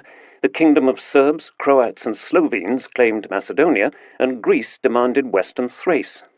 When the draft treaty was finally delivered in September 1919, its contents surpassed even the gloomiest predictions. In relative terms, the Treaty of Neuilly of November 1919 was certainly harsher than the Versailles Treaty imposed on Germany. The treaty forced Sofia to cede a total of 11,000 square kilometers of territory, including western Thrace, handed over to Greece, and 4 border areas, including the strategically important towns of Strumitsa, Karibrod, and Bosilegrad, with their surroundings, amounting to 2,500 square kilometers, to the new kingdom of Serbs, Croats, and Slovenes. Given that Sofia had already lost all of the territorial gains made during the First Balkan War of 1912 to 1913, when Bulgaria's former allies, Romania, Greece, and Serbia, defeated her in the Second Balkan War later that year, the sense of national tragedy was overwhelming. The treaty also imposed upon Bulgaria a staggering reparations bill of 2,250 million gold francs to be paid over 37 years. In addition, Sofia had to agree to the transfer of large quantities of livestock and railroad equipment to Greece, Romania, and the Kingdom of Serbs, Croats, and Slovenes, which also was to receive annual deliveries of 50,000 tons of coal from Sofia. Proportionate to its size and GDP, Bulgaria faced the highest reparations bill of all the Central Powers. Finally, the armed forces were severely slashed. The army was to be a mere police force of 20,000. When the details of the treaty were published, there was talk in Sofia of resistance, but the successor to Teodor Teodorov as Bulgarian Prime Minister, Alexander Stambolisky, said that he would sign even a bad peace for lack of alternatives. On 27 November 1919, he did this during a brief ceremony in the Old Town Hall in Neuilly. It looked, said an American present that day, as if the office boy had been called in for a conference with the board of directors. Among the observers was the Greek Prime Minister Venizelos, endeavouring not to look too pleased at having gained Western Thrace for his country. In the eyes of most Bulgarians, and not without reason, the Treaty of Neuilly symbolized the lowest point of their national existence as an independent state. The redrawing of borders left Bulgaria without agriculturally fertile areas, such as Dobruja and Thrace, and without access to the Aegean Sea, a major issue as trade via ships was a decisive factor for whole sectors of the Bulgarian economy. Prompted by the redrawing of borders, Bulgaria experienced yet another massive influx of refugees from Macedonia, Thrace, and Dobruja, as well as from the ceded western borderlands, the second wave of refugees since 1913. Between 1912 and the mid-1920s, Bulgaria had to accommodate roughly 280,000 refugees, which now made up to 5% of the overall population. Around half of these people came from territories that were ceded to Greece, Aegean Macedonia and Western Thrace, and 25% from the Ottoman Empire, Eastern Thrace. Smaller in number, but no less dramatic, was the influx of refugees from territories that now belonged to the Kingdom of Serbs, Croats, and Slovenes, 12.5%, and Romania, 11%. Accommodating such a massive population intake at a time of severe economic and social crisis posed one of the most significant challenges to the Bulgarian state for years to come. As Stambolisky put it in a desperate letter to the unsympathetic French Prime Minister Clemenceau on 22 November 1919, the population of Bulgaria now lives in a truly disturbed state. Its disasters are made even worse by the sufferings of the numerous refugees. These countless refugees, homeless people without any possessions, will always be a bleeding wound in the relationships in the Balkans. Stambolisky was right, even if he did not live to see developments after 1923. For much of the interwar period, Bulgaria struggled to come to terms with the human and financial costs of a lost war, economic crisis, and international isolation, leading to deep internal divisions and violent clashes between supporters of different political camps and rapidly changing governments, often disposed of through putches. For Bulgaria's longtime colonial master and wartime ally until 1918, the Ottoman Empire, the process of disintegration had begun well before the armistice, when the great retreat of Ottoman forces and the advance of British troops and local auxiliaries liberated all of its Arab territories.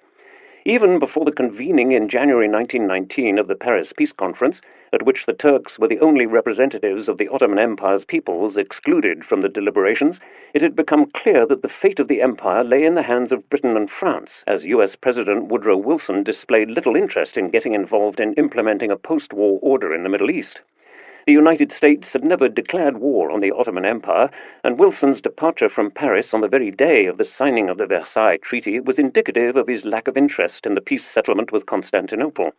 Britain and France, by contrast, were intent on dividing most of the Ottoman Empire's Arab provinces between them. Yet while realists in Constantinople had long given up on the Arab territories in the Middle East, there were some Ottoman statesmen who optimistically hoped for a strict application of the 12th of Wilson's 14 points, which advocated a secure sovereignty to the Turkish portion of the present Ottoman Empire, namely Anatolia in Asia Minor and eastern Thrace in Europe. On 17 June 1919, the liberal Turkish Prime Minister, Damad Ferid, argued along similar lines to his counterparts in the other defeated states when he assured Clemenceau, Lloyd George, and Wilson in Paris that his government had nothing in common with the wartime rulers of the Committee of Union and Progress who were to blame for the Ottoman Empire's entry into the war and the terrible fate of the Armenian Christians. If the Wilsonian principle of self-determination was to be applied, Anatolia in particular had to remain Turkish. The problem was that parts of Anatolia were now also claimed by others.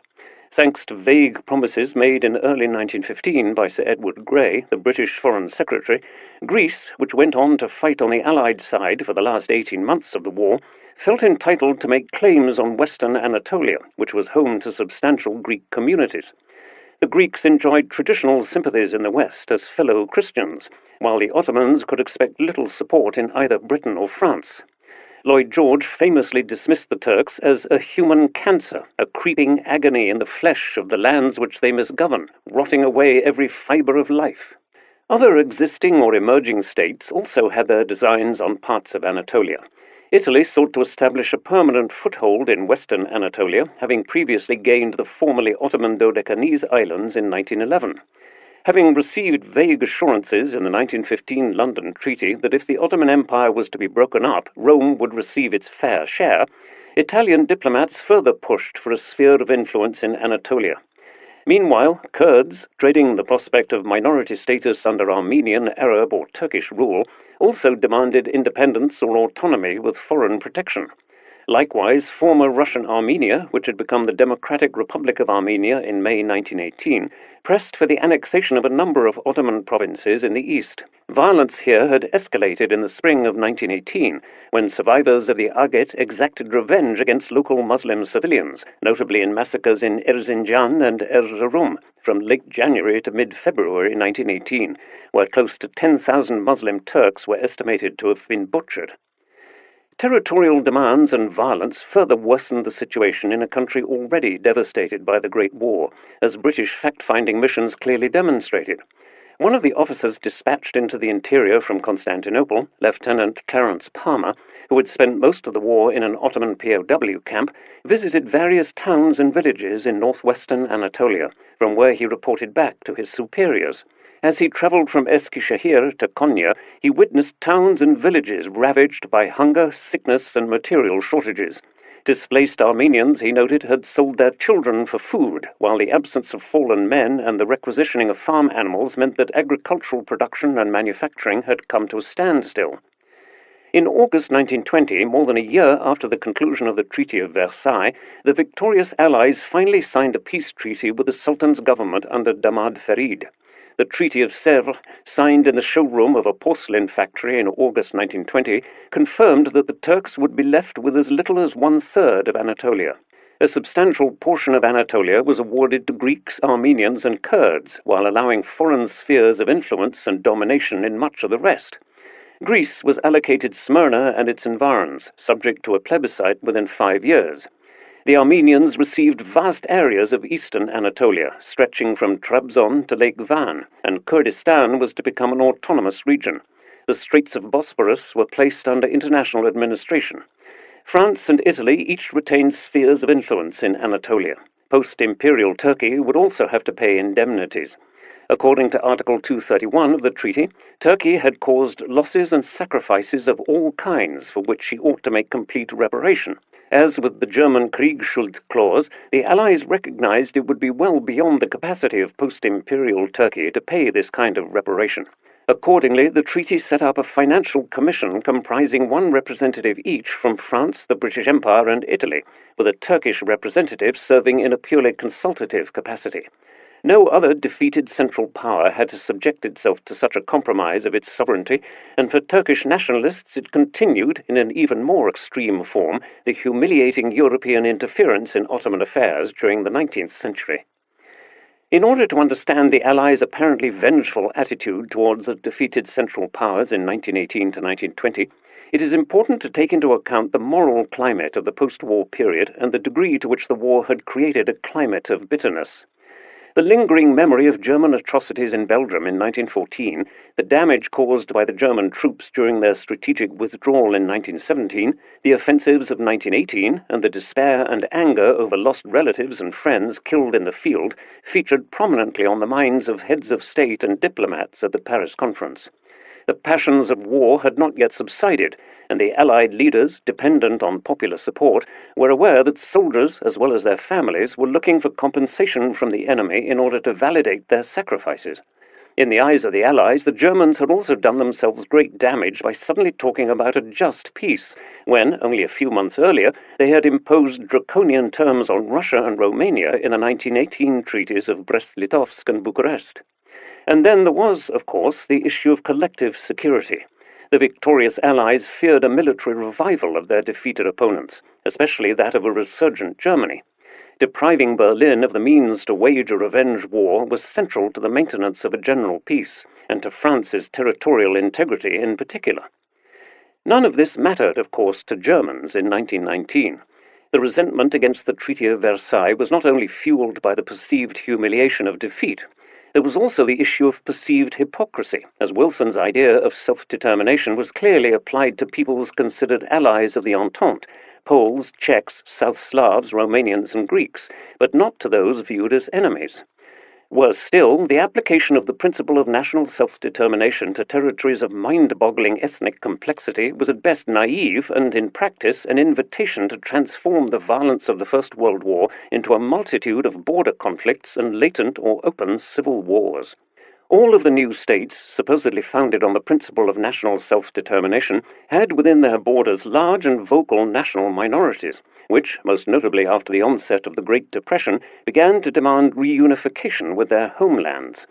The territory transfers and refusals to permit German speakers to self-determine and join with Austria or Germany, for example, left some 13 million ethnic Germans, including German Austrians, outside the Reich's borders. The problem of irredentism continued to haunt European politics for decades.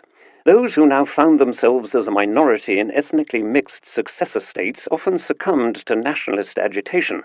In contested Silesia, for example, the Friedrich Wilhelms University in Breslau became a hotbed of German nationalist agitation.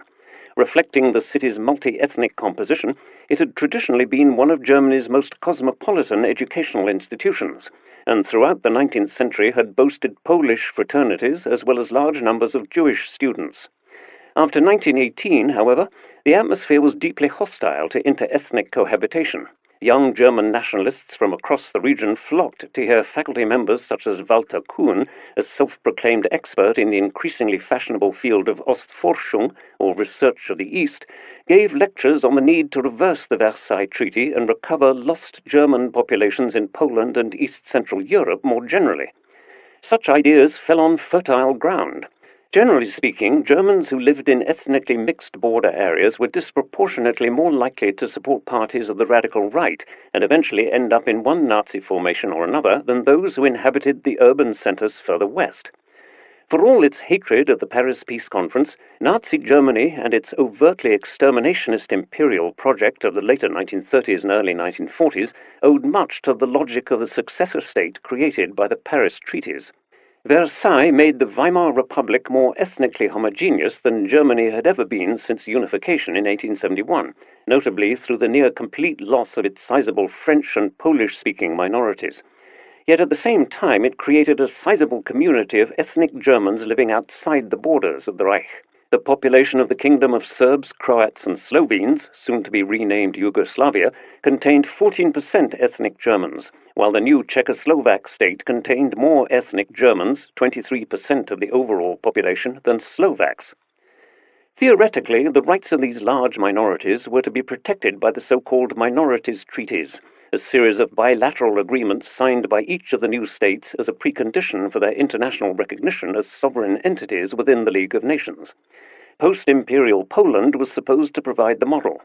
The Polish Minorities Treaty, or Little Versailles Treaty, signed on the same day as its better-known namesake, would guide all subsequent statements from the conference on the subject, and similar agreements would bind no fewer than 7 additional successor states. The minorities treaties sought to protect the collective rights of all ethnic or religious minorities who were now living inside the successor states of East Central Europe. The new nation-states had to guarantee the rights of political organization and representation and the use of minority languages in courtrooms and schools, as well as compensation for land transfers. In Czechoslovakia, for example, international treaties guaranteed minority groups collective rights. In areas where they made up at least 20% of the population, Germans had the right to obtain an education and deal with state authorities in their own language. As ethnic Germans tended to be clustered in certain regions, this effectively meant that 90% of them were able to avail themselves of this concession. Alleged violations of the treaties could be brought to the League Council and the International Court of Justice. Significantly, parties outside the national boundaries could make representations on behalf of beleaguered minorities. The Hungarian government, for example, might sue on behalf of Magyars in Slovakia or Weimar Germans on behalf of the Sudeten Germans. It was one of the peace conference's most significant achievements, as it provided a legal framework through which aggrieved minorities could, and did, seek redress against treaty violations. From the perspective of many Germans, however, the minorities' treaties were merely a fig leaf to cover up the blatant breach of the fundamental principle of self-determination, which they had wrongly assumed would underpin the Versailles Treaty. Many, notably on the right, felt that the lost minorities had to be returned at all cost, putting treaty revisionism high up on the political agenda long before the Nazis entered the scene. The situation was even less clear when it came to minorities that had no national state to represent their interests, such as the several million Jews living in the Pale of Settlement in the western borderlands of the collapsed Romanov Empire and in the eastern half of the former Habsburg Empire. Accused of being both Bolsheviks and anti-national by many in their new national homelands, and confronted with pogroms in Ukraine, Russia, and even Poland, their situation after 1918 was even more precarious, and much more frequently threatened by violence than had been the case before 1914. As the German Jewish war veteran and novelist Arnold Zweig noted in 1920, in response to a particularly well-documented pogrom in Pinsk, Poles and pogroms have befallen the Eastern Jewish people who live piled together in the big cities and scattered through towns and villages. From the big cities comes shocking news, but the towns and villages, without railroads, without telegraph offices, have long been mute. Slowly one hears what is happening there: murder and massacre.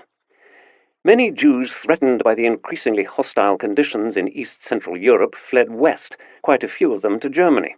There were perhaps 80,000 Eastern Jews in Germany before the First World War. After the war, there was a renewed influx as the Russian Civil War raged on, prompting anti-Semitic pogroms and murders on a large scale by the revolution's Tsarist opponents. The arrival of tens of thousands of Ostjuden also fanned anti-Semitism among those Germans who had long regarded their fellow German citizens of Jewish faith as second-class citizens, and who felt their long-standing preconceptions of Jewish otherness confirmed and reinforced when Eastern Jews with their different dress, cultural traditions, and languages arrived.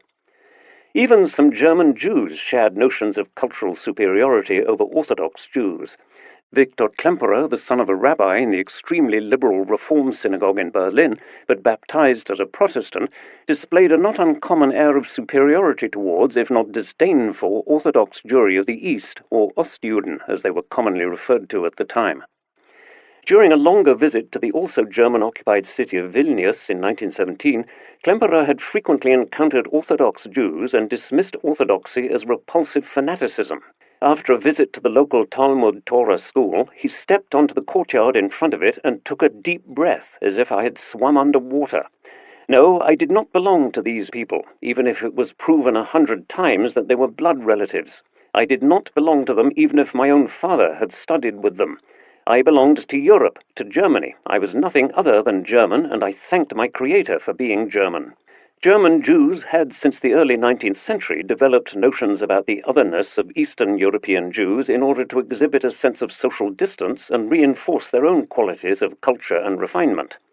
Ironically, Jewish liberals and German anti-Semites alike shared stereotypes of Eastern Jews as a wild and primitive people. At the end of the 19th century, German Zionists were the only ones to idealize Eastern European Jews as a community rooted in authentic Jewish traditions. When masses of Eastern Jews settled in Germany after the Great War, many German Jews feared that these new immigrants would threaten their assimilation into German society. The German Jewish communities accepted responsibility for the Eastern Jews, but believed that post-war Germany was in no position to absorb more workers. If some German Jews viewed the Ostjuden with suspicion, German anti-Semites naturally went much further. When Lina von Osten, the future wife of the chief organizer of the Holocaust, Reinhard Heydrich, first encountered Orthodox Jewish refugees, she felt nothing but disgust. Von Osten, who introduced Heydrich to Nazism in the late 1920s, recalled in her memoirs that she had regarded the Eastern Jews who arrived in Germany in large numbers after 1918 as intruders and unwelcome guests, and had felt so provoked by their mere presence that she just had to hate them. We compared living with them to a forced marriage in which one partner literally cannot bear the smell of the other. The Russian Revolution added another layer to anti-Semitism, both in Germany and beyond. In Munich, the Baltic German refugee and future Nazi minister for the occupied Eastern Territories, Alfred Rosenberg, commented in an article of May 1919, "Lenin is the only non-Jew among the People's Commissars. He is, so to speak, the Russian storefront of a Jewish business.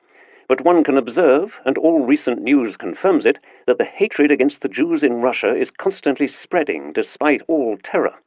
If the present government falls, no Jew will remain alive in Russia. One can say with certainty that those not killed will be driven out. Where to? The Poles are already keeping them at bay, and so they will all come into old Germany, where we love the Jews so much and keep the warmest seats ready for them." The notion of Jews as the main drivers and beneficiaries of Bolshevism clearly originated from Russia, most notably from white propaganda, but the idea spread quickly across Europe. The fact that a relatively high number of Jews had played prominent roles in the subsequent Central European revolutions of 1918-1919, Rosa Luxemburg in Berlin, Kurt Eisner in Munich, Bela Kun in Hungary, Viktor Adler in Vienna, seemed to make such accusations plausible, even for observers in Britain and France. Such views were further fueled by the broad international circulation of the fabricated protocols of the Elders of Zion, the alleged minutes of a late 19th century meeting of Jewish leaders to discuss how to achieve global domination for the Jews. The protocols were translated into Western European languages from 1919 onwards, often funded by wealthy private individuals such as the American industrialist Henry Ford, who provided the printing cost for over 500,000 copies to be distributed in the USA. Its exposure as a forgery in 1921 did not reverse the protocol's enormous impact on the counter-revolutionary imagination. Yet the unholy marriage of anti-Semitism and anti-Bolshevism produced very different results in different European settings. It was only east of the River Rhine, and more dramatically east of the River Elbe, that anti-Judeo-Bolshevism would lead to the pogroms and mass murders of Jews that was such a terrible feature of the years 1917 to 1923, and again of the years after 1939. Allegedly representing everything the far right despised, the Jews could simultaneously and paradoxically be portrayed as the embodiment of a pan-Slavic revolutionary menace from the East that threatened the traditional order of Christian Central Europe, as red agents of Moscow, and as representatives of an obscure capitalist Golden International and force of Western democratization. What these accusations had in common was the assumption that Jews were inherently rootless, with a natural internationalist animus against the nation-state and their host peoples. Even before the war, right-wing groups such as the Pan-German League had constantly leveled such accusations. The notion that Jews were patriotically unreliable also drove the so-called Jewish census of October 1916, ordered by senior army officers who hoped it would give them support in refusing Jews admission to the officer corps once the war was over. The aim was to reveal the cowardly and disloyal nature of the Jews by showing statistically that Jews were underrepresented in the army, and that those who had joined up were overrepresented in desk jobs. In fact, it showed the reverse. Many Jewish Germans were nationalists to the core and identified strongly with the Reich. German Jews were over rather than underrepresented in the armed forces and at the front. This confounded the expectations of anti-Semitic officers to such a degree that the results of the census were suppressed. But the knowledge that it had been ordered caused a great deal of anger among German Jews, even if the attitudes it revealed were not shared by the majority of rank-and-file troops.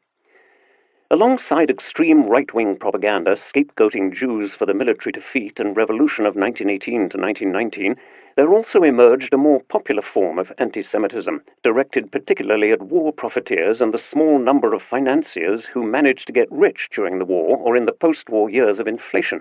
A fresh source of conflict arose in the gathering pace of immigration on the part of impoverished Jewish refugees fleeing anti-Semitic violence and civil war in Russia. The civil war in Russia also prompted others to move to Germany, including large numbers of non-Jewish Russians trying to escape the Bolsheviks. Hundreds of thousands of Russian refugees fled the carnage of the civil war by moving westwards. Desirable European destinations for Russian refugees included London, Prague, and France. But the largest number of refugees, among them the political leaders of emigrant communities, made their way to Germany, the closest Central European country where they might be able to find safety. They numbered 560,000 in the autumn of 1920. Berlin, and notably the districts of Schöneberg, Wilmersdorf, and Charlottenburg, which then acquired its nickname Charlottengrad, became a major center of settlement for Russia's exile community, which created some 72 Russian publishing houses in the German capital by 1922. While some integrated easily, others found it hard to find work and were correspondingly perceived as a burden by many Germans. Although unintentional, the reshuffling of borders in Paris and the tumultuous events in Russia thus contributed to furthering xenophobia and anti-Semitism in Germany at a time when the country was also holding its breath over the continuum of violence on German streets and the persistent fears of an open civil war. Epilogue: The Defiant Republic, Germany 1919 to 1923. Revolutionary and counter-revolutionary turmoil in Germany continued after the fall of the Munich Soviet in 1919. In March of the following year, prompted by the Versailles Treaty's stipulation of a reduction of the German armed forces to 100,000 men and the German government's subsequent order to Freikorps units to disband, the German right staged a coup in Berlin. One of the key figures behind the putsch, General Walter von Lüttwitz, refused to obey the orders and was dismissed from his post. The government intended to charge him with treason after the discovery of documents that clearly demonstrated his involvement in the conspiracy. Lüttwitz, however, had the support of many Freikorps soldiers, notably that of the notorious Erhard Brigade, named after its leader, the naval captain Hermann Erhard. Assured of their loyalty, Lüttwitz sent an ultimatum to President Ebert, demanding a halt to the demobilization of both army and Freikorps, the immediate dissolution of parliament, and the forcible suppression of all strikes. When Ebert rejected the ultimatum, the Erhard Brigade marched on Berlin. On 13 March, Lüttwitz and Dr. Wolfgang Kapp, an East Prussian civil servant and co-founder of the extreme right wartime Fatherland Party, proclaimed that the Reich government had been deposed. Ebert and his government fled Berlin for Dresden before moving on to Stuttgart, having failed to persuade the Reichswehr's chief of the General Staff, Hans von Seeckt, to provide military support for the government from the regular Reichswehr units. To be sure, there were some high-ranking officers who were supportive of the Republic, if only for pragmatic reasons, such as General Walter Reinhardt, the first head of the Republican Reichswehr, who was ready to militarily intervene against the Kapp putsch. Yet Ebert chose to pursue a different strategy to fight Kapp and his fellow putschists. Together with the trade unions and supported by the independent Social Democrats, the government called a general strike. Workers, comrades, we did not make a revolution in order to submit ourselves today to a bloody regime of mercenaries. We will not collaborate with these Baltic criminals. Everything is at stake. That is why the most extreme means of resistance are called for. Lay down your work, strike, cut off this reactionary clique's air supply. Fight with all means to preserve the Republic. Lay all discord aside. Paralyze all economic life. Not a single hand should move. No proletarian should help the military dictatorship. Generals strike all down the line. Proletarians unite. Down with the counter-revolution. Even the KPD joined in on 14 March and called on their supporters to back the general strike. In an impressive demonstration of social democracy's grassroots strength, workers across Germany downed their tools. Public transport shut down completely. Factories and all public institutions remained shut. Even the gas and waterworks in the German capital ceased operations. It was the largest strike in Germany's history, and it brought everyday life in Germany to an abrupt standstill. After 4.5 days, the putschists gave up. Yet even after the collapse of the Kapp putsch, the workers refused to call off the strike. Emboldened by their victory over the far right, the left-wing advocates of radical change saw renewed opportunity as the flames of revolution flared up again in various places. As in the autumn of 1918, socialist workers' councils were established in the cities of Leipzig, Hamburg, and Chemnitz. Harry Graf Kessler noted in his diary on 19 March that the Kapp putsch had failed, but that violent clashes had occurred between insurgents and army troops in Berlin, Leipzig, Nuremberg, Chemnitz, Dresden, and in the Ruhr. The following day, he wrote, "At various points in Berlin, the mob has captured officers of the retreating putschist forces and murdered them. The bitterness of the working classes against the military seems to be boundless, and the successful general strike has greatly increased their sense of power. Meanwhile, in the industrial region of the Ruhr, a 50,000-strong Red Army of workers, initially formed by left-wing Social Democrats and Communists as a means of self-defense against the right-wing putschists in Berlin, began to advance more radical political demands, such as the nationalization of key industries and the introduction of a council's republic. Supported by 300,000 mine workers and their unions, they seized control of the whole Ruhr Valley and demanded nationalization in the mining industry. In order to minimize the risk of a continuous general strike, a new government was formed under the majority Social Democrat Hermann Müller. Yet Müller's appointment on 26 March did little to defuse the situation. By the end of the month, the government, supported by President Ebert, dispatched regular troops supported by Freikorps soldiers into the Ruhr Valley. Under the terms of the Versailles Treaty, the Ruhr Valley was a demilitarized zone, and the German government's decision to dispatch troops into that zone was a clear violation of the peace treaty. Yet Ebert and Müller insisted that they were responding to a national emergency, a revolutionary uprising against their democratically elected government. Under the command of Lieutenant General Oskar von Watters, the government troops and their irregular supporters began to violently suppress the strikers and other supporters of what was now commonly referred to as the March Revolution. Their actions ushered in a civil war-like situation in which more than 1,000 members of the Red Army and some 250 government troops were killed. Unlike during the Kapp Putsch, the army leadership had no reservation about opening fire on striking workers.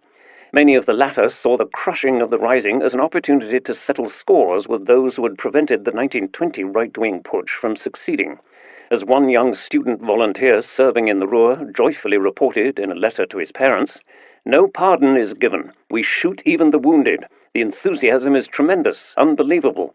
Our battalion has had 2 deaths, the Reds 200 or 300. Anyone who falls into our hands gets the rifle butt and is then finished off with a bullet." The violent unrest in the Ruhr and elsewhere gave the French government a pretext to occupy the demilitarized zone. This prompted an immediate end to the fighting in that particular region.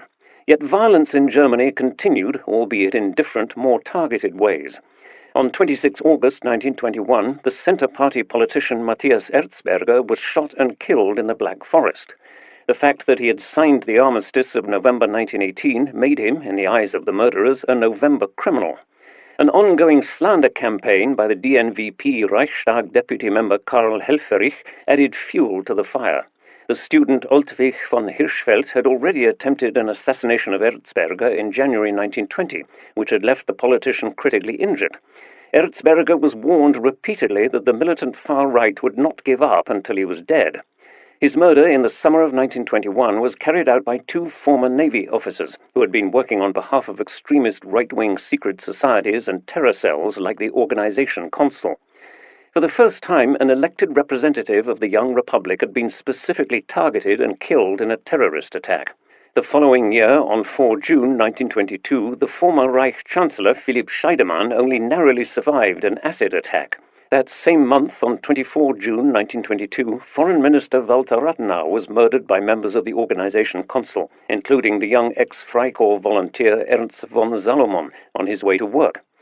It quickly became clear that the same right-wing underground circles which had been responsible for the assassination of Erzberger were also behind the murder of Rathenau. Some of them were former volunteers from the Freikorps campaign in the Baltic region and in Upper Silesia. Others were nationalist students who wished to prove their commitment through involvement in underground organizations of the extreme right. Following the murders of Erzberger and Rathenau, the government introduced several measures to protect the Republic and its representatives. President Ebert immediately issued emergency decrees after the assassinations for the restoration of public security and order, as provided for under Article 48 of the Weimar Constitution. The emergency decrees made it a punishable offense to denounce the Republic or its institutions and representatives, and allowed for the banning of anti-Republic press releases and meetings. While the emergency decrees issued in the wake of the attack on Erzberger were lifted again at the end of 1921, the murder of Rathenau saw an increase in popular support for a law for the protection of the Republic. In Berlin alone, some 400,000 people took to the streets to protest against the assassination and express their support for the Republic. Shortly thereafter, on 21 July 1922, the law for the protection of the Republic was passed with an initial validity of 5 years, taking over from the emergency decrees.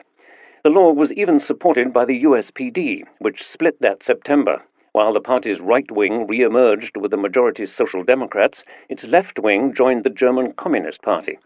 A tiny number of members remained in the USPD, which played no role whatsoever in German political history between mid-1922 and its eventual dissolution in 1931.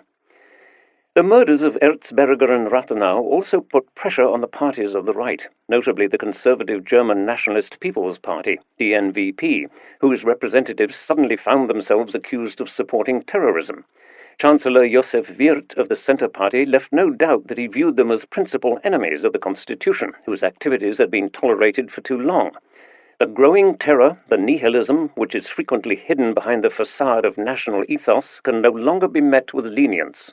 Apart from passing the law for the protection of the Republic, which also established the first constitutional court in German legal history, the Staatsgerichtshof in Leipzig, the Reichstag majority approved several further legal instruments to fight radicalism.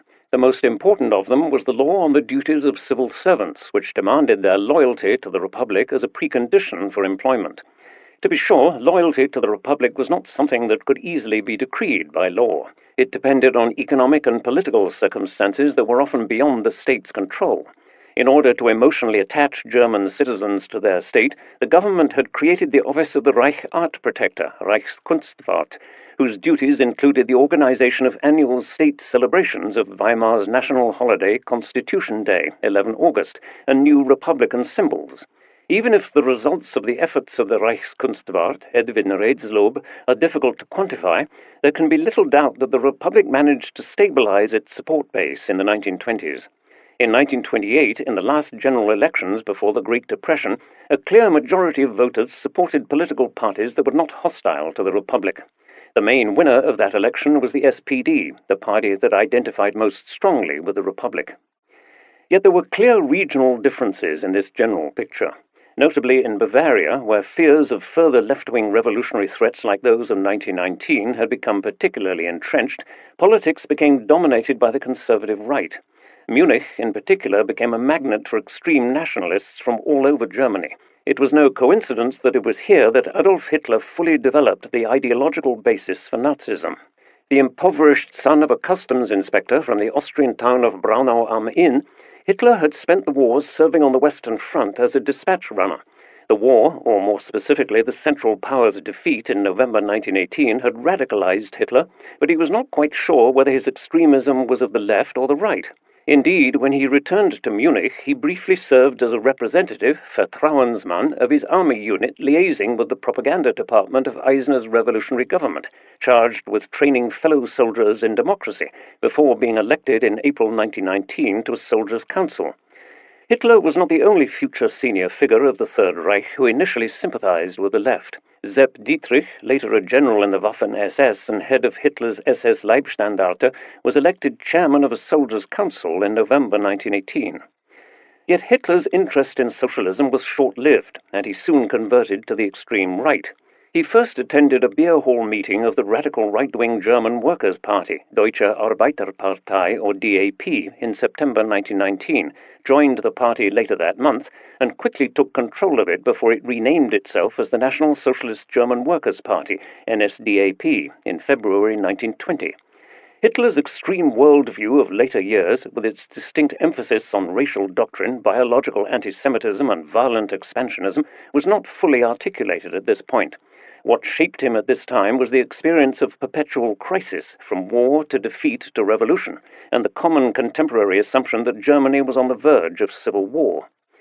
Hitler found small but susceptible audiences for his radical messages of anti-Bolshevism and national renewal.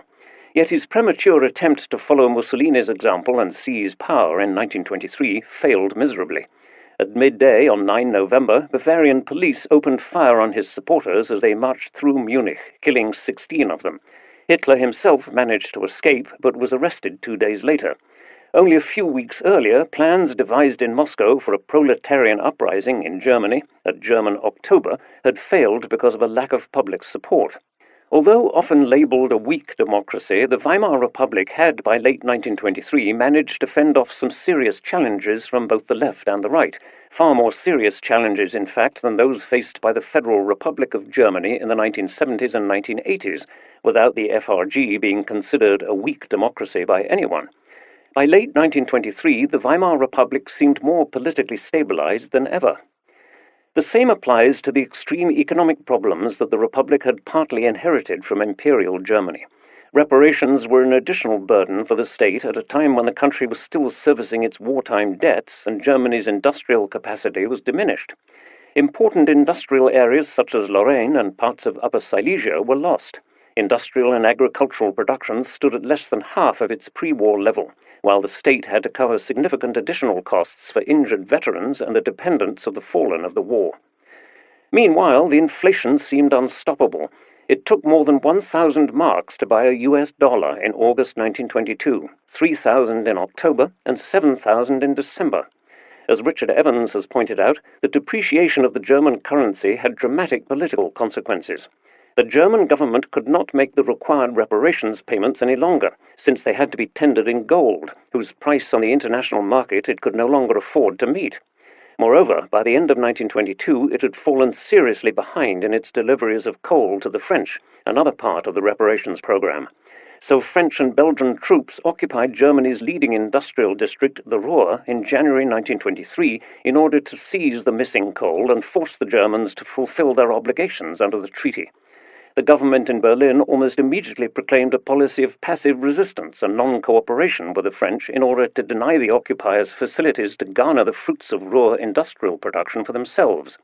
The struggle was only called off towards the end of September. Passive resistance made the economic situation worse. Anyone who wanted to buy a dollar in January 1923 had to pay over 17,000 marks for it. In April, 24,000. In July, 353,000. This was hyperinflation on a truly staggering scale, and it got a lot worse before it got better. By October 1923, the price for $1 was 25,260,000,000 marks, and 4,200,000,000,000 marks in December. Yet Weimar eventually mastered this challenge as well, and was brought back from the brink when Germany's new government decided to resolve the crisis through negotiations and financial reforms. Gustav Stresemann, who combined the office of Foreign Minister with the Reich Chancellorship for a few months in 1923, negotiated the withdrawal of the French from the Ruhr in September in return for a guarantee that Germany would meet its reparations payments in future. On 25 October, the government in Paris, incentivized by the United States government, signaled its willingness to have the reparations issue reviewed by an international commission of experts under the chairmanship of the American banker Charles Dawes. This produced a period of détente, within the framework of which the withdrawal of French and Belgian troops from the Ruhr district occurred. In return, Germany vowed to honor its commitments under the new payment plan, which was approved the following year. So as to stabilize the financial situation, the cabinet agreed to introduce a new currency, the Rentenmark, whose value was expressed in gold, thus serving as an obstacle to inflationary policies. The idea was to restore international confidence in the currency to prompt foreign investment. In mid-November, the new money was issued, and the miracle of the Rentenmark proved a success. The exchange rate to the dollar was stabilized at pre-war level. The Reichsbank president managed to protect the temporary Rentenmark from speculation and finally replace it with the new Reichsmark. The hyperinflation was thus over, and the Republic was financially more stable than ever before. The end of the Franco-Belgian Ruhr occupation and the consolidation of the German economy at the end of 1923 inaugurated a phase of stabilization, which was also reflected in international relations. Already in 1922, Germany had normalized its relations with the Soviet Union in the Treaty of Rapallo. 2 years later, with the Dawes Plan, the German reparations payments were placed on a more solid financial footing. International loans, particularly from the United States, helped to stimulate the German economy. And in 1925, the Treaty of Locarno, in which Germany recognized its new western frontiers, reflected the clear easing of tensions in Berlin's relationship with Paris and London. For this change of course in international relations, the main architects of the Treaty of Locarno, British Foreign Minister Austen Chamberlain, along with his colleagues, the German Gustav Stresemann and the Frenchman Aristide Briand, were honored with the Nobel Peace Prize in 1925 and 1926. Already by late 1923, it was difficult to deny that the Republic had asserted itself under the most difficult of circumstances. Germany had a democratic government, a liberal constitution that granted its citizens wide-ranging basic political and economic rights, and a noticeably improving economy. The government crisis of autumn 1923 had been overcome. Extremist minorities on the political left and right had been marginalized, and their attempts to violently topple the Republic had failed. Despite its territorial losses, the Reich had been preserved as a unified nation-state, counter to French ambitions and the efforts of small separatist movements inside Germany. In view of the great number of challenges that the young Republic had been exposed to between 1918 and 1923, German Democrats could have looked back on their achievements with a certain degree of pride. That the supporters of parliamentary democracy in Germany did not present these highly remarkable successes more aggressively had a lot to do with the unrealistic expectations that many Germans had harbored since the last year of the war. A German victory had still appeared within grasp in the first half of 1918. After the reversal of military fortunes in the second half of that year, many contemporaries still expected a compromise peace. Furthermore, they assumed that the new political order would provide instant solutions for the problems that the Republic had inherited from its legal predecessor in 1918. Worse still, there existed irreconcilable ideals as to how the political future of Germany should look. While the Republic was regarded by the right as an un-German form of government that had been forced on them by the Allies, a minority on the far left mourned the lost opportunities that a true revolution would have brought. More incisively than most, the great Weimar social critic and satirical essayist Kurt Tucholsky pointed to that tension between illusion and real life in his satirical poem Ideal and Reality, 1929. In still nights and monogamous beds, you dream of what you're missing in life. Your nerves are crackling. If only we had that which, because it is not there, quietly torments us. We dreamt under imperial restraint of a republic, and now it's this one. One always desires the tall and slender ones, and ends up with the little fat one. C'est la vie. Yet even Tucholsky, who continually railed against the democratic deficit in the army and the justice system during the 1920s, would have found it difficult to deny that, from a Democrat's perspective, the little fat one offered clear benefits when compared to the political conditions that had prevailed under the Empire. Historians have repeatedly and justifiably pointed to the many weaknesses of Weimar, weaknesses which, however, have only proven to be such in retrospect. Yet they are being continuously referred to when historians assess the nature and success, or lack thereof, of the revolution. This has led to a very one-sided image of Weimar as a stillborn republic, a perception that is certainly not reflected in the views of most people in 1918 or even in 1923. In fact, in late 1923, the failure of democracy would have seemed far less probable than its consolidation. At that point, the future of the Weimar Republic was wide open. This concludes November 1918 by Robert Gerwarth.